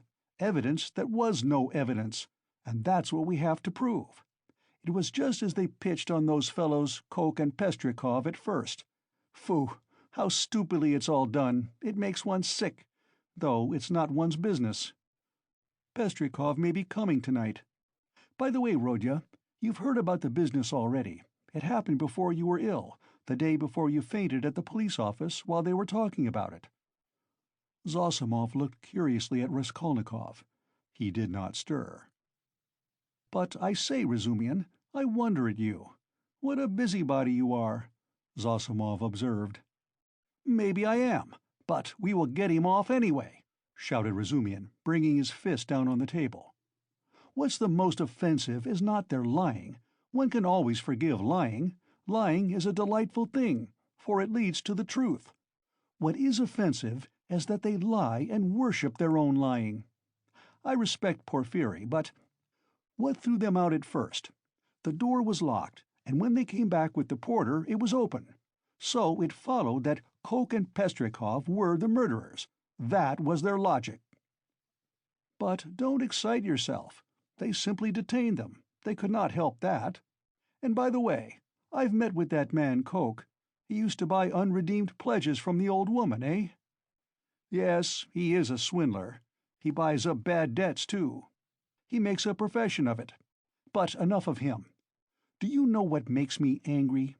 It's their sickening, rotten, petrified routine. And this case might be the means of introducing a new method. One can show from the psychological data alone how to get on the track of the real man. We have the facts, they say. But facts are not everything. At least, half the business lies in how you interpret them." "Can you interpret them, then?" "Anyway, one can't hold one's tongue when one has a feeling, a tangible feeling, that one might be a help, if only— do you know the details of the case?" "I am waiting to hear about the painter." "Oh, yes. Well, here's the story. Early on the third day after the murder, when they were still dandling Koch and Pestrikov, though they accounted for every step they took and it was plain as a pikestaff, an unexpected fact turned up. A peasant called Dushkin, who keeps a dram shop facing the house, brought to the police office a jeweler's case containing some gold earrings, and told him a long rigmarole. The day before yesterday, just after 8 o'clock, mark the day and the hour, a journeyman house painter, Nikolai, who had been in to see me already that day, brought me this box of gold earrings and stones, and asked me to give him 2 rubles for them. When I asked him where he got them, he said that he picked them up in the street. I did not ask him anything more. I am telling you Dushkin's story.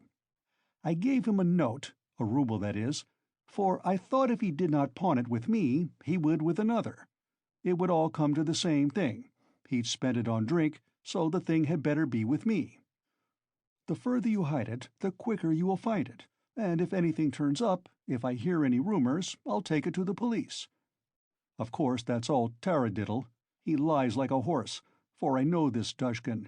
He is a pawnbroker and a receiver of stolen goods, and he did not cheat Nikolai out of a 30-ruble trinket in order to give it to the police. He was simply afraid. But no matter. To return to Dushkin's story. I've known this peasant Nikolai Dementiev from a child. He comes from the same province and district of Zaraïsk. We are both Ryazan men. And though Nikolai is not a drunkard, he drinks, and I knew he had a job in that house, painting work with Dmitri, who comes from the same village too. As soon as he got the ruble, he changed it, had a couple of glasses, took his change and went out. But I did not see Dmitri with him then. And the next day I heard that someone had murdered Alyona Ivanovna and her sister, Lizaveta Ivanovna, with an axe. I knew them, and I felt suspicious about the earrings at once, for I knew the murdered woman lent money on pledges.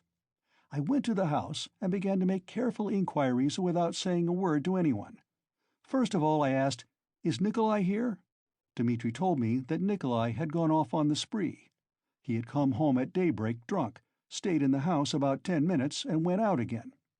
Dmitri didn't see him again and is finishing the job alone. And their job is on the same staircase as the murder, on the second floor. When I heard all that, I did not say a word to anyone. That's Dushkin's tale. But I found out what I could about the murder and went home feeling as suspicious as ever. And at 8 o'clock this morning, that was the third day, you understand, I saw Nikolai coming in, not sober, though not to say very drunk. He could understand what was said to him. He sat down on the bench and did not speak. There was only one stranger in the bar, and a man I knew asleep on a bench, and our 2 boys. "Have you seen Dmitri?" said I. "No, I haven't," said he. "And you've not been here either?" "Not since the day before yesterday," said he. "And where did you sleep last night?" "In Pesky, with the Kolomensky men." "And where did you get those earrings?" I asked. "I found them on the street." And the way he said it was a bit queer. He did not look at me. "Did you hear what happened that very evening, at that very hour, on that same staircase?" said I. "No," said he, "I had not heard." And all the while he was listening, his eyes were staring out of his head, and he turned as white as chalk. I told him all about it, and he took his hat and began getting up. I wanted to keep him. "Wait a bit, Nikolai," said I. "Won't you have a drink?" And I signed to the boy to hold the door, and I came out from behind the bar. But he darted out and down the street to the turning at a run. I have not seen him since. Then my doubts were at an end.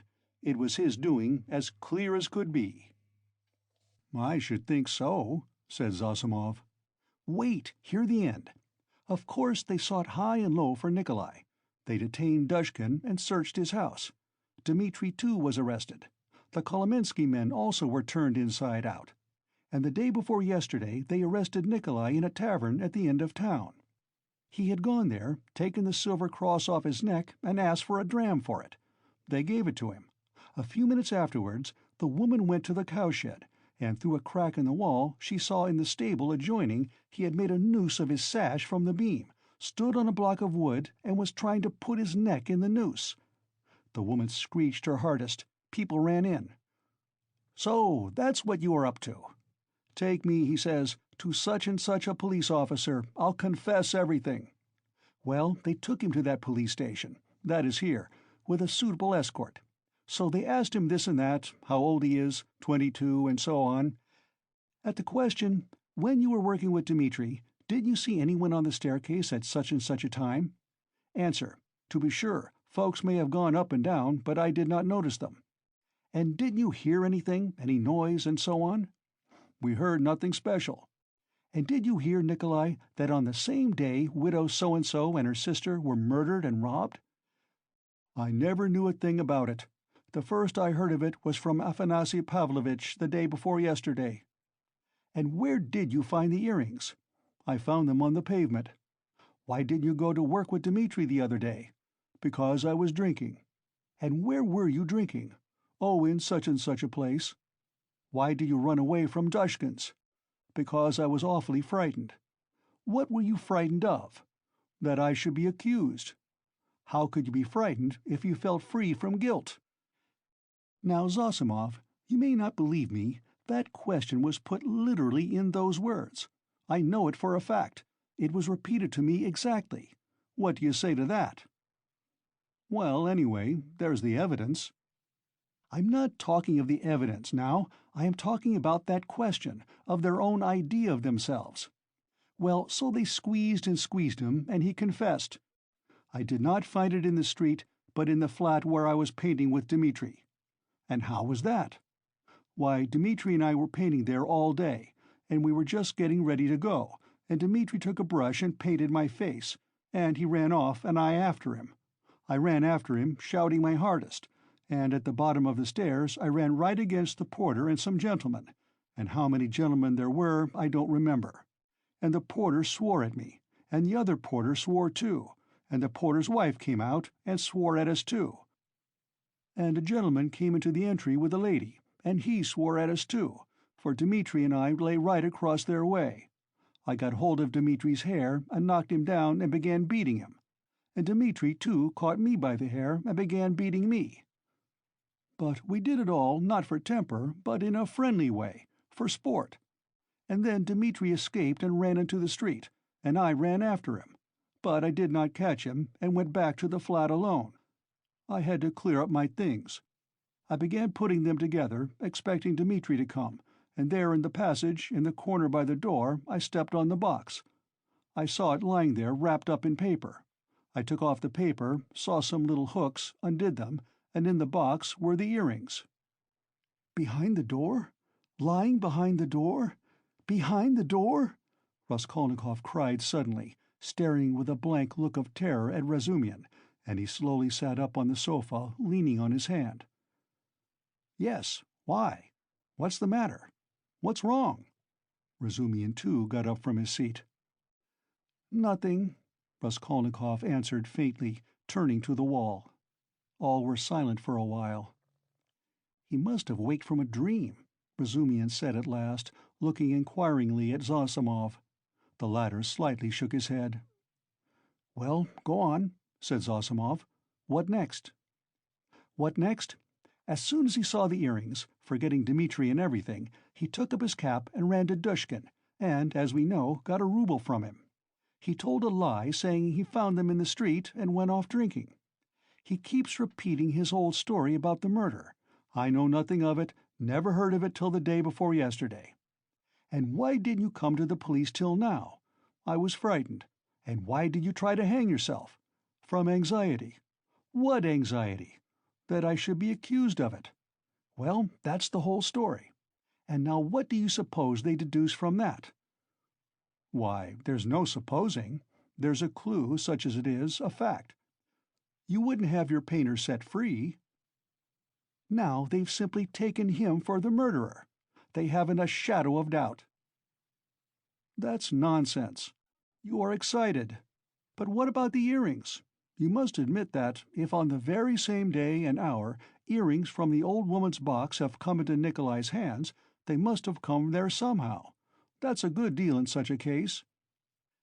"How did they get there? How did they get there?" cried Razumihin. "How can you, a doctor, whose duty it is to study man and who has more opportunity than anyone else for studying human nature, how can you fail to see the character of the man in the whole story? Don't you see at once that the answer he has given in the examination are the holy truth? They came into his hand precisely as he has told us. He stepped on the box and picked it up." "The holy truth. But didn't he own himself that he told a lie at first?" "Listen to me. Listen attentively. The porter, and Koch, and Pestryakov, and the other porter, and the wife of the first porter, and the woman who was sitting in the porter's lodge, and the man Krukov, who had just got out of a cab at that minute and went in at the entry with a lady on his arm, that is 8 or 10 witnesses agree that Nikolai had Dmitri on the ground, was lying on him beating him, while Dmitri hung on to his hair, beating him too. They lay right across the way, blocking the thoroughfare. They were sworn at on all sides, while they, like children, the very words of the witnesses, were falling over one another, squealing, fighting, and laughing with the funniest faces, and chasing one another like children, they ran into the street. Now take careful note. The bodies upstairs were warm, you understand, warm when they found them. If they, or Nikolai alone, had murdered them and broken open the boxes, or simply taken part in the robbery, allow me to ask you one question. Do their state of mind, their squeals and giggles and childish scuffling at the gate, fit in with axes, bloodshed, fiendish cunning, robbery? They just killed them, not 5 or 10 minutes before, for the bodies were still warm, and at once, leaving the flat open, knowing that people would go there at once, Flinging away their booty, they rolled about like children, laughing and attracting general attention. And there are a dozen witnesses to swear to that. Of course, it is strange. It's impossible indeed, but— No, brother, no buts. And if the earrings being found in Nikolai's hands at the very day and hour of the murder constitutes an important piece of circumstantial evidence against him, although the explanation given by him accounts for it, and therefore it does not tell seriously against him, one must take into consideration the facts which prove him innocent, especially as they are facts that cannot be denied. And do you suppose, from the character of our legal system, that they will accept, or that they are in the position to accept, this fact, resting simply on a psychological impossibility, as irrefutable and conclusively breaking down the circumstantial evidence for the prosecution? No, they won't accept it. They certainly won't, because they found the jewel case and the man tried to hang himself, which he could not have done if he hadn't felt guilty. That's the point. That's what excites me, you must understand. Oh, I see you're excited. Wait a bit. I forgot to ask you. What proof is there that the box came from the old woman? That's been proved, said Razumian with apparent reluctance, frowning. Coke recognized the jewel case and gave the name of the owner, who proved conclusively that it was his. That's bad. Now, another point. Did anyone see Nikolai at the time that Coke and Pestrikov were going upstairs at first, and is there no evidence about that? Nobody did see him, Razumian answered with vexation. That's the worst of it. Even Coke and Pestrikov did not notice them on their way upstairs, though indeed their evidence could not have been worth much. They said they saw the flat was open and that there must be work going on in it, but they took no special notice and could not remember whether there actually were men at work in it. So the only evidence for the defense is that they were beating one another and laughing. That constitutes a strong presumption, but how do you explain the facts yourself? How do I explain them? What is there to explain? It's clear. At any rate, the direction in which explanation is to be sought is clear, and the jewel case points to it. The real murderer dropped those earrings. The murderer was upstairs, locked in, when Coke and Pestrikov knocked at the door. Coke, like an ass, did not stay at the door, so the murderer popped out and ran down too, for he had no other way of escape. He hid from Coke, Pestrikov, and the porter in the flat when Nikolai and Dmitri had just run out of it. He stopped there while the porter and the others were going upstairs, waited till they were out of hearing, and then went calmly downstairs at the very minute when Dmitri and Nikolai ran out into the street and there was no one in the entry. Possibly he was seen, but not noticed. There are lots of people going in and out. He must have dropped the earrings out of his pocket when he stood behind the door, and did not notice he dropped them, because he had other things to think of. The jewel case is a conclusive proof that he did stand there. That's how I explain it. Too clever. No, my boy, you're too clever. That beats everything. But why? Why? Why? Because everything fits too well. It's too melodramatic. Ah! Razumian was exclaiming, but at that moment the door opened, and a personage came in who was a stranger to all present. End of Part 2, Chapter 4. Part 2, Chapter 5 of Crime and Punishment by Fyodor Dostoevsky, translated by Constance Garnett, 1861 to 1946. Part 2, Chapter 5. This gentleman was no longer young, of a stiff and portly appearance, and a cautious and sour countenance. He began by stopping short in the doorway, staring about him with offensive and undisguised astonishment, as though asking himself what sort of place he had come to. Mistrustfully, and with an affectation of being alarmed and almost affronted, he scanned Raskolnikov's low and narrow cabin. With the same amazement he stared at Raskolnikov, who lay undressed, disheveled, unwashed, on his miserable dirty sofa, looking fixedly at him. Then, with the same deliberation, he scrutinized the uncouth, unkempt figure and unshaven face of Razumian, who looked him boldly and inquiringly in the face without rising from his seat. A constrained silence lasted for a couple of minutes, and then, as might be expected, some scene-shifting took place.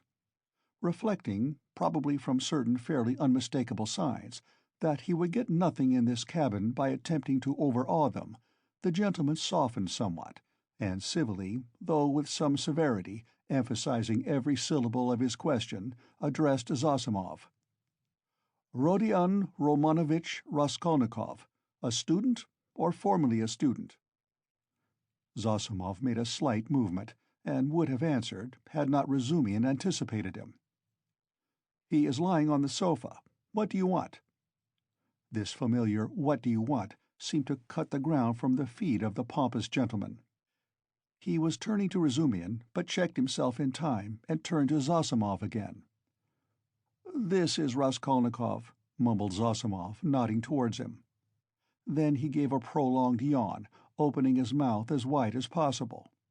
Then he lazily put his hand into his waistcoat pocket, pulled out a huge gold watch in a round hunter's case, opened it, looked at it, and as slowly and lazily proceeded to put it back. Raskolnikov himself lay without speaking, on his back, gazing persistently, though without understanding, at the stranger. Now that his face was turned away from the strange flower on the paper, it was extremely pale and wore a look of anguish, as though he had just undergone an agonizing operation, or just been taken from the rack. But the newcomer gradually began to arouse his attention, then his wonder, then suspicion, and even alarm. When Zosimov said, "This is Raskolnikov," he jumped up quickly, sat on the sofa, and with an almost defiant, but weak and breaking voice, articulated, "Yes, I am Raskolnikov. What do you want?" The visitor scrutinized him and pronounced impressively, "Pyotr Petrovitch Luzhin. I believe I have reason to hope that my name is not wholly unknown to you." But Raskolnikov, who had expected something quite different, gazed blankly and dreamily at him, making no reply, as though he heard the name of Pyotr Petrovitch for the first time. "Is it possible that you can up to the present have received no information?" asked Pyotr Petrovitch, somewhat disconcerted. In reply, Raskolnikov sank languidly back on the pillow, put his hands behind his head, and gazed at the ceiling. A look of dismay came into Luzhin's face. Zosimov and Razumian stared at him more inquisitively than ever, and at last he showed unmistakable signs of embarrassment. "I had presumed and calculated," he faltered, "that a letter posted more than 10 days, if not a fortnight ago—" "I say, why are you standing in the doorway?" Razumian interrupted suddenly. "If you've something to say, sit down. Nastasia and you are so crowded. Nastasia, make room. Here's a chair. Thread your way in." He moved his chair back from the table, made a little space between the table and his knees, and waited in a rather cramped position for the visitor to thread his way in. The minute was so chosen that it was impossible to refuse, and the visitor squeezed his way through, hurrying and stumbling. Reaching the chair, he sat down, looking suspiciously at Razumian. "No need to be nervous," the latter blurted out. "Rodya has been ill for the last 5 days and delirious for 3, but now he is recovering and has got an appetite. This is his doctor, who has just had a look at him. I am a comrade of Rodya's, like him, formerly a student, and now I am nursing him. So don't you take any notice of us, but go on with your business." "Thank you. But shall I not disturb the invalid by my presence and conversation?" Pyotr Petrovitch asked of Zosimov. "No," mumbled Zosimov. "You may amuse him." He yawned again. "He has been conscious a long time, since the morning," went on Razumian, whose familiarity seemed so much like unaffected good nature that Pyotr Petrovitch began to be more cheerful, partly, perhaps, because this shabby and impudent person had introduced himself as a student. "Your mamma," began Luzhin. Razumian cleared his throat loudly. Luzhin looked at him inquiringly. "That's all right. Go on." Luzhin shrugged his shoulders.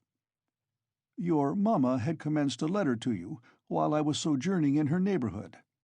On my arrival here, I purposely allowed a few days to elapse before coming to see you, in order that I might be fully assured that you were in full possession of the tidings. But now, to my astonishment—" "I know," Raskolnikov cried suddenly with impatient vexation. "So you are the fiancé. I know, and that's enough." There was no doubt about Pyotr Petrovitch's being offended this time, but he said nothing. He made a violent effort to understand what it all meant. There was a moment's silence. Meanwhile Raskolnikov, who had turned a little towards him when he answered, began suddenly staring at him again with marked curiosity, as though he had not had a good look at him yet, or as though something new had struck him. He rose from his pillow on purpose to stare at him. There certainly was something peculiar in Pyotr Petrovitch's whole appearance, something which seemed to justify the title of fiancé so unceremoniously applied to him. In the first place, it was evident, far too much so indeed, that Pyotr Petrovitch had made eager use of his few days in the capital to get himself up and rig himself out in expectation of his betrothed, a perfectly innocent and permissible proceeding indeed. Even his own, perhaps too complacent, consciousness of the agreeable improvement in his appearance might have been forgiven in such circumstances, seeing that Pyotr Petrovitch had taken up the role of fiancé. All his clothes were fresh from the tailor's, and were all right, except for being too new and too distinctly appropriate. Even the stylish new round hat had the same significance. Pyotr Petrovitch treated it too respectfully and held it too carefully in his hands. The exquisite pair of lavender gloves, real Louvain, told the same tale, if only from the fact of his not wearing them, but carrying them in his hand for show. Light and youthful colors predominated in Pyotr Petrovitch's attire. He wore a charming summer jacket of a fawn shade, light thin trousers, a waistcoat of the same, new and fine linen, a cravat of the lightest cambric with pink stripes on it, and the best of it was, this all suited Pyotr Petrovitch. His very fresh and even handsome face looked younger than his 45 years at all times. His dark mutton-chop whiskers made an agreeable setting on both sides, growing thickly upon his shining, clean-shaven chin. Even his hair, touched here and there with grey, though it had been combed and curled at a hairdresser's, did not give him a stupid appearance, as curled hair usually does, by inevitably suggesting a German on his wedding day. If there really was something unpleasing and repulsive in his rather good-looking and imposing countenance, it was due to quite other causes. After scanning Mr. Luzhin unceremoniously, Raskolnikov smiled malignantly, sank back on the pillow, and stared at the ceiling as before. But Mr. Luzhin hardened his heart and seemed to determine to take no notice of their oddities. "I feel the greatest regret at finding you in this situation," he began, again breaking the silence with an effort. "If I had been aware of your illness, I should have come earlier. But you know what business is. I have, too, a very important legal affair in the Senate, not to mention other preoccupations which you may well conjecture. I am expecting your mamma and sister any minute." Raskolnikov made a movement and seemed about to speak. His face showed some excitement. Pyotr Petrovitch paused, waited, but as nothing followed, he went on. "Any minute. I have found a lodging for them on their arrival." "Where?" asked Raskolnikov weakly. "Very near here, in Bakaleyev's house." "That's in Voskresensky," put in Razumian. "There are 2 stories of rooms, let by a merchant called Yushin. I've been there." "Yes, rooms. A disgusting place, filthy, stinking, and what's more, of doubtful character. Things have happened there, and there are all sorts of queer people living there. And I went there about a scandalous business. It's cheap, though. I could not, of course, find out so much about it, for I am a stranger in Petersburg myself," Pyotr Petrovitch replied huffily. "However, the 2 rooms are exceedingly clean, and as it is for so short a time, I have already taken a permanent, that is, our future flat," he said, addressing Raskolnikov, "and I am having it done up." And meanwhile I am myself cramped for room in a lodging with my friend Andrei Semyonovitch Lebeziatnikov, in the flat of Madame Lebevezhel. It was he who told me of Bakelyev's house, too." "Lebeziatnikov?" said Raskolnikov slowly, as if recalling something.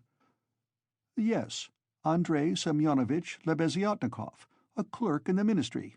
Do you know him?" "Yes, no," Raskolnikov answered. "Excuse me, I fancied so from your inquiry. I was once his guardian, a very nice young man and advanced. I like to meet young people. One learns new things from them." Luzhin looked round hopefully at them all. "How do you mean?" asked Razumihin. "In the most serious and essential matters," Pyotr Petrovitch replied, as though delighted at the question. "You see, it's 10 years since I visited Petersburg. All the novelties, reforms, ideas have reached us in the provinces, but to see it all more clearly one must be in Petersburg.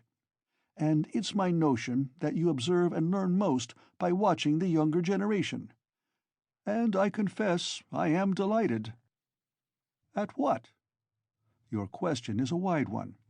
I may be mistaken, but I fancy I find clearer views, more, so to say, criticism, more practicality."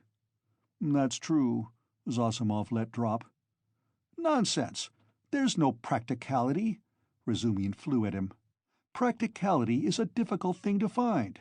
It does not drop down from heaven. And for the last 200 years we have been divorced from all practical life. Ideas, if you like, are fermenting," he said to Pyotr Petrovitch. "And desire for good exists, though it's in a childish form, and honesty you may find, although there are crowds of brigands. Anyway, there's no practicality.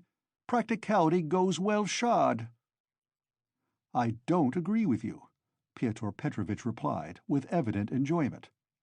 "Of course, people do get carried away and make mistakes, but one must have indulgence.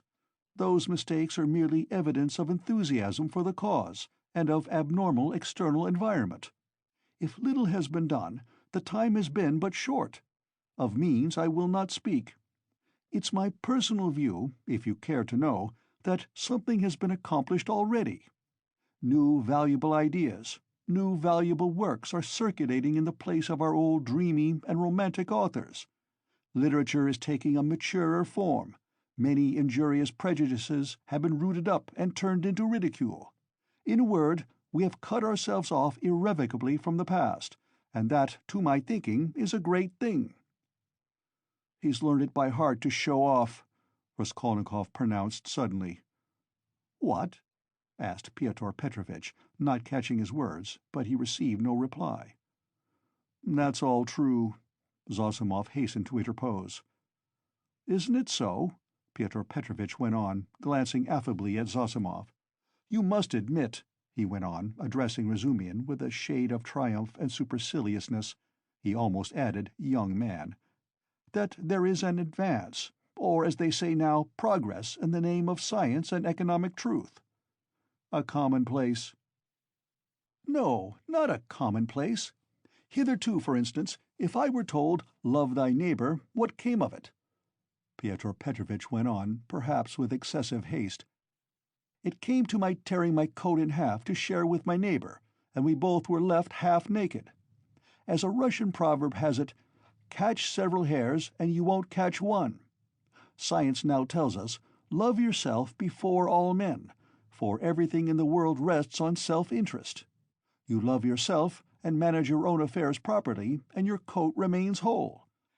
Economic truth adds that the better private affairs are organized in society, the more whole coats, so to say, the firmer are its foundations, and the better is the common welfare organized too. Therefore, in acquiring wealth solely and exclusively for myself, I am acquiring, so to speak, for all, and helping to bring to pass my neighbor's getting a little more than a torn coat, and that not from private, personal liberality, but as a consequence of the general advance. The idea is simple, but unhappily it has been a long time reaching us, being hindered by idealism and sentimentality, and yet it would seem to want very little wit to perceive it." "Excuse me, "I've very little wit myself," Razumian cut in sharply, "and so let us drop it. I began this discussion with an object, but I've grown so sick during the last 3 years of this chattering to amuse oneself, of this incessant flow of commonplaces, always the same, that, by Jove, I blush even when other people talk like that. You are in a hurry, no doubt, to exhibit your requirements, and I don't blame you. That's quite pardonable. I only wanted to find out what sort of a man you are, for so many unscrupulous people have got hold of the progressive cause of late and have so distorted in their own interests everything they touched that the whole cause has been dragged in the mire. That's enough." "Excuse me, sir," said Luzhin, affronted and speaking with excessive dignity.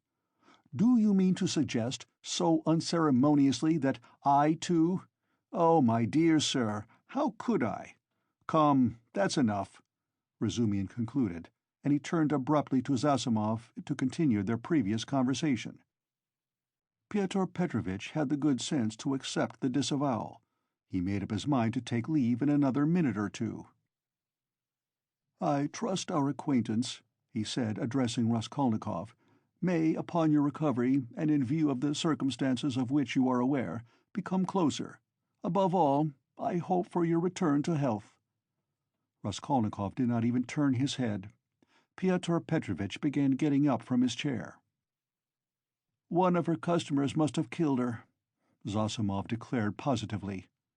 "Not a doubt of it," replied Razumian. "Porphyry doesn't give his opinion, but is examining all who have left pledges with her there." "Examining them?" Raskolnikov asked aloud. "Yes. What then?" "Nothing." "How does he get hold of them?" asked Zossimov. "Coke has given the names of some of them. Other names are on the wrappers of the pledges, and some have come forward of themselves." "It must have been a cunning and practiced ruffian. The boldness of it, the coolness—" "That's just what it wasn't," interposed Razumian. "That's what throws you all off the scent. But I maintain that he is not cunning, not practiced, and probably this was his first crime. The supposition that it was a calculated crime and a cunning criminal doesn't work. Suppose him to have been inexperienced, and it's clear that it was only a chance that saved him, and chance may do anything. Why, he did not foresee obstacles, perhaps. And how did he set to work? He took jewels worth 10 or 20 rubles, stuffing his pockets with them, ransacked the old woman's trunks, her rags, and they found 1,500 rubles, besides notes, in a box in the top drawer of the chest. He did not know how to rob, he could only murder. It was his first crime, I assure you, his first crime. He lost his head, and he got off more by luck than good counsel." "You are talking of the murder of the old pawnbroker, I believe," Pyotr Petrovitch put in, addressing Zossimov. He was standing, hat and gloves in hand, but before departing he felt disposed to throw off a few more intellectual phrases. He was evidently anxious to make a favorable impression, and his vanity overcame his prudence. "Yes, you've heard of it?" "Oh, yes, being in the neighborhood." "Do you know the details?" "I can't say that, but another circumstance interests me in the case. The whole question, so to say. Not to speak of the fact that crime has been greatly on the increase among the lower classes during the last 5 years, not to speak of the cases of robbery and arson everywhere, what strikes me as the strangest thing is that in the higher classes, too, crime is increasing proportionately. In one place one hears of a student's robbing the mail on the high road. In another place people of good social position forge false banknotes. In Moscow of late a whole gang has been captured who used to forge lottery tickets, and one of the ringleaders was a lecturer in universal history. Then our secretary abroad was murdered from some obscure motive of gain. And if this old woman, the pawnbroker, has been murdered by someone of a higher class in society, for peasants don't pawn gold trinkets, how are we to explain this demoralization of the civilized part of our society?" "There are many economic changes," put in Zossimov. "How are we to explain it?" Razumian caught him up. "It might be explained by our inveterate impracticality." "How do you mean?" What answer had your lecturer in Moscow to make to the question why he was forging notes? Everybody is getting rich one way or another, so I want to make haste to get rich too. I don't remember the exact words, but the upshot was that he wants money for nothing, without waiting or working. We've grown used to having everything ready-made, to walking on crutches, to having our food chewed for us. Then the great hour struck. The emancipation of the serfs in 1861 is meant, and every man showed himself in his true colors. But morality, and, so to speak, principles? But why do you worry about it? Raskolnikov interposed suddenly. It's in accordance with your theory. In accordance with my theory? Why, carry out logically the theory you were advocating just now, and it follows that people may be killed. Upon my word, cried Luzhin. No, that's not so, put in Zossimov. Raskolnikov lay with a white face and twitching upper lip, breathing painfully. There's a measure in all things, Luzhin went on superciliously. Economic ideas are not an incitement to murder, and one has but to suppose— And is it true, Raskolnikov interposed once more suddenly, again in a voice quivering with fury and delight in insulting him, is it true that you told your fiancée, within an hour of her acceptance, that what pleased you most was that she was a beggar, because it was better to raise a wife from poverty, so that you may have complete control over her and reproach her with your being her benefactor? Upon my word, Luzhin cried wrathfully and irritably, crimson with confusion. To distort my words in this way— Excuse me, allow me to assure you that the report which has reached you, or rather, let me say, has been conveyed to you, has no foundation in truth, and I suspect who— in a word, this arrow— in a word, your mamma. She seemed to me, in other things, with all her excellent qualities, of a somewhat high-flown and romantic way of thinking. But I was 1,000 miles from supposing that she would misunderstand and misrepresent things in so fanciful a way. And indeed— I tell you what, cried Raskolnikov, raising himself on his pillow and fixing his piercing, glittering eyes upon him. I tell you what. What? Luzhin stood still, waiting with a defiant and offended face. Silence lasted for some seconds. Why, if ever again you dare to mention a single word about my mother, I shall send you flying downstairs. What's the matter with you? Cried Razumian. So, that's how it is? Luzhin turned pale and bit his lip. Let me tell you, sir, he began deliberately, doing his utmost to restrain himself, but breathing hard. At the first moment I saw you, you were ill-disposed to me, but I remained here on purpose to find out more. I could forgive a great deal in a sick man and a connection, but you— never after this. I am not ill, cried Raskolnikov. So much the worse. Go to hell. But Luzhin was already leaving without finishing his speech, squeezing between the table and the chair. Razumian got up this time to let him pass.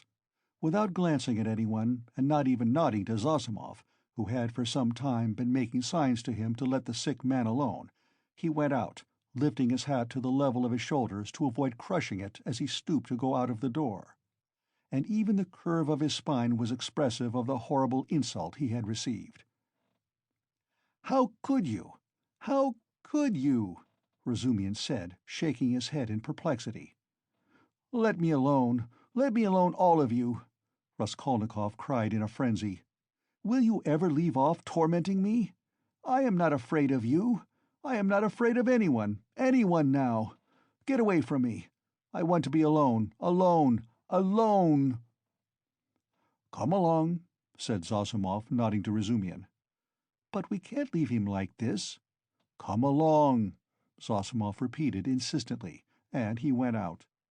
Razumian thought a minute and ran to overtake him. "It might be worse not to obey him," said Zossimov on the stairs. "He mustn't be irritated." What's the matter with him? If only he could get some favorable shock, That's what would do it. At first he was better. You know he has got something on his mind, some fixed idea weighing on him. I am very much afraid so. He must have. Perhaps it's that gentleman, Pyotr Petrovitch.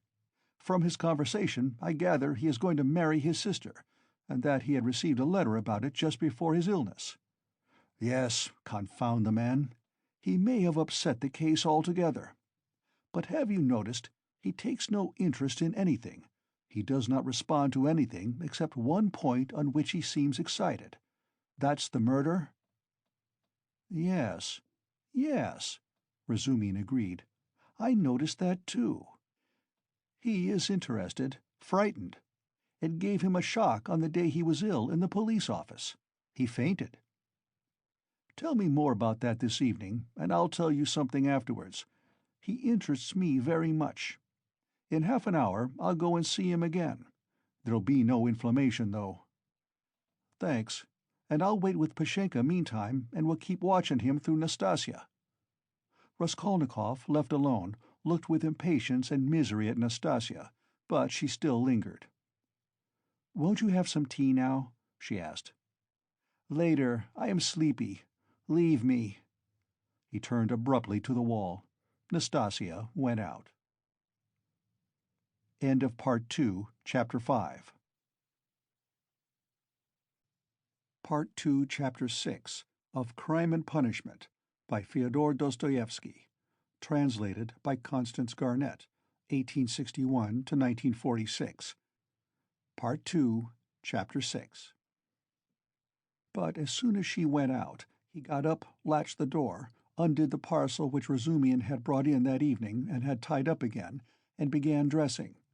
Strange to say, he seemed immediately to have become perfectly calm, not a trace of his recent delirium nor of the panic fear that had haunted him of late. It was the first moment of a strange, sudden calm. His movements were precise and definite. A firm purpose was evident in them. Today, he muttered to himself. He understood that he was still weak, but his intense spiritual concentration gave him strength and self-confidence. He hoped, moreover, that he would not fall down in the street.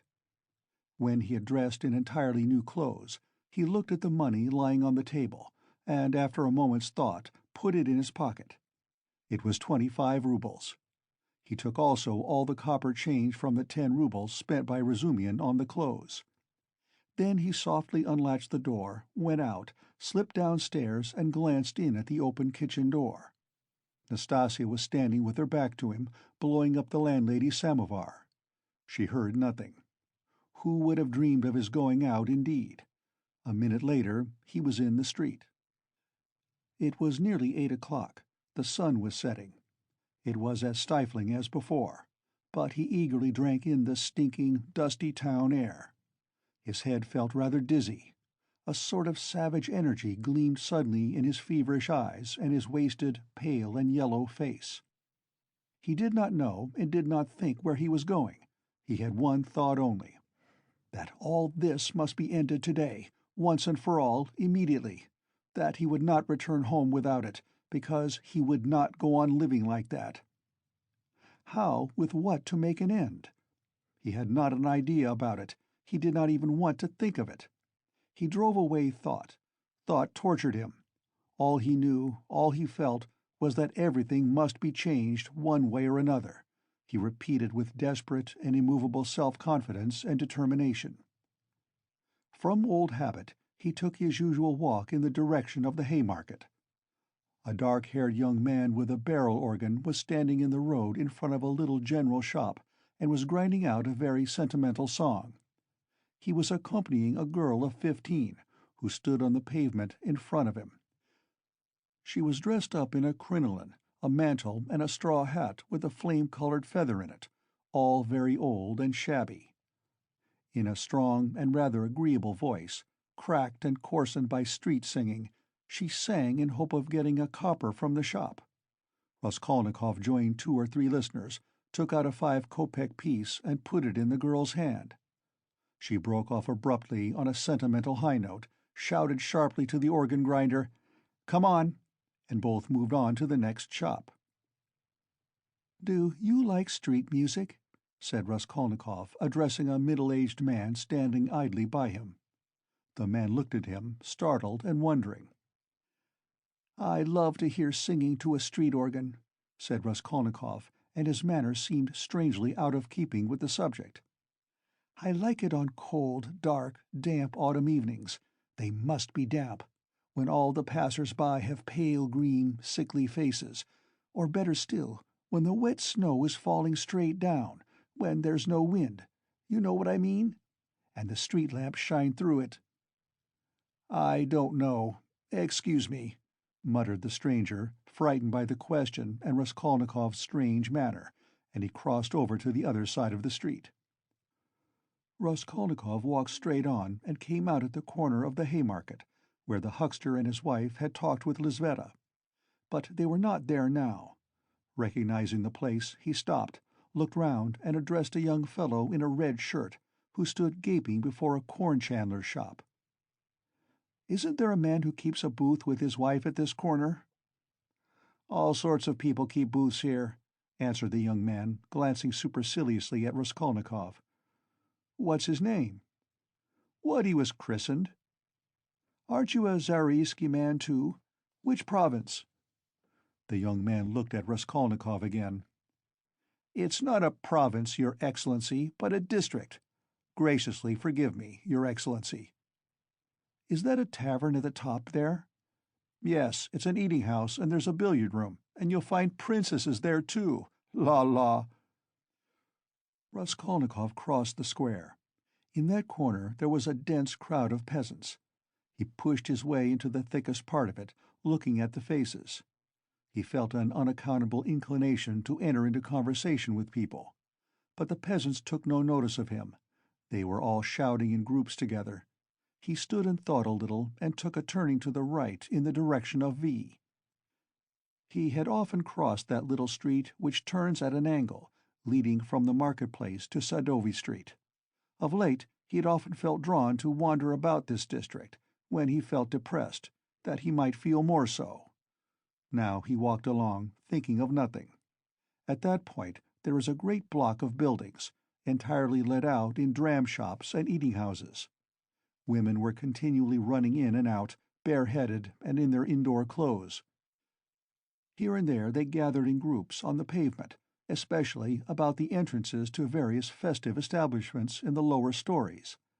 From one of these a loud din, sounds of singing, the tinkling of a guitar, and shouts of merriment floated into the street. A crowd of women were thronging round the door. Some were sitting on the steps, others on the pavement, others were standing talking. A drunken soldier, smoking a cigarette, was walking near them in the road, swearing. He seemed to be trying to find his way somewhere, but had forgotten where. One beggar was quarreling with another, and a man dead drunk was lying right across the road. Raskolnikov joined the throng of women, who were talking in husky voices. They were bareheaded and wore cotton dresses and goatskin shoes. There were women of 40, and some not more than 17. Almost all had blackened eyes. He felt strangely attracted by the singing and all the noise and uproar in the saloon below. Someone could be heard within dancing frantically, marking time with his heels to the sounds of the guitar and of a thin falsetto voice singing a jaunty air. He listened intently, gloomily and dreamily, bending down at the entrance and peeping inquisitively in from the pavement. "Oh, my handsome soldier, don't beat me for nothing," trilled the thin voice of the singer. Raskolnikov felt a great desire to make out what he was singing, as though everything depended on that. "Shall I go in?" he thought. "They are laughing. From drink. Shall I get drunk?" "Won't you come in?" one of the women asked him. Her voice was still musical and less thick than the others. She was young and not repulsive, the only one of the group. "Why, she's pretty," he said, drawing himself up and looking at her. She smiled, much pleased at the compliment. "You're very nice-looking yourself," she said. "Isn't he thin, though?" observed another woman, in a deep bass. "Have you just come out of a hospital?" They're all generals' daughters, it seems, but they have all snub noses," interposed a tipsy peasant with a sly smile on his face, wearing a loose coat. "See how jolly they are. Go along with you. I'll go, sweetie." And he darted down into the saloon below. Raskolnikov moved on. "I say, sir," the girl shouted after him. "What is it?" She hesitated.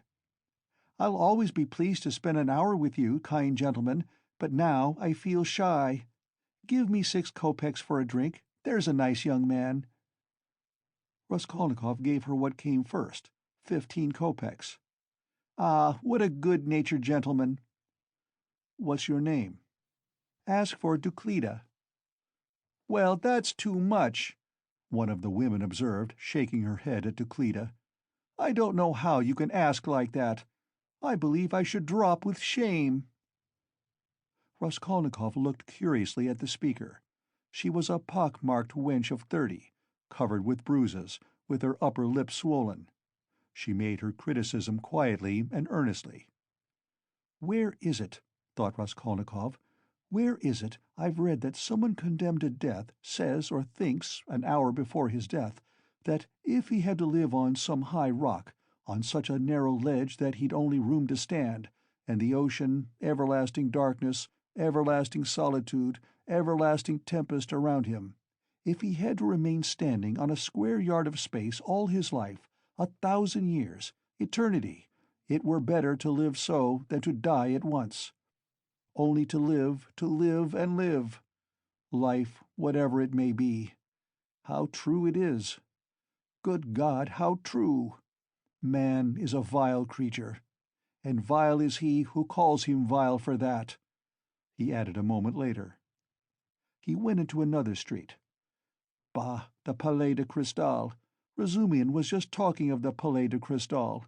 But what on earth was it I wanted? Yes, the newspapers. Zosimov said he read it in the papers. "Have you the papers?" he asked, going into a very spacious and positively clean restaurant, consisting of several rooms, which were, however, rather empty. 2 or 3 people were drinking tea, and in a room further away were sitting 4 men drinking champagne. Raskolnikov fancied that Zametov was one of them, but he could not be sure at that distance. "What if it is?" he thought. "Will you have vodka?" asked the waiter. "Give me some tea and bring me the papers, the old ones for the last 5 days, and I'll give you something." "Yes, sir. Here's today's. No vodka?" The old newspapers and the tea were brought. Raskolnikov sat down and began to look through them. "Oh, damn! These are the items of intelligence. An accident on a staircase. Spontaneous combustion of a shopkeeper from alcohol. A fire in Pesky. A fire in the Petersburg quarter. Another fire in the Petersburg quarter. And another fire in the Petersburg quarter. Ah, here it is." He found at last what he was seeking and began to read it. The lines danced before his eyes, but he read it all and began eagerly seeking later editions in the following numbers. His hands shook with nervous impatience as he turned the sheets. Suddenly, someone sat down beside him at his table. He looked up. It was the head clerk, Zametov, looking just the same, with the rings on his fingers and the watch-chain, with the curly black hair, parted and pomaded, with the smart waistcoat, rather shabby coat, and doubtful linen. He was in a good humor, at least he was smiling very gaily and good-humoredly. His dark face was rather flushed from the champagne he had drunk. "What, you here?" he began in surprise, speaking as though he'd known him all his life. "Why, Razumihin told me only yesterday you were unconscious. How strange! And do you know I've been to see you?" Raskolnikov knew he would come up to him. He laid aside the papers and turned to Zametov. There was a smile on his lips, and a new shade of irritable impatience was apparent in that smile. "I know you have," he answered. "I've heard it. You looked for my sock. And you know Razumihin has lost his heart to you. He says you've been with him to Louise Ivanovna's. You know, the woman you tried to befriend, for whom you winked to the explosive lieutenant, and he would not understand. Do you remember?" How could he fail to understand? It was quite clear, wasn't it? What a hothead he is. The explosive one? No, your friend Razumian. You must have a jolly life, Mr. Zametov. Entrance fee to the most agreeable places. Who's been pouring champagne into you just now? We've just been having a drink together. You talk about pouring it into me. By way of a fee. You profit by everything. Raskolnikov laughed. It's all right, my dear boy, he added, slapping Zametov on the shoulder. I am not speaking from temper, but in a friendly way. For sport, as that workman of yours said when he was scuffling with Dmitri, in the case of the old woman. How do you know about it? Perhaps I know more about it than you do. How strange you are. I am sure you are still very unwell. You oughtn't to have come out. Oh, do I seem strange to you? Yes. What are you doing, reading the papers? Yes. There's a lot about the fires. No, I am not reading about the fires. Here he looked mysteriously at Zametov. His lips were twisted again in a mocking smile. No, I am not reading about the fires, he went on, winking at Zametov. But confess now, my dear fellow, you're awfully anxious to know what I am reading about.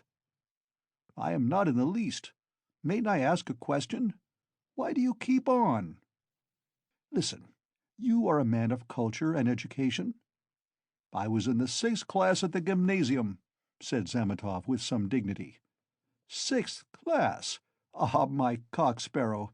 With your parting and your rings, you are a gentleman of fortune. Phoo, what a charming boy! Here Raskolnikov broke into a nervous laugh right in Zametov's face. The latter drew back, more amazed than offended. Phoo, how strange you are, Zametov repeated very seriously. I can't helping you are still delirious. I am delirious? You are fibbing, my cock-sparrow. So I am strange? You find me curious, do you? Yes, curious. Shall I tell you what I was reading about? What I was looking for? See what a lot of papers I've made them bring me. Suspicious, eh? Well, what is it? You prick up your ears? How do you mean, prick up my ears? I'll explain that afterwards.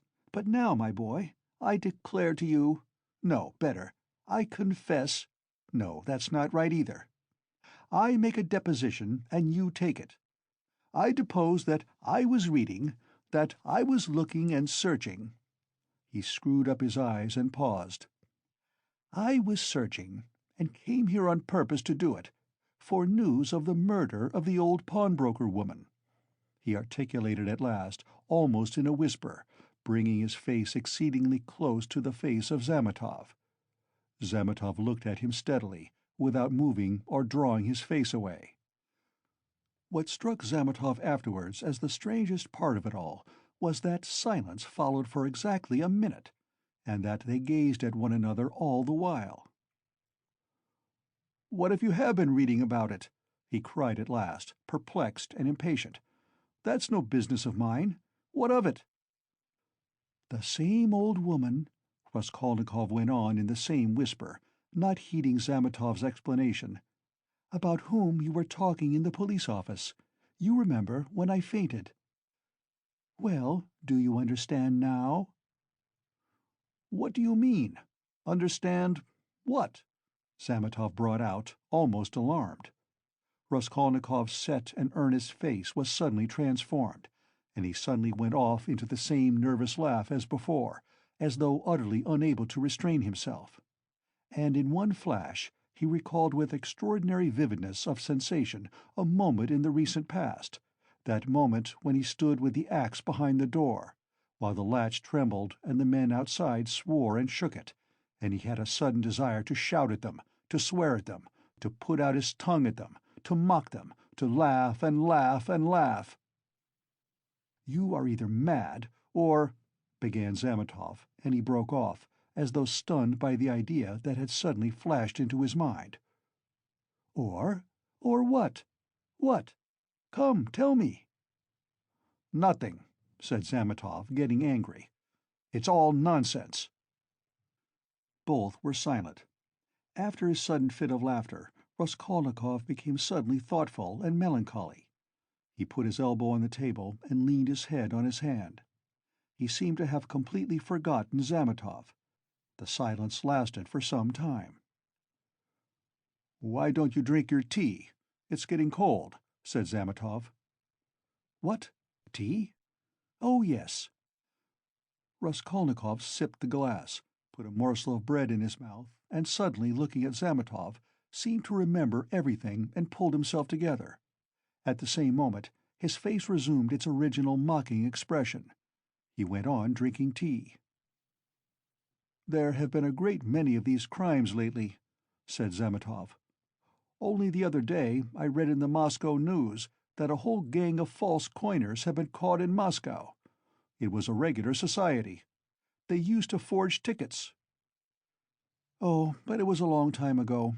I read about it a month ago," Raskolnikov answered calmly. "So you consider them criminals?"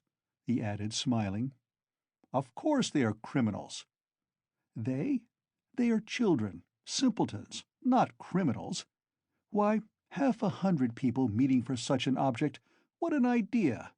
3 would be too many, and then they want to have more faith in one another than in themselves.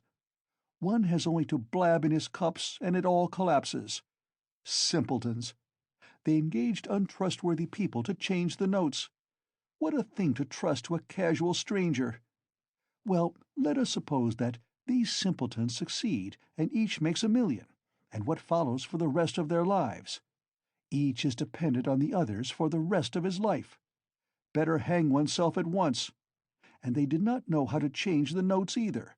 The man who changed the notes took 5,000 rubles, and his hands trembled. He counted the first 4,000, but did not count the 5,000. He was in such a hurry to get the money into his pocket and ran away. Of course he roused suspicion. And the whole thing came to a crash through one fool. Is it possible?" "That his hands trembled?" observed Zametov. "Yes, that's quite possible. That, I feel quite sure, is possible. Sometimes one can't stand things." "Can't stand that?" "Why, could you stand it then? No, I couldn't. For the sake of 100 rubles to face such a terrible experience? To go with false notes into a bank where it's their business to spot that sort of thing? No, I should not have the face to do it. Would you?" Raskolnikov had an intense desire again to put his tongue out. Shivers kept running down his spine. "I should do it quite differently," Raskolnikov began. "This is how I would change the notes. I'd count the first 1,000 3 or 4 times backwards and forwards, looking at every note, and then I'd set to the second 1,000. I'd count that halfway through, and then hold some 50-ruble note to the light, then turn it, then hold it to the light again, to see whether it was a good one. 'I am afraid,' I would say, 'a relation of mine lost 25 rubles the other day through a false note,' and then I'd tell them the whole story. And after I began counting the third, 'No, excuse me,' I would say, 'I fancy I made a mistake in the 7th hundred in that second 1,000, I'm not sure.' And so I would give up the third 1,000 and go back to the second, and so on to the end.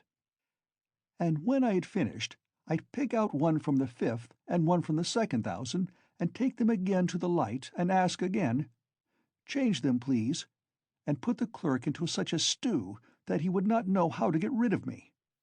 When I'd finished and gone out, I'd come back. 'No, excuse me,' and ask for some explanation. That's how I'd do it."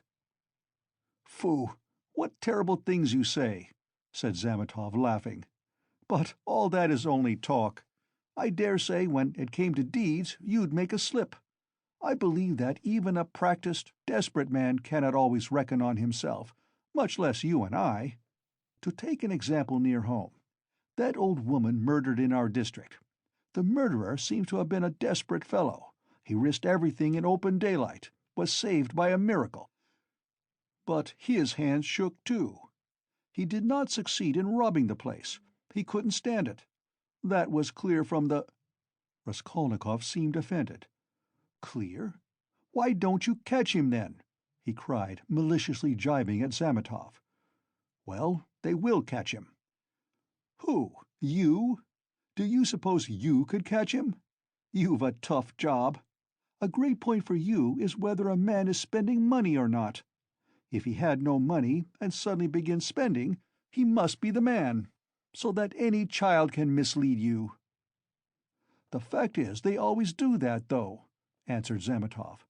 "A man will commit a clever murder at the risk of his life, and then at once he goes drinking in a tavern. They are caught spending money. They are not all as cunning as you are. You wouldn't go to a tavern, of course." Raskolnikov frowned and looked steadily at Zametov.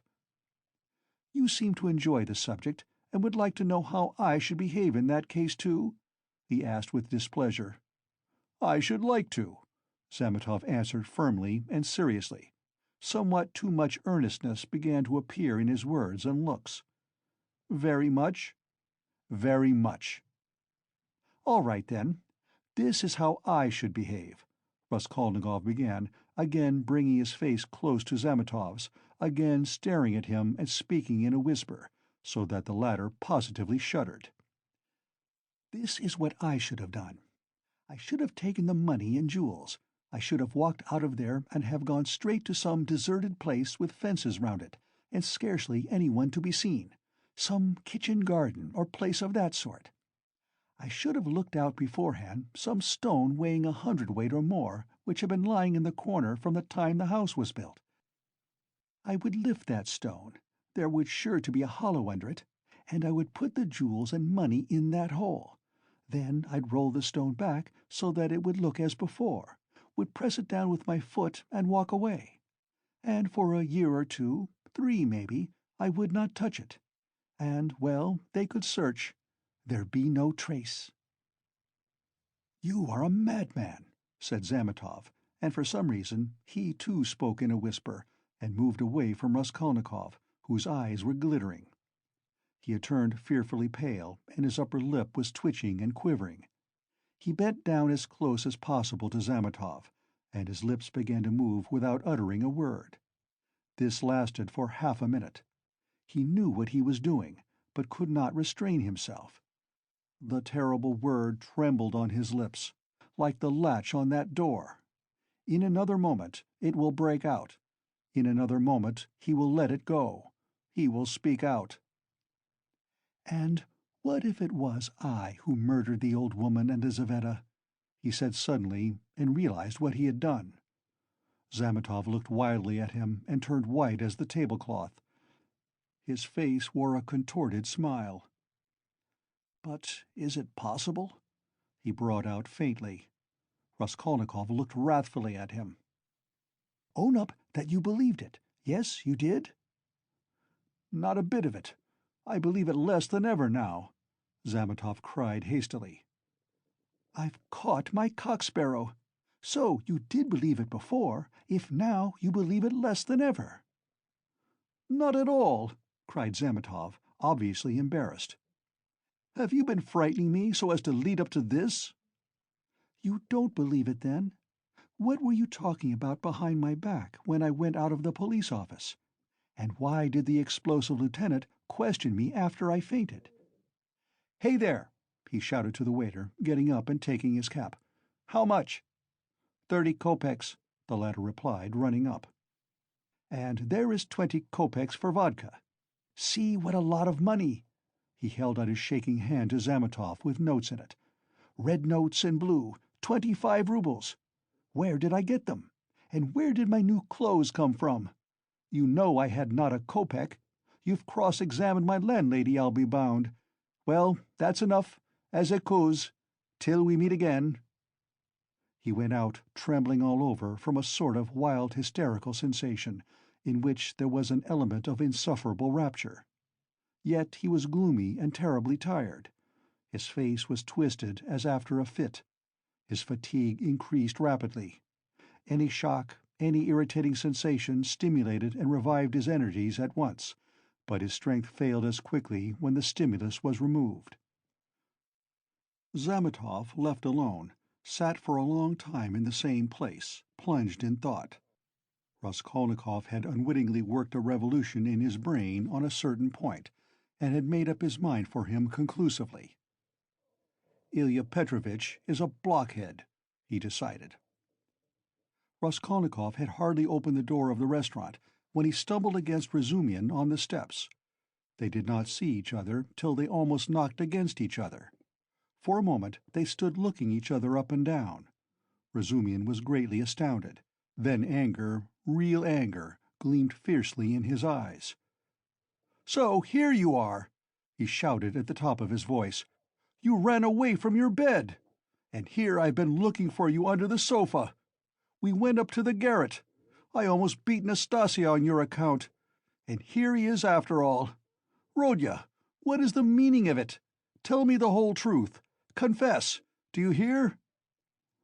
"It means that I'm sick to death of you all and I want to be alone," Raskolnikov answered calmly. "Alone? When you are not able to walk? When your face is as white as a sheet and you are gasping for breath? Idiot! What have you been doing in the Palais de Cristal? Own up at once." "Let me go," said Raskolnikov, and tried to pass him. This was too much for Razumian. He gripped him firmly by the shoulder. "Let you go? You dare tell me to let you go? Do you know what I'll do with you directly? I'll pick you up, tie you in a bundle, carry you home under my arm, and lock you up." "Listen, Razumian," Raskolnikov began quietly, apparently calm. "Can't you see that I don't want your benevolence? A strange desire you have to shower benefits on a man who curses them, who feels them a burden, in fact. Why did you seek me out at the beginning of my illness? Maybe I was very glad to die. Didn't I tell you plainly enough today that you were torturing me, that I was sick of you? You seem to want to torture people. I assure you that all that is seriously hindering my recovery, because it's continually irritating me. You saw Zosimov went away just now to avoid irritating me. You leave me alone too, for goodness sake. What right have you, indeed, to keep me by force? Don't you see that I am in possession of all my faculties now? How can I persuade you not to persecute me with your kindness? I may be ungrateful, I may be mean. Only let me be. For God's sake, let me be. Let me be, let me be."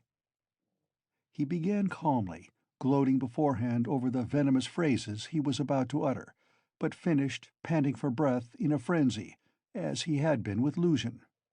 Razumian stood a moment, thought, and let his hand drop. "Well, go to hell, then," he said gently and thoughtfully. "Stay!" he roared, as Raskolnikov was about to move. "Listen to me. Let me tell you that you are all a set of babbling, posing idiots. If you've any little trouble, you brood over it like a hen over an egg. And you're plagiarists even at that. There isn't a sign of independent life in you. You are made of spermaceti ointment, and you've lymph in your veins instead of blood. I don't believe in any one of you. In any circumstances, the first thing for all of you is to be unlike a human being. Stop!" he cried with redoubled fury, noticing that Raskolnikov was again making a movement. "Hear me out. You know I'm having a housewarming this evening. I dare say they've arrived by now, but I left my uncle there. I just ran in to receive the guests. And if you weren't a fool, a common fool, a perfect fool, if you were an original instead of a translation— You see, Rodya, I recognize you're a clever fellow, but you're a fool.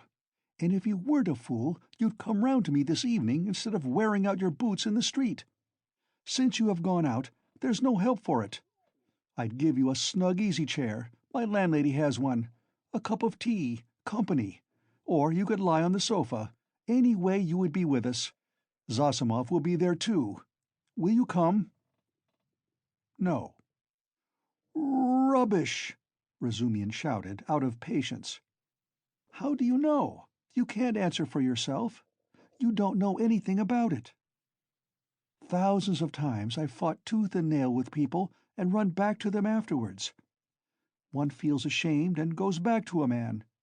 So remember, Pochinkov's house on the third story. Why, Mr. Razumian, I do believe you'd let anybody beat you from sheer benevolence. Beat? Whom? Me? I'd twist off his nose at the mere idea. Pochinkov's house, 47 Babushkin's flat. I shall not come, Razumian.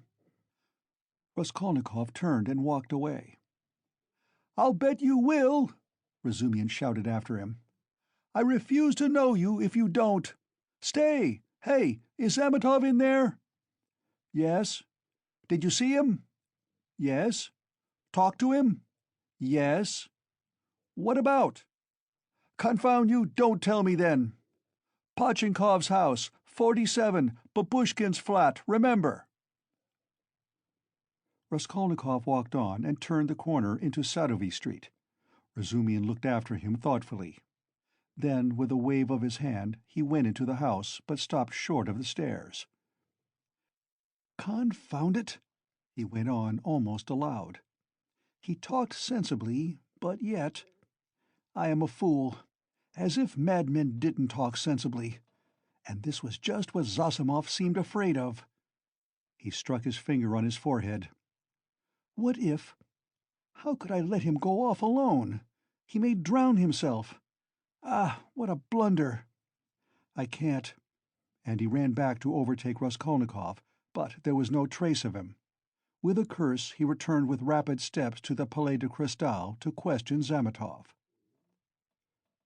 Raskolnikov walked straight to X Bridge, stood in the middle, and, leaning both elbows on the rail, stared into the distance. On parting with Razumian, he felt so much weaker that he could scarcely reach this place. He longed to sit or lie down somewhere in the street. Bending over the water, he gazed mechanically at the last pink flush of the sunset, at the row of houses growing dark in the gathering twilight, at one distant attic window on the left bank, flashing as though on fire in the last rays of the setting sun, at the darkening water of the canal, and the water seemed to catch his attention. At last red circles flashed before his eyes. The houses seemed moving.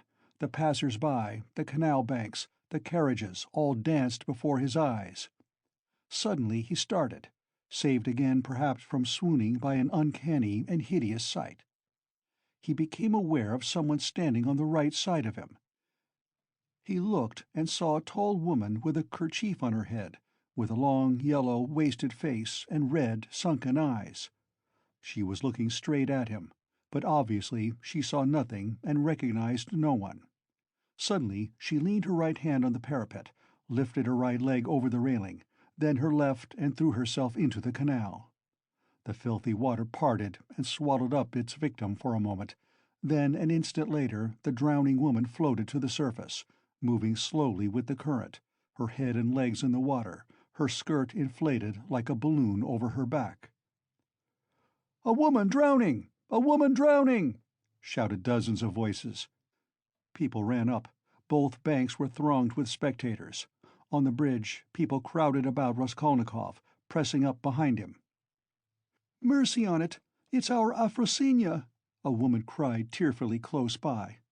"Mercy! Save her! Kind people, pull her out!" "A boat! A boat!" was shouted in the crowd. But there was no need of a boat. A policeman ran down the steps to the canal, threw off his greatcoat and his boots, and rushed into the water. It was easy to reach her. She floated within a couple of yards of the steps. He caught hold of her clothes with his right hand, and with his left seized a pole which a comrade held out to him. The drowning woman was pulled out at once. They laid her on the granite pavement of the embankment.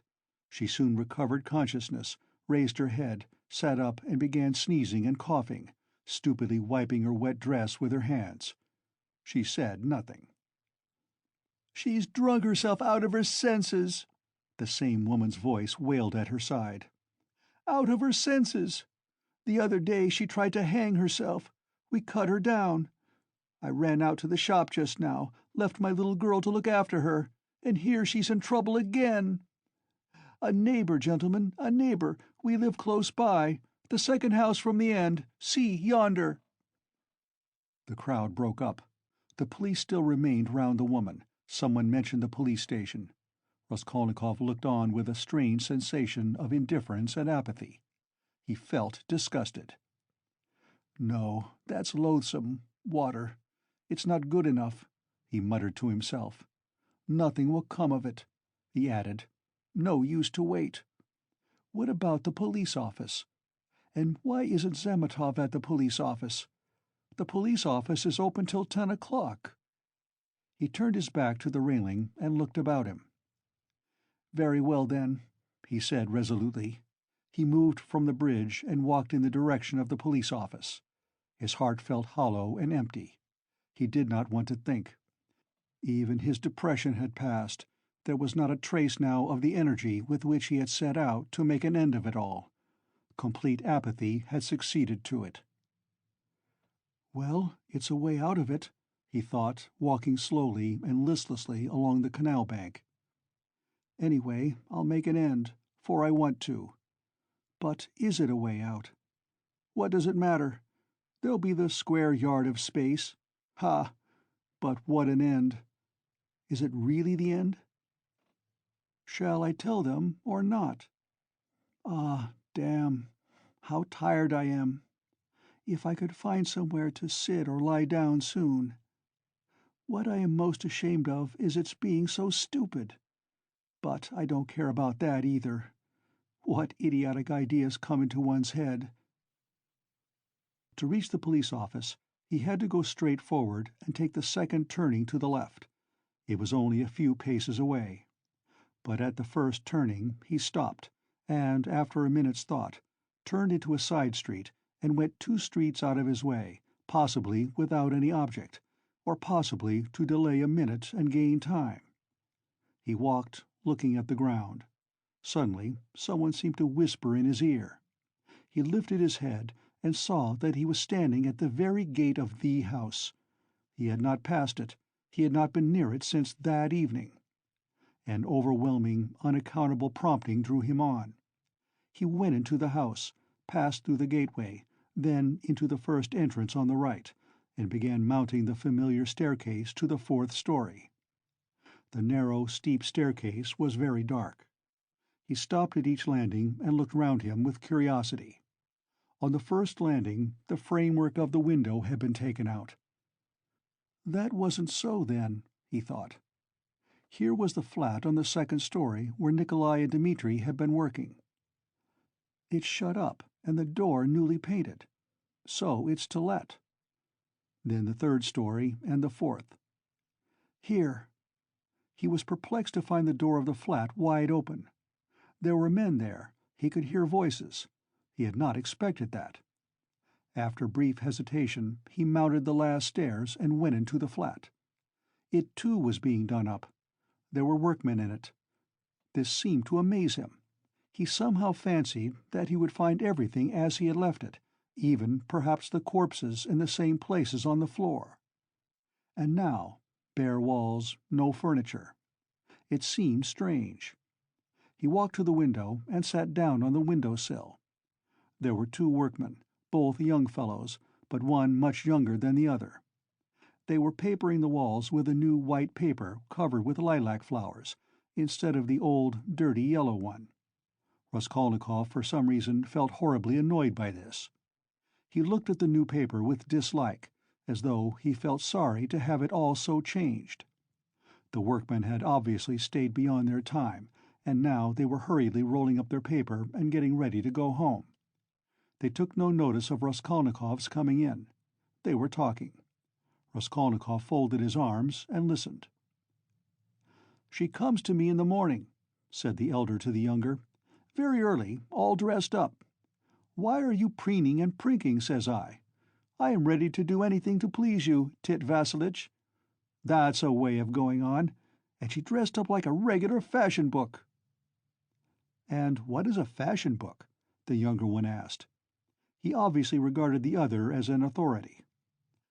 "A fashion book is a lot of pictures, colored, and they come to the tailors here every Saturday, by post from abroad, to show folks how to dress, the male sex as well as the female. They're pictures. The gentlemen are generally wearing fur coats, and for the ladies' fluffles, They're beyond anything you can fancy." "There's nothing you can't find in Petersburg," the younger cried enthusiastically. "Except father and mother, there's everything." "Except them, there's everything to be found, my boy," the elder declared sententiously. Raskolnikov got up and walked into the other room, where the strong-box, the bed, and the chest of drawers had been. The room seemed to him very tiny without furniture in it. The paper was the same. The paper in the corner showed where the case of icons had stood. He looked at it and went to the window. The elder workman looked at him askance. "What do you want?" he asked suddenly. Instead of answering, Raskolnikov went into the passage and pulled the bell. The same cracked note. He rang it a second and a third time. He listened and remembered. The hideous and agonizingly fearful sensation he had felt then began to come back more and more vividly. He shuddered at every ring, and it gave him more and more satisfaction. "Well, what do you want? Who are you?" the workman shouted, going out to him. Raskolnikov went inside again. "I want to take a flat," he said. "I am looking round." "It's not the time to look at rooms at night, and you ought to come up with the porter." "The floors have been washed. Will they be painted?" Raskolnikov went on. "Is there no blood?" "What blood?" "Why, the old woman and her sister were murdered here. There was a perfect pool there." "But who are you?" the workman cried, uneasy. "Who am I?" "Yes." "You want to know? Come to the police station. I'll tell you." The workman looked at him in amazement. "It's time for us to go. We are late. Come along, Alyoshka. We must lock up," said the elder workman. "Very well, come along," said Raskolnikov indifferently, and, going out first, he went slowly downstairs. "Hey, porter!" he cried in the gateway. At the entrance several people were standing, staring at the passers-by. The two porters, a peasant woman, a man in a long coat, and a few others. Raskolnikov went straight up to them. "What do you want?" asked one of the porters. "Have you been to the police office?" "I've just been there. What do you want?" "Is it open?" "Of course." "Is the assistant there?" "He was there for a time. What do you want?" Raskolnikov made no reply, but stood beside them, lost in thought. "He's been to look at the flat," said the elder workman, coming forward. "Which flat?" "Where we are at work. 'Why have you washed away the blood?' says he. 'There has been a murder here,' says he, 'and I've come to take it.' And he began ringing at the bell, all but broke it. 'Come to the police station,' says he. 'I'll tell you everything there.' He wouldn't leave us." The porter looked at Raskolnikov, frowning and perplexed. "Who are you?" he shouted as impressively as he could. "I am Rodion Romanovitch Raskolnikov, formerly a student. I live in Shiel's house, not far from here, flat number 14. Ask the porter, he knows me." Raskolnikov said all this in a lazy, dreamy voice, not turning round but looking intently into the darkening street. "Why have you been to the flat?" "To look at it." "What is there to look at?" "Take him straight to the police station," the man in the long coat jerked in abruptly. Raskolnikov looked intently at him over his shoulder, and said in the same slow, lazy tones, "Come along." "Yes, take him," the man went on more confidently. "Why was he going into that? What's in his mind, eh?" "He's not drunk, but God knows what's the matter with him," muttered the workman. "But what do you want?" the porter shouted again, beginning to get angry in earnest. "Why are you hanging about?" "You funked the police station, then?" said Raskolnikov jeeringly. "How funk it? Why are you hanging about?" "He's a rogue," shouted the peasant woman. "Why waste time talking to him?" cried the other porter, a huge peasant in a full open coat and with keys on his belt. "Get along! He is a rogue, and no mistake! Get along!" And seizing Raskolnikov by the shoulder, he flung him into the street. He lurched forward, but recovered his footing, looked at the spectators in silence, and walked away. "Strange man," observed the workman. "There are strange folks about nowadays," said the woman. "You should have taken him to the police station all the same," said the man in the long coat. "Better have nothing to do with him," decided the big porter. "A regular rogue. Just what he wants, you may be sure, but once you take him up, you won't get rid of him. We know the sort." "Shall I go there or not?" thought Raskolnikov, standing in the middle of the thoroughfare at the crossroads, and he looked about him as though expecting from someone a decisive word. But no sound came, all was dead and silent like the stones on which he walked, dead to him alone. All at once, at the end of the street, 200 yards away, in the gathering dusk, he saw a crowd and heard talk and shouts. In the middle of the crowd stood a carriage. A light gleamed in the middle of the street. "What is it?" Raskolnikov turned to the right and went up to the crowd. He seemed to clutch at everything, and smiled coldly when he recognized it, for he had fully made up his mind to go to the police station and knew that it would all soon be over. End of Part 2, Chapter 6. Part 3, Chapter 1 of Crime and Punishment by Fyodor Dostoevsky, translated by Constance Garnett, 1861 to 1946. Part 3, Chapter 1. Raskolnikov got up and sat down on the sofa. He waved his hand weakly to Razumihin to cut short the flow of warm and incoherent consolations he was addressing to his mother and sister, took them both by the hand, and for a minute or two gazed from one to the other without speaking. His mother was alarmed by his expression. It revealed an emotion agonizingly poignant, and at the same time something immovable, almost insane. Pulcheria Alexandrovna began to cry. Avdotya Romanovna was pale. Her hand trembled in her brother's. "Go home, with him," he said in a broken voice, pointing to Razumihin. "Good-bye till tomorrow. Tomorrow everything— Is it long since you arrived?" "This evening, Rodya," answered Pulcheria Alexandrovna. "The train was awfully late." "But, Rodya, nothing would induce me to leave you now. I will spend the night here, near you." "Don't torture me," he said with a gesture of irritation. "I will stay with him," cried Razumihin. "I won't leave him for a moment. Bother all my visitors. Let them rage to their heart's content. My uncle is presiding there." How can I thank you?" Pulcheria Alexandrovna was beginning, once more pressing Razumihin's hands, but Raskolnikov interrupted her again. "I can't have it! I can't have it!" he repeated irritably. "Don't worry me! Enough! Go away! I can't stand it!" "Come, Mamma, come out of the room, at least for a minute," Donya whispered in dismay. "We are distressing him, that's evident." "Mayn't I look at him after 3 years?" wept Pulcheria Alexandrovna. "Stay!" He stopped them again. "You keep interrupting me, and my ideas get muddled. Have you seen Luzhin?" "No, Rodya, but he knows already of our arrival. We have heard, Rodya, that Pyotr Petrovitch was so kind as to visit you today," Pulcheria Alexandrovna added somewhat timidly. "Yes, he was so kind. Donya, I promised Luzhin I'd throw him downstairs and told him to go to hell."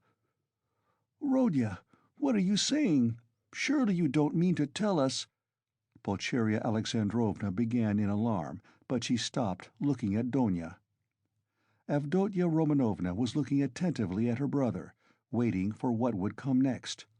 Both of them had heard of the quarrel from Nastasia, so far as she had succeeded in understanding and reporting it, and were in painful perplexity and suspense.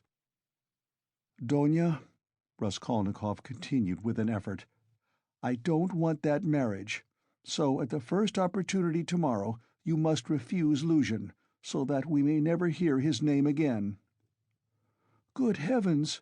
cried Pulcheria Alexandrovna. "Brother, think what you are saying," Avdotya Romanovna began impetuously, but immediately checked herself. "You are not fit to talk now. Perhaps you are tired," she added gently. "You think I am delirious? No, you are marrying Luzhin for my sake. But I won't accept the sacrifice. And so write a letter before tomorrow, to refuse him. Let me read it in the morning, and that will be the end of it." "That I can't do," the girl cried, offended. "What right have you— Donya, you are hasty too. Be quiet. Tomorrow— Don't you see?" the mother interposed in dismay. "Better come away." "He is raving," Razumian cried tipsily. "Or how would he dare? Tomorrow all this nonsense will be over. Today he certainly did drive him away. That was so. And Luzhin got angry too. He made speeches here, wanted to show off his learning, and he went out crestfallen." "Then it's true?" cried Pulcheria Alexandrovna. "Good-bye till tomorrow, brother," said Donya compassionately. "Let us go, mother. Good-bye, Rodya." "Do you hear, sister?" he repeated after them, making a last effort. "I am not delirious. This marriage is— an infamy. Let me act like a scoundrel, but you mustn't. One is enough. And though I am a scoundrel, I wouldn't own such a sister. It's me or Luzhin. Go now." "But you're out of your mind, despot!" roared Razumian. But Raskolnikov did not and perhaps could not answer. He lay down on the sofa and turned to the wall, utterly exhausted. Avdotya Romanovna looked with interest at Razumian. Her black eyes flashed. Razumian positively started at her glance. Pulcheria Alexandrovna stood overwhelmed. "Nothing would induce me to go," she whispered in despair to Razumian. "I will stay somewhere here. Escort Donya home." "You'll spoil everything," Razumian answered in the same whisper, losing patience. "Come out onto the stairs, anyway. Nastasia, show a light. I assure you," he went on in a half-whisper on the stairs, "that he was almost beating the doctor and me this afternoon. Do you understand? The doctor himself. Even he gave way and left him, so as not to irritate him. I remained downstairs on guard, but he dressed at once and slipped off. And he will slip off again if you irritate him, at this time of night, and will do himself some mischief." "What are you saying?" "And Avdotya Romanovna can't possibly be left in those lodgings without you. Just think where you are staying. That blackguard Pyotr Petrovitch couldn't find you better lodgings. But you know I've had a little to drink, and that's what makes me swear. Don't mind it." "But I'll go to the landlady here," Pulcheria Alexandrovna insisted. "I'll beseech her to find some corner for Donya and me for the night. I can't leave him like that. I cannot." This conversation took place on the landing just before the landlady's door. Nastasia lighted them from a step below. Razumian was in extraordinary excitement. Half an hour earlier, while he was bringing Raskolnikov home, he had indeed talked too freely, but he was aware of it himself, and his head was clear in spite of the vast quantities he had imbibed. Now he was in a state bordering on ecstasy, and all that he had drunk seemed to fly to his head with redoubled effect. He stood with the two ladies, seizing both by their hands, persuading them and giving them reasons with astonishing plainness of speech, and at almost every word he uttered, probably to emphasize his arguments, he squeezed their hands painfully as in a vice. He stared at Avdotya Romanovna without the least regard for good manners. They sometimes pulled their hands out of his huge bony paws, but far from noticing what was the matter, he drew them all the closer to him. If they told him to jump head foremost from the staircase, he would have done it without thought or hesitation in their service. Though Pulcheria Alexandrovna felt that the young man was really too eccentric and pinched her hand too much, in her anxiety over Herodia she looked on his presence as providential, and was unwilling to notice all his peculiarities. But though Avdotya Romanovna shared her anxiety, and was not of timorous disposition, she could not see the glowing light in his eyes without wonder and almost alarm. It was only the unbounded confidence inspired by Nastasia's account of her brother's queer friend which prevented her from trying to run away from him and to persuade her mother to do the same. She realized, too, that even running away was perhaps impossible now. 10 minutes later, however, she was considerably reassured. It was characteristic of Razumihin that he showed his true nature at once, whatever mood he might be in, so that people quickly saw the sort of man they had to deal with. "You can't go to the landlady? That's perfect nonsense!" he cried. "If you stay, though you are his mother, you'll drive him to a frenzy, and then goodness knows what will happen. Listen, I'll tell you what I'll do. Nastasia will stay with him now, and I'll conduct you both home. You can't be in the streets alone. Petersburg is an awful place in that way. But no matter. Then I'll run straight back here, and a quarter of an hour later, on my word of honor, I'll bring you news how he is, whether he is asleep and all that. Then listen. Then I'll run home in a twinkling. I've a lot of friends there, all drunk. I'll fetch Zosimov. That's the doctor who's looking after him. He is there too, but he is not drunk. He is not drunk. He is never drunk. I'll drag him to Rodya, and then to you, so that you'll get 2 reports in the hour. From the doctor, you understand. From the doctor himself. That's a very different thing from my account of him. If there's anything wrong, I swear I'll bring you here myself. But if it's all right, you go to bed. And I'll spend the night here in the passage. He won't hear me, and I'll tell Zosimov to sleep at the landlady's, to be at hand. Which is better for him, you or the doctor? So come home then. But the landlady is out of the question. It's all right for me, but it's out of the question for you. She wouldn't take you, for she's a fool. She'd be jealous on my account of Avdotya Romanovna, and of you too, if you want to know. Of Avdotya Romanovna, certainly. She is an absolutely unaccountable character. But I am a fool too. No matter. Come along. Do you trust me?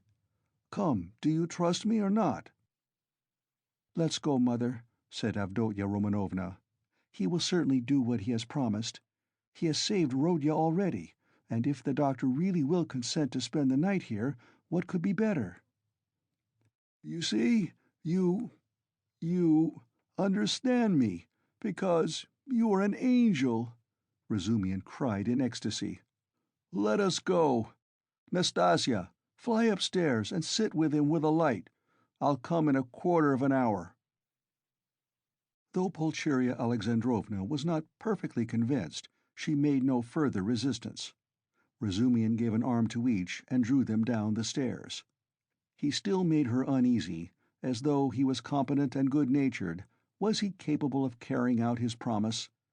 He seemed in such a condition. "Ah, I see you think I am in such a condition," Razumihin broke in upon her thoughts, guessing them as he strolled along the pavement with huge steps, so that the 2 ladies could hardly keep up with him, a fact he did not observe, however. "Nonsense! That is, I am drunk like a fool, but that's not it. I am not drunk from wine. It's seeing you has turned my head. But don't mind me. Don't take any notice. I am talking nonsense. I am not worthy of you. I am utterly unworthy of you. The minute I've taken you home, I'll pour a couple of pailfuls of water over my head in the gutter here, and then I shall be all right. If only you knew how I love you both. Don't laugh, and don't be angry. You may be angry with anyone, but not with me. I am his friend, and therefore I am your friend too.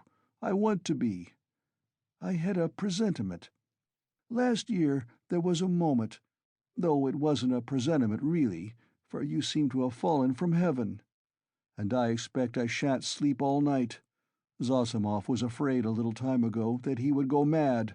That's why he mustn't be irritated. "What did you say?" cried the mother. "Did the doctor really say that?" asked Avdotya Romanovna, alarmed.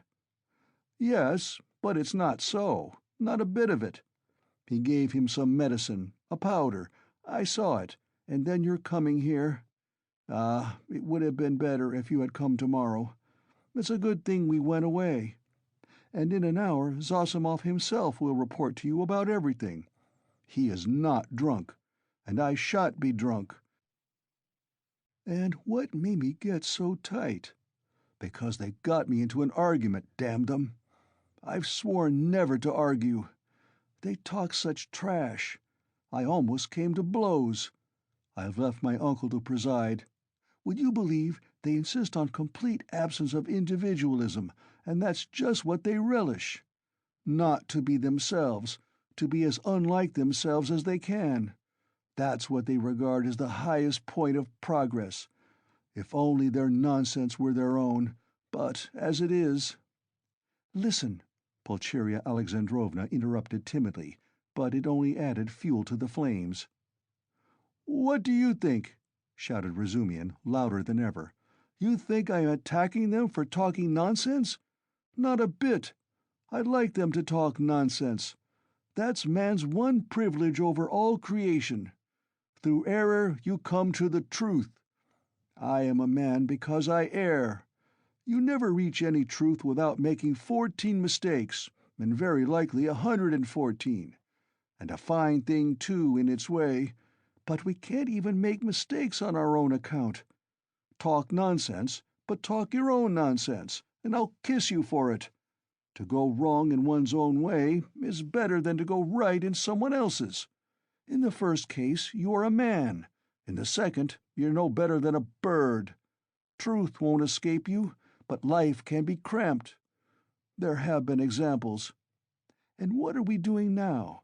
In science, development, thought, invention, ideals, aims, liberalism, judgment, experience, and everything, we are still in the preparatory class at school. We prefer to live on other people's ideas. It's what we are used to. Am I right? Am I right?" cried Razumian, pressing and shaking the two ladies' hands. "Oh, mercy, I do not know," cried poor Pulcheria Alexandrovna. "Yes, yes, though I don't agree with you in everything," added Avdotya Romanovna earnestly, and at once uttered a cry, for he squeezed her hand so painfully. "Yes, you say yes. Well, after that you, he cried in a transport. "You are a fount of goodness, purity, sense, and perfection. Give me your hand. You give me yours, too. I want to kiss your hands, here at once, on my knees." And he fell on his knees on the pavement, fortunately at that time deserted. "Leave off, I entreat you. What are you doing?" Pulcheria Alexandrovna cried, greatly distressed. "Get up, get up," said Donya, laughing, though she too was upset. "Not for anything till you let me kiss your hands. That's it. Enough. I get up and we'll go on. I am a luckless fool. I am unworthy of you, and drunk. And I am ashamed. I am not worthy to love you, but to do homage to you is the duty of every man who is not a perfect beast. And I've done homage. Here are your lodgings, and for that alone Rodya was right in driving your Pyotr Petrovitch away. How dare he? How dare he put you in such lodgings? It's a scandal. Do you know the sort of people they take in here? And you his betrothed. You are his betrothed? Yes, well then, I'll tell you, your fiancé is a scoundrel." "Excuse me, Mr. Razumian, you are forgetting—" Pulcheria Alexandrovna was beginning. Yes, you are right. I did forget myself. I am ashamed of it." Razumian made haste to apologize. But you can't be angry with me for speaking so, for I speak sincerely, and not because— that would be disgraceful. In fact, not because I'm in— Well, anyway, I won't say why, I daren't. But we all saw today when he came in that that man is not of our sort. Not because he had his hair curled at the barber's, not because he was in such a hurry to show his wit, but because he is a spy, a speculator, because he is a skinflint and a buffoon. That's evident. Do you think him clever? No, he is a fool, a fool. And is he a match for you? Good heavens! Do you see, ladies?" He stopped suddenly on the way upstairs to their rooms. "Though all my friends there are drunk, yet they are all honest, and though we do talk a lot of trash, and I do too, yet we shall talk our way to the truth at last, for we are on the right path, while Pyotr Petrovitch is not on the right path. Though I've been calling them all sorts of names just now, I do respect them all. Though I don't respect Zametov. I like him, for he is a puppy, and that bullock Zosimov because he is an honest man and knows his work. But enough, it's all said and forgiven. Is it forgiven? Well then, let's go on. I know this corridor, I've been here. There was a scandal here at number 3. Where are you here? Which number? 8? Well, lock yourselves in for the night then. Don't let anybody in. In a quarter of an hour I'll come back with news, and half an hour later I'll bring Zosimov, you'll see. Goodbye, I'll run." "Good heavens, Donya, what is going to happen?" said Pulcheria Alexandrovna, addressing her daughter with anxiety and dismay. "Don't worry yourself, mother," said Donya, taking off her hat and cape. "God has sent this gentleman to our aid, though he has come from a drinking party. We can depend on him, I assure you, and all that he has done for Rodya—" "Ah, Donya, goodness knows whether he will come. How could I bring myself to leave Rodya? And how different I had fancied our meeting! How sullen he was, as though not pleased to see us." Tears came into her eyes. "No, it's not that, mother. You didn't see, you were crying all the time. He is quite unhinged by serious illness. That's the reason." "Ah, that illness! What will happen? What will happen? And how he talked to you, Donya!" said the mother, looking timidly at her daughter, trying to read her thoughts, and already half consoled by Donya standing up for her brother, which meant that she had already forgiven him. "I am sure he will think better of it tomorrow," she added, probing her further. "And I am sure that he will say the same tomorrow, about that," Avdotya Romanovna said finally. And of course there was no going beyond that, for this was a point which Pulcheria Alexandrovna was afraid to discuss. Donya went up and kissed her mother. The latter warmly embraced her without speaking. Then she sat down to wait anxiously for Razumian's return, timidly watching her daughter, who walked up and down the room with her arms folded, lost in thought. This walking up and down when she was thinking was a habit of Avdotya Romanovna's, and the mother was always afraid to break in on her daughter's mood at such moments. Razumian, of course, was ridiculous in his sudden drunken infatuation for Avdotya Romanovna. Yet, apart from his eccentric condition, many people would have thought it justified if they had seen Avdotya Romanovna, especially at that moment when she was walking to and fro with folded arms, pensive and melancholy. Avdotya Romanovna was remarkably good-looking. She was tall, strikingly well-proportioned, strong and self-reliant. The latter quality was apparent in every gesture, though it did not in the least detract from the grace and softness of her movements. In face she resembled her brother, but she might be described as really beautiful. Her hair was dark brown, a little lighter than her brother's. There was a proud light in her almost black eyes, and yet at times a look of extraordinary kindness. She was pale, but it was a healthy pallor. Her face was radiant with freshness and vigor. Her mouth was rather small. The full red lower lip projected a little, as did her chin. It was the only irregularity in her beautiful face, but it gave it a peculiarly individual and almost haughty expression. Her face was always more serious and thoughtful than gay. But how well smiles, how well youthful, light-hearted, irresponsible laughter suited her face.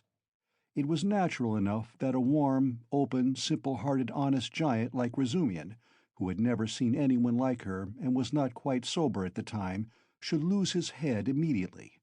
Besides, as chance would have it, he saw Donya for the first time transfigured by her love for her brother, and her joy at meeting him. Afterwards, he saw her lower lip quiver with indignation at her brother's insolent, cruel, and ungrateful words, and his fate was sealed. He had spoken the truth, moreover, when he blurted out in his drunken talk on the stairs that Praskovya Pavlovna, Raskolnikov's eccentric landlady, would be jealous of Pulcheria Alexandrovna as well as of Avdotya Romanovna on his account. Although Pulcheria Alexandrovna was 43, her face still retained traces of her former beauty. She looked much younger than her age, indeed, which is almost always the case with women who retain serenity of spirit, sensitiveness, and pure, sincere warmth of heart to old age. We may add in parenthesis that to preserve all this is the only means of retaining beauty to old age. Her hair had begun to grow gray and thin. There had long been little crow's-foot wrinkles around her eyes. Her cheeks were hollow and sunken from anxiety and grief, and yet it was a handsome face. She was Donya over again, 20 years older, but without the projecting under lip. Pulcheria Alexandrovna was emotional, but not sentimental, timid and yielding, but only to a certain point. She could give way and accept a great deal even of what was contrary to her convictions, but there was a certain barrier fixed by honesty, principle, and the deepest convictions which nothing would induce her to cross. Exactly 20 minutes after Razumian's departure, there came 2 subdued but hurried knocks at the door. He had come back. "I won't come in. I haven't time," he hastened to say when the door was opened. "He sleeps like a top, soundly, quietly, and God grant he may sleep 10 hours. Nastasia's with him. I told her not to leave till I came. Now I am fetching Zosimov. He will report to you, and then you'd better turn in. I can see you are too tired to do anything."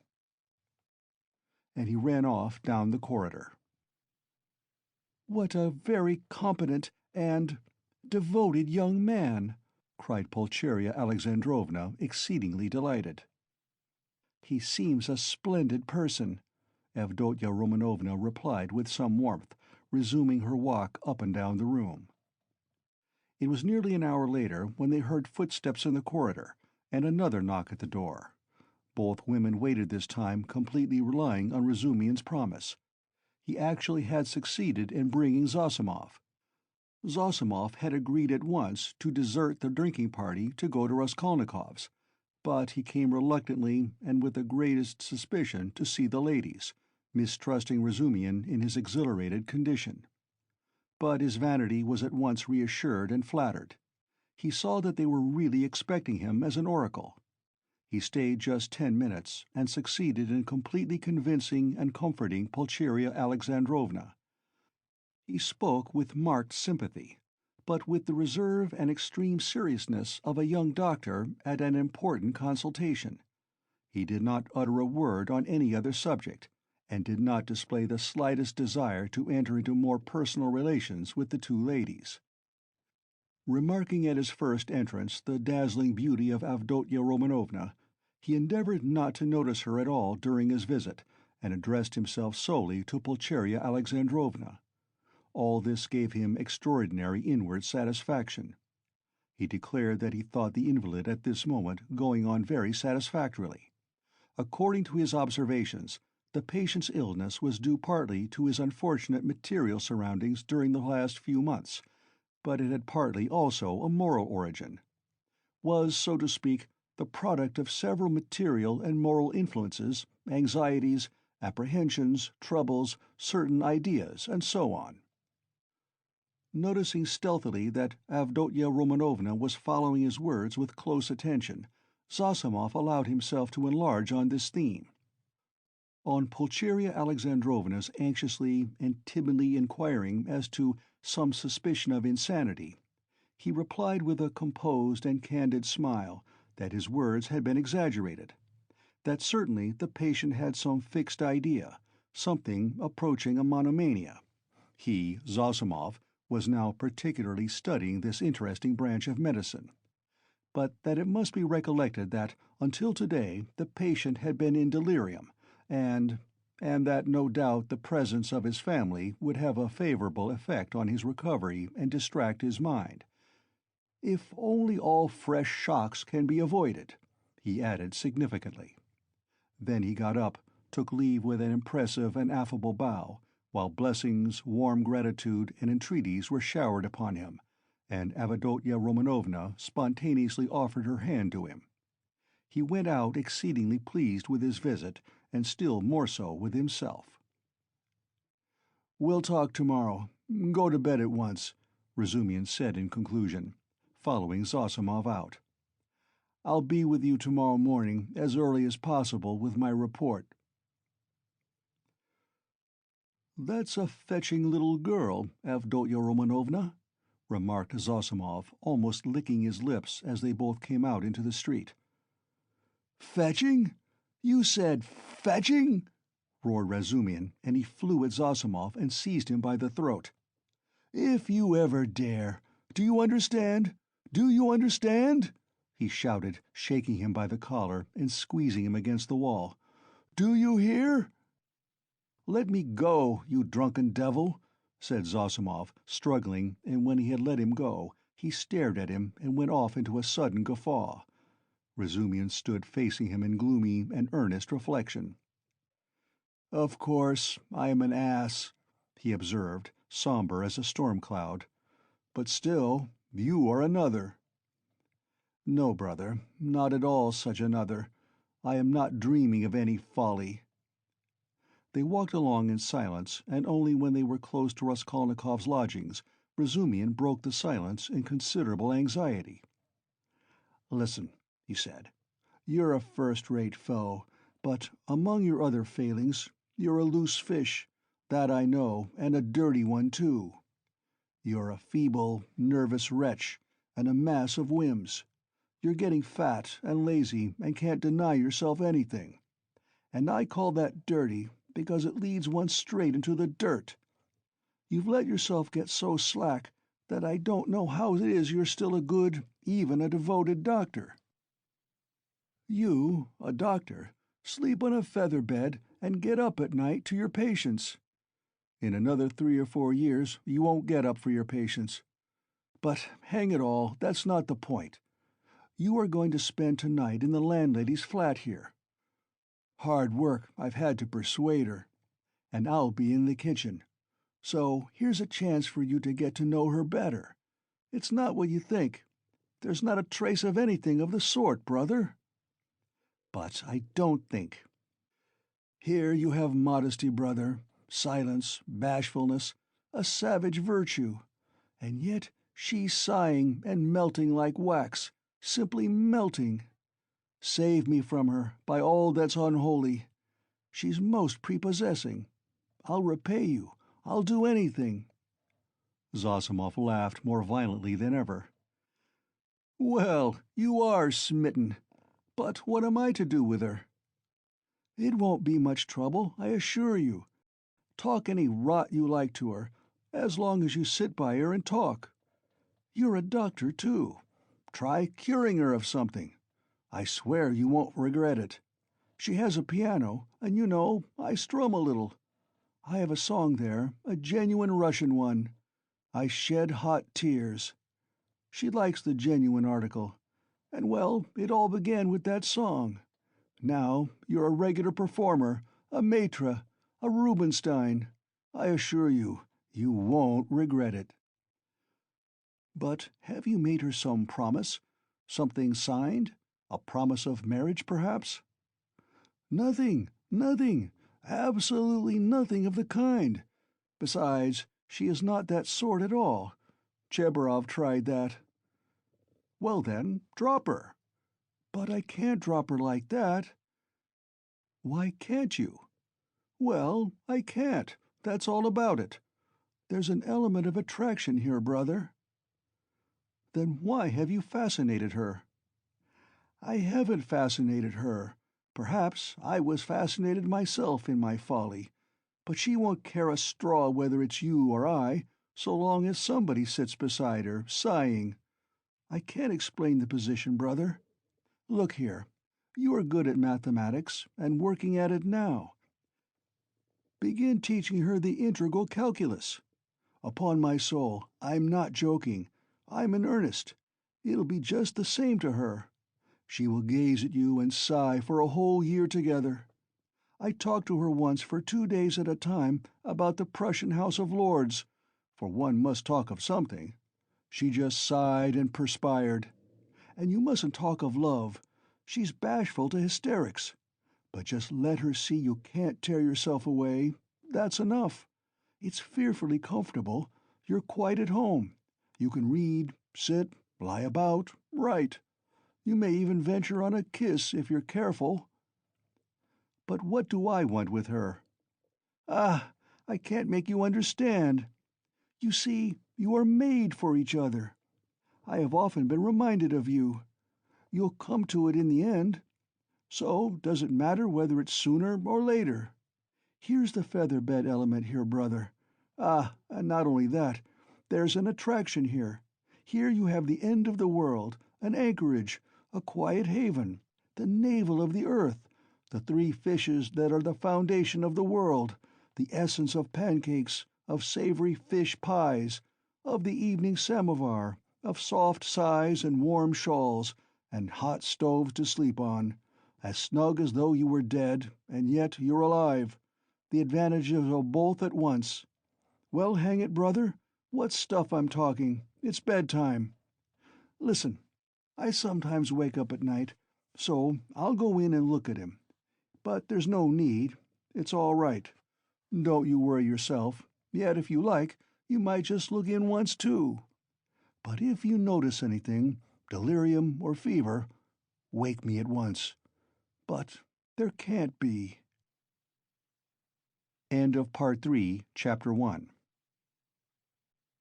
Part 3, Chapter 2 of Crime and Punishment by Fyodor Dostoevsky, translated by Constance Garnett, 1861 to 1946. Part 3, Chapter 2. Razumihin waked up next morning at 8 o'clock, troubled and serious. He found himself confronted with many new and unlooked-for perplexities. He had never expected that he would ever wake up feeling like that. He remembered every detail of the previous day, and he knew that a perfectly novel experience had befallen him, that he had received an impression unlike anything he had known before. At the same time, he recognized clearly that the dream which had fired his imagination was hopelessly unattainable, so unattainable that he felt positively ashamed of it, and he hastened to pass to the other more practical cares and difficulties bequeathed him by that thrice-accursed yesterday. The most awful recollection of the previous day was the way he had shown himself base and mean, not only because he had been drunk, but because he had taken advantage of the young girl's position to abuse her fiancé in his stupid jealousy, knowing nothing of their mutual relations and obligations, and next to nothing of the man himself. And what right had he to criticize him in that hasty and unguarded manner? Who had asked for his opinion? Was it thinkable that such a creature as Avdotya Romanovna would be marrying an unworthy man for money? So there must be something in him. The lodgings? But, after all, how could he know the character of the lodgings? He was furnishing a flat. Phoo, how despicable it all was! And what justification was it that he was drunk? Such a stupid excuse was even more degrading. In wine is truth, and the truth had all come out. That is, all the uncleanness of his coarse and envious heart. And would such a dream ever be permissible to him, Razumihin? What was he beside such a girl, he, the drunken, noisy braggart of last night? Was it possible to imagine so absurd and cynical a juxtaposition?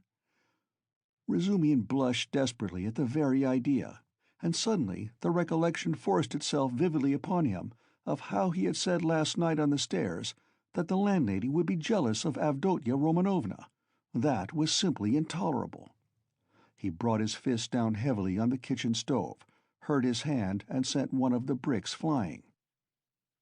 "Of course," he muttered to himself a minute later with a feeling of self-abasement, "of course, all these infamies can never be wiped out or smoothed over, and so it's useless even to think of it, and I must go to them in silence and do my duty, in silence too, and not ask forgiveness, and say nothing, for all is lost now." And yet, as he dressed, he examined his attire more carefully than usual. He hadn't another suit. If he had had, perhaps he wouldn't have put it on. I would have made a point of not putting it on. But in any case, he could not remain a cynic and a dirty sloven. He had no right to offend the feelings of others, especially when they were in need of his assistance and asking him to see them. He brushed his clothes carefully. His linen was always decent. In that respect, he was especially clean. He washed that morning scrupulously. He got some soap from Nastasia. He washed his hair, his neck, and especially his hands. When it came to the question whether to shave his stubby chin or not, Praskovya Pavlovna had capital razors that had been left by her late husband. The question was angrily answered in the negative. "Let it stay as it is. What if they think that I shaved on purpose, too? They certainly would think so. Not on any account." And the worst of it was, he was so coarse, so dirty, he had the manners of a pothouse, and even admitting that he knew he had some of the essentials of a gentleman, what was there in that to be proud of? Everything ought to be a gentleman, and more than that. And all the same, he remembered, he too had done little things, not exactly dishonest, and yet... And what thoughts he sometimes had. And to set all that beside Avdotya Romanovna. Confound it. So be it. Well, he'd make a point then of being dirty, greasy, pothouse in his manners, and he wouldn't care. He'd be worse. He was engaged in such monologues when Zosimov, who had spent the night in Praskovya Pavlovna's parlor, came in. He was going home and was in a hurry to look at the invalid first. Razumihin informed him that Raskolnikov was sleeping like a dormouse. Zosimov gave orders that they shouldn't wake him and promised to see him again about 11. "If he is still at home," he added. "Damn it all, if one can't control one's patients, how is one to cure them? Do you know whether he will go to them, or whether they are coming here?" "They are coming, I think," said Razumihin, understanding the object of the question. "And they will discuss their family affairs, no doubt. I'll be off. You, as the doctor, have more right to be there than I." "But I am not a father-confessor. I shall come and go away. I've plenty to do besides looking after them." "One thing worries me," interposed Razumihin, frowning. "On the way home I talked a lot of drunken nonsense to him, all sorts of things, and amongst them that you were afraid that he might become insane." "You told the ladies so, too." "I know it was stupid. You may beat me if you like. Did you think so seriously?" "That's nonsense, I tell you. How could I think it seriously? You yourself described him as a monomaniac when you fetched me to him, and we added fuel to the fire yesterday, you did, that is, with your story about the painter. It was a nice conversation, when he was, perhaps, mad on that very point." If only I'd known what happened then at the police station, and that some wretch had insulted him with this suspicion. I would not have allowed that conversation yesterday. These monomaniacs will make a mountain out of a molehill, and see their fancies as solid realities. As far as I remember, it was Zamitov's story that cleared up half the mystery to my mind. Why, I know one case in which a hypochondriac, a man of 40, cut the throat of a little boy of 8, because he couldn't endure the jokes he made every day at table. And in this case, his rags, the insolent police officer, the fever, and this suspicion, all that working upon a man half frantic with hypochondria, and with his morbid exceptional vanity. That may well have been the starting point of illness. Well, bother it all. And by the way, that Zametov certainly is a nice fellow, but, he shouldn't have told all that last night. He is an awful chatterbox. But whom did he tell it to? You and me? And Porphyry. And what does that matter? And, by the way, have you any influence on them, his mother and sister? Tell them to be more careful with him today. They'll get on all right, Razumian answered reluctantly. Why is he so set against this Luzhin? A man with money, and she doesn't seem to dislike him, and they haven't a farthing, I suppose, eh? But what business is it of yours? Razumian cried with annoyance. How can I tell whether they've a farthing? Ask them yourself, and perhaps you'll find out. Phoo, what an ass you are sometimes. Last night's wine has not gone off yet. Goodbye. Thank your Praskovia Pavlovna from me for my night's lodging. She locked herself in, made no reply to my bonjour through the door. She was up at 7 o'clock. The samovar was taken into her from the kitchen. I was not vouchsafed a personal interview. At 9 o'clock precisely, Razumian reached the lodgings at Bakaliev's house. Both ladies were waiting for him with nervous impatience. They had risen at 7 o'clock or earlier. He entered looking as black as night, bowed awkwardly, and was at once furious with himself for it. He had reckoned without his host. Pulcheria Alexandrovna fairly rushed at him, seized him by both hands, and was almost kissing them. He glanced timidly at Avdotya Romanovna, but her proud countenance wore at that moment an expression of such gratitude and friendliness, such complete and unlooked-for respect, in place of the sneering looks and ill-disguised contempt he had expected, that it threw him into greater confusion than if he had been met with abuse. Fortunately, there was a subject for conversation, and he made haste to snatch at it. Hearing that everything was going well, and that Rodya had not yet waked, Pulcheria Alexandrovna declared that she was glad to hear it, because she had something which it was very, very necessary to talk over beforehand. Then followed an inquiry about breakfast, and an invitation to have it with them. They had waited to have it with him. Avdotya Romanovna rang the bell.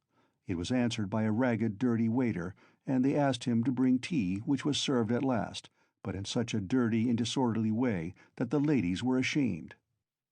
Razumian vigorously attacked the lodgings, but, remembering Luzhin, stopped in embarrassment and was greatly relieved by Pulcheria Alexandrovna's questions, which showered in a continual stream upon him.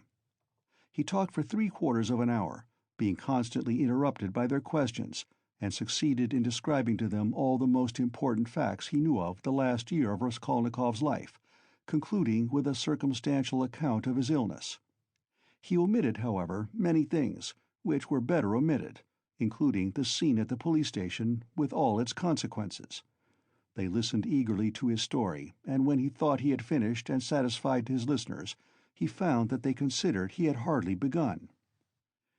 Tell me, what do you think? Excuse me, I still don't know your name," Pulcheria Alexandrovna put in hastily. "Dmitri Prokofitch." "I should like very, very much to know, Dmitri Prokofitch, how he looks, on things in general now. That is, how can I explain? What are his likes and dislikes? Is he always so irritable? Tell me, if you can, what are his hopes, and, so to speak, his dreams? Under what influences is he now? In a word, I should like—" "Ah, Mother, how can he answer all that at once?" observed Donya. "Good heavens, I had not expected to find him in the least like this, Dmitri Prokofitch." "Naturally," answered Razumian. "I have no mother, but my uncle comes every year, and almost every time he can scarcely recognize me, even in appearance, though he is a clever man, and your 3 years' separation means a great deal. What am I to tell you? I have known Rodion for a year and a half. He is morose, gloomy, proud, and haughty, and of late, and perhaps for a long time before, he has been suspicious and fanciful. He has a noble nature and a kind heart. He does not like showing his feelings, and would rather do a cruel thing than open his heart freely. Sometimes, though, he is not at all morbid, but simply cold and inhumanly callous. It's as though he were alternating between two characters. Sometimes he is fearfully reserved. He says he is so busy that everything is a hindrance, and yet he lies in bed doing nothing. He doesn't jeer at things, not because he hasn't the wit, but as though he hadn't time to waste on such trifles. He never listens to what is said to him. He is never interested in what interests other people at any given moment. He thinks very highly of himself, and perhaps he is right. Well, what more? I think your arrival will have a most beneficial influence upon him." "God grant it may," cried Pulcheria Alexandrovna, distressed by Razumian's account of her Rodya. And Razumian ventured to look more boldly at Avdotya Romanovna at last.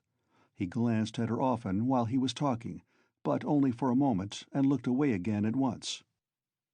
Avdotya Romanovna sat at the table, listening attentively, then got up again and began walking to and fro with her arms folded and her lips compressed, occasionally putting in a question without stopping her walk. She had the same habit of not listening to what was said. She was wearing a dress of thin dark stuff, and she had a white transparent scarf round her neck. Razumian soon detected signs of extreme poverty in their belongings. Had Avdotya Romanovna been dressed like a queen, he felt that he would not be afraid of her.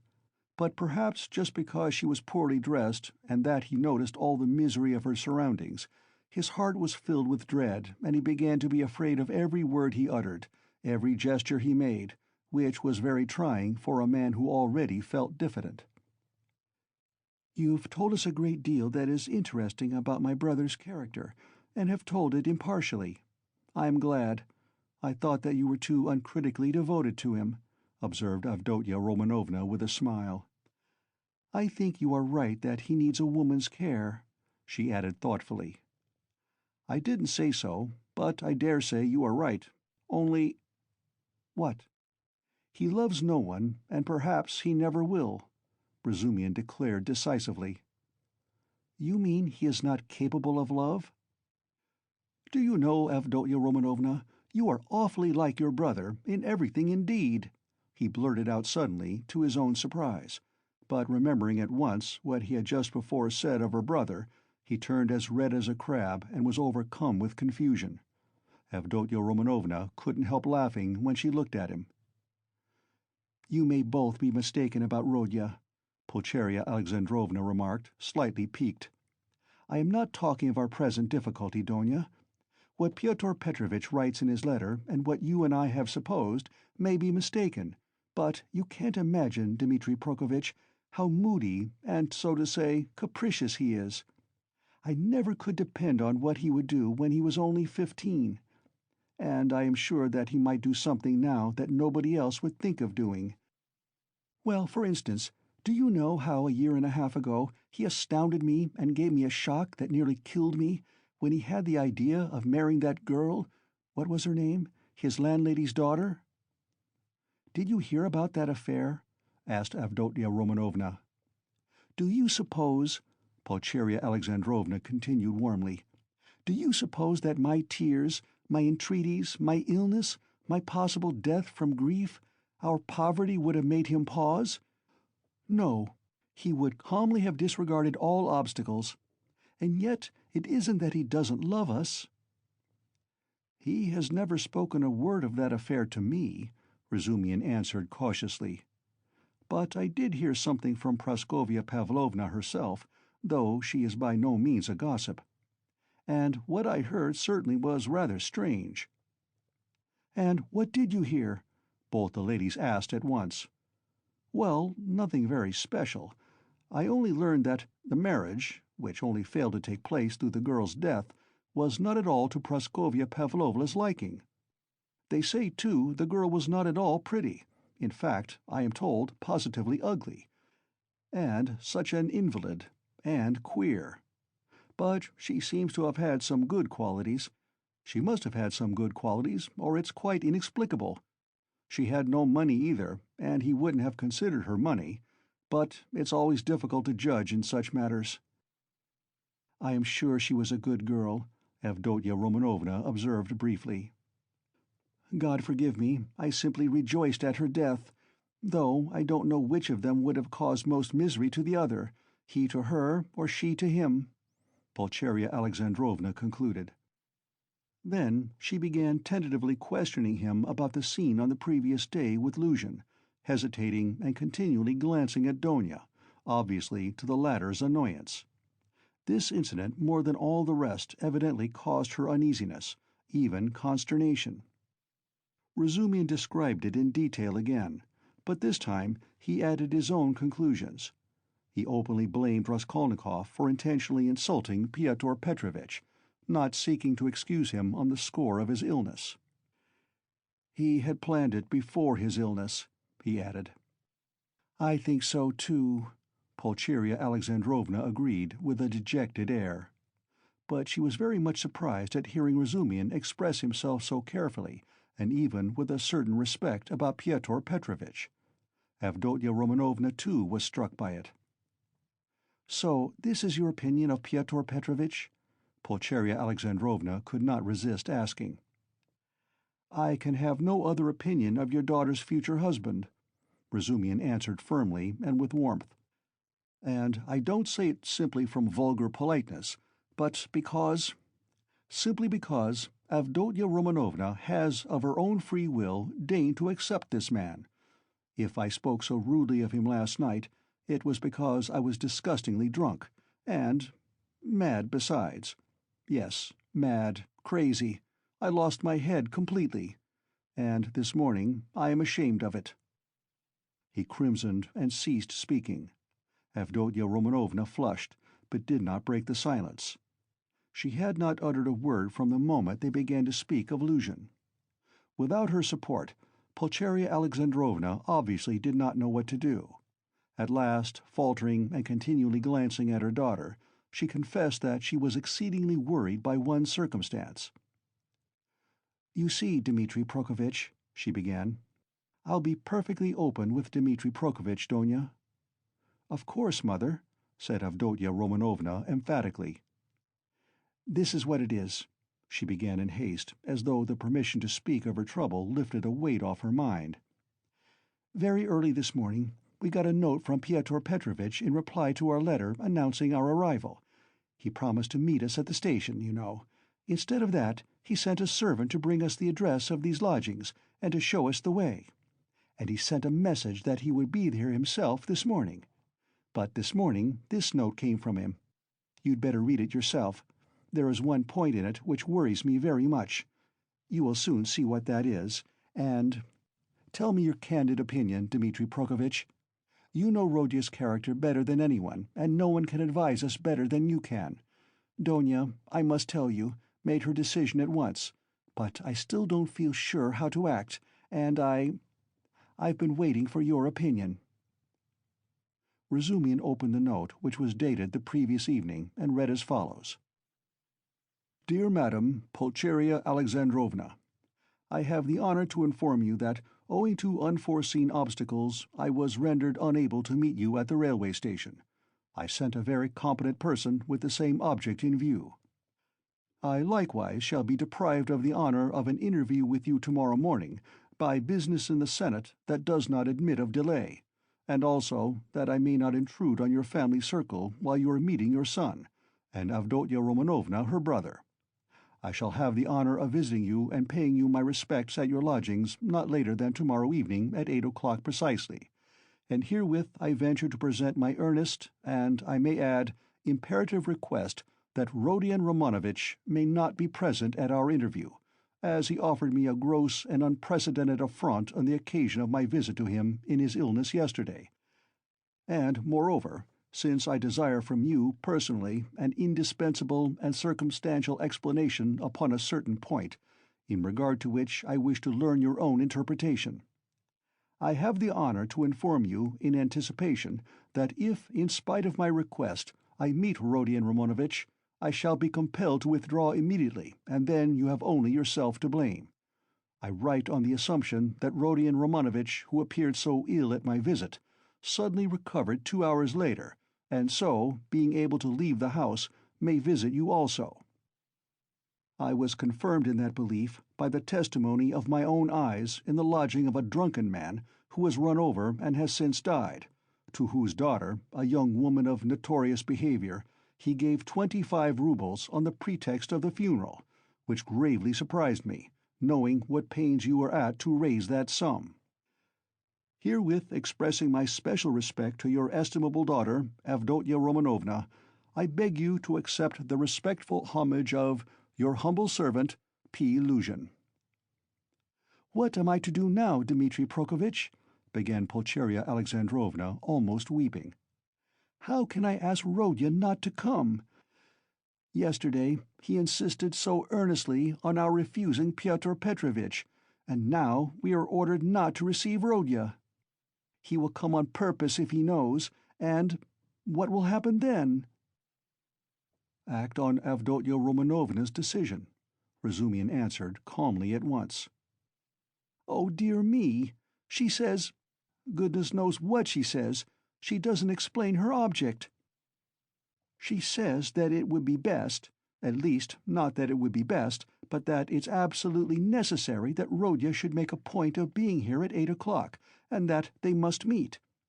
I didn't want even to show him the letter, but to prevent him from coming by some stratagem with your help, because he is so irritable. Besides, I don't understand about that drunkard who died, and that daughter, and how he could have given the daughter all the money, which cost you such sacrifice, Mother," put in Avdotya Romanovna. "He was not himself yesterday," Razumihin said thoughtfully. "If you only knew what he was up to in a restaurant yesterday, though there was sense in it, too. He did say something, as we were going home yesterday evening, about a dead man and a girl, but I didn't understand a word. But last night, I myself— The best thing, Mother, will be for us to go to him ourselves, and there I assure you we will see at once what's to be done. Besides, it's getting late. Good heavens, it's past 10, she cried, looking at a splendid gold-enameled watch which hung round her neck on a thin Venetian chain, and looked entirely out of keeping with the rest of her dress. A present from her fiancé, thought Razumihin. "We must start, Donya, we must start," her mother cried in a flutter. "He will be thinking we are still angry after yesterday, from our coming so late. Merciful heavens!" While she said this, she was hurriedly putting on her hat and mantle. Donya, too, put on her things. Her gloves, as Razumihin noticed, were not merely shabby, but had holes in them, and yet this evident poverty gave the two ladies an air of special dignity, which is always found in people who know how to wear poor clothes. Razumihin looked reverently at Donya and felt proud of escorting her. The queen who mended her stockings in prison, he thought, must have looked then every inch a queen, and even more a queen than at sumptuous banquets and levees. "My God!" exclaimed Pulcheria Alexandrovna. "Little did I think that I should ever fear seeing my son, my darling, darling Rodya. I am afraid, Dmitri Prokofitch," she added, glancing at him timidly. "Don't be afraid, Mother," said Donya, kissing her. "Better have faith in him." "Oh dear, I have faith in him, but I haven't slept all night," exclaimed the poor woman. They came out into the street. "Do you know, Donya, when I dozed a little this morning, I dreamed of Marfa Petrovna. She was all in white. She came up to me, took my hand, and shook her head at me, but so sternly as though she were blaming me. Is that a good omen? Oh dear me, you don't know, Dmitri Prokofitch, that Marfa Petrovna's dead." "No, I didn't know. Who is Marfa Petrovna?" "She died suddenly, and only fancy—" "Afterwards, Mamma," put in Donya. "He doesn't know who Marfa Petrovna is." "Ah, you don't know? And I was thinking that you knew all about us. Forgive me, Dmitri Prokofitch, I don't know what I am thinking about these last few days. I look upon you really as a providence for us, and so I took it for granted that you knew all about us. I look on you as a relation. Don't be angry with me for saying so. Dear me, what's the matter with your right hand? Have you knocked it?" "Yes, I bruised it," muttered Razumihin, overjoyed. I sometimes speak too much from the heart, so that Donya finds fault with me. But dear me, what a cupboard he lives in! I wonder whether he is awake. Does this woman, this landlady, consider it a room? Listen, you say he does not like to show his feelings, so perhaps I shall annoy him with my weaknesses? Do advise me, Dmitri Prokofitch. How am I to treat him? I feel quite distracted, you know. Don't question him too much about anything if you see him frown. Don't ask him too much about his health. He doesn't like that. Ah, Dmitri Prokofitch, how hard it is to be a mother. But here are the stairs. What an awful staircase! Mother, you are quite pale. Don't distress yourself, darling, said Donya, caressing her. Then, with flashing eyes, she added, He ought to be happy at seeing you, and you are tormenting yourself so. Wait, I'll peep in and see whether he has waked up. The lady slowly followed Razumian, who went on before, and when they reached the landlady's door on the 4th story, they noticed that her door was a tiny crack open, and that 2 keen black eyes were watching them from the darkness within. When their eyes met, the door was suddenly shut with such a slam that Pulcheria Alexandrovna almost cried out. End of Part 3, Chapter 2.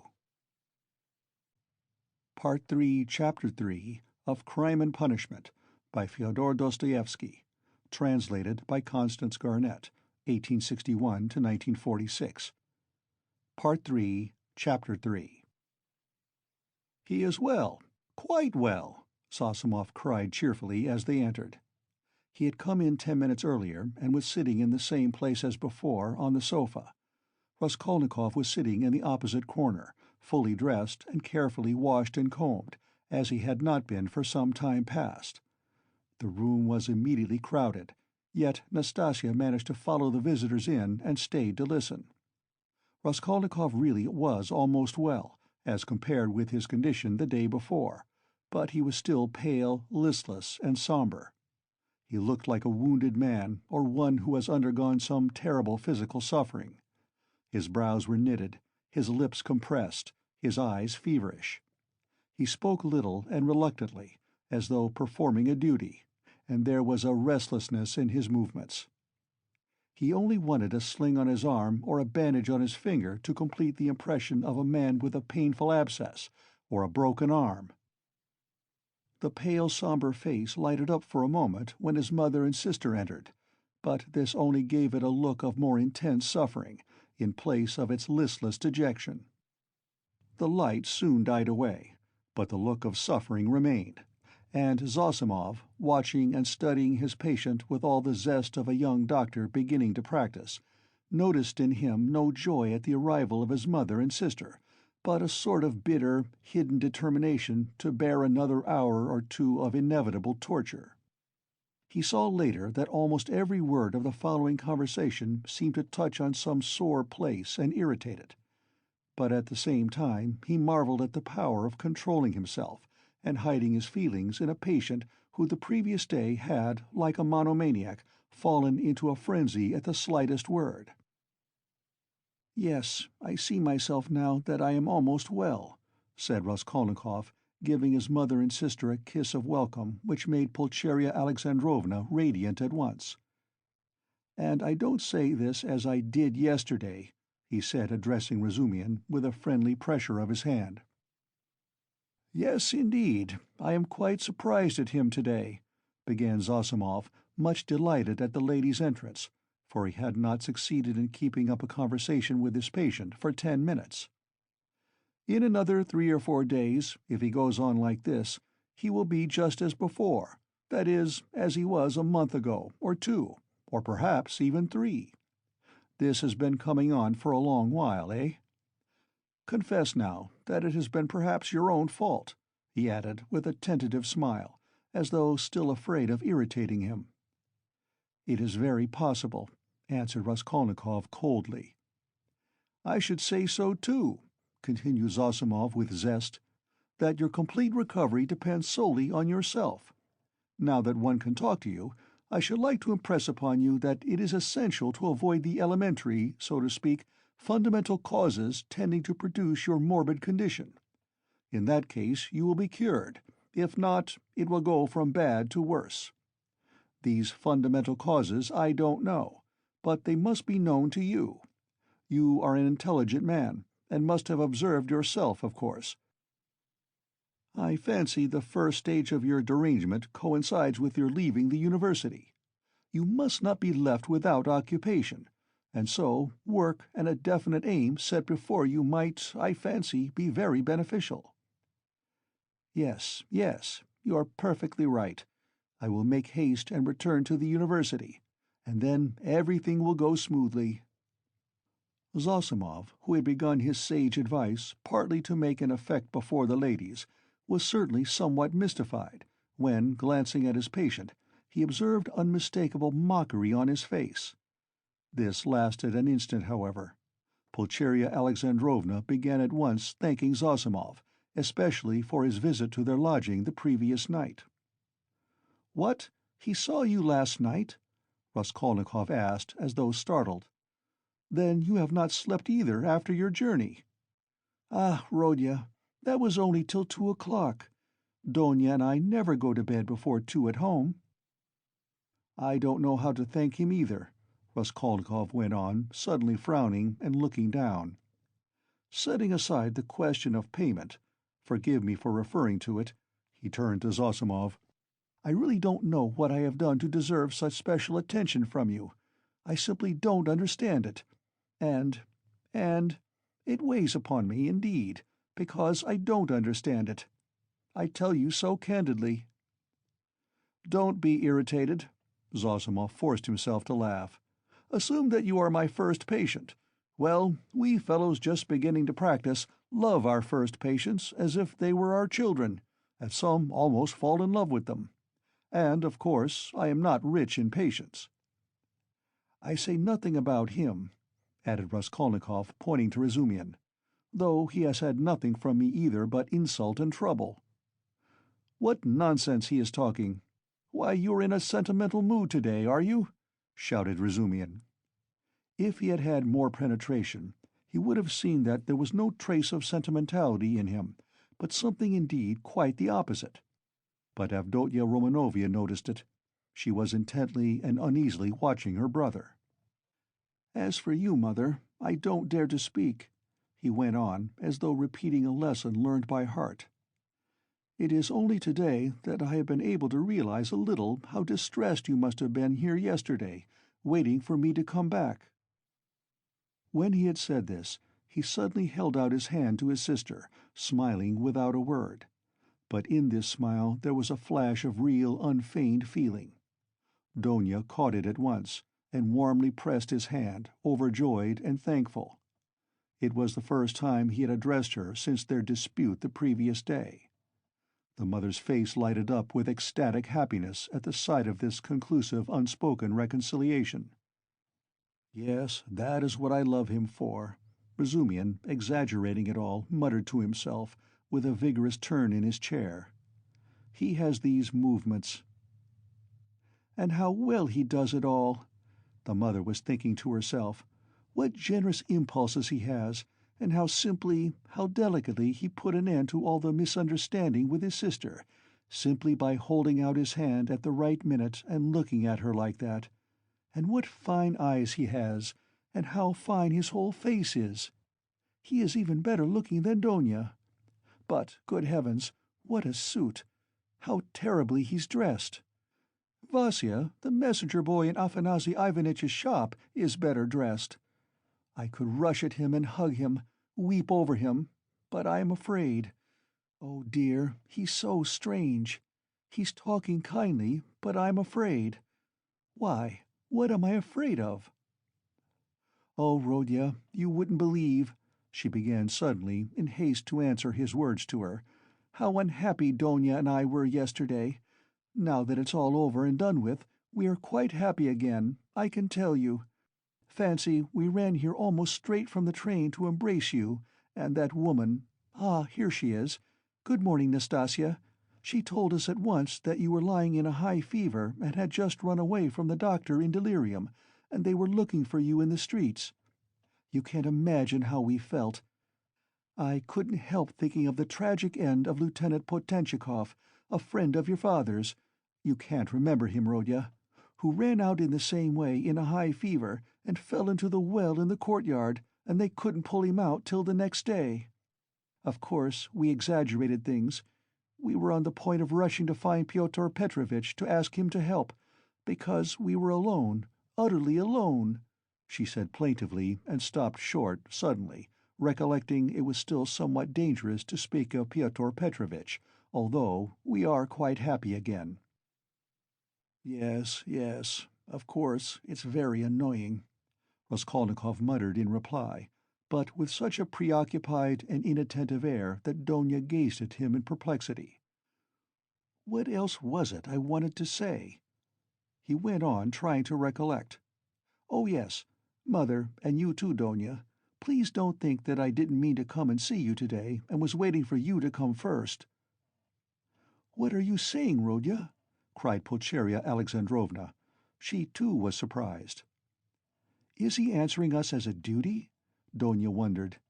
"Is he being reconciled and asking forgiveness as though he were performing a rite or repeating a lesson?" "I've only just waked up and wanted to go to you, but was delayed owing to my clothes. I forgot yesterday to ask her, Nastasia, to wash out the blood. I've only just dressed." "Blood? What blood?" Pulcheria Alexandrovna asked in alarm. "Oh, nothing. Don't be uneasy. It was when I was wandering about yesterday, rather delirious, I chanced upon a man who had been run over, a clerk." "Delirious? But you remember everything," Razumian interrupted. "That's true," Raskolnikov answered with special carefulness. "I remember everything, even to the slightest detail, and yet why I did that, and went there and said that, I can't clearly explain now." "A familiar phenomenon," interposed Zossimov. "Actions are sometimes performed in a masterly and most cunning way, while the direction of the actions is deranged and dependent on various morbid impressions. It's like a dream." "Perhaps it's a good thing, really, that he should think me almost a madman," thought Raskolnikov. "Why, people in perfect health act in the same way, too," observed Donia, looking uneasily at Zossimov. "There is some truth in your observation," the latter replied. "In that sense, we are certainly all not infrequently like madmen, but with the slight difference that the deranged are somewhat madder, for we must draw a line. A normal man, it is true, hardly exists. Among dozens, perhaps hundreds of thousands, hardly one is to be met with." At the word madman, carelessly dropped by Zossimov in his chatter on his favorite subject, everyone frowned.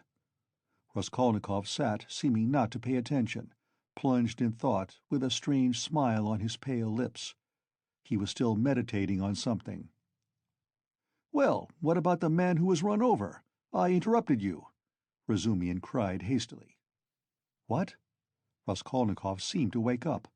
"Oh, I got spattered with blood helping to carry him to his lodging. By the way, Mamma, I did an unpardonable thing yesterday. I was literally out of my mind. I gave away all the money you sent me, to his wife for the funeral. She's a widow now, in consumption, a poor creature. 3 little children, starving, nothing in the house. There's a daughter, too. Perhaps you'd have given it yourself if you'd seen them. But I had no right to do it, I admit, especially as I knew how you needed the money yourself. To help others, one must have the right to do it, or else crevez, chum, si vous n'êtes pas contente." He laughed. "That's right, isn't it, Donia?" "No, it's not," answered Donia firmly. "Bah, you two have ideals," he muttered, looking at her almost with hatred, and smiling sarcastically. "I ought to have considered that. Well, that's praiseworthy, and it's better for you, and if you reach a line you won't overstep, you will be unhappy, and if you overstep it, maybe you will be still unhappier. But all that's nonsense," he added irritably, vexed at being carried away. "I only meant to say that I beg your forgiveness, Mother," he concluded, shortly and abruptly. "That's enough, Rodya. I am sure that everything you do is very good," said his mother, delighted. "Don't be too sure," he answered, twisting his mouth into a smile. A silence followed. There was a certain constraint in all this conversation, and in the silence, and in the reconciliation, and in the forgiveness, and all were feeling it. "It is as though they were afraid of me," Raskolnikov was thinking to himself, looking askance at his mother and sister. Pulcheria Alexandrovna was indeed growing more timid the longer she kept silent. "Yet in their absence I seem to love them so much," flashed through his mind. "Do you know, Rodya, Marfa Petrovna is dead?" Pulcheria Alexandrovna suddenly blurted out. "What Marfa Petrovna?" "Oh, mercy on us! Marfa Petrovna Svidrigailov. I wrote you so much about her." "Ah, yes, I remember. So she's dead. Oh, really?" He roused himself up suddenly, as if waking up. "What did she die of?" "Only imagine, quite suddenly," Pulcheria Alexandrovna answered hurriedly, encouraged by his curiosity. "On the very day I was sending you that letter. Would you believe it, that awful man seems to have been the cause of her death. They say he beat her dreadfully." "Why, were they on such bad terms?" he asked, addressing his sister. "Not at all. Quite the contrary, indeed. With her he was always very patient, considerate even. In fact, all those 7 years of their married life he gave way to her, too much so indeed, in many cases. All of a sudden he seems to have lost patience." "Then he could not have been so awful if he controlled himself for 7 years. You seem to be defending him, Donya?" "Oh, no, no, he's an awful man. I can imagine nothing more awful," Donya answered, almost with a shudder, knitting her brows, and sinking into thought. "That had happened in the morning," Pulcheria Alexandrovna went on hurriedly. "And directly afterwards she ordered the horses to be harnessed, to drive to the town immediately after dinner. She always used to drive to the town in such cases. She ate a very good dinner, I am told." "After the beating?" "That was always her habit. And immediately after dinner, so as not to be late in starting, she went to the bath-house. You see, she was undergoing some treatment with baths. They have a cold spring there, and she used to bathe in it regularly every day, and no sooner had she got into the water when she suddenly had a stroke." "I should think so," said Zossimov. "And did he beat her badly?" "What does that matter?" put in Donya. But I don't know why you want to tell us such gossip, mother," said Raskolnikov irritably, as it were in spite of himself. "Ah, my dear, I don't know what to talk about," broke from Pulcheria Alexandrovna. "Why, are you all afraid of me?" he asked with a constrained smile. "That's certainly true," said Donya, looking directly and sternly at her brother. "Mother was crossing herself with terror as she came up the stairs." His face worked, as though in convulsion. "Ah, what are you saying, Donya? Don't be angry, please, Rodya. Why did you say that, Donya?" Pulcheria Alexandrovna began, overwhelmed.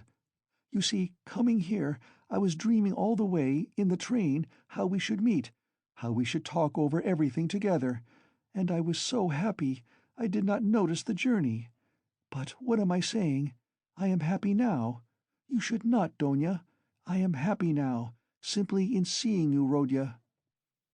"Hush, mother," he muttered in confusion, not looking at her, but pressing her hand. "We shall have time to speak freely of everything." As he said this, he was suddenly overwhelmed with confusion and turned pale. Again that awful sensation he had known of late passed with deadly chill over his soul. Again it became suddenly plain and perceptible to him that he had just told a fearful lie, that he would never now be able to speak freely of everything, that he would never again be able to speak of anything to anyone. The anguish of this thought was such that for a moment he almost forgot himself. He got up from his seat, and not looking at anyone, walked towards the door. "What are you about?" cried Razumian, clutching him by the arm. He sat down again and began looking about him in silence. They were all looking at him in perplexity. "But what are you all so dull for?" he shouted, suddenly and quite unexpectedly. "Do say something! What's the use of sitting like this? Come, do speak! Let us talk! We meet together and sit in silence! Come, anything!" "Thank God! I was afraid the same thing as yesterday was beginning again," said Pulcheria Alexandrovna, crossing herself. "What is the matter, Rodya?" asked Avdotya Romanovna distrustfully. "Oh, nothing. I remembered something," he answered, and suddenly laughed. "Well, if you remembered something, that's all right. I was beginning to think," muttered Zossimov, getting up from the sofa. "It is time for me to be off. I will look in again, perhaps, if I can." He made his bows and went out. "What an excellent man!" observed Pulcheria Alexandrovna. "Yes, excellent, splendid, well-educated, intelligent," Raskolnikov began, suddenly speaking with surprising rapidity, and a liveliness he had not shown till then. "I can't remember where I met him before my illness. I believe I have met him somewhere.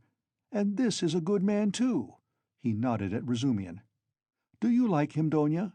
he asked her, and suddenly, for some unknown reason, laughed.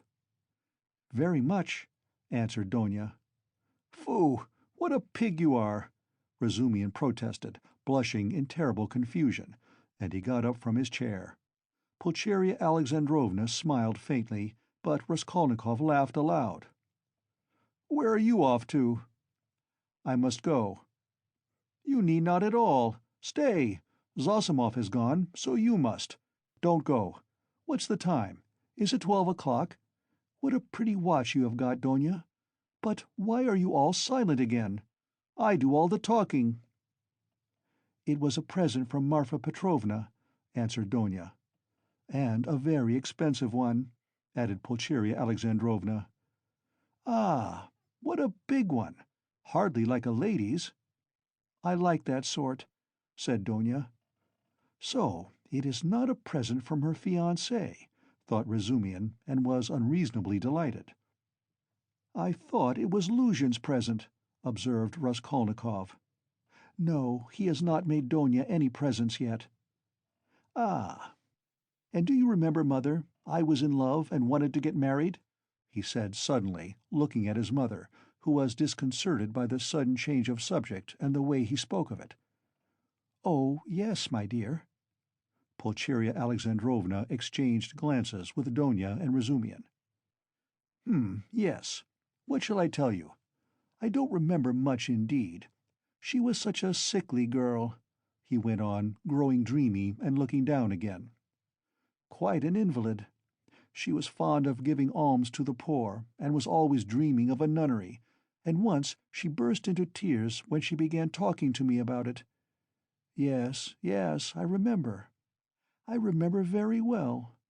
She was an ugly little thing. I really don't know what drew me to her then. I think it was because she was always ill. If she had been lame or hunchback, I believe I should have liked her better still." He smiled dreamily. "Yes, it was a sort of spring delirium." "No, it was not only spring delirium," said Donya with warm feeling. He fixed a strained, intent look on his sister, but did not hear or did not understand her words. Then, completely lost in thought, he got up, went up to his mother, kissed her, went back to his place and sat down. "You love her even now?" said Pulcheria Alexandrovna, touched. "Her? Now?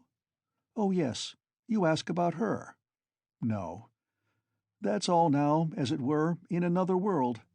And so long ago. And indeed, everything happening here seems somehow far away." He looked attentively at them. "You now, I seem to be looking at you from 1,000 miles away. But goodness knows why we are talking of that. And what's the use of asking about it?" he added with annoyance, and biting his nails, fell into dreamy silence again. "What a wretched lodging you have, Rodya. "It's like a tomb," said Pulcheria Alexandrovna, suddenly breaking the oppressive silence. "I am sure it's quite half through your lodging you have become so melancholy." "My lodging," he answered listlessly. "Yes, the lodging had a great deal to do with it. I thought that too. If only you knew, though, what a strange thing you said just now, Mother," he said, laughing strangely. A little more, and their companionship, this mother and this sister, with him after 3 years' absence, this intimate tone of conversation in face of the utter impossibility of really speaking about anything, would have been beyond his power of endurance. But there was one urgent matter which must be settled one way or the other that day, so he had decided when he woke. Now he was glad to remember it, as a means of escape. "Listen, Donya," he began gravely and dryly. "Of course I beg your pardon for yesterday, but I consider it my duty to tell you again that I do not withdraw my chief point. It is me or Luzhin. If I am a scoundrel, you must not be. One is enough. If you marry Luzhin, I cease at once to look on you as a sister." "Rodya, Rodya, it is the same as yesterday again," Pulcheria Alexandrovna cried mournfully. "And why do you call yourself a scoundrel? I can't bear it. You said the same yesterday." "Brother," Donya answered firmly and with the same dryness, "in all this there is a mistake on your part. I thought it over at night, and found out the mistake. It is all because you seem to fancy I am sacrificing myself to someone and for someone. That is not the case at all. I am simply marrying for my own sake, because things are hard for me. Though, of course, I shall be glad if I succeed in being useful to my family. But that is not the chief motive for my decision." "She is lying," he thought to himself, biting his nails vindictively. "Proud creature! She won't admit she wants to do it out of charity. Too haughty. Oh, base characters! They even love as though they hate. Oh, how I hate them all!" "In fact," continued Donya, "I am marrying Pyotr Petrovitch because of two evils I choose the less. I intend to do honestly all he expects of me, so I am not deceiving him." "Why did you smile just now?" She, too, flushed, and there was a gleam of anger in her eyes. "All?" he asked, with a malignant grin. "Within certain limits. Both the manner and form of Pyotr Petrovitch's courtship showed me at once what he wanted. He may, of course, think too well of himself, but I hope he esteems me too. Why are you laughing again? And why are you blushing again? You are lying, sister. You are intentionally lying, simply from feminine obstinacy, simply to hold your own against me. You cannot respect Luzhin. I have seen him and talked with him. So you are selling yourself for money, and so in any case you are acting basely, and I am glad at least that you can blush for it." "It is not true. I am not lying," cried Donya, losing her composure. "I would not marry him if I were not convinced that he esteems me and thinks highly of me. I would not marry him if I were not firmly convinced that I can respect him. Fortunately, I can have convincing proof of it this very day, and such a marriage is not a vileness, as you say. And even if you were right, if I really had determined on a vile action, is it not merciless on your part to speak to me like that? Why do you demand of me a heroism that perhaps you have not either? It is despotism. It is tyranny. If I ruin anyone, it is only myself. I am not committing a murder. Why do you look at me like that? Why are you so pale? Rodya, darling, what's the matter?" "Good heavens, you have made him faint!"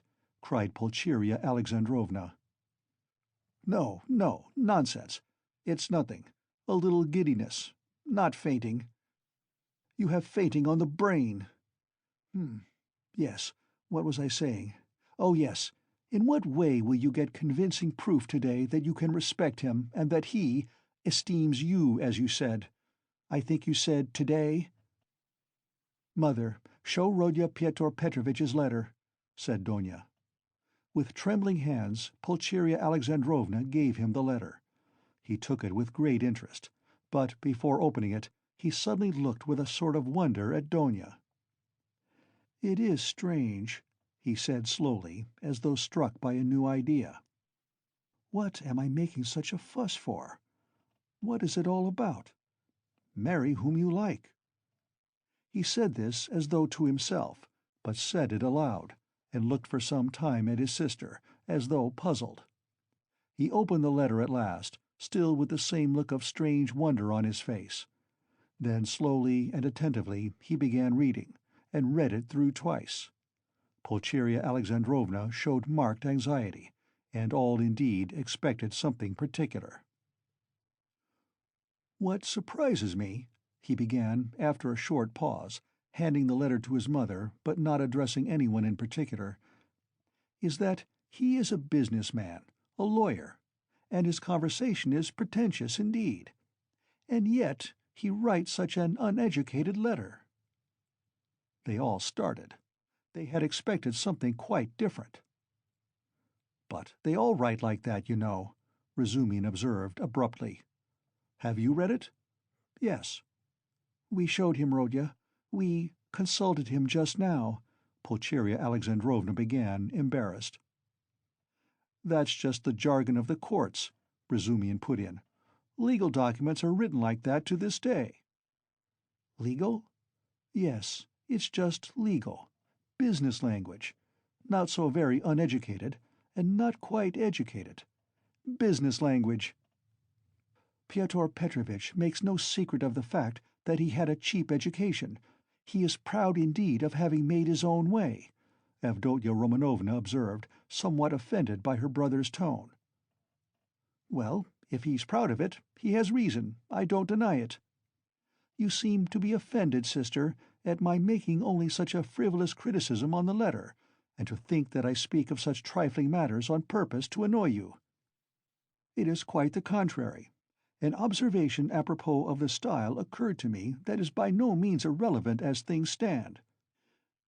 There is one expression, 'blame yourselves,' put in very significantly and plainly, and there is besides a threat that he will go away at once if I am present. That threat to go away is equivalent to a threat to abandon you both if you are disobedient, and to abandon you now after summoning you to Petersburg. Well, what do you think? Can one resent such an expression from Luzhin, as we should if he pointed to Razumihin, had written it, or Zosimov, or one of us?" "No," answered Donya with more animation. "I saw clearly that it was too naively expressed, and that perhaps he simply has no skill in writing. That is a true criticism, brother. I did not expect, indeed. It is expressed in legal style, and sounds coarser than perhaps he intended. But I must disillusion you a little. There is one expression in the letter, one slander about me, and a rather contemptible one. I gave the money last night to the widow, a woman in consumption, crushed with trouble, and not on the pretext of the funeral, but simply to pay for the funeral, and not to the daughter, a young woman, as he writes, of notorious behavior, whom I saw last night for the first time in my life, but to the widow. In all this I see a too hasty desire to slander me and to raise dissension between us. It is expressed again in legal jargon, that is to say, with a too obvious display of the aim, and with a very naive eagerness. He is a man of intelligence, but to act sensibly, intelligence is not enough. It all shows the man, and I don't think he has a great esteem for you. I tell you this simply to warn you, because I sincerely wish for your good." Donya did not reply. Her resolution had been taken. She was only awaiting the evening. "Then what is your decision, Rodya?" asked Pulcheria Alexandrovna, who was more uneasy than ever at the sudden, new business-like tone of his talk. "What decision?" "You see, Pyotr Petrovitch writes that you are not to be with us this evening, and that he will go away if you come. So will you come?" "That, of course, is not for me to decide, but for you, first, if you are not offended by such a request, and secondly, by Donya, if she too is not offended. I will do what you think best," he added dryly. "Donya has already decided, and I fully agree with her," Pulcheria Alexandrovna hastened to declare. "I decided to ask you, Rodya, to urge you not to fail to be with us at this interview," said Donya. "Will you come?" "Yes." "I will ask you, too, to be with us at 8 o'clock," she said, addressing Razumian. "Mother, I am inviting him too." "Quite right, Donya. Well, since you have decided," added Pulcheria Alexandrovna, "so be it. I shall feel easier myself. I do not like concealment and deception. Better let us have the whole truth. Pyotr Petrovitch may be angry or not now." End of Part 3, Chapter 3. Part 3, Chapter 4 of Crime and Punishment by Fyodor Dostoevsky, translated by Constance Garnett, 1861 to 1946. Part 3, Chapter 4. At that moment, the door was softly opened, and a young girl walked into the room, looking timidly about her. Everyone turned towards her with surprise and curiosity. At first sight, Raskolnikov did not recognize her. It was Sofya Semyonovna Marmeladov. He had seen her yesterday for the first time, but at such a moment, in such surroundings, and in such a dress, that his memory retained a very different image of her.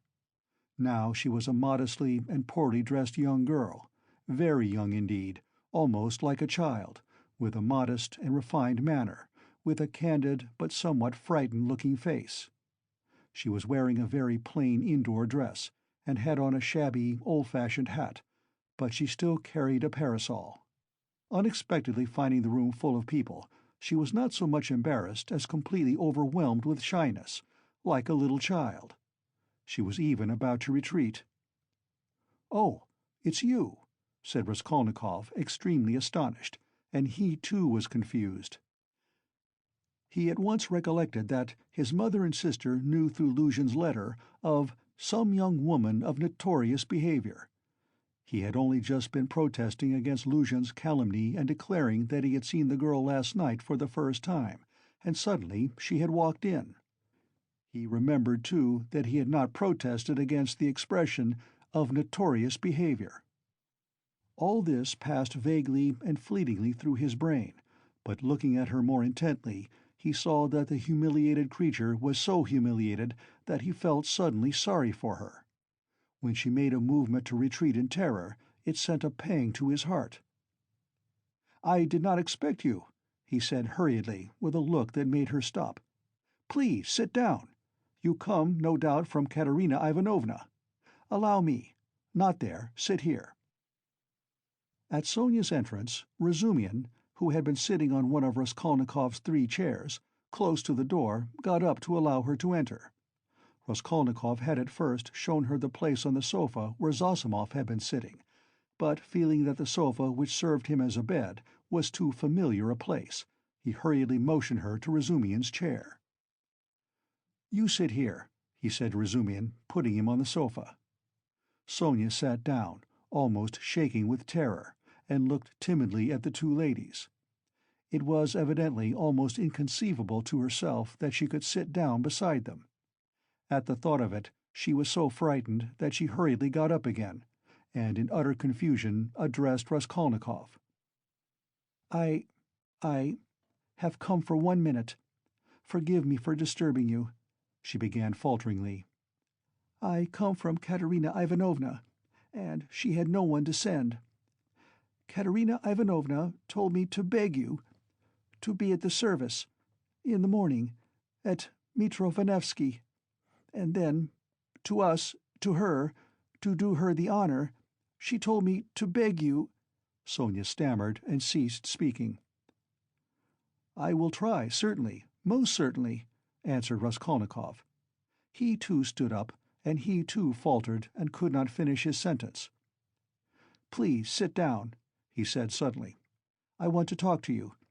You are perhaps in a hurry, But please, be so kind, spare me 2 minutes."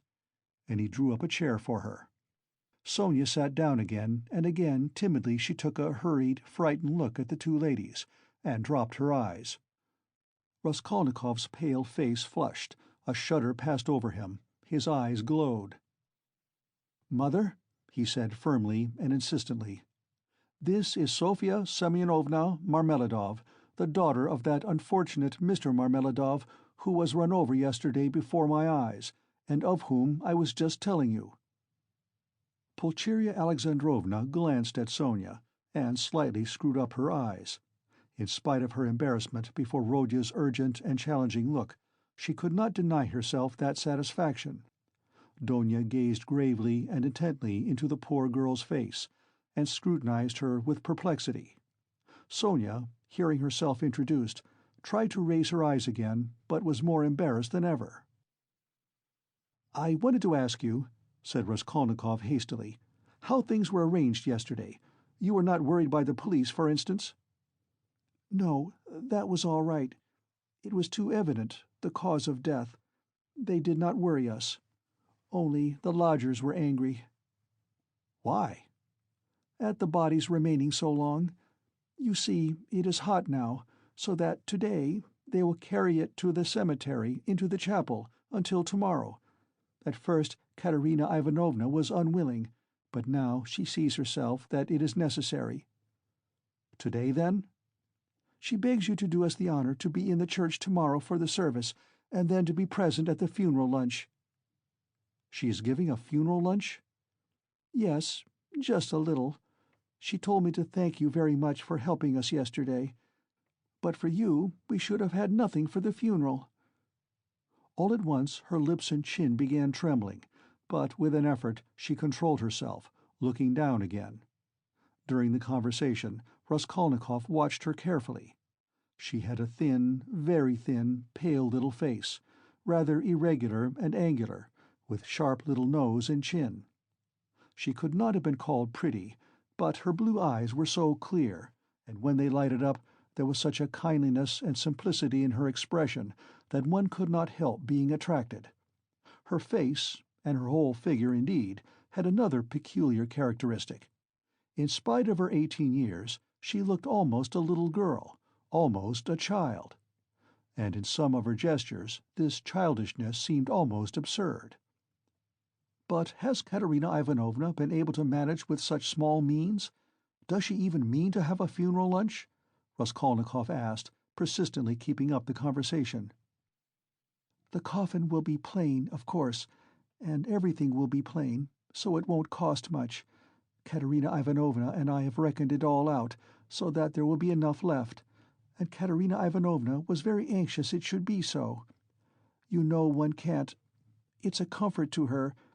She is like that, you know." I understand, of course. Why do you look at my room like that? My mother has just said it was like a tomb." "You gave us everything yesterday," Sonya said suddenly in reply, in a loud, rapid whisper, and again she looked down in confusion. Her lips and chin were trembling once more. She had been struck at once by Raskolnikov's poor surroundings, and now these words broke out spontaneously. A silence followed. There was a light in Donya's eyes, and even Pulcheria Alexandrovna looked kindly at Sonya. "Rodya," she said, getting up, "we shall have dinner together, of course. Come, Donya. And you, Rodya, had better go for a little walk, and then rest and lie down before you come to see us. I am afraid we have exhausted you." Yes, I'll come," he answered, getting up fussily. "But I have something to see to." "But surely you will have dinner together?" cried Razumihin, looking in surprise at Raskolnikov. "What do you mean?" Yes, I am coming. Of course. And you stay a minute. You do not want him just now, do you, Mother? Or perhaps I am taking him from you." "Oh, no. And will you, Dmitri Prokofitch, do us the favor of dining with us?" "Please do," added Donya. Razumihin bowed, positively radiant. For one moment they were all strangely embarrassed. "Goodbye, Rodya, that is, till we meet. I do not like saying goodbye. Goodbye, Nastasia. Ah, I have said goodbye again." Pulcheria Alexandrovna meant to greet Sonya too, but it somehow failed to come off, and she went in a flutter out of the room. But Avdotya Romanovna seemed to await her turn, and, following her mother out, gave Sonya an attentive, courteous bow. Sonya, in confusion, gave a hurried, frightened curtsy. There was a look of poignant discomfort in her face, as though Avdotya Romanovna's courtesy and attention were oppressive and painful to her. "Donya, good-bye," called Raskolnikov in the passage. "Give me your hand." "Why, I did give it to you. Have you forgotten?" said Donya, turning warmly and awkwardly to him. "Never mind, give it to me again." And he squeezed her fingers warmly. Donya smiled, flushed, pulled her hand away, and went off quite happy. "Come, that's capital," he said to Sonya, going back and looking brightly at her. "God give peace to the dead, the living have still to live. That is right, isn't it?" Sonya looked surprised at the sudden brightness of his face. He looked at her for some moments in silence. The whole history of the dead father floated before his memory in those moments. "Heavens, Donya," Pulcheria Alexandrovna began as soon as they were in the street. "I really feel relieved myself at coming away, more at ease. How little did I think yesterday in the train that I could ever be glad of that. I tell you again, Mother, he is still very ill. Don't you see it? Perhaps worrying about us upset him. We must be patient, and much, much can be forgiven." "Well, you were not very patient." Pulcheria Alexandrovna caught her up, hotly and jealously. "Do you know, Donya, I was looking at you too. You are the very portrait of him, and not so much in face as in soul. You are both melancholy, both morose and hot-tempered, both haughty and both generous. Surely he can't be an egotist, Donya? Eh? When I think of what is in store for us this evening, my heart sinks."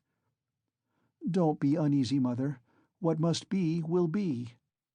Donya, only think what a position we are in. What if Pyotr Petrovitch breaks it off?" Poor Pulcheria Alexandrovna blurted out, incautiously.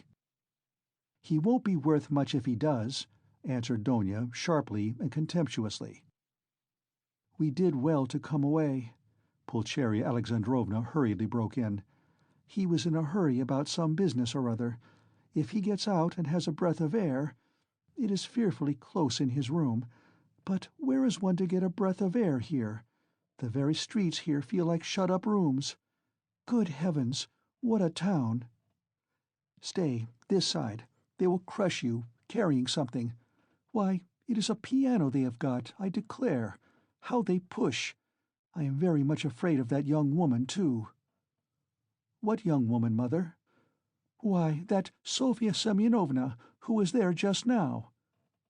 "Why?" "I have a presentiment, Donya. Well, you may believe it or not, but as soon as she came in, that very minute, I felt that she was the chief cause of the trouble." "Nothing of the sort!" cried Donya in vexation. "What nonsense, with your presentiments, Mother! He only made her acquaintance the evening before, and he did not know her when she came in." "Well, you will see. She worries me. But you will see, you will see. I was so frightened. She was gazing at me with those eyes. I could scarcely sit still in my chair when he began introducing her, do you remember? It seems so strange, but Pyotr Petrovitch writes like that about her, and he introduces her to us, to you. So he must think a great deal of her." "People will write anything. We were talked about and written about too. Have you forgotten? I am sure that she is a good girl, and that it is all nonsense." "God grant it may be." "And Pyotr Petrovitch is a contemptible slanderer," Donya snapped out suddenly. Pulcheria Alexandrovna was crushed. The conversation was not resumed. "I will tell you what I want with you," said Raskolnikov, drawing Razumihin to the window. "Then I will tell Katerina Ivanovna that you are coming," Sonya said hurriedly, preparing to depart. "1 minute, Sofya Semyonovna. We have no secrets. You are not in our way. I want to have another word or two with you. Listen." He turned suddenly to Razumihin again. "You know that, what's his name, Porfiry Petrovitch?"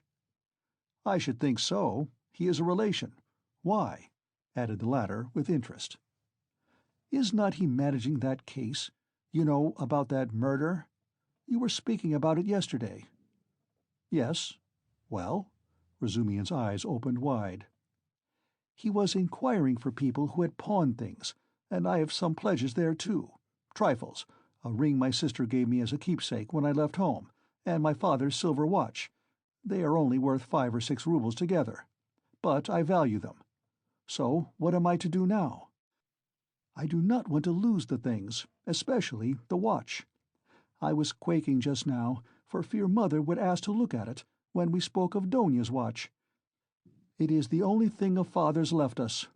She would be ill if it were lost. You know what women are. So tell me what to do. I know I ought to have given notice at the police station, but would it not be better to go straight to Porfiry, eh? What do you think? The matter might be settled more quickly. You see, Mother may ask for it before dinner." "Certainly not to the police station. Certainly to Porfiry!" Razumihin shouted in extraordinary excitement. "Well, how glad I am! Let us go at once. It is a couple of steps. We shall be sure to find him." "Very well, let us go. And he will be very, very glad to make your acquaintance. I have often talked to him of you at different times. I was speaking of you yesterday. Let us go. So you knew the old woman? So that's it. It is all turning out splendidly. Oh yes, Sofya Ivanovna." "Sofya Semyonovna," corrected Raskolnikov. "Sofya Semyonovna, this is my friend Razumihin, and he is a good man." "If you have to go now," Sonya was beginning, not looking at Razumihin at all, and still more embarrassed. "Let us go," decided Raskolnikov. "I will come to you today, Sofya Semyonovna. Only tell me where you live." He was not exactly ill at ease, but seemed hurried, and avoided her eyes. Sonya gave her address, and flushed as she did so. They all went out together. "Don't you lock up?" asked Razumihin, following him on to the stairs. "Never," answered Raskolnikov. "I have been meaning to buy a lock for these 2 years. People are happy who have no need of locks," he said, laughing, to Sonya. They stood still in the gateway. "Do you go to the right, Sofya Semyonovna? How did you find me, by the way?" he added, as though he wanted to say something quite different. He wanted to look at her soft, clear eyes, but this was not easy. "Why, you gave your address to Polenka yesterday." "Polenka? Oh yes, Polenka. That is the little girl. She is your sister? Did I give her the address?" "Why, had you forgotten?" "No, I remember." "I had heard my father speak of you, only I did not know your name, and he did not know it. And now I came, and as I had learnt your name, I asked today, 'Where does Mr. Raskolnikov live?' I did not know you had only a room, too. Good-bye, I will tell Katerina Ivanovna." She was extremely glad to escape at last. She went away looking down, hurrying to get out of sight as soon as possible, to walk the 20 steps to the turning on the right, and to be at last alone, and then moving rapidly along, looking at no one, noticing nothing, to think, to remember, to meditate on every word, every detail. Never, never had she felt anything like this. Dimly and unconsciously a whole new world was opening before her. She remembered suddenly that Raskolnikov meant to come to her that day, perhaps at once. "Only not today, please, not today," she kept muttering with a sinking heart, as though entreating someone, like a frightened child. "Mercy, to me, to that room. He will see. Oh dear!" She was not capable at that instant of noticing an unknown gentleman who was watching her and following at her heels. He had accompanied her from the gateway. At the moment when Razumihin, Raskolnikov, and she stood still at parting on the pavement, this gentleman, who was just passing, started on hearing Sonia's words, "And I asked where Mr. Raskolnikov lived." He turned on a rapid but attentive look upon all three, especially upon Raskolnikov, to whom Sonya was speaking, then looked back and noted the house. All this was done in an instant as he passed, and trying not to betray his interest, he walked on more slowly as though waiting for something. He was waiting for Sonya. He saw that they were parting and that Sonya was going home. Home? Where? I've seen that face somewhere, he thought. I must find out. At the turning he crossed over, looked round and saw Sonya coming the same way, noticing nothing. She turned the corner. He followed her on the other side. After about 50 paces he crossed over again, overtook her and kept 2 or 3 yards behind her. He was a man about 50, rather tall and thickly set, with broad high shoulders which made him look as though he stooped a little. He wore good and fashionable clothes, and looked like a gentleman of position. He carried a handsome cane, which he tapped on the pavement at each step. His gloves were spotless.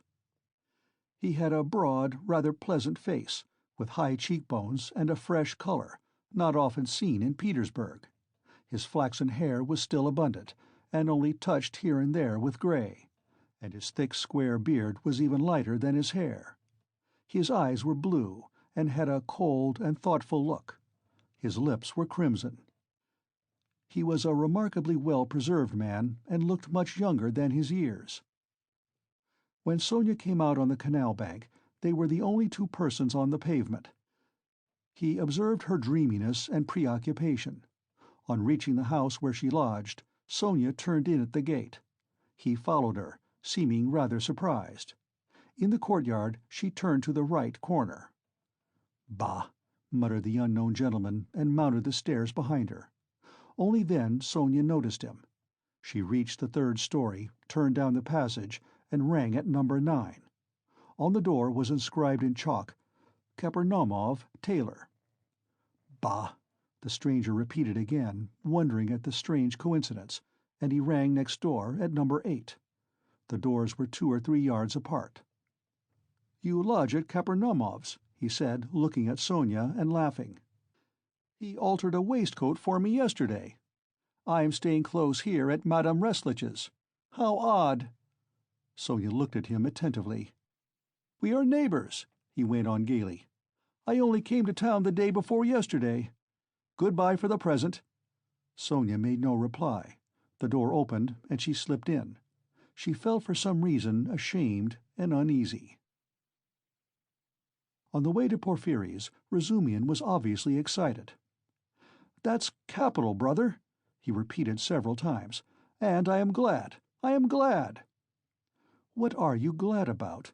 Raskolnikov thought to himself. "I didn't know that you pledged things at the old woman's, too. And was it long ago? I mean, was it long since you were there?" What a simple-hearted fool he is.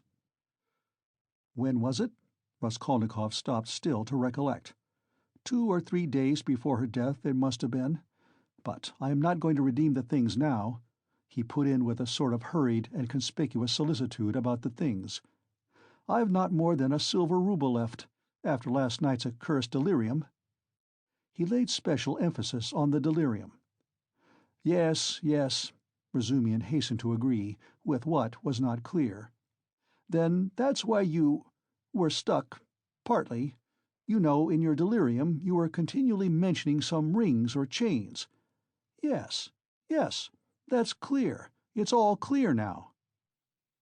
Hullo, how that idea must have got about among them. Here this man will go to the stake for me, and I find him delighted at having it cleared up why I spoke of rings in my delirium. What a hold the idea must have on all of them. "Shall we find him?" he asked suddenly. "Oh, yes," Razumian answered quickly. "He is a nice fellow, you will see, brother. Rather clumsy, that is to say, he is a man of polished manners, but I mean clumsy in a different sense. He is an intelligent fellow, very much so indeed, but he has his own range of ideas.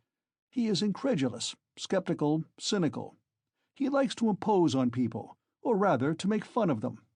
His is the old circumstantial method, but he understands his work thoroughly. Last year he cleared up a case of murder in which the police had hardly a clue. He is very, very anxious to make your acquaintance." "On what grounds is he so anxious?" "Oh, it's not exactly— You see, since you've been ill, I happen to have mentioned you several times. So when he heard about you, about your being a law student and not able to finish your studies, he said, 'What a pity!' And so I concluded, from everything together, not only that. Yesterday, Zametov, you know, Rodya, I talked some nonsense on the way home to you yesterday, when I was drunk. I am afraid, brother, of your exaggerating it, you see." "What? That they think I am a madman? Maybe they are right," he said with a constrained smile. "Yes, yes. That is— pooh, no. But all that I said, and there was something else too, it was all nonsense, drunken nonsense." "But why are you apologizing? I am so sick of it all," Raskolnikov cried with exaggerated irritability. It was partly assumed, however. I know, I understand. Believe me, I understand. One's ashamed to speak of it." "If you are ashamed, then don't speak of it." Both were silent. Razumian was more than ecstatic, and Raskolnikov perceived it with repulsion. He was alarmed, too, by what Razumian had just said about Porphyry. "I shall have to pull a long face with him, too," he thought, with a beating heart, and he turned white. "And do it naturally, too. But the most natural thing would be to do nothing at all. Carefully do nothing at all. No, carefully would not be natural again. Oh well, we shall see how it turns out. We shall see directly. Is it a good thing to go or not? The butterfly flies to the light. My heart is beating, that's what's bad." "In this grey house," said Razumian. "The most important thing, does Porphyry know that I was at the old hag's flat yesterday, and asked about the blood? I must find out that instantly, as soon as I go in, find out from his face. Otherwise, I'll find out if it's my ruin." "I say, brother," he said suddenly, addressing Razumian with a sly smile, "I have been noticing all day that you seem to be curiously excited. Isn't it so?" "Excited? Not a bit of it," said Razumian, stung to the quick. "Yes, brother, I assure you, it's noticeable. Why, you sat on your chair in a way you never do sit, on the edge somehow, and you seemed to be writhing all the time. You kept jumping up for nothing. One moment you were angry, and the next your face looked like a sweetmeat. You even blushed, especially when you were invited to dinner. You blushed awfully." "Nothing of the sort. Nonsense. What do you mean?" "But why are you wriggling out of it, like a schoolboy? By Jove, there he's blushing again." "What a pig you are!" "But why are you so shamefaced about it? Romeo! Stay, I'll tell you of today. Ha ha ha! I'll make Mother laugh, and someone else laugh too." "Listen, listen, listen, this is serious. What next, you fiend?" Razumian was utterly overwhelmed, turning cold with horror. "What will you tell them? Come, brother. Phoo, what a pig you are!" "You are like a summer rose. And if only you knew how it suits you. A Romeo over 6 foot high. And how you've washed today. You cleaned your nails, I declare, eh? That's something unheard of. Why, I do believe you've got pomatum on your hair. Bend down." "Pig!" Raskolnikov laughed as though he could not restrain himself. So laughing, they entered Porphyry Petrovitch's flat. This is what Raskolnikov wanted. From within they could be heard laughing as they came in, still guffawing in the passage. "Not a word here, or I'll brain you," Razumian whispered furiously, seizing Raskolnikov by the shoulder. End of Part 3, Chapter 4. Part 3, Chapter 5 of Crime and Punishment by Fyodor Dostoevsky. Translated by Constance Garnett, 1861 to 1946. Part 3, Chapter 5. Raskolnikov was already entering the room. He came in looking as though he had the utmost difficulty not to burst out laughing again. Behind him, Razumian strode in, gawky and awkward, shamefaced and red as a peony, with an utterly crestfallen and ferocious expression. His face and whole figure really were ridiculous at that moment, and amply justified Raskolnikov's laughter. Raskolnikov, not waiting for an introduction, bowed to Porfiri Petrovitch, who stood in the middle of the room, looking inquiringly at them. He held out his hand and shook hands, still apparently making desperate efforts to subdue his mirth and utter a few words to introduce himself. But he had no sooner succeeded in assuming a serious air and muttering something, when he suddenly glanced again as though accidentally at Razumian, who could no longer control himself. His stifled laughter broke out the more irresistibly the more he tried to restrain it.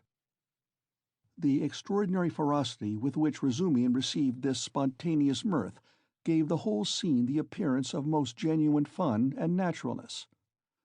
Razumian strengthened this impression as though on purpose. "Fool! You fiend!" he roared, waving his arm, which at once struck a little round table with an empty tea-glass on it. Everything was sent flying and crashing. "But why break chairs, gentlemen? You know it's a loss to the crown," Porfiri Petrovitch quoted gaily. Raskolnikov was still laughing, with his hand in Porfiri Petrovitch's, but, anxious not to overdo it, awaited the right moment to put a natural end to it. Razumian, completely put to confusion by upsetting the table and smashing the glass, gazed gloomily at the fragments, cursed, and turned sharply to the window, where he stood looking out with his back to the company, with a fiercely scowling countenance, seeing nothing. Porfiri Petrovitch laughed and was ready to go on laughing, but obviously looked for explanations. Zametov had been sitting in the corner, but he rose at the visitor's entrance and was standing in expectation with a smile on his lips, though he looked with surprise, and even, it seemed, incredulity at the whole scene, and at Raskolnikov with a certain embarrassment. Zametov's unexpected presence struck Raskolnikov unpleasantly. "I've got to think of that," he thought. "Excuse me, please," he began, affecting extreme embarrassment. "Raskolnikov." "Not at all. Very pleasant to see you. And how pleasantly you've come in." "Why, won't he even say good morning?" Porfiri Petrovitch nodded at Razumian. "Upon my honor, I don't know why he is in such a rage with me. I only told him as we came along that he was like Romeo, and proved it. And that was all, I think." "Pig!" ejaculated Razumian, without turning round. "There must have been very grave grounds for it, if he is so furious at the word," Porfiri laughed. "Oh, you sharp lawyer! Damn you all!" snapped Razumian, and suddenly, bursting out laughing himself, he went up to Porfiri with a more cheerful face, as though nothing had happened. "That'll do. We are all fools. To come to business. This is my friend Rodion Romanovich Raskolnikov. In the first place, he has heard of you and wants to make your acquaintance, and secondly, he has a little matter of business with you. Bah, Zametov, what brought you here? Have you met before? Have you known each other long?" "What does this mean?" thought Raskolnikov uneasily. Zametov seemed taken aback, but not very much so. "Why, it was at your rooms we met yesterday," he said easily. "Then I have been spared the trouble. All last week he was begging me to introduce him to you. Porfiri and you have sniffed each other out without me. Where is your tobacco?" Porfiri Petrovitch was wearing a dressing-gown, very clean linen, and trodden-down slippers. He was a man of about 35, short, stout even to corpulence, and clean-shaven. He wore his hair cut short, and had a large round head, particularly prominent at the back. His soft, round, rather snub-nosed face was of a sickly yellowish color, but had a vigorous and rather ironical expression. It would have been good-natured, except for a look in the eyes, which shone with a watery, mawkish light under almost white, blinking eyelashes. The expression of those eyes was strangely out of keeping with his somewhat womanish figure, and gave it something far more serious than could be guessed at first sight. As soon as Porfiri Petrovitch heard that his visitor had a little matter of business with him, he begged him to sit down on the sofa and sat down himself on the other end, waiting for him to explain his business, with that careful and over-serious attention which is at once oppressive and embarrassing, especially to a stranger, and especially if what you are discussing is, in your opinion, of far too little importance for such exceptional solemnity. But in brief and coherent phrases, Raskolnikov explained his business clearly and exactly, and was so well satisfied with himself that he even succeeded in taking a good look at Porfiri. Porfiri Petrovitch did not once take his eyes off him. Razumihin, sitting opposite at the same table, listened warmly and impatiently, looking from one to the other every moment with rather excessive interest. "Fool," Raskolnikov swore to himself. "You have to give information to the police," Porfiri replied, with a most business-like air. "That having learnt of this incident, that is, of the murder, you beg to inform the lawyer in charge of the case that such and such things belong to you, and that you desire to redeem them. But they will write to you." "That's just the point, that, at the present moment—" Raskolnikov tried his utmost to feign embarrassment. "I am not quite in funds, and even this trifling sum is beyond me. I only wanted, you see, for the present to declare that the things are mine, and that when I have money—" "That's no matter," answered Porfiri Petrovitch, receiving his explanation of his pecuniary position coldly. "But you can, if you prefer, write straight to me, to say that having been informed of the matter, and claiming such and such as your property, you beg—" "On an ordinary sheet of paper?" Raskolnikov interrupted eagerly, again interested in the financial side of the question. "Oh, the most ordinary." And suddenly Porfiri Petrovitch looked with obvious irony at him, screwing up his eyes and, as it were, winking at him. But perhaps it was Raskolnikov's fancy, for it all lasted but a moment. There was certainly something of the sort. Raskolnikov could have sworn he winked at him, goodness knows why. "He knows," flashed through his mind like lightning. "Forgive my troubling you about such trifles," he went on, a little disconcerted. "The things are only worth 5 roubles, but I prize them particularly for the sake of those from whom they came to me, and I must confess that I was alarmed when I heard—" "That's why you were so much struck when I mentioned to Zosimov that Porfiri was inquiring for everyone who had pledges," Razumihin put in with obvious intention. This was really unbearable. Raskolnikov could not help glancing at him with a flash of vindictive anger in his black eyes, but immediately recollected himself. "You seem to be jeering at me, brother," he said to him with a well-feigned irritability.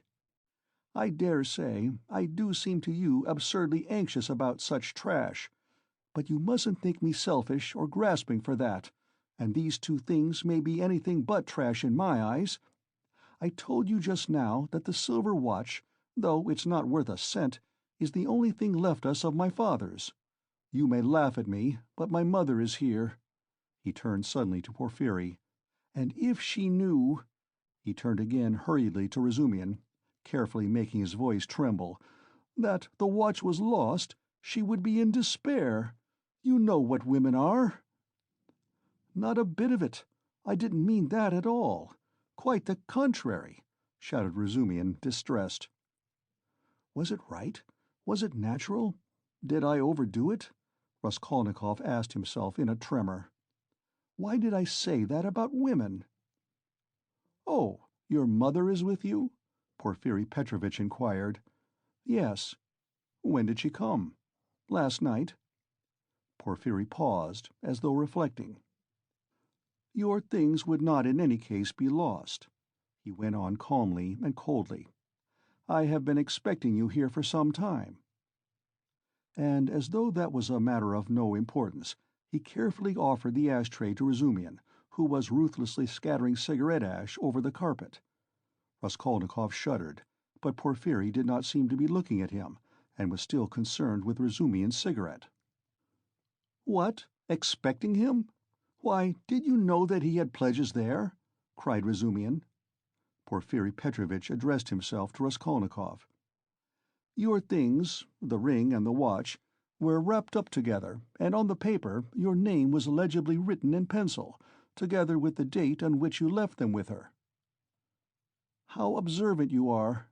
Raskolnikov smiled awkwardly, doing his very utmost to look him straight in the face, but he failed, and suddenly added, "I say that because I suppose there were a great many pledges, that it must be difficult to remember them all, but you remember them all so clearly, and... Stupid, feeble, he thought. Why did I add that? But we know all who had pledges, and you are the only one who hasn't come forward, Porfiri answered with hardly perceptible irony. I haven't been quite well. I heard that too. I heard indeed that you were in great distress about something. You look pale still. I am not pale at all. No, I am quite well, Raskolnikov snapped out rudely and angrily, completely changing his tone. His anger was mounting. He could not repress it. "And in my anger I shall betray myself," flashed through his mind again. "Why are they torturing me?" "Not quite well." Razumihin caught him up. "What next? He was unconscious and delirious all yesterday. Would you believe, Porfiri, as soon as our backs were turned, he dressed, though he could hardly stand, and gave us the slip and went off on a spree somewhere till midnight, delirious all the time. Would you believe it? Extraordinary." "Really delirious? You don't say so." Porfiri shook his head in a womanish way. "Nonsense. Don't you believe it. But you don't believe it anyway." Raskolnikov let slip his anger, but Porfiri Petrovitch did not seem to catch those strange words. "But how could you have gone out if you hadn't been delirious?" Razumihin got hot suddenly. "What did you go out for? What was the object of it? And why on the sly? Were you in your senses when you did it? Now that all the danger is over, I can speak plainly." "I was awfully sick of them yesterday." Raskolnikov addressed Porfiri suddenly with a smile of insolent defiance. "I ran away from them to take lodgings where they wouldn't find me, and took a lot of money with me. Mr. Zametov there saw it. I say, Mr. Zametov, was I sensible or delirious yesterday? Settle our dispute." He could have strangled Zametov at that moment, so hateful were his expression and his silence to him. "In my opinion, you talked sensibly and even artfully, but you were extremely irritable," Zametov pronounced dryly. "And Nikodim Fomitch was telling me today," put in Porfiri Petrovitch, "that he met you very late last night in the lodging of a man who had been run over." "And there," said Razumihin, "weren't you mad then? You gave your last penny to the widow for the funeral. If you wanted to help, give 15 or 20 even, but keep 3 rubles for yourself at least, but he flung away all the 25 at once." "Maybe I found a treasure somewhere and you know nothing of it. So that's why I was liberal yesterday. Mr. Zametov knows I found a treasure. Excuse us, please, for disturbing you for half an hour with such trivialities," he said, turning to Porfiri Petrovitch with trembling lips. "We are boring you, aren't we?" "Oh, no, quite the contrary, quite the contrary. If only you knew how you interest me. It's interesting to look on and listen. And I am really glad you have come forward at last." "But you might give us some tea. My throat's dry," cried Razumihin. "Capital idea. Perhaps we will all keep you company. Would you like something more essential before tea? Get along with you." Porfiri Petrovitch went out to order tea. Raskolnikov's thoughts were in a whirl. He was in terrible exasperation. "The worst of it is, they don't disguise it. They don't care to stand on ceremony. And how, if you didn't know me at all, did you come to talk to Nikodim Fomitch about me? So they don't care to hide that they are tracking me like a pack of dogs. They simply spit in my face." He was shaking with rage. "Come, strike me openly. Don't play with me like a cat with a mouse. It's hardly civil, Porfiri Petrovitch, but perhaps I won't allow it. I shall get up and throw the whole truth in your ugly faces, and you'll see how I despise you." He could hardly breathe. And what if it's only my fancy? What if I am mistaken, and through inexperience I get angry and don't keep up my nasty part? Perhaps it's all unintentional. All their phrases are the usual ones, but there is something about them. It all might be said, but there is something. Why did he say bluntly, "with her"? Why did Zametov add that I spoke artfully? Why do they speak in that tone? Yes, the tone. Razumian is sitting here. Why does he see nothing? That innocent blockhead never does see anything. Feverish again. Did Porfiri wink at me just now? Of course, it's nonsense. What could he wink for? Are they trying to upset my nerves, or are they teasing me? Either it's ill fancy, or they know. Even Zametov is rude. Is Zametov rude? Zametov has changed his mind. I foresaw he would change his mind. He is at home here, while it's my first visit. Porfiri does not consider him a visitor, sits with his back to him. They're as thick as thieves, no doubt, over me. Not a doubt they were talking about me before we came. Do they know about the flat? If only they'd make haste. When I said that I ran away to take a flat, he let it pass. I put that in cleverly about a flat. It may be of use afterwards. Delirious indeed. Ha ha ha. He knows all about last night. He didn't know of my mother's arrival. The hag had written the date on in pencil. You are wrong. You won't catch me. There are no facts. It's all supposition. You produce facts.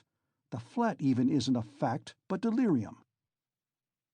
I know what to say to them. Do they know about the flat?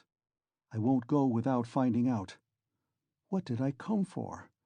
But my being angry now, maybe, is a fact. Fool, how irritable I am. Perhaps that's right, to play the invalid. He is feeling me. He will try to catch me. Why did I come?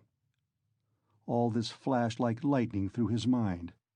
Porfiri Petrovitch returned quickly. He became suddenly more jovial. "Your party yesterday, brother, has left my head rather... and I am out of sorts altogether," he began in a quite different tone, laughing to Razumian. "Was it interesting? I left you yesterday at the most interesting point. Who got the best of it?" "Oh, no one, of course. They got on to everlasting questions, floated off into space.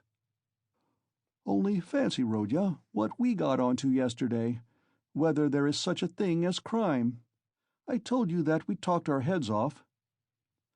"What is there strange? It's an everyday social question," Raskolnikov answered casually. "The question wasn't put quite like that," observed Porfiri. "Not quite, that's true," Razumian agreed at once, getting warm and hurried as usual.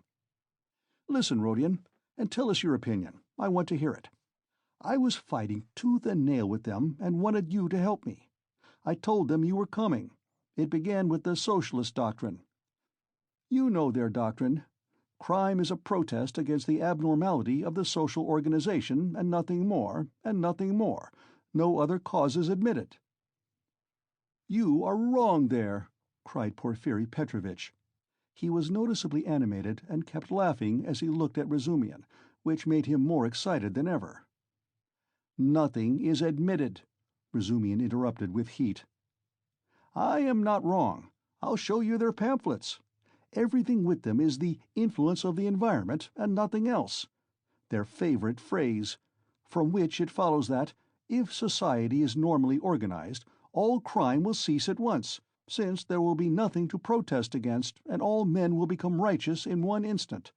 Human nature is not taken into account. It is excluded. It is not supposed to exist. They don't recognize that humanity, developing by a historical living process, will become at last a normal society, But they believe that a social system that has come out of some mathematical brain is going to organize all humanity at once and make it just and sinless in an instant, quicker than any living process. That's why they instinctively dislike history.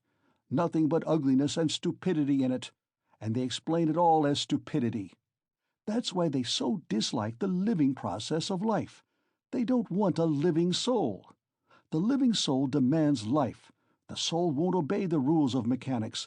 The soul is an object of suspicion. The soul is retrograde.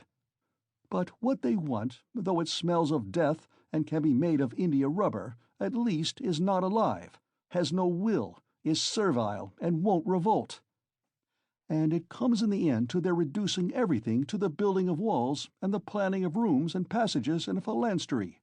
The phalanstery is ready, indeed, but your human nature is not ready for the phalanstery. It wants life. It hasn't completed its vital process. It's too soon for the graveyard. You can't skip over nature by logic. Logic presupposes 3 possibilities, but there are millions. Cut away a million and reduce it all to the question of comfort. That's the easiest solution of the problem.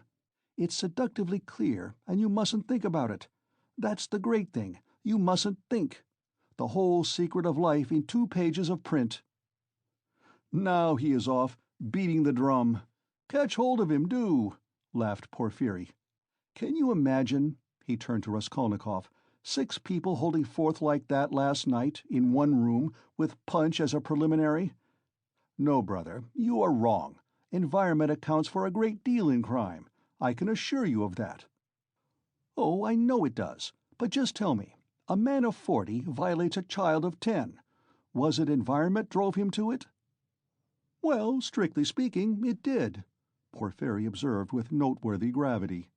A crime of that nature may be very well ascribed to the influence of environment.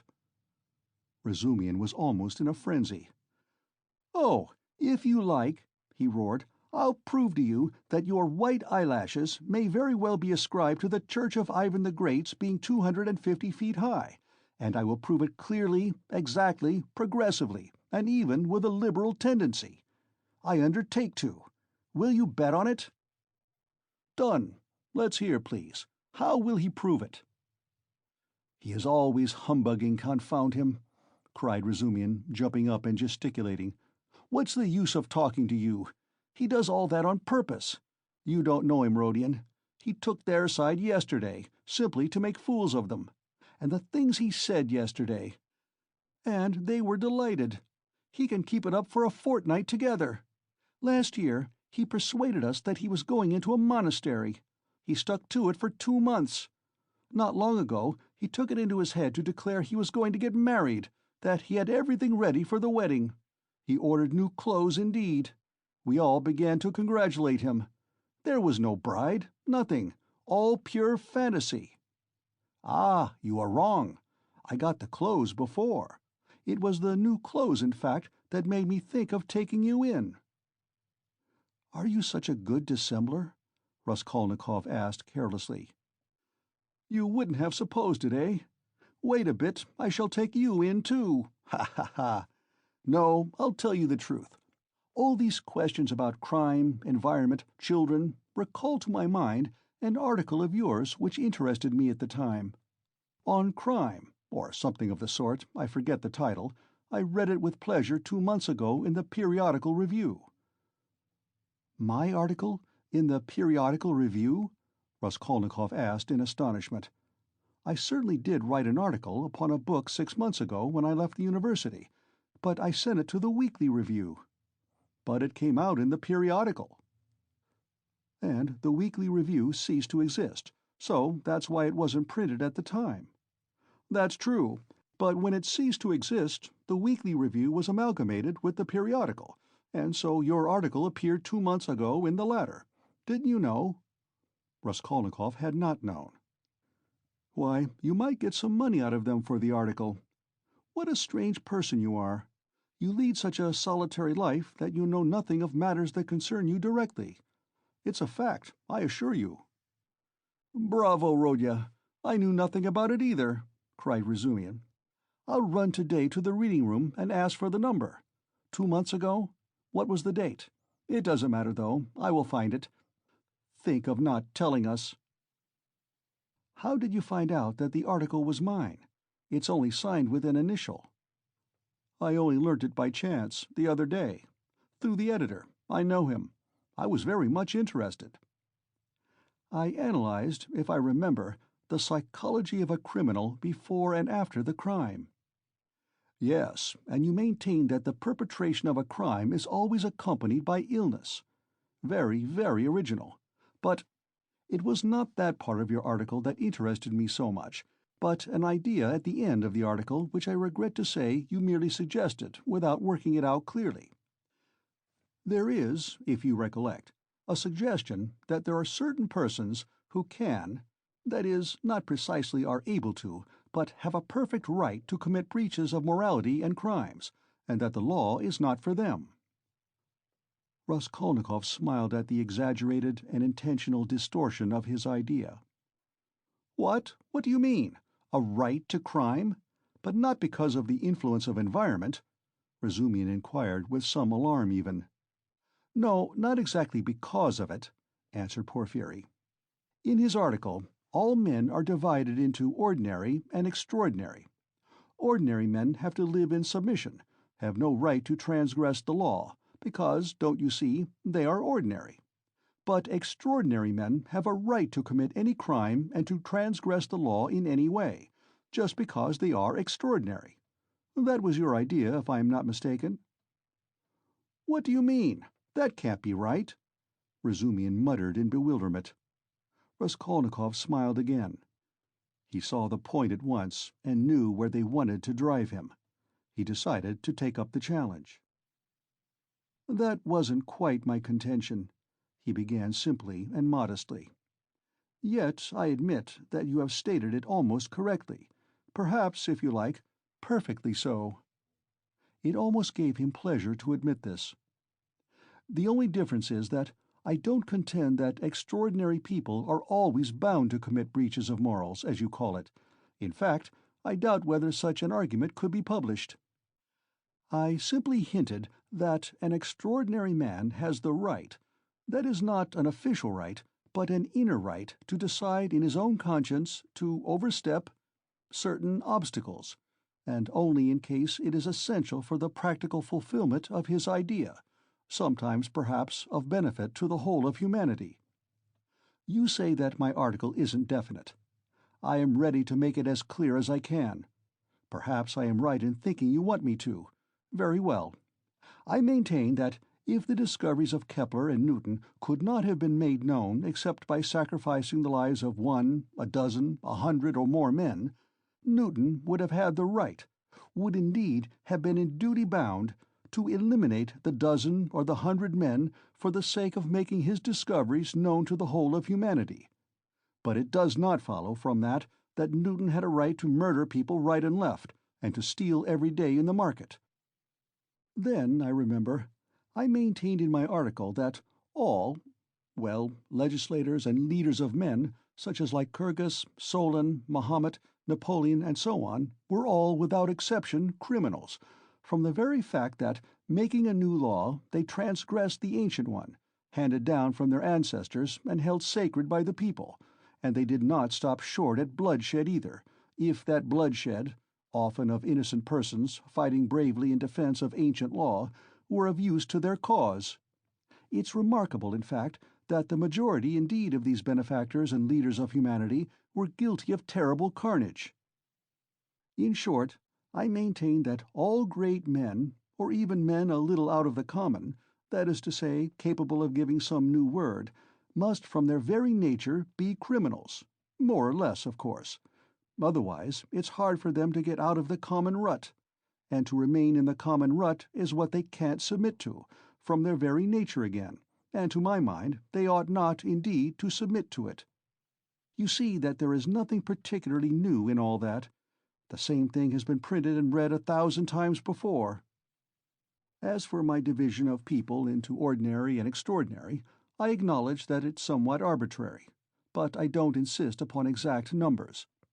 I only believe in my leading idea, that men are in general divided by a law of nature into two categories: inferior, ordinary, that is, so to say, material that serves only to reproduce its kind, and men who have the gift or the talent to utter a new word. There are, of course, innumerable subdivisions, but the distinguishing features of both categories are fairly well marked. The first category, generally speaking, are men conservative in temperament and law-abiding. They live under control and love to be controlled. To my thinking, it is their duty to be controlled, because that's their vocation, and there is nothing humiliating in it for them. The second category all transgress the law. They are destroyers, or disposed to destruction according to their capacities. The crimes of these men are of course relative and varied. For the most part, they seek in very varied ways the destruction of the present for the sake of the better. But if such a one is forced, for the sake of his idea, to step over a corpse or wade through blood, he can, I maintain, find within himself, in his conscience, a sanction for wading through blood. That depends on the idea and its dimensions. Note that. It's only in that sense I speak of their right to crime in my article. You remember it began with the legal question. There is no need for such anxiety, however. The masses will scarcely ever admit this right. They punish them or hang them, more or less, and in doing so fulfill quite justly their conservative vocation. But the same masses set these criminals on a pedestal in the next generation and worship them, more or less. The first category is always the man of the present, the second the man of the future. The first preserve the world and people in it.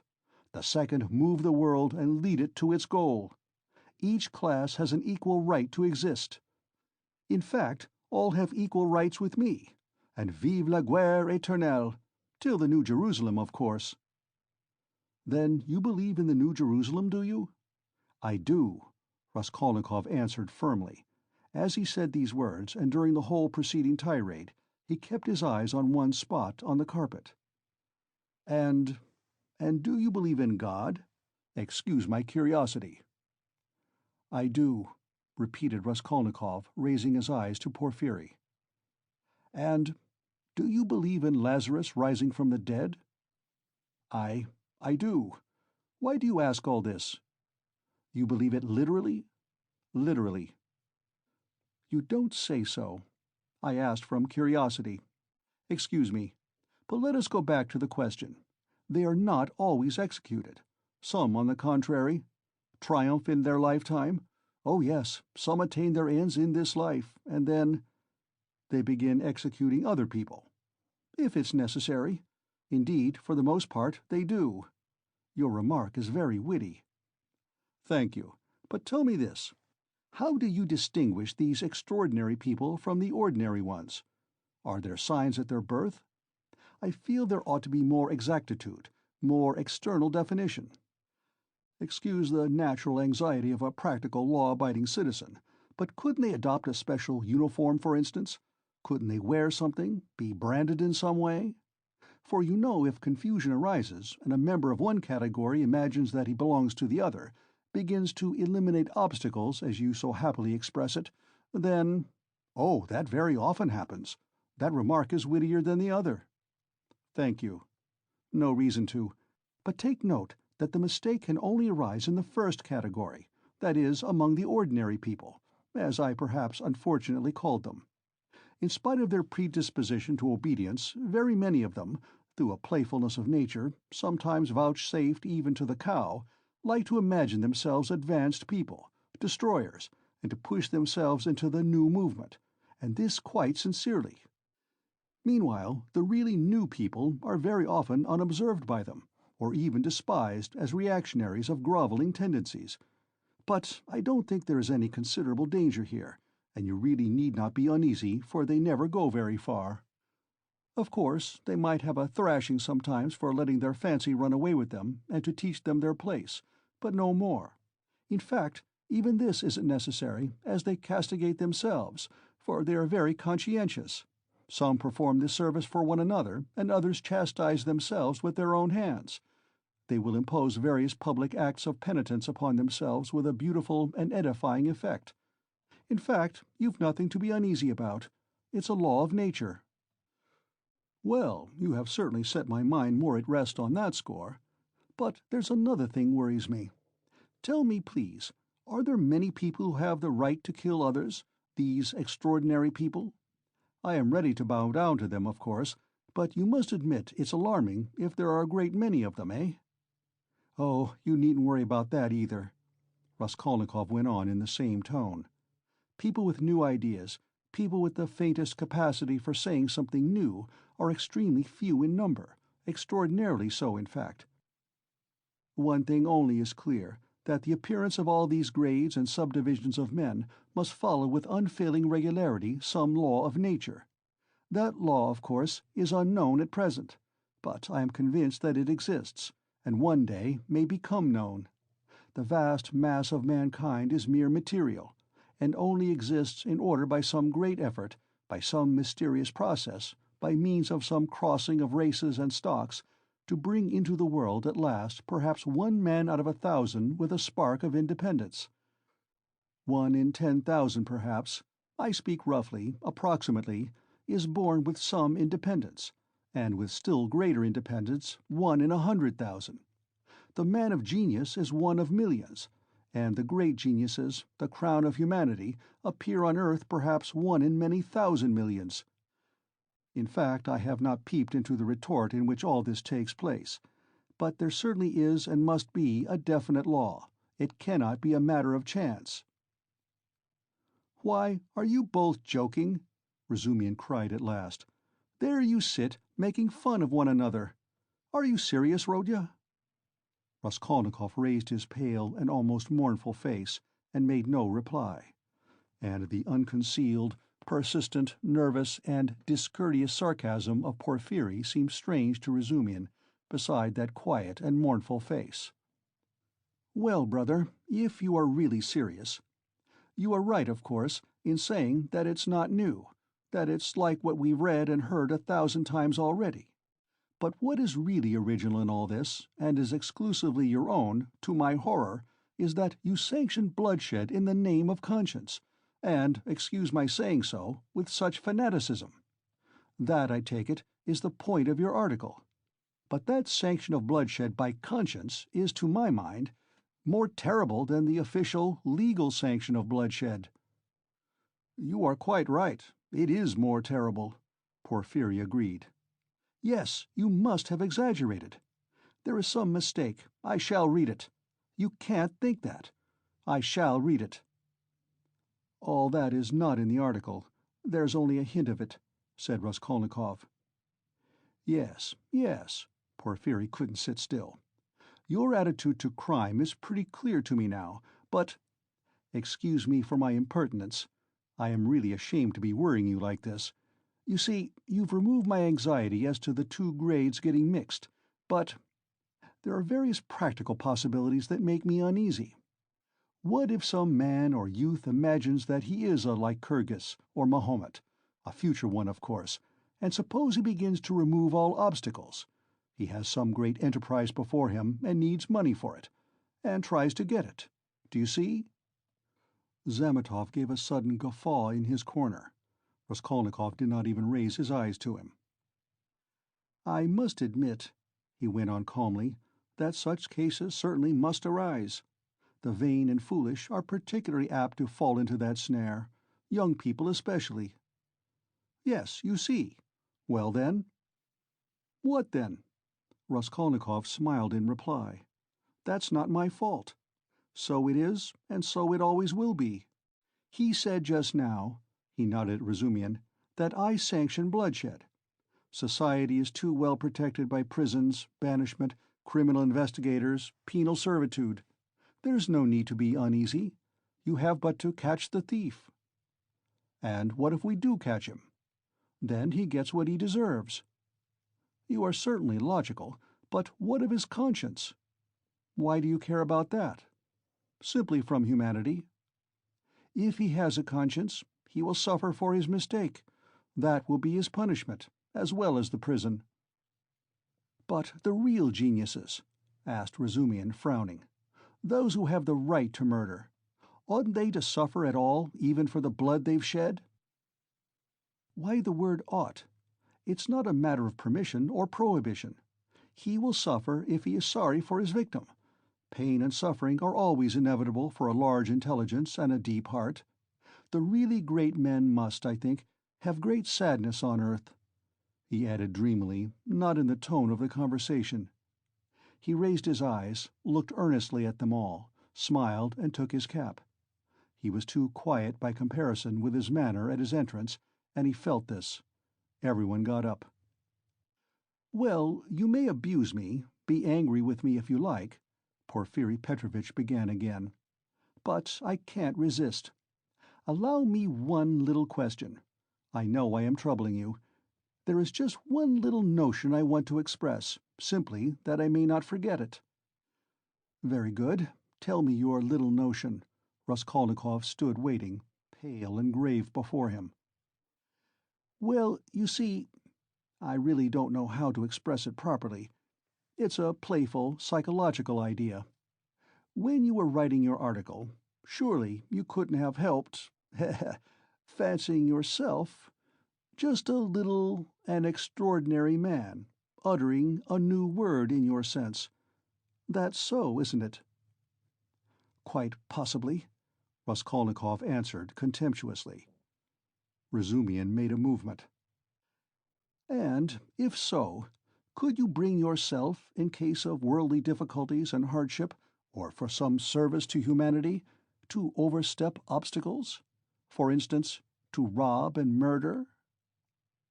And again he winked with his left eye, and laughed noiselessly, just as before. "If I did, I certainly should not tell you," Raskolnikov answered with defiant and haughty contempt. "No, I was only interested on account of your article, from a literary point of view." "Phoo! How obvious and insolent that is," Raskolnikov thought with repulsion. "Allow me to observe," he answered dryly, "that I don't consider myself a Mahomet or a Napoleon, nor any personage of that kind, and not being one of them, I cannot tell you how I should act." "Oh, come, don't we all think ourselves Napoleons now in Russia?" Porfiri Petrovitch said with alarming familiarity. Something peculiar betrayed itself in the very intonation of his voice. "Perhaps it was one of these future Napoleons who did for Alyona Ivanovna last week," Zametov blurted out from the corner. Raskolnikov did not speak, but looked firmly and intently at Porfiri. Razumian was scowling gloomily. He seemed before this to be noticing something. He looked angrily around. There was a minute of gloomy silence. Raskolnikov turned to go. "Are you going already?" Porfiri said amiably, holding out his hand with excessive politeness. "Very, very glad of your acquaintance. As for your request, have no uneasiness. Write just as I told you. Or, better still, come to me there yourself in a day or two. Tomorrow, indeed. I shall be there at 11 o'clock for certain. We'll arrange it all. We'll have a talk. As one of the last to be there, you might perhaps be able to tell us something," he added with a most good-natured expression. "You want to cross-examine me officially in due form?" Raskolnikov asked sharply. "Oh? Why?" "That's not necessary for the present. You misunderstand me. I lose no opportunity, you see, and I've talked with all who had pledges. I obtained evidence from some of them, and you are the last." "Yes, by the way," he cried, seemingly suddenly delighted, "I just remembered what was I thinking of." He turned to Razumian. "You were talking my ears off about that Nikolai. Of course, I know very well," he turned to Raskolnikov, "that the fellow is innocent, but what is one to do? We had to trouble Dmitri, too. This is the point, this is all. When you went up the stairs, it was past 7, wasn't it?" "Yes," answered Raskolnikov, with an unpleasant sensation at the very moment he spoke that he need not have said it. "Then, when you went upstairs between 7 and 8, didn't you see in a flat that stood open on a second story, do you remember, 2 workmen, or at least one of them? They were painting there. Didn't you notice them? It's very, very important for them." "Painters? No, I didn't see them." Raskolnikov answered slowly, as though ransacking his memory, while at the same instant he was racking every nerve, almost swooning with anxiety to conjecture as quickly as possible where the trap lay and not to overlook anything. "No, I didn't see them, and I don't think I noticed a flat like that open. But on the fourth story—" He had mastered the trap now and was triumphant. "I remember now that someone was moving out of the flat opposite Alyona Ivanovna's. I remember it clearly. Some porters were carrying out a sofa, and they squeezed me against the wall. But painters? No, I don't remember that there were any painters, and I don't think there was a flat open anywhere. No, there wasn't." "What do you mean?" Razumian shouted suddenly, as though he had reflected and realized. "Why, it was on the day of the murder the painters were at work, and he was there 3 days before. What are you asking?" "Phoo, I have muddled it." Porphyry slapped himself on the forehead. "Deuce take it, this business is turning my brain." He addressed Raskolnikov somewhat apologetically. "It would be such a great thing for us to find out whether anyone had seen them between 7 and 8 at the flat, so I fancied you could perhaps have told us something. I quite muddled it." "Then you should be more careful," Razumian observed grimly. The last words were uttered in the passage. Porfiri Petrovitch saw them to the door with excessive politeness. They went out into the street gloomy and sullen, and for some steps they did not say a word. Raskolnikov drew a deep breath. End of Part 3, Chapter 5. Part 3, Chapter 6 of Crime and Punishment by Fyodor Dostoevsky, translated by Constance Garnett, 1861 to 1946. Part 3, Chapter 6. "I don't believe it. I can't believe it," repeated Razumian, trying in perplexity to refute Raskolnikov's arguments. They were by now approaching Bakaliev's lodgings, where Pulcheria Alexandrovna and Donya had been expecting them a long while. Razumian kept stopping on the way in the heat of discussion, confused and excited by the very fact that they were for the first time speaking openly about it. "Don't believe it, then," answered Raskolnikov with a cold, careless smile. "You were noticing nothing as usual, but I was weighing every word. You are suspicious. That is why you weighed their words." Certainly, I agree. Porfiry's tone was rather strange, and still more that wretch Zametov. You are right. There was something about him. But why? Why? He has changed his mind since last night. Quite the contrary. If they had that brainless idea, they would do their utmost to hide it, and conceal their cards, so as to catch you afterwards. But it was all impudent and careless. If they had had facts, I mean real facts, or at least grounds for suspicion, then they would certainly have tried to hide their game, in the hope of getting more. They would have made a search long ago, besides. But they have no facts, not one. It is all mirage, all ambiguous, simply a floating idea. So they try to throw me out by impudence. And perhaps he was irritated at having no facts, and blurted it out in his vexation. Or perhaps he has some plan. He seems an intelligent man. Perhaps he wanted to frighten me by pretending to know. They have a psychology of their own, brother. But it is loathsome explaining it all. Stop. And it's insulting, insulting. I understand you. But since we have spoken openly now, and it is an excellent thing that we have at last, I am glad. I will own now frankly that I noticed it in them long ago, this idea. Of course the merest hint only, an insinuation. But why an insinuation even? How dare they? What foundation have they? If only you knew how furious I have been. Think only. Simply because a poor student, unhinged by poverty and hypochondria, on the eve of a serious delirious illness, note that, suspicious, vain, proud, who has not seen a soul to speak to for 6 months, in rags and in boots without soles, has to face some wretched policeman and put up with their insolence, and the unexpected debt thrust under his nose, the IOU presented by Chebarov, the new paint, 30 degrees Réaumur, and a stifling atmosphere, a crowd of people, the talk about the murder of a person where he had been just before, and all that on an empty stomach. He might well have a fainting fit. And that is what they found it all on. Damn them! I understand how annoying it is, but in your place, Rodya, I would laugh at them, or, better still, spit in their ugly faces, and spit a dozen times in all directions. I'd hit out in all directions, neatly too, and so I'd put an end to it. Damn them! Don't be downhearted. It's a shame. He really has put it well, though, Raskolnikov thought. Damn them! But the cross-examination again, tomorrow, he said with bitterness. Must I really enter into explanations with them? I feel vexed as it is, that I condescended to speak to Zametov yesterday in the restaurant. Damn it, I will go myself to Porfiry. I will squeeze it out of him, as one of the family. He must let me know the ins and outs of it all. And as for Zametov— At last he sees through him, thought Raskolnikov. Stay, cried Razumihin, seizing him by the shoulder again. Stay, you are wrong. I have thought it out. You are wrong. How was that a trap?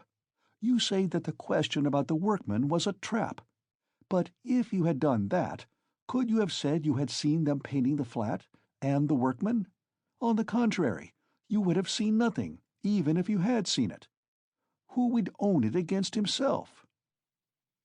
If I had done that thing, I should certainly have said that I had seen the workmen and the flat, Raskolnikov answered, with reluctance and obvious disgust.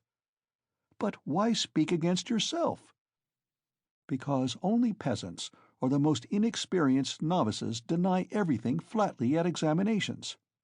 If a man is ever so little developed and experienced, he will certainly try to admit all the external facts that can't be avoided, but will seek other explanations of them, will introduce some special, unexpected turn that will give them another significance and put them in another light. Porfiry might well reckon that I should be sure to answer so, and say I had seen them to give an air of truth, and then make some explanation. But he would have told you at once that the workmen could not have been there 2 days before, and that therefore you must have been there on the day of the murder at 8 o'clock, and so he would have caught you over a detail. Yes, that is what he was reckoning on, that I should not have time to reflect, and should be in a hurry to make the most likely answer, and so would forget that the workmen could not have been there 2 days before. But how could you forget it? Nothing easier. It is in just such stupid things clever people are most easily caught. The more cunning a man is, the less he suspects he will be caught in a simple thing. The more cunning a man is, the simpler the trap he must be caught in. Porfiry is not such a fool as you think. He is a knave, then, if that is so. Raskolnikov could not help laughing. But at the very moment he was struck by the strangeness of his own frankness, and the eagerness with which he had made this explanation, though he had kept up all the preceding conversation with gloomy repulsion, obviously with a motive, from necessity. I am getting a relish for certain aspects, he thought to himself. But almost at the same instant he became suddenly uneasy, as though an unexpected and alarming idea had occurred to him. His uneasiness kept on increasing. They had just reached the entrance to Bakaleyev's. "Going alone," said Raskolnikov suddenly. "I will be back directly." "Where are you going?" "Why, we are just here." "I can't help it. I will come in half an hour. Tell them." "Say what you like. I will come with you." "You too want to torture me!" he screamed, with such bitter irritation, such despair in his eyes, that Razumihin's hands dropped. He stood for some time on the steps, looking gloomily at Raskolnikov striding rapidly away in the direction of his lodging. At last, gritting his teeth and clenching his fist, he swore he would squeeze Porfiry like a lemon that very day, and went up the stairs to reassure Pulcheria Alexandrovna, who was by now alarmed at their long absence. When Raskolnikov got home, his hair was soaked with sweat, and he was breathing heavily. He went rapidly up the stairs, walked into his unlocked room, and at once fastened the latch. Then, in senseless terror, he rushed to the corner, to that hole under the paper where he had put the things. He put his hand in, and for some minutes felt carefully in the hole, in every crack and fold of the paper. Finding nothing, he got up and drew a deep breath. As he was reaching the steps of Bakaleyev's, he suddenly fancied that something, a chain, a stud, or even a bit of paper in which they had been wrapped with the old woman's handwriting on it, might somehow have slipped out and been lost in some crack, and then might suddenly turn up as unexpected, conclusive evidence against him. He stood as though lost in thought, and a strange, humiliated, half-senseless smile strayed on his lips. He took his cap at last and went quietly out of the room. His ideas were all tangled. He went dreamily through the gateway. "Here he is himself!" shouted a loud voice. He raised his head. The porter was standing at the door of his little room and was pointing him out to a short man who looked like an artisan, wearing a long coat and a waistcoat, and looking at a distance remarkably like a woman. He stooped, and his head in a greasy cap hung forward. From his wrinkled, flabby face, he looked over 50. His little eyes were lost in fat, and they looked out grimly, sternly, and disconnectedly. "What is it?" Raskolnikov asked, going up to the porter. The man stole a look at him from under his brows, and he looked at him attentively, deliberately. Then he turned slowly and went out of the gate into the street without saying a word. "What is it?" cried Raskolnikov. "Why, he there was asking whether a student lived here, mentioned your name and whom you lodged with. I saw you coming and pointed you out, and he went away. It's funny." The porter, too, seemed rather puzzled, but not much so, and after wondering for a moment he turned and went back to his room. Raskolnikov ran after the stranger, and at once caught sight of him walking along the other side of the street with the same even, deliberate step, with his eyes fixed on the ground, as though in meditation. He soon overtook him, but for some time walked behind him. At last, moving on to a level with him, he looked at his face. The man noticed him at once, looked at him quickly, but dropped his eyes again, and so they walked for a minute side by side without uttering a word. "You were inquiring for me, of the porter?" Raskolnikov said at last, but in a curiously quiet voice. The man made no answer. He didn't even look at him. Again they were both silent. "Why do you come and ask for me, and say nothing? What's the meaning of it?" Raskolnikov's voice broke, and he seemed unable to articulate the words clearly. The man raised his eyes this time and turned a gloomy, sinister look at Raskolnikov. "Murderer," he said suddenly, in a quiet but clear and distinct voice. Raskolnikov went on walking beside him. His legs felt suddenly weak, a cold shiver ran down his spine, and his heart seemed to stand still for a moment, then suddenly began throbbing as though it were set free. So they walked for about 100 paces, side by side, in silence. The man did not look at him. "What do you mean? Who is a murderer?" muttered Raskolnikov, hardly audibly. "You are a murderer," the man answered still more articulately and emphatically, with a smile of triumphant hatred, and again he looked straight into Raskolnikov's pale face and stricken eyes. They had just reached the crossroads. The man turned to the left without looking behind him. Raskolnikov remained standing, gazing after him. He saw him turn round 50 paces away and look back at him, still standing there. Raskolnikov could not see clearly, but he fancied that he was again smiling the same smile of cold hatred and triumph. With slow, faltering steps, with shaking knees, Raskolnikov made his way back to his little garret, feeling chilled all over. He took off his cap and put it on the table, and for 10 minutes he stood without moving. Then he sank exhausted on the sofa, and with a weak moan of pain he stretched himself on it.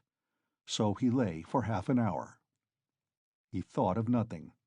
Some thoughts or fragments of thoughts, some images without order or coherence, floated before his mind, faces of people he had seen in his childhood, or met somewhere once, whom he would never have recalled, the belfry of the church at V, the billiard table in a restaurant, and some officers playing billiards, the smell of cigars in some underground tobacco shop, a tavern room, a back staircase quite dark, all sloppy with dirty water and strewn with eggshells, and the Sunday bells floating in from somewhere. The images followed one another, whirling like a hurricane. Some of them he liked and tried to clutch at, but they faded, and all the while there was an oppression within him, but it was not overwhelming. Sometimes it was even pleasant. The slight shivering still persisted, but that too was an almost pleasant sensation. He heard the hurried footsteps of Razumian.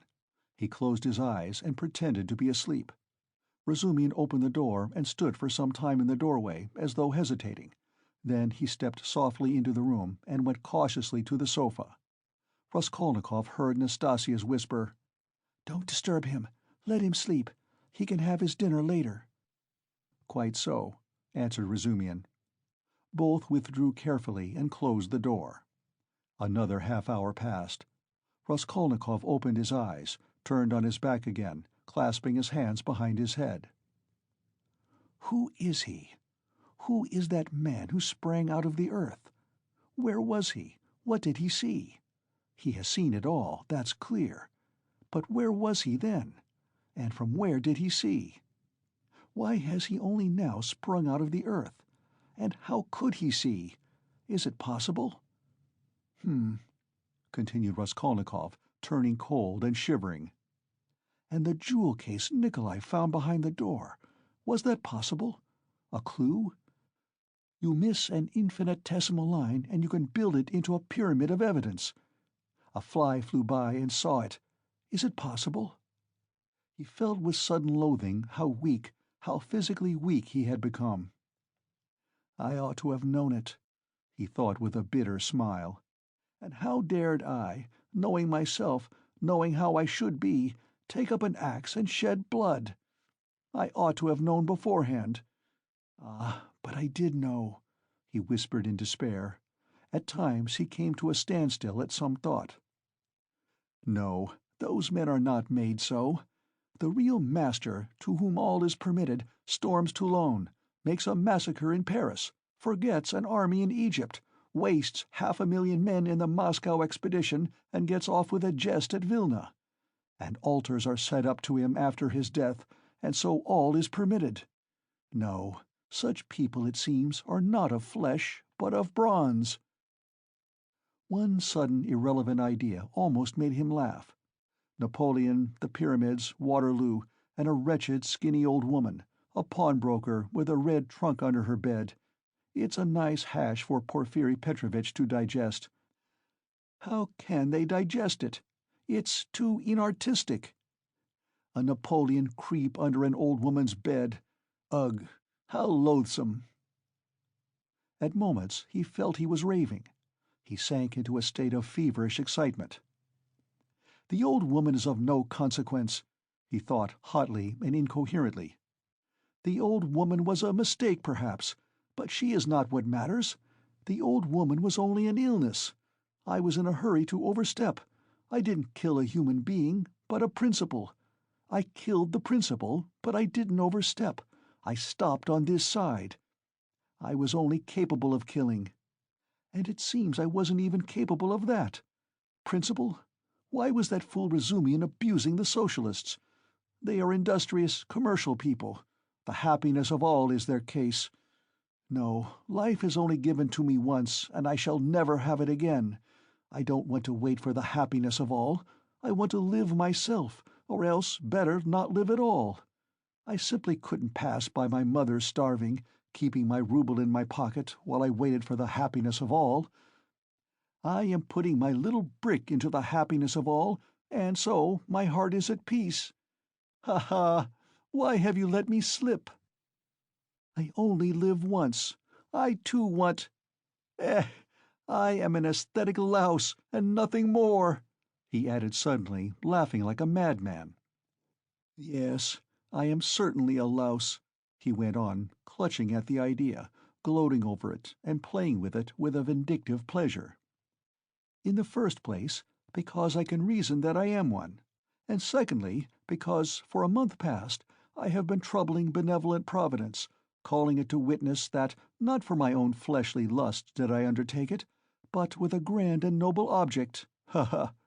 Thirdly, because I aimed at carrying it out as justly as possible, weighing, measuring, and calculating.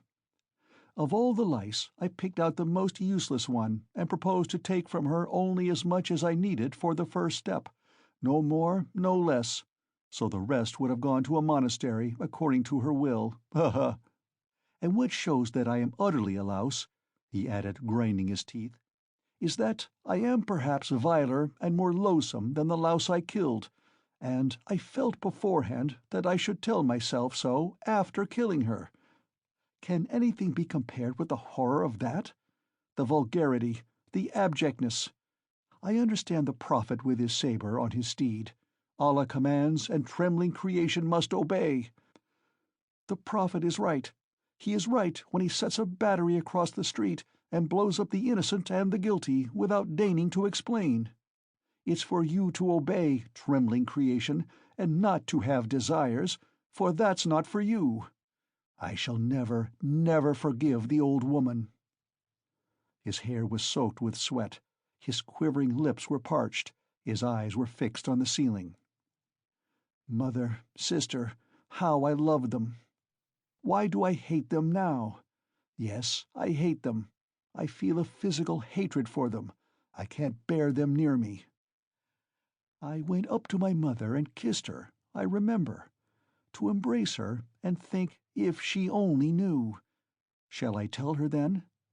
That's just what I might do. She must be the same as I am," he added, straining himself to think, as it were struggling with delirium. "Ah, how I hate the old woman now! I feel I should kill her again if she came to life. Poor Lizaveta! Why did she come in? It's strange, though. Why is it I scarcely ever think of her, as though I hadn't killed her? Lizaveta, Sonya, poor gentle things with gentle eyes. Dear women! Why don't they weep? Why don't they moan? They give up everything. Their eyes are soft and gentle. Sonya, Sonya, gentle Sonya." He lost consciousness. It seemed strange to him that he didn't remember how he got into the street. It was late evening. The twilight had fallen, and the full moon was shining more and more brightly, but there was a peculiar breathlessness in the air. There were crowds of people in the street. Workmen and business people were making their way home. Other people had come out for a walk. There was a smell of mortar, dust, and stagnant water. Raskolnikov walked along, mournful and anxious. He was distinctly aware of having come out with a purpose, of having to do something in a hurry, but what it was he had forgotten. Suddenly he stood still and saw a man standing on the other side of the street beckoning to him. He crossed over to him, but at once the man turned and walked away with his head hanging, as though he had made no sign to him. Stay, did he really beckon? Raskolnikov wondered, but he tried to overtake him. When he was within 10 paces, he recognized him and was frightened. It was the same man with stooping shoulders in the long coat. Raskolnikov followed him at a distance. His heart was beating. They went down a turning. The man still did not look round. "Does he know I am following him?" thought Raskolnikov. The man went into the gateway of a big house. Raskolnikov hastened to the gate and looked in to see whether he would look round and sign to him. In the courtyard the man did turn round and again seemed to beckon him. Raskolnikov at once followed him into the yard, but the man was gone. He must have gone up the first staircase. Raskolnikov rushed after him. He heard slow, measured steps 2 flights above. The staircase seemed strangely familiar. He reached the window on the first floor. The moon shone through the panes with a melancholy and mysterious light. Then he reached the second floor. Bah, this is the flat where the painters were at work.